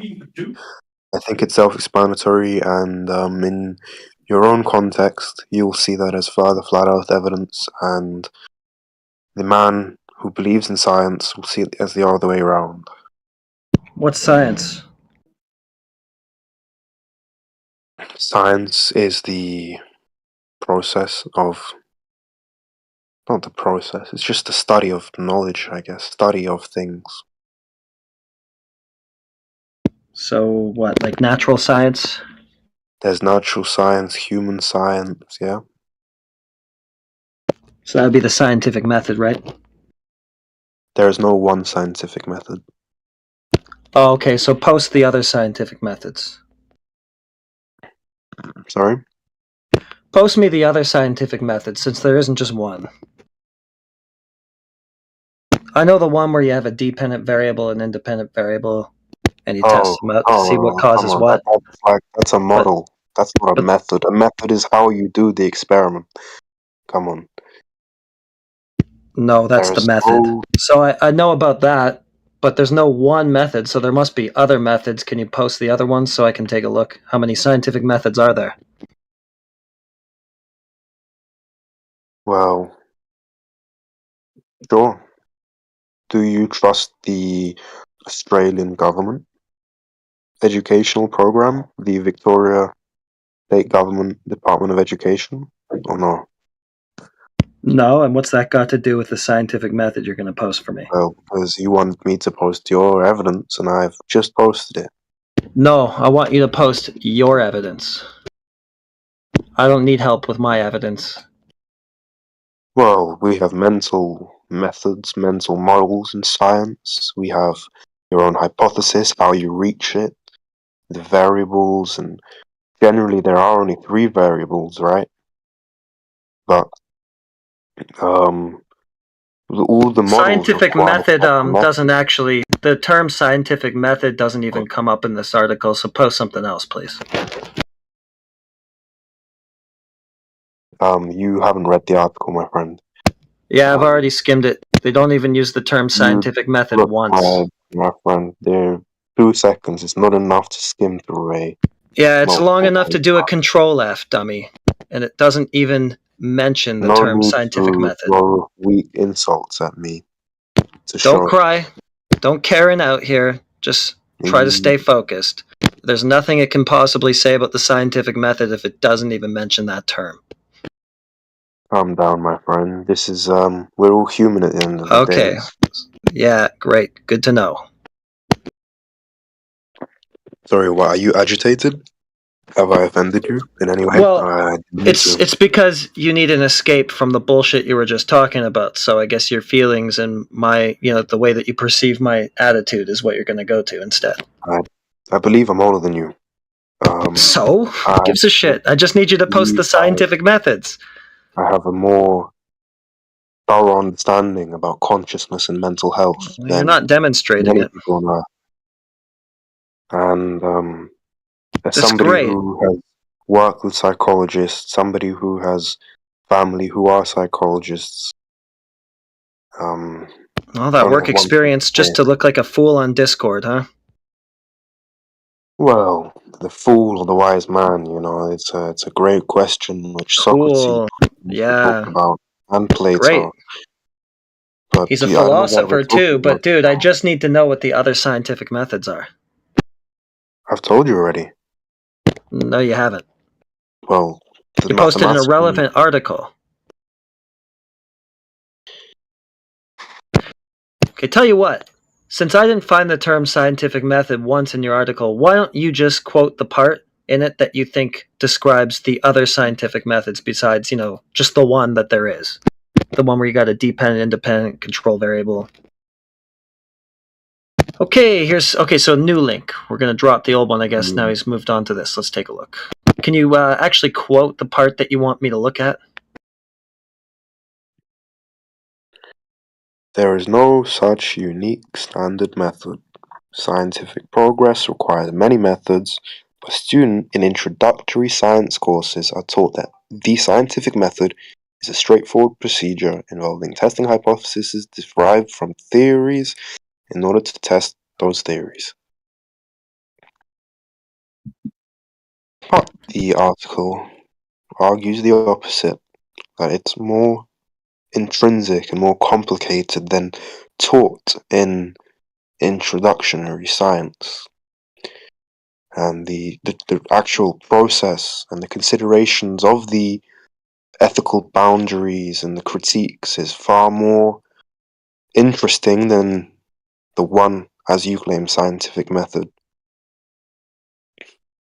Okay, so then right after that it says, the site is extensive and rambling at times, however it does pose interesting observations. Let's see. So it's saying there is no such standard scientific method. Just trying to find out where it actually shows what other method there is besides the one that's just defined as the scientific method. How did we stem to this from the topic that the art is not? Well, because you were going on about your great understanding of science, and I was trying to find out if you even know what it is. And so you switched the subject. No, I just responded to something you said. So that would have been the subject. In my many years of existence, I'll have to say that flat earthers are quite good at starting conversations and leading them in the wrong way. So you're switching the topic? Yes, I am, actually. It's not against the rules. I've read them. Okay, so that's an L. That's a tap out, let's say. Do you know, believe what you want, my friend. God will be your judge. Okay. Is that a threat? God will be everyone's judge. Great. So what else in my studies I have found? That many flat earthers can't wait to hear. who are influential are actually there because they are Masons, and because they have an order which they must follow, and like they who? don't care about people. For the Sounds sake like a generalization. of others and terms of service, I can't say their names. Oh, well, that's really compelling. But it takes enough. I'll tell you one thing. Look at the man who has the dole on his table. And look at the positions of the figure. You know, the little wooden man which you can contour around. Yeah, just look for that and you'll see. Cool riddles. Yeah. So what? That's It's great. the faith-based belief system you have, the Bible, is also. Wait, what do you mean? What? How do you know what my belief system is? When did I give that to you? A while ago, maybe 15 minutes ago. What did I say?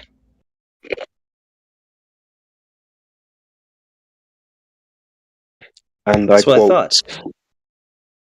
the Bible confirms the What? No, I never said anything about the Bible, dude. You're the one who invoked the Bible because you brought firmament into this. I never said firmament, never claimed firmament. claimed the firmament Oh, was biblical. somebody said You something are not. biblical, You are not. therefore just say that my worldview is biblical. My friend, no need to play child games with me. Well, that's what you're doing. Talking about my Bible-based beliefs that I've never even given you. Why make assumptions like that? What are you talking about? I don't know. I'm trying to figure out what's wrong with this guy. All right. Well. All right. Yeah. Look, I don't believe in the religion thing. That's my opinion. There. Take that for whatever it's worth. Yeah, I never said anything about religion either. The guy's just imagining things about things I said and believe. That's crazy. I was just trying to find out why he believes in the globe religion, that's all. Simply quoted you. I quoted you. No, you didn't. I don't think globe or flat is either a religion. I think that's I never claimed it was. I think if you're a flat earther, you're probably religious, but I don't think that's the same thing as saying that therefore it is a religion. That's a silly opinion, in my opinion. I don't care about religion or scriptures or any of that stuff. I'm just interested in the nature of reality, the physics of water, stuff like that, empiricism. Well, I mean, as far as this conversation goes, at least. Yeah, word, buddy. Word.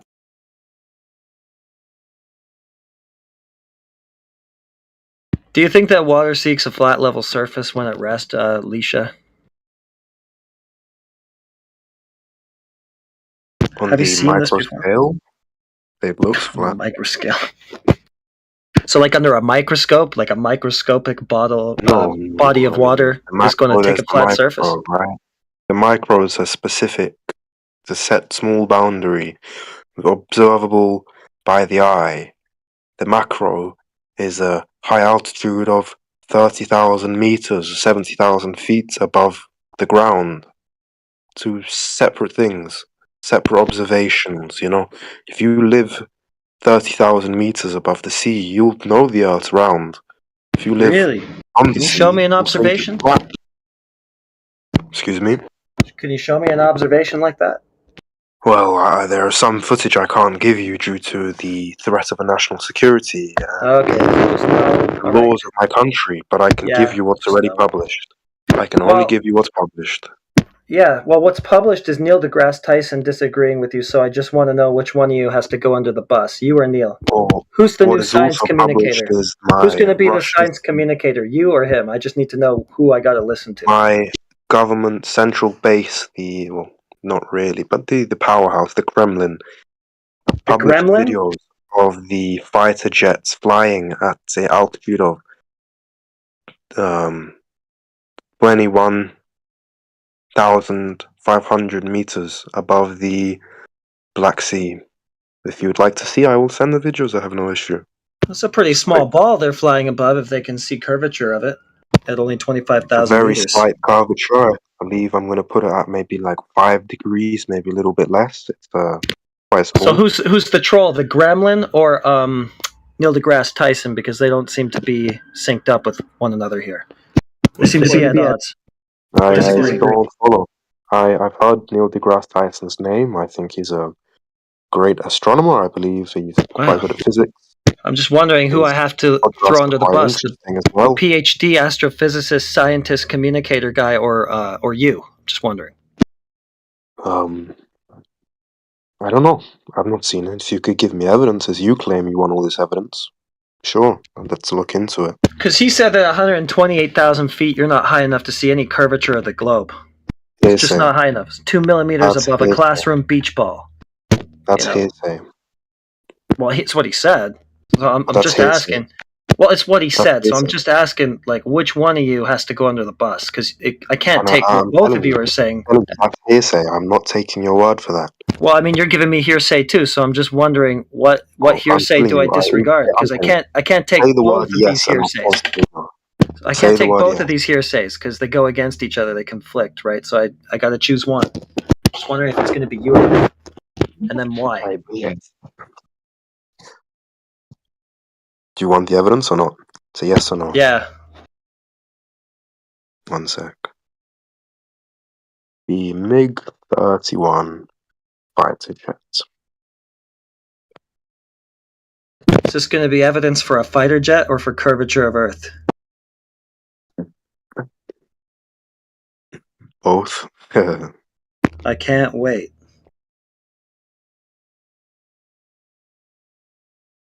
Yeah, I can't speak to Neil deGrasse Tyson. He seems pretty smart, but I don't know much about him personally. Yeah, it's just that this guy's disagreeing with him, so I just want to get get it straight. Who I'm supposed to listen to here. I'm not a perfect. I don't know anything about astrology, quite frankly. Okay, I'll go with Neil, I guess, then.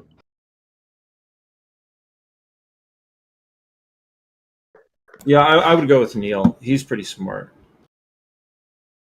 Well, he's telling me I can't see curvature from those heights, so...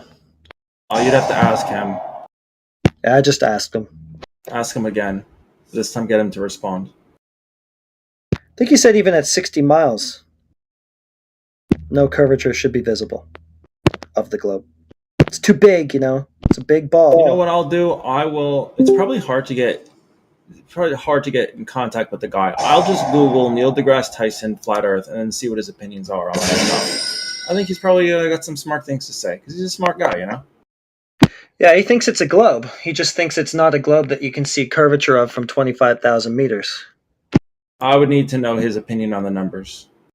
Well, he said 128,000 feet. That stuff is. I would need flat. to see him saying those things. All right, 1 minute. All right.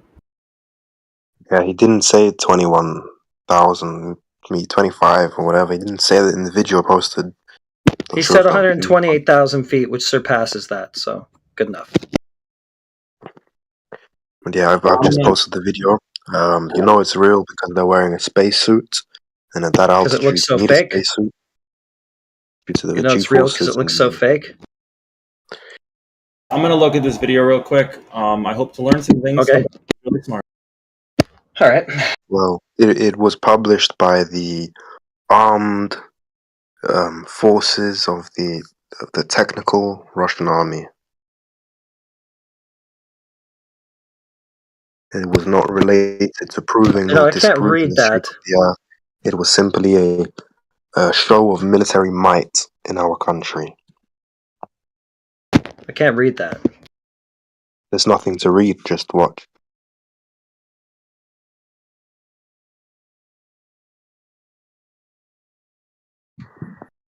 I can also, since I presume you're American, correct? Let's go with that. I've seen a video of the U-2 stealth bomber. The Dragon Lady, I think her name is, flying at 70,000 feet.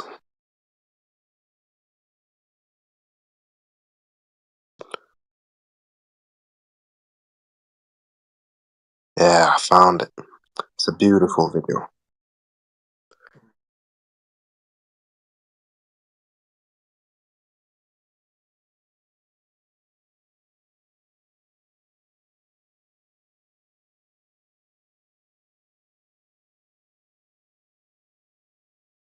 Okay, so the curvature keeps changing depending on the angle of the camera. There are 4 cameras on the plane. More, I think. I think there might be 8. I saw the video. No. I know Or that 9. I know that Neil deGrasse Tyson's a really smart science guy, so I believe him. I believe him when he says you need to be higher to see the curvature of the Earth. All right, so we're going with Neil. That's 2 votes for Neil. I voted Neil. You voted Neil. Okay, but you brought a I think flat you're earther getting to voted tell out, me the Earth Leisha. flat. You brought a flat earther to tell me the Earth's flat. Good No, for I you. didn't. Hope you're proud. I'm just No, glad I didn't. the Earth is curved.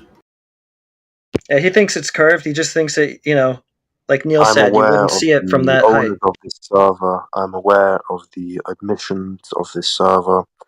I'm aware of the political ideologies in this server. There's no issue. Don't, you know, I'm not a loony. Do you have a point? Not hearing a point. Point? Is there a point? Seeing a flat horizon in your YouTube video.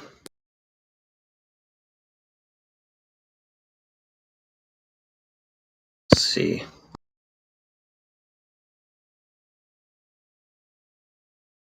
Oh, looks pretty flat to me. Oh, here's one where it looks a little bit bent. That's got to be a lens effect then. Oh, because it's gotta obviously, be, huh? well, it's not bending and then flattening out. It can't actually be physically doing that, so it's just got to be an optical effect. Gotcha. Well, so just wait for it to Barrel distortion.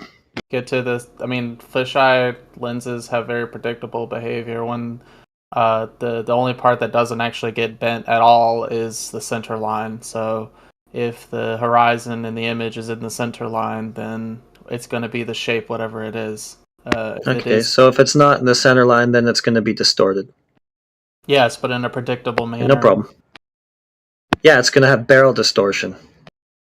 Yeah, or yeah. I don't know. So depending on the angle of the camera, it's going to either look convex or concave. Yeah, you fix it by stretching out the corner. Oh, it's super bent here, and it was just totally flat a minute ago, so that's obviously a wide-angle lens. All right. I think, let's see. That was what, 3840 or so? Yeah, it was super bent, and then right before that, it was like pretty much perfectly flat. So here's where's that famous Concorde? That's image? flat again. Different altitudes. Yeah, back and forth, flat, concave, convex. So that's just a optical effect.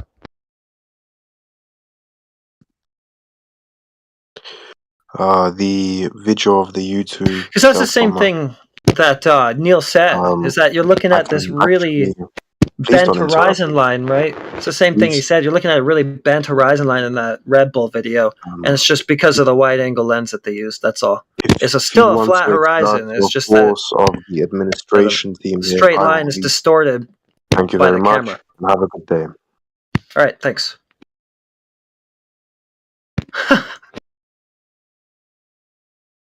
That's the image that from what I understand, is not a wide-angle lens, so not fisheye.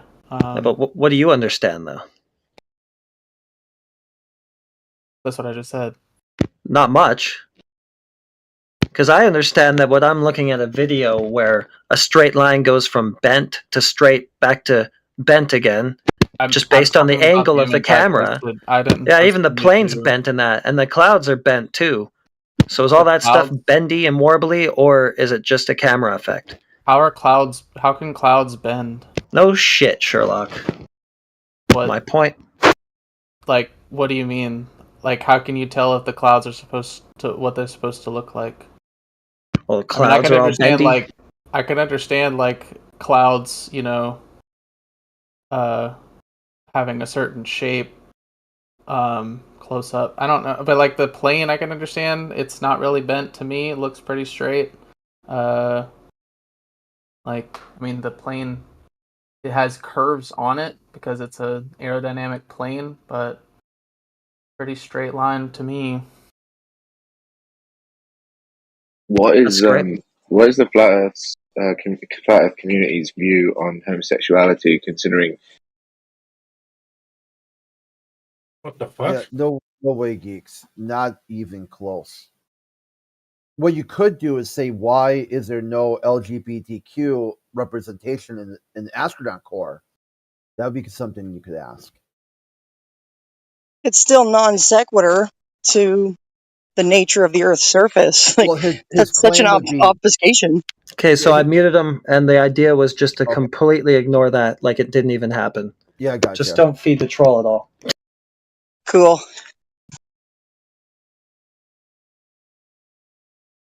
So what was he saying before all that?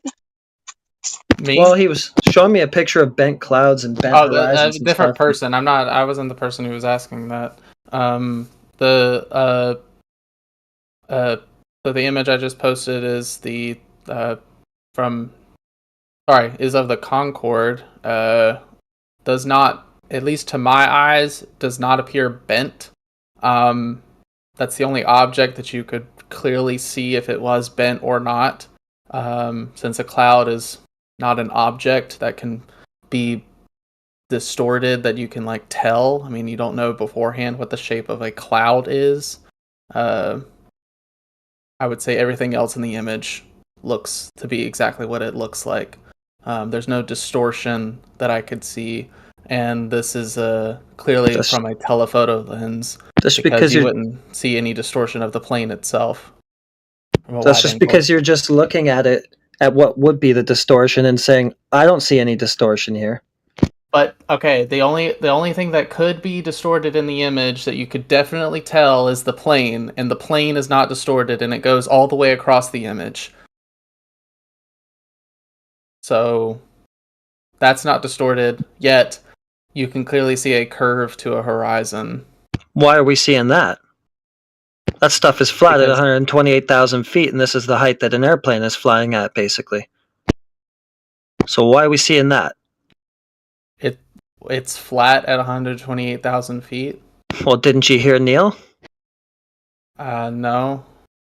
That's what he said. That stuff is flat, 128,000 feet. That's a perfect flat, straight horizon line, even at that height. And he's a glober. Obviously, he thinks that's a globe with the flat horizon at 128,000 feet. He just means that you're not high enough above the ball to actually notice it curve. So why are you saying that you can notice it curve at like a quarter of that height? Because this is the image that says that. Like, this is the image that you can see, and you can notice it. You can't see any distortion in the image. The only thing that is curved is the horizon. Everything else is straight.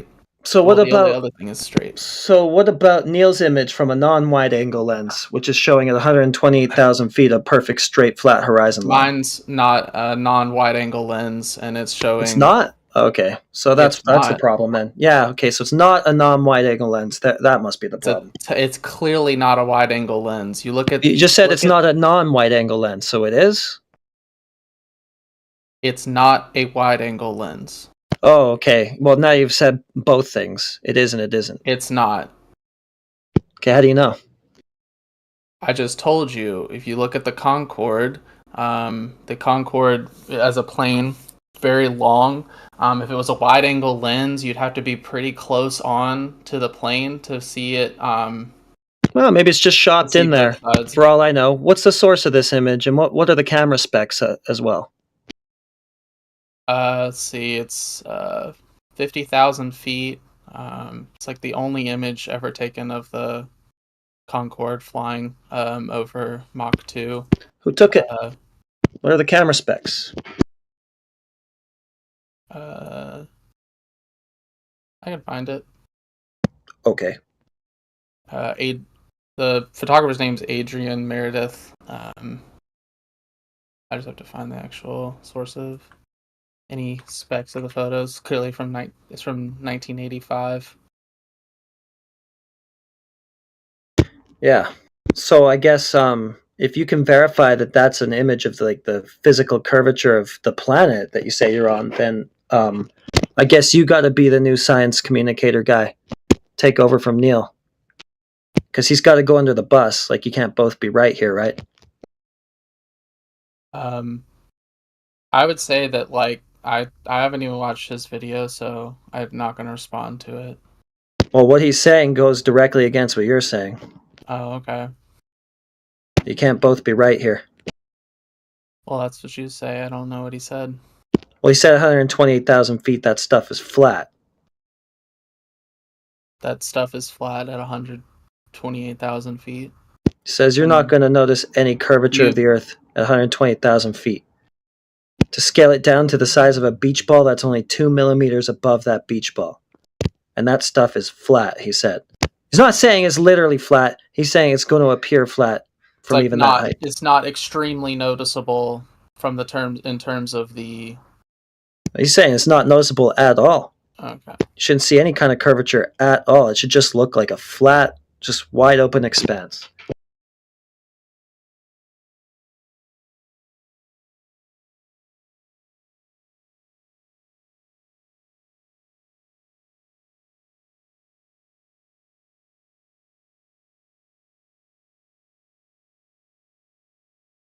So then there would have to be a geometric horizon too if we're seeing curvature of the planet.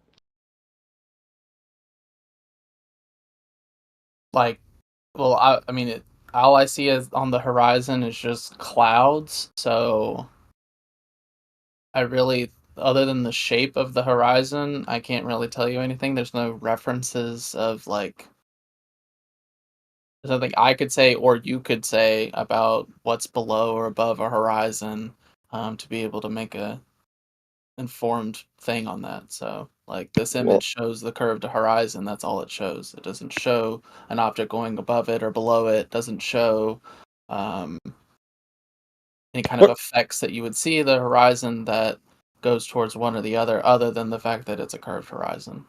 What if we complete that circle? Take that curve and make a complete circle out of it. What sort of circumference would we get off of that?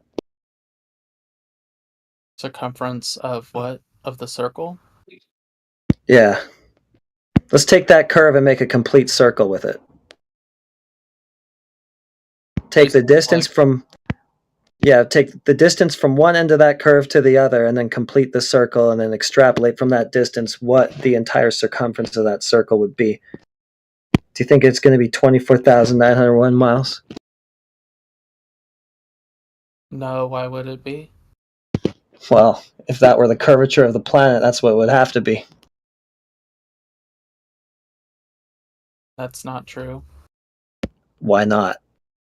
Because it's only one part of the planet. You physically are not seeing the entire edge of the planet. You're just seeing a curvature before you can't see anything else. Like, you're not seeing the... If you're saying, like, this is the edge of the Earth, and that curve, that what you can see further out, even though it's a circle, is actually the edge of the Earth, its full circumference, that's not true. Well, if I keep zooming out and out and out, I'm going to see more and more of that curve until I see the entire circular outline of the globe, right? You keep zooming out and out, the circumference gets bigger and bigger and bigger. I see more and more of it, right? Getting bigger because that's when you'll see the whole thing. And that should be 24,901 miles all the way around, right? Something like that, yeah. It's like, I don't know the exact circumference of the Earth, something like 25,000 miles, yeah. Well, it looks like too much curve for the height that we're at and how much like left to right Earth that we're seeing. Like I said, this is still at 50,000 feet. You're not to the point where you can see the full circumference of the Earth. That is something I know. you need many I didn't say you were. I said if you complete that curve and make an entire circle out of it, is that going to match the circumference of the Earth? No, because you cannot physically see the rest of it because it's curved. It's just take that same curve that we have happening there and complete it, make a whole circle. Yes. You can't see the rest of the Earth because it's blocked, because it's curved. So we're just going to take the rate of curve that we're seeing within that picture and then use that to complete a circle. Just going to extrapolate from the curvature rate that we are seeing in that picture. Can you hear me? Yeah. You can hear me. Yeah. I feel like you're just asking me the same question in different ways. Yeah.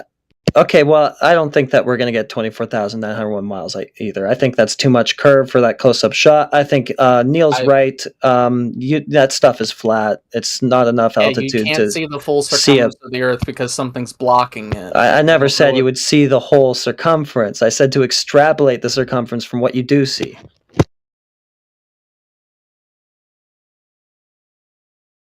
From what you do see, extrapolate the full circumference. You can't. You're not seeing the full edge of the Earth. That's what I'm saying. It's not the edge of the whole circle. Like, if you were several million miles away from the Earth and you could see the full circle, which is the full circumference of the Earth, and measure it, yes, you would measure the 25,000 miles, but you're too close.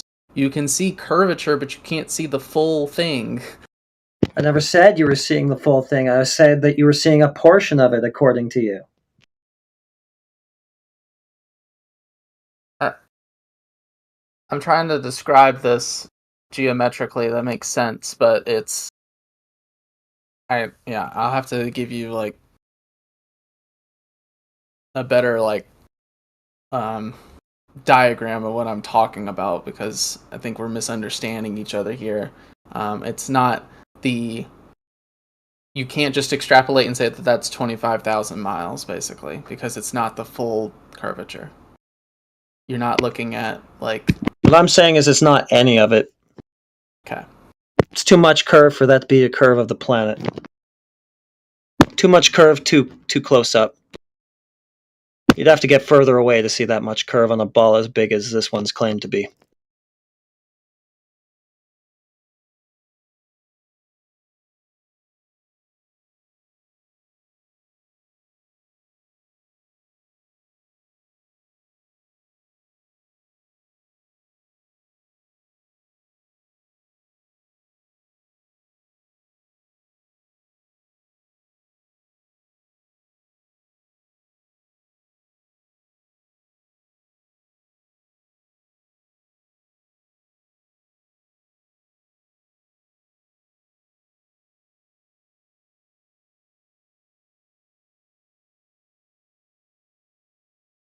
I think he just left.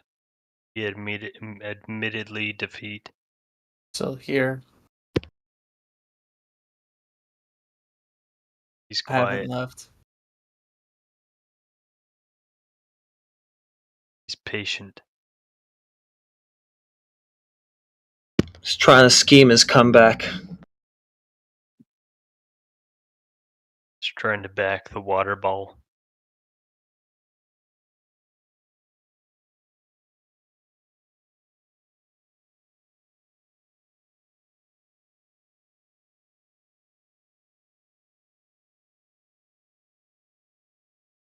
I mean, I think I got across what I wanted to get across on the image. The image shows a curved horizon without a wide-angle lens. What are the camera specs? Yeah. You believe everything that you see regarding images?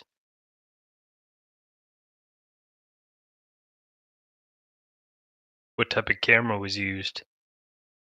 Did it have a fisheye lens? It did not. I demonstrated it's self-evident in the image that it doesn't.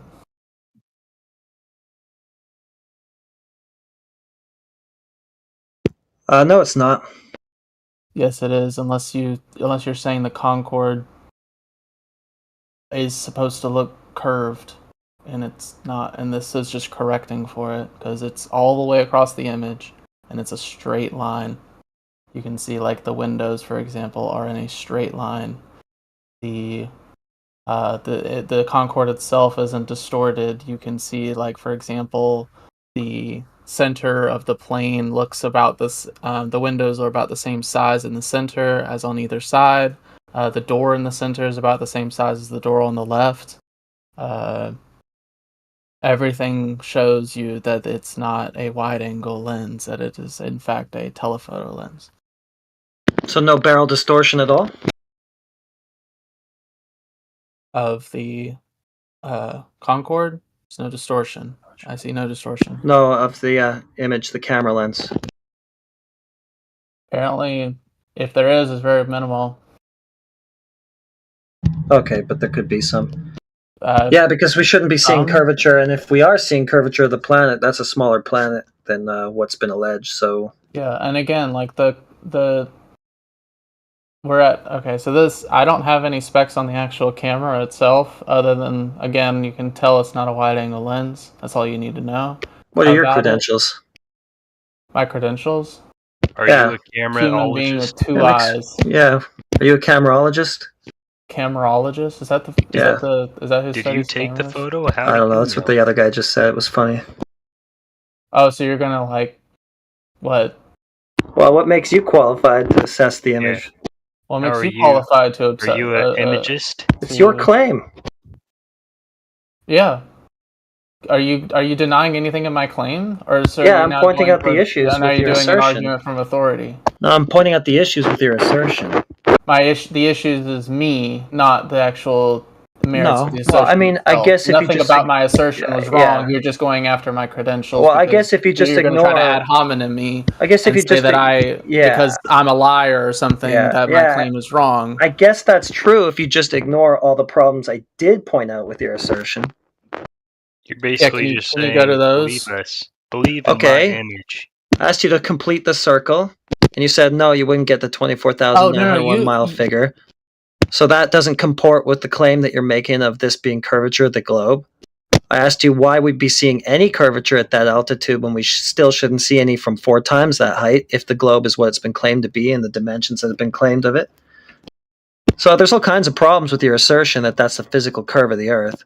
Another one is that if it is, then we should also see only a set distance over the surface of the Earth. That would be the geometric horizon distance. We see further than that. Lots of things don't add up I here. don't. The image, at least from my perspective, From you your can't. perspective, I can't tell you from this image. I cannot tell you the distance to that horizon from the image itself. I can tell you that the horizon that it is imaging is curved because it's curved, and there is no distortion of the image that would make it curved, and it is actually what you would basically see if you were up there. Well, how do you know that, camerologist? So you're saying you didn't take the photo?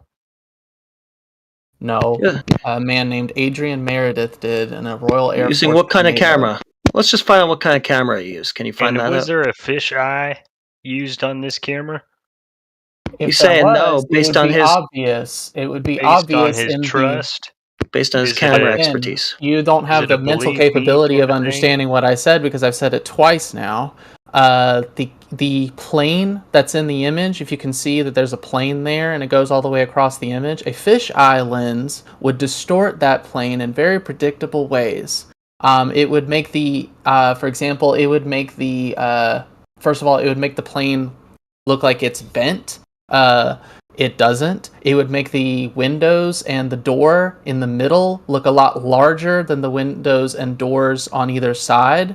The one on the right, by the way, is just a smaller door. You can tell from other Concords on the ground that the one on the back is the smallest of the 3 doors. These things aren't happening. The reason being is because this is a photo taken from a long ways away without a wide-angle lens. Well, I'm not buying it. You're not buying it because it shows a curved horizon. That's the only reason you're not buying it. Well, you shouldn't be seeing a curved horizon on your globe. This defeats your globe. No, it doesn't. Yes, Curved it does. horizon. So for somebody who goes on and on about like the cognitive issues of the people you're talking to that you perceive, you sure seem to have a fair share of them yourself. Do I need to run through all the issues with your claim that that's physical Earth curve again? So think he's getting again, it. you're saying, not "Oh, getting it it. can't be. It can't be because of X, Y, and Z."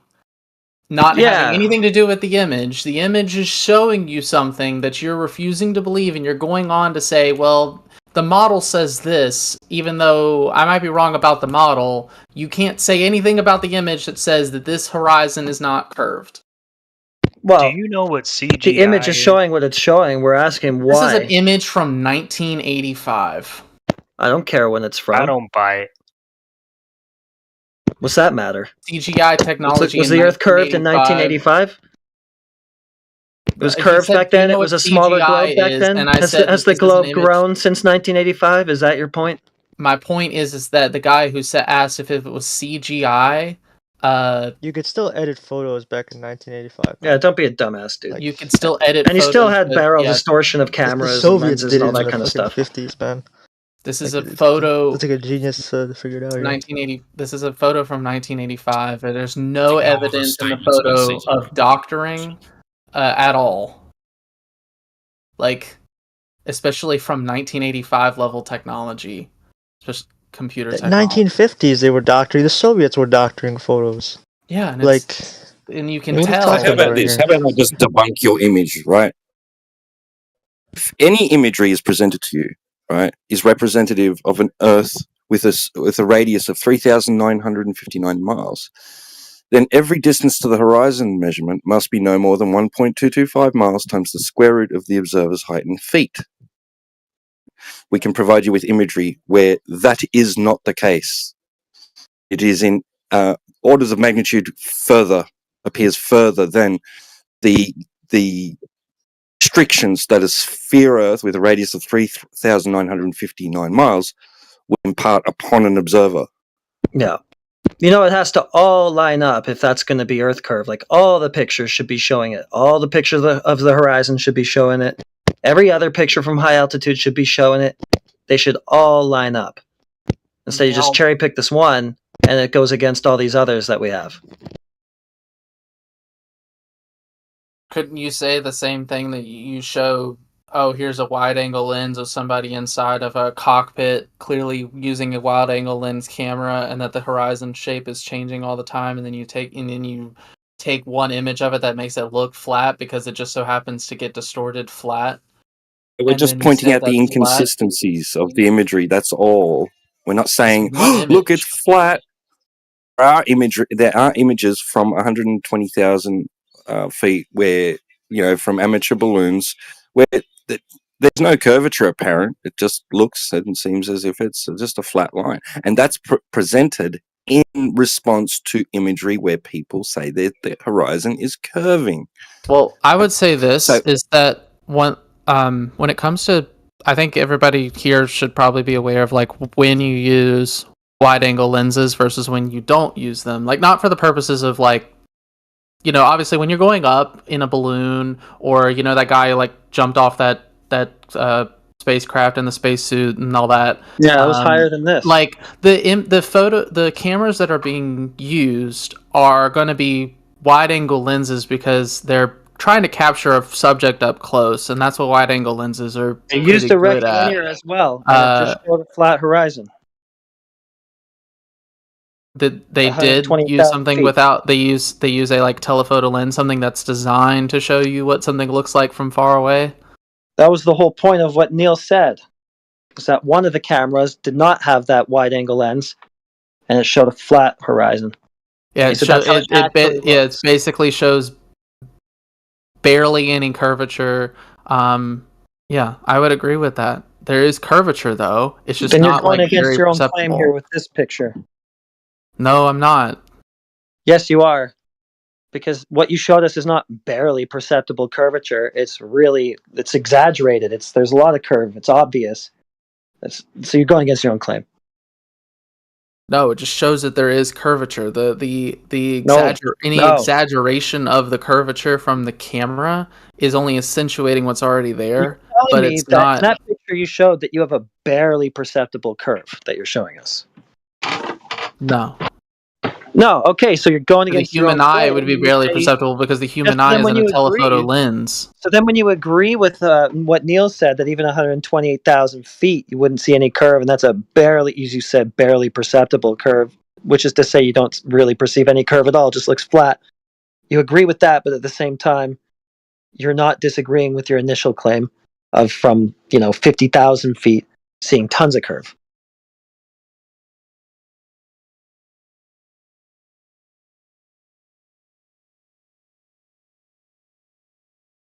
I'm gonna look. You can't up really some have more. it both ways. I think you can because you can say the human eye seeing something is different than a camera seeing something. There are certain ways, and I don't want to misspeak when I say. That's the red herring, dude. They're both from cameras. What is what? What's both? They're both from cameras. Both of those shots are from cameras. We're not talking about what a human eyeball saw. We're talking about what two cameras saw. One from higher than what you're showing us, what you agree should show no curve, basically. You said barely perceptible. So why then from lower would I be seeing very perceptible curve? Depends on the camera that you're using and the angle that the camera's at. Ding, ding, ding, ding, ding. It's not the type of camera versus wide angle versus the more correct, less distorting cameras. It's more about there's a certain effect that cameras have, especially these telephoto ones, and I forget what it's called, but it's basically what you're seeing in the curvature is a wider field so that your eyes or another camera might see the the horizon as more spread out, and so it would look less curved. But what this does is kind of squashes it together so that you see further, but you're seeing it like basically like you see like the image that you're seeing is of the horizon, you know, maybe like on your screen it's like 10 degrees apart or something in your field of view. But when you're actually there or with another type of camera, it's more like 60 or 70 degrees of view, and so you can't tell as much. It basically is squashing the image slightly at further distances. But I forget the effect that's called, and I want to look that up real quick. Compression? It may be something like compression, but not like the compression that you talk about, like with an image, like a JPEG or something. But I don't know. You said squashed. Maybe I'm not tracking. My bad.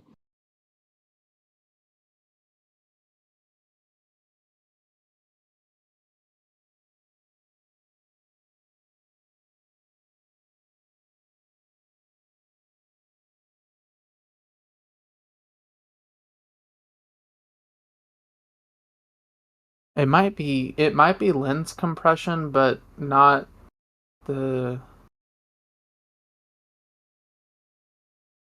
because it's the field. Because it's the field of view effect. That's the reason that like that's like why you can line up a shot of the plane so that it appears the same angle, like the same size in a wide angle versus a telephoto lens, and it looks different, and it's because of the lens compression effect, the FOV compression.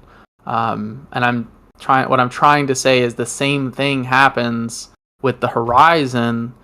And so what you're seeing is like basically what your eyes would see as something like 60 or 70 degrees of your field of view is compressed to something like 10 degrees, and so you see curvature more than you actually would up there, but the curvature itself is still there. It's not being distorted in the sense that it's not like adding something that isn't there. It's just compressing what is there. Fascinating. Do you have a measurement to go along with this? From this? No, I don't. Okay, so it's just speculation. Phenomenon. No, it's not speculation about it. It's just But you don't know. So what distance are you looking at left to right in your picture? Don't know. So you have no clue. That's what's happening. Yeah, you have no clue how much distance is being shoved into that field of view or the other one that Neil deGrasse Tyson is talking about. You're just speculating. No. Nuh-uh. Explaining to you what's happening. I'm just saying I don't have the exact measurements for you. Well, what distance then? What I distance? just said. Yeah, I know you don't know, so you're just making stuff up.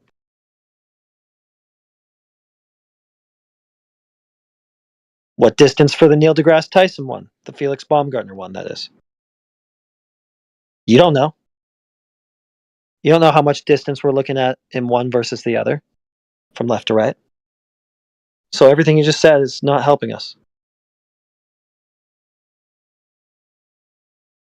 I think if you can get if I can get you the type of camera and its focal length, I think you can get a better idea of what you would expect in terms of compression. We can do the math on it. Do you know what I'm talking about though? Like when it comes to like different focal lengths will give you different amounts of background compression. Doesn't matter if any of your imagery showing curved Earth, right, is authentic and absolutely is representative of a sphere Earth with a radius of 3,959 miles, then we should be able to detect that, measure it, observe it down here.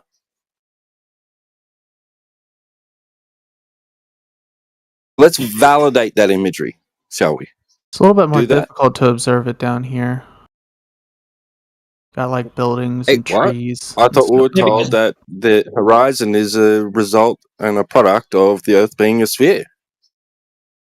would have a distance to it. Yep. The apparent horizon can be affected by things like light. It can be affected by refraction over the atmosphere. If we didn't have an atmosphere on our planet, it would be a lot easier. Yeah, you can't trust what you're looking at through the atmosphere, so there goes your curvature photo. Didn't look like there was any kind of atmospheric distortion there. And again, the kind of refraction I'm talking about is a predictable kind that makes things from below the horizon appear like they're above it. Yeah, you have sometimes to even like ridiculous extents where it looks like there's buildings floating above the water. See any distortion because you just want to assert that what's in the picture is physical curve. So you're just ignoring that could be the very distortion. I see no distortion of the plane. They're just doing it again. So, yeah. Well, you're looking through more atmosphere. So what are you looking through more atmosphere for? The furthest extent of the clouds and like all the way to the back of the photo or the plane? I know of no kind. Again, the kind of atmospheric refraction. What are you looking for more air through? Through more air for? Again, atmospheric refraction is very predictable. What are you looking through more air for? The very end of the photo, the back with the clouds in the distance, or the plane up close? I've already answered the question. Really? So what's the baseline from which we're assuming all of these refraction ideas from?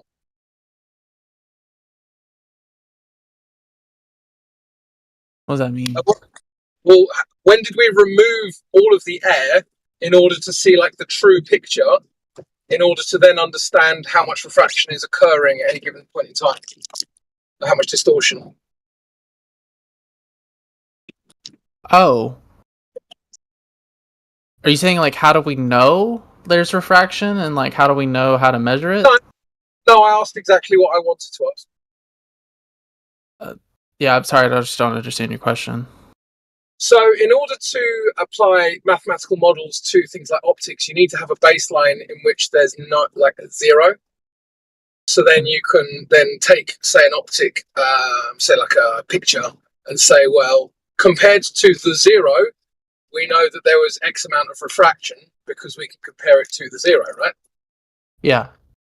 So when did you do that? For what?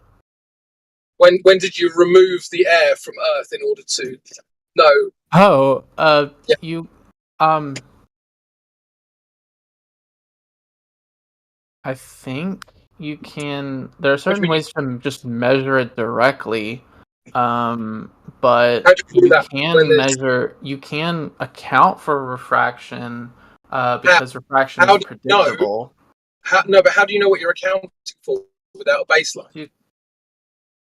Because you can, like, for example, you can measure the refractivity index of air. You can and compare it to what? To not air, or to something, or to another. To what? Right. So when did you get that baseline? So when did you get that baseline of no air on the Earth?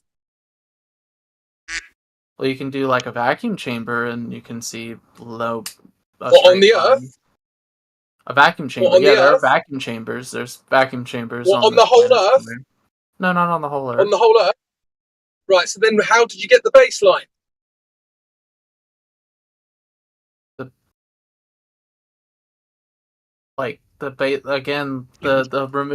Nobody removed the atmosphere. No, nobody did. Yeah, I know they didn't. Okay.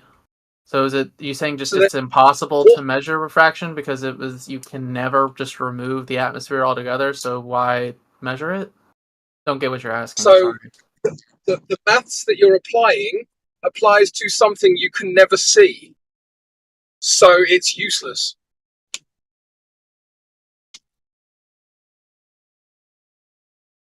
Is anyone else confused by this?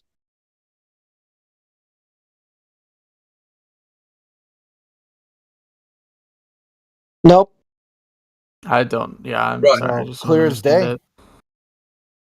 I think everyone else understands. I think it's just you just like say clear you as a have to vacuum remove the chamber. atmosphere to measure refraction. Like you have to have a baseline of that. Yeah, what's it look like you need without to the know. air? Yeah, what does it look like with no air? And then you can say, this is what it looks like with air. And so when we compared the two, we know that X amount of refraction must be occurring. But without the baseline, you're just taking something that's already affected by the effect that you're trying to quantify. And you can't do that.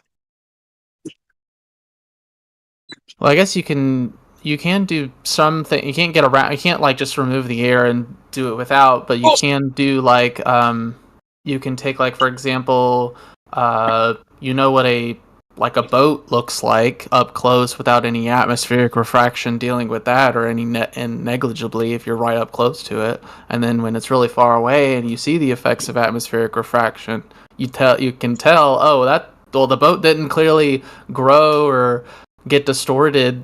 It's clearly Straight line different now. horizon clearly didn't go from flat and straight to convex or concave in physical reality, so there must be distortion. So,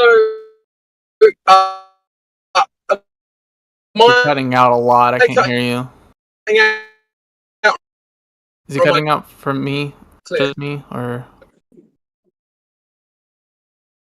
was that just me, or was that everybody? Yeah, no, it's my fault. Sorry, I'll be back in a sec.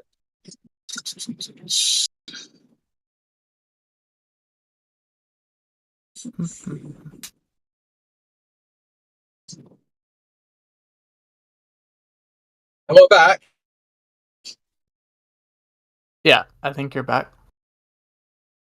Okay, sorry, I'm driving through a rural area, so with water in it, and you don't know how much water's in it. I then add a second amount of water, and it comes up to 500 milliliters.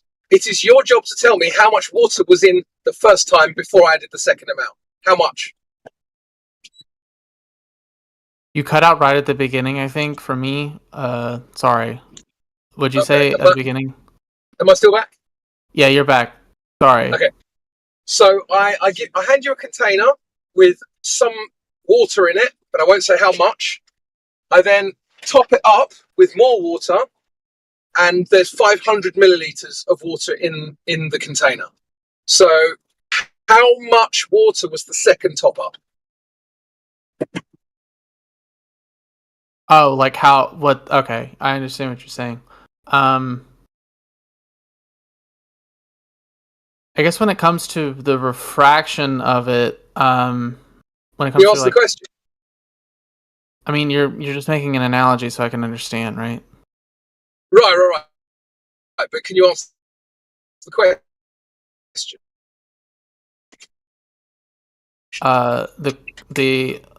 As from what I understand, the answer would be like that you can't tell.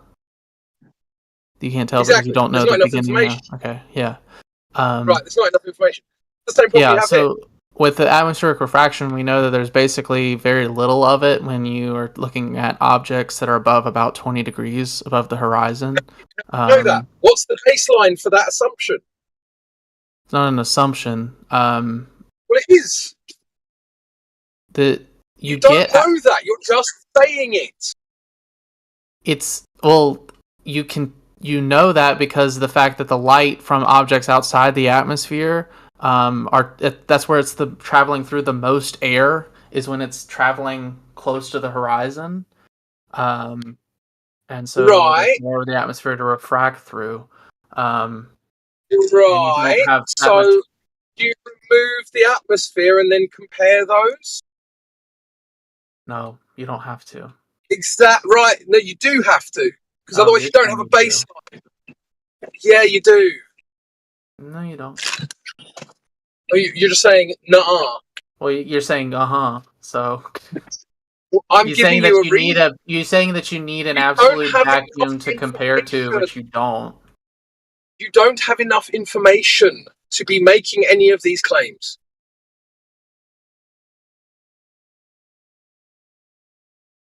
I mean, like this also, You're right to an extent that you can't. There's a certain amount of information about objects outside of the atmosphere that you can't extract, like certain detail because of atmospheric distortions. That's why we have space telescopes. But you don't believe in those, so Doesn't matter what I believe in. tell you. Doesn't matter what I believe in. Doesn't matter. Like we know what these objects look like without any atmosphere in between us and them because we've been in space. That's not relevant. That's a red herring. That's not a red herring. It is a red herring because we're talking. Why is that a red herring? Because we're talking about on the Earth. But you're talking about like maybe just over like 100 kilometers above the Earth. What's the difference of 100 kilometers? Well, it's funny because you used as your defense for your argument, not even 2 minutes ago, that we're seeing through the densest layer of atmosphere where the most refraction would happen. And now you're saying, oh, the atmosphere is not an issue, don't worry about it. I'm saying the atmosphere is not an issue, don't worry about it when you're not in the atmosphere at all and there's no atmosphere between you and the thing you're trying to look at. Yeah, no one cares about the stuff in the sky. We're talking about the ground. Oh. That's what this conversation was, if you remember.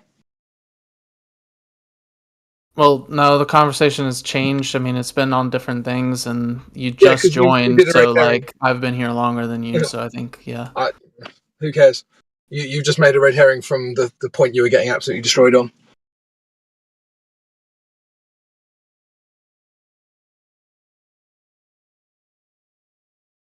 Okay.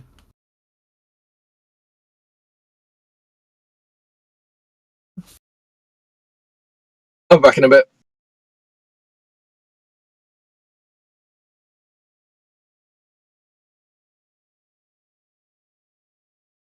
Oh, I've had fun. I have to go too. I have an appointment. Bye.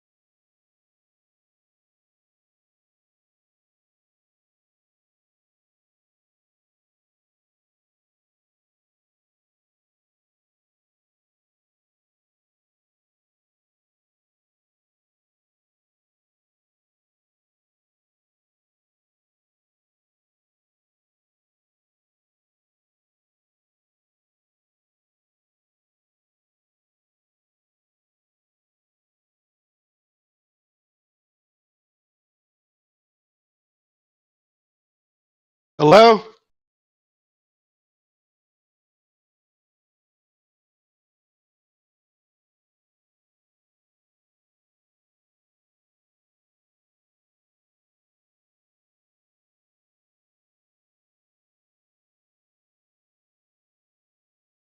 Go ahead. Felt all this many people are on and nobody's talking. I felt like when you're a little kid and your mom leaves to the store and she's like, "Don't say nothing if someone comes to the door," and then someone knocks and everyone's like, "Be quiet, don't say nothing." That's the way I felt right now. He's like, "Hello?" Oh, no one say nothing. It was like, what the hell is going on? Usually there's somebody that can't shut their mouth when we got at least 10 people in here. There's like 25 people. Yeah, everyone's just chilling. I was actually texting in chat.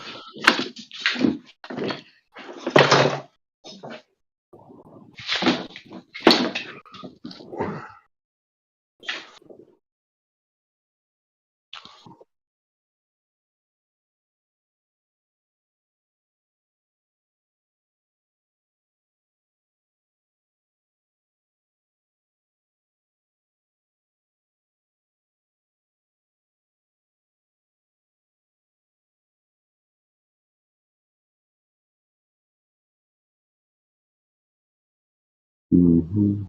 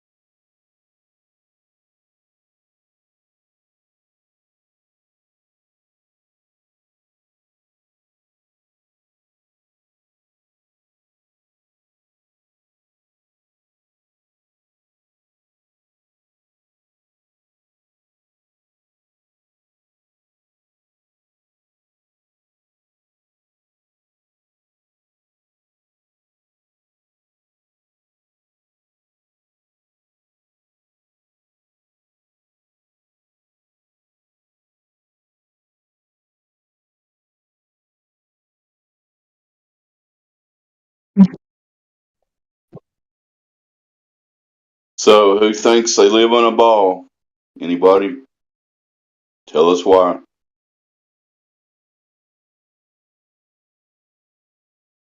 Or don't.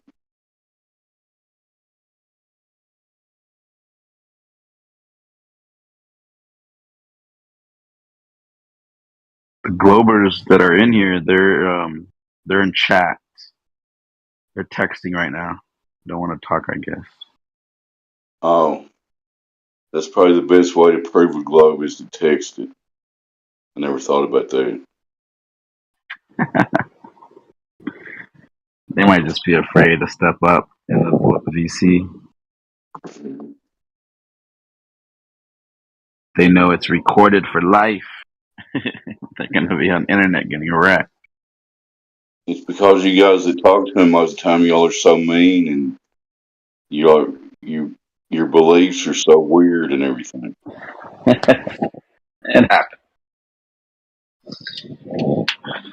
It happens.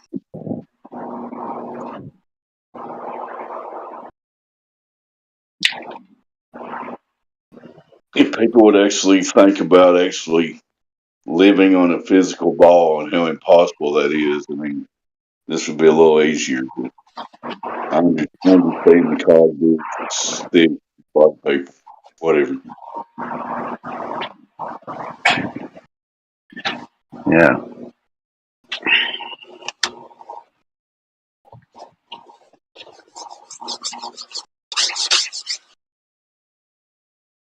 The whole upside down antipodal thing is just a big magic ball core in the middle, just holding everything, attracting everything, whatever they want to say. Yeah, when I look back on what I used to believe, it just seems so ridiculous. You know what I mean? Right? Like, dude, I know exactly what you mean. It's like, dude, how? And believe me, I was deep into space, man. I love, like, dude, deep into that sci-fi shit. I was all about space travel, and then I learned, and I'm like, wait, how did they? How did I not think of that? Like, dang, that never crossed my mind. Let me see, container, gas pressure, vacuum. None That's of the that most ever crossed my frustrating mind. part about this. The most frustrating part about this is it was right in our face the whole time. It's so freaking obvious, you know? Exactly. Come on, man. That's what's weird, to be honest. Like, that's the part where you're like, dude, why can't Globers get it? Like, when we saw it, like, it hit us, like, boom, like, whoa, shit, hold up, like, how did we fall for that? Like, wait, but for them, they're like, nope, that's what it is. That's what gets Yeah. frustrating sometimes. The globe origins of the Earth is that like an asteroid or like a rock in space, like no bigger than like a beach ball, like poured in more rocks and then poured in more rocks magically, and then they like merged together into some like ultimate like fusion form of like a mega ball, and then that mega ball had a bunch of like I don't know magical like volcanic like eruptions and stuff, and then it heat up and then it cool down, and that's how we got the Earth. And it's stupid. Yeah, that's crazy. I mean, technically though, like, even when I was younger, I didn't believe in the Big Bang. I was a skeptic of that. Like, I'm like, no, I don't know. I'm more of a creationist, so I believe in the Bible. I didn't believe in the Big Bang ever. I always thought that was stupid, and I never believed in evolution either. I used to think that was stupid too. Yeah, But when it comes to like planets and stuff, I did. I had a very like secular high school experience, and I always ignored all the politics, so it never really got to me. Yeah. Excuse me, gravity. Don't believe in gravity. Well, yes, because gravity is the magical force that pulls things together if you're big enough. Right.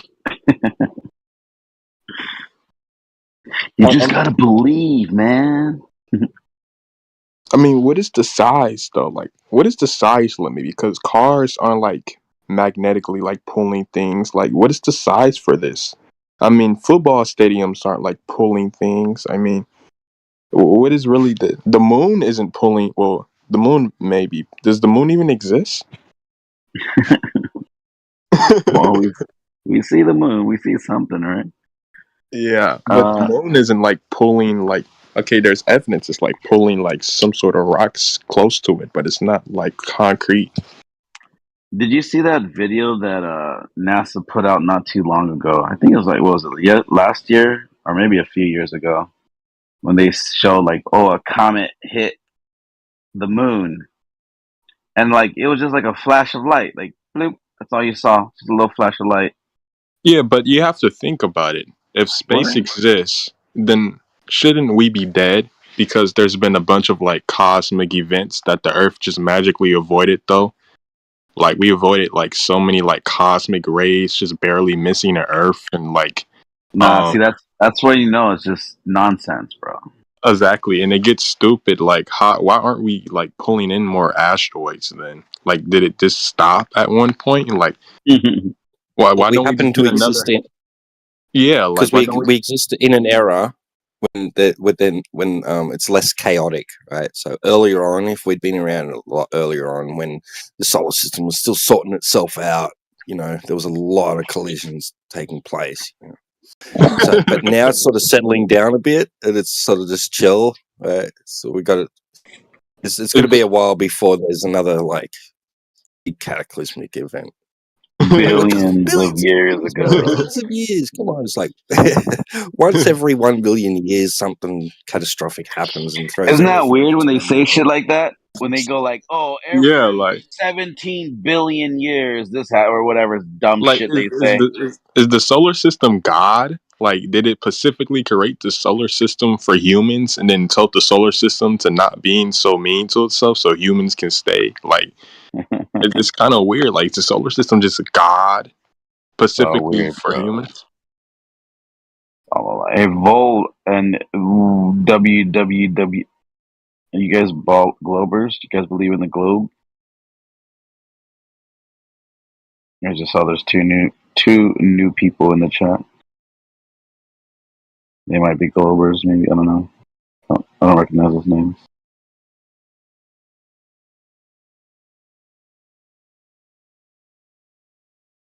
Embarrassing. Are you a Glober? Oh, left. Most likely a Glober. They left. How about you, Volume?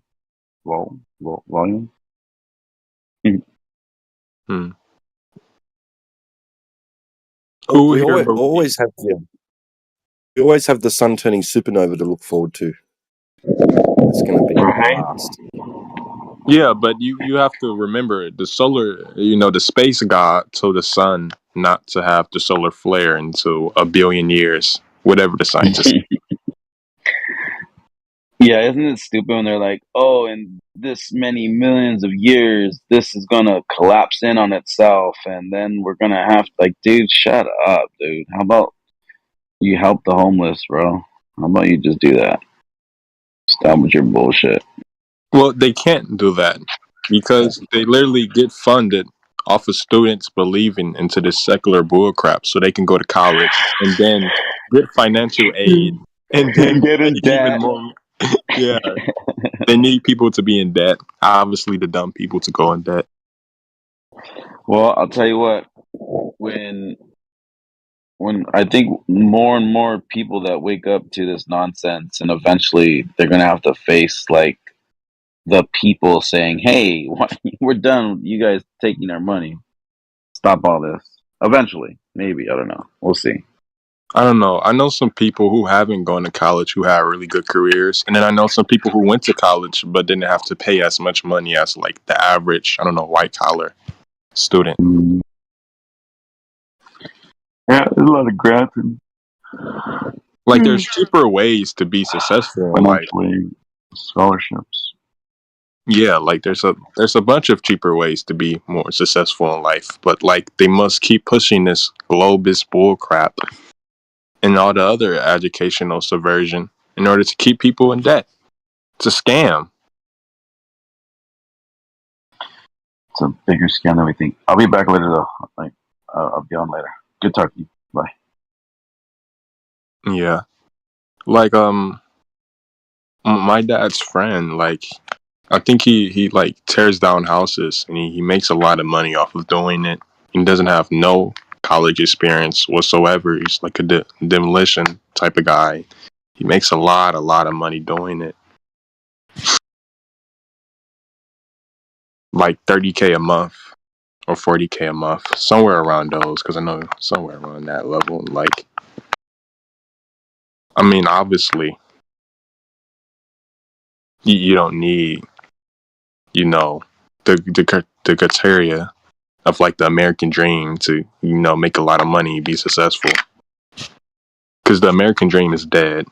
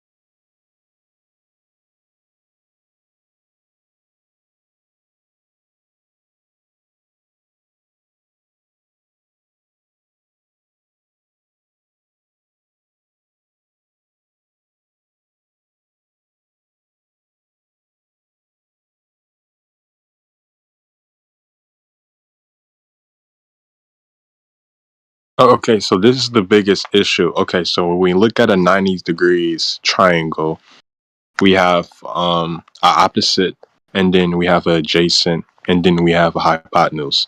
Okay, so the biggest issue with the globe model, right, is that we know the adjacent of the Earth, right? You can only move in two directions. If you're not moving right, you're moving left, right? So we have the direction of the Earth, right? But we don't have a rise over run because we don't have a confirmed height of the Earth to get like an opposite of it.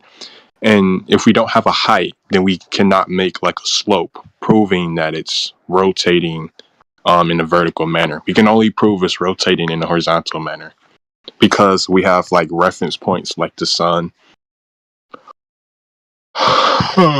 And the sun doesn't prove like it's there, it has a height either, because we don't even have a confirmed height for the sun. So if you cannot prove the height of the Earth, you cannot say it's a globe.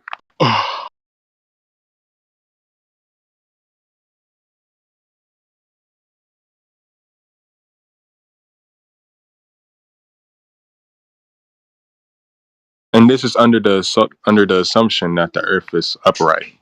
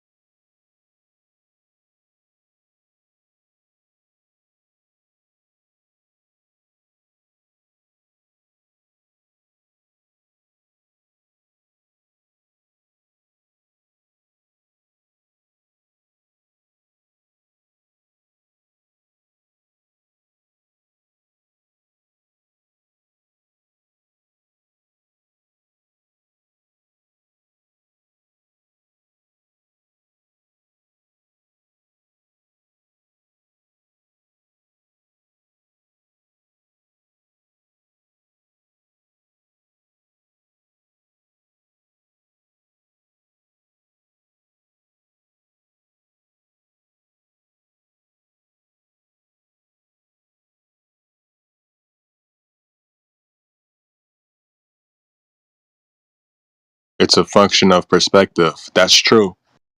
It is a function of perspective.